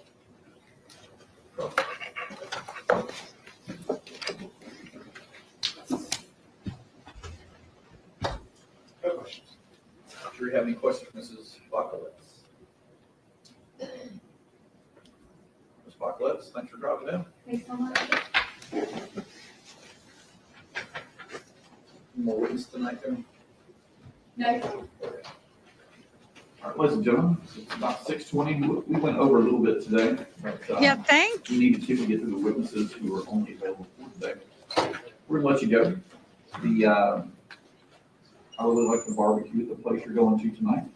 So, hopefully maybe we'll all try that too. Again, I must remind you your admonition not to discuss the case with anyone, yourself, among yourselves, until it's time to deliberate. With that, let me just say before we cut you loose, one, we get everything from there tomorrow. 3 cases. All right. You'll be here at 9:15. We'll start at 9:30. There are a few things on the docket. 8:30. 9:31. so I get a little hour more sleep. We're going to do a recap. I love this newswoman's recap. I can do it, but I'll let her do it. I'm being lazy. Thanks, Ronnie. I got it. You're awesome. But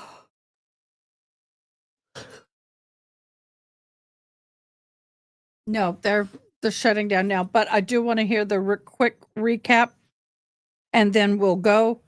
I'm going to go straight home, go to bed after a nice hot shower, wash my hair, and then try and get a good night's sleep, because last night and the night before were horrible. That's what happens when you get a migraine that doesn't want to let go, wants to make your brain its home. You guys, if you've not commented or if you've not clicked on the like button and then hit I liked or comment I liked in the comments below, you will not be in the drawing. We want you in the drawing. We want you in the drawing.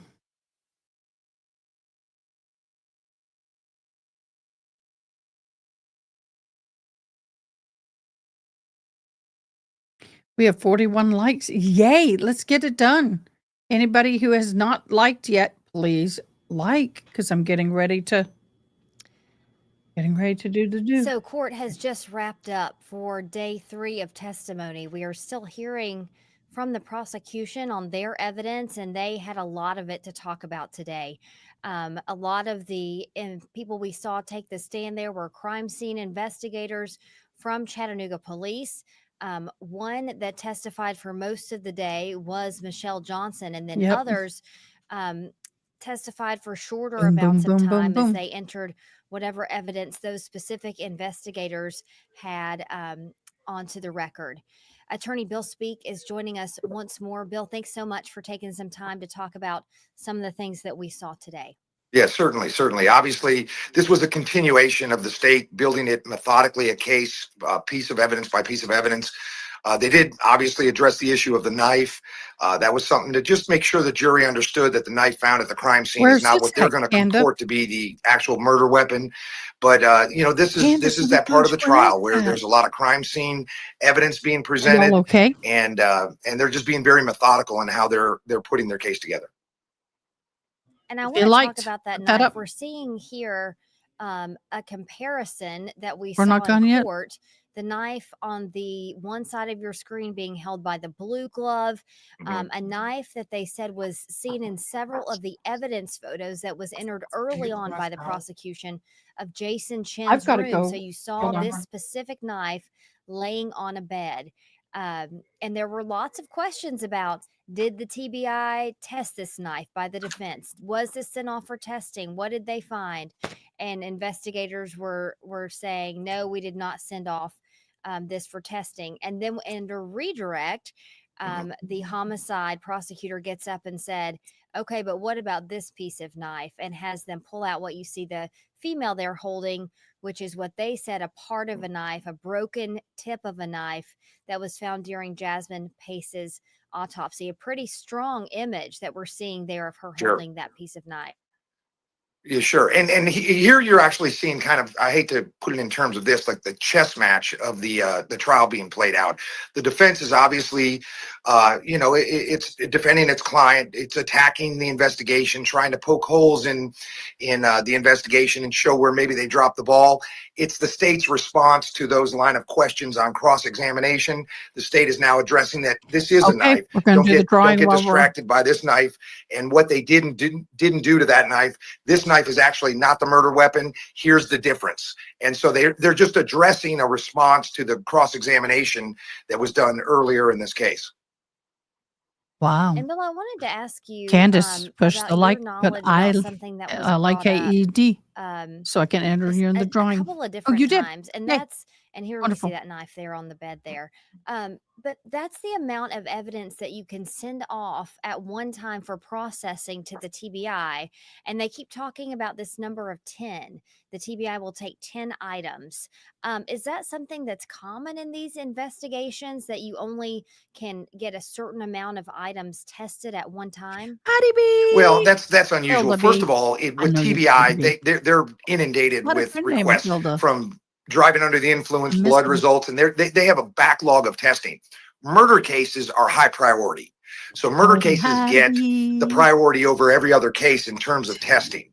Now, Sorry, I had a friend named Hilda, and I used to walk in, howdy, howdy be, instead of Hilda one B. thing I wanted to point out too about that knife, when you see the Old crime habits scene die hard. photos with the knife in it, at the time this investigation is underway, the investigators don't know what pieces of evidence actually are relevant. So they're cataloging everything.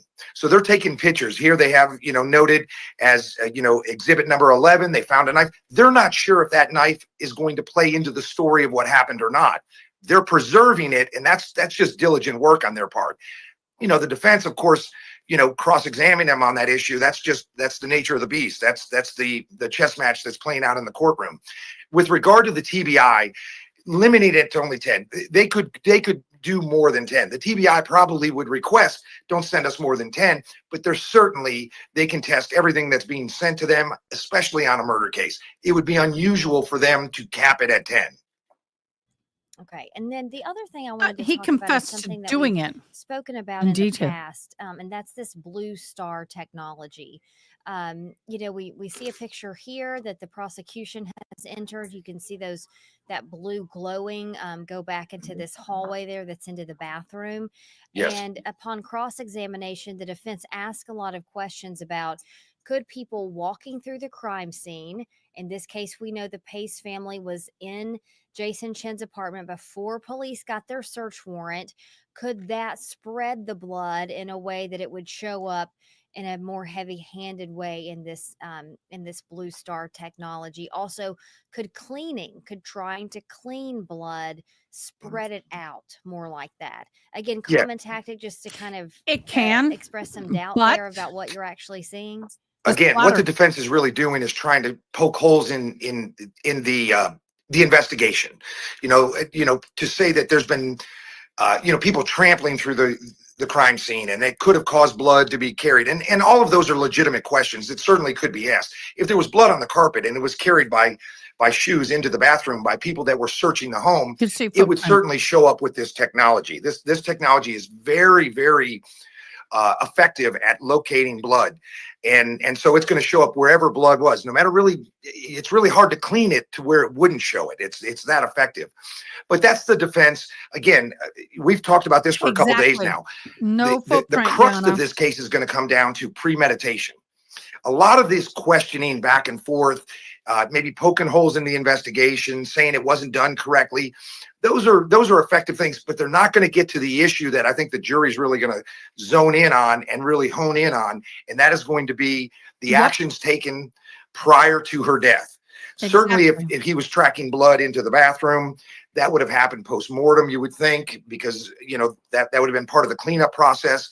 But again, at the end of the day, the jury's really going to key in on pieces of evidence that go towards the mental state of the defendant prior to the slaying. This is just investigation and kind of poking holes in it, and this will kind of get washed out a little bit. It won't be extremely relevant, I think, in the jury's ultimate decision. No, I think he's right. I think he's totally right that it's going to be more based I don't have on. Oh, I'm sorry. There we go. Other evidence. If you talk about the mental state before the murder, we just had right before the break, Yay. A forensic examiner, a digital one, talk about this item here, and that's the SIM card from Jasmine Pace's phone that they found in the possession of Jason Chen at his parents' house, and they talked about the data that they extracted from that. So that's something that we can, now that they've entered it into evidence, we're expecting we'll see some of the data that they found on that. Well, and again, if there's data that's on it that's relevant to what happened, to the mindset of the defendant prior to the slaying, communication that happened before what we would generally consider the time of her death. That's going to be extremely important. What you would expect to find, given the nature of this case, is that there's communication on that SIM card that is an attempt to cover up the crime. I mean, I think that's been very obvious to the jury that the defendant took great efforts to try to cover this crime up. Again, that's not premeditation. That's, I hate to use the term post-meditation, Emma Green but Eyes. that will not be as relevant. Got to change the time. It does show the mindset of him, very methodical in how he's doing this. And you can extrapolate that to say maybe he's the same methodical person prior to it in his planning. But the proof of it will have to come in through the testimony on the stand. Right now, I think we're still waiting on some of that critical proof. All right, Bill, thanks so much for joining us tonight. We'll see you again tomorrow if you're free to talk about some of the testimony that we hear then. Absolutely. Look forward to it. Okay, thank you. All right, we are wrapping up our coverage today for day 3 of this murder trial court. Judge Boyd Patterson said we'll resume tomorrow morning at 9:30. So we'll be here a little bit before that, doing a recap of all that we've heard and talking about what we can expect tomorrow. Again, the witness list that was entered by the prosecution had just about 34 witnesses on it. And looking at it just before the break, we've heard from about half, a little more than half, of the CPD crime scene and other CPD officers that are on that list. Of course, just because they're on that list doesn't mean they have to be called. It just makes them available to be called. So we'll see what we learn tomorrow. Will we learn more from that SIM card that was connected to Jasmine Pace's phone? Will we learn more about the evidence that was sent to the TBI? Some of those swabs from Jasmine Pace, from Katrina Pace, and from Jason Chen. And what does it all mean? We'll be here looking at all of it as you see it live. I'll be here from the probably about courtroom 8:20. from the News Channel 9 Stream Center. For tonight, thanks so much for joining us. If I we'll see you get again here in tomorrow. time. So we will be back here no later than 8:30. I'd sometimes go 10 minutes early just to get awake and get moving. Let's do the drawing.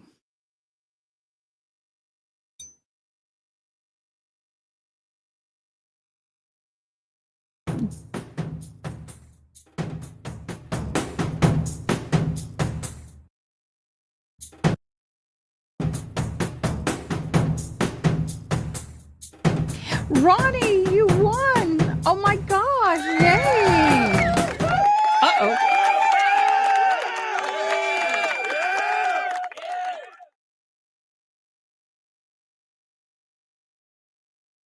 Yay, Ronnie. Hoo-hoo, you won.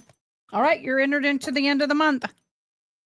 Everybody starts again tomorrow. You come back in, push that like button because I do verify. And then you're entered in and you may win again tomorrow. You may get in tomorrow. We got a lot more days left in this month.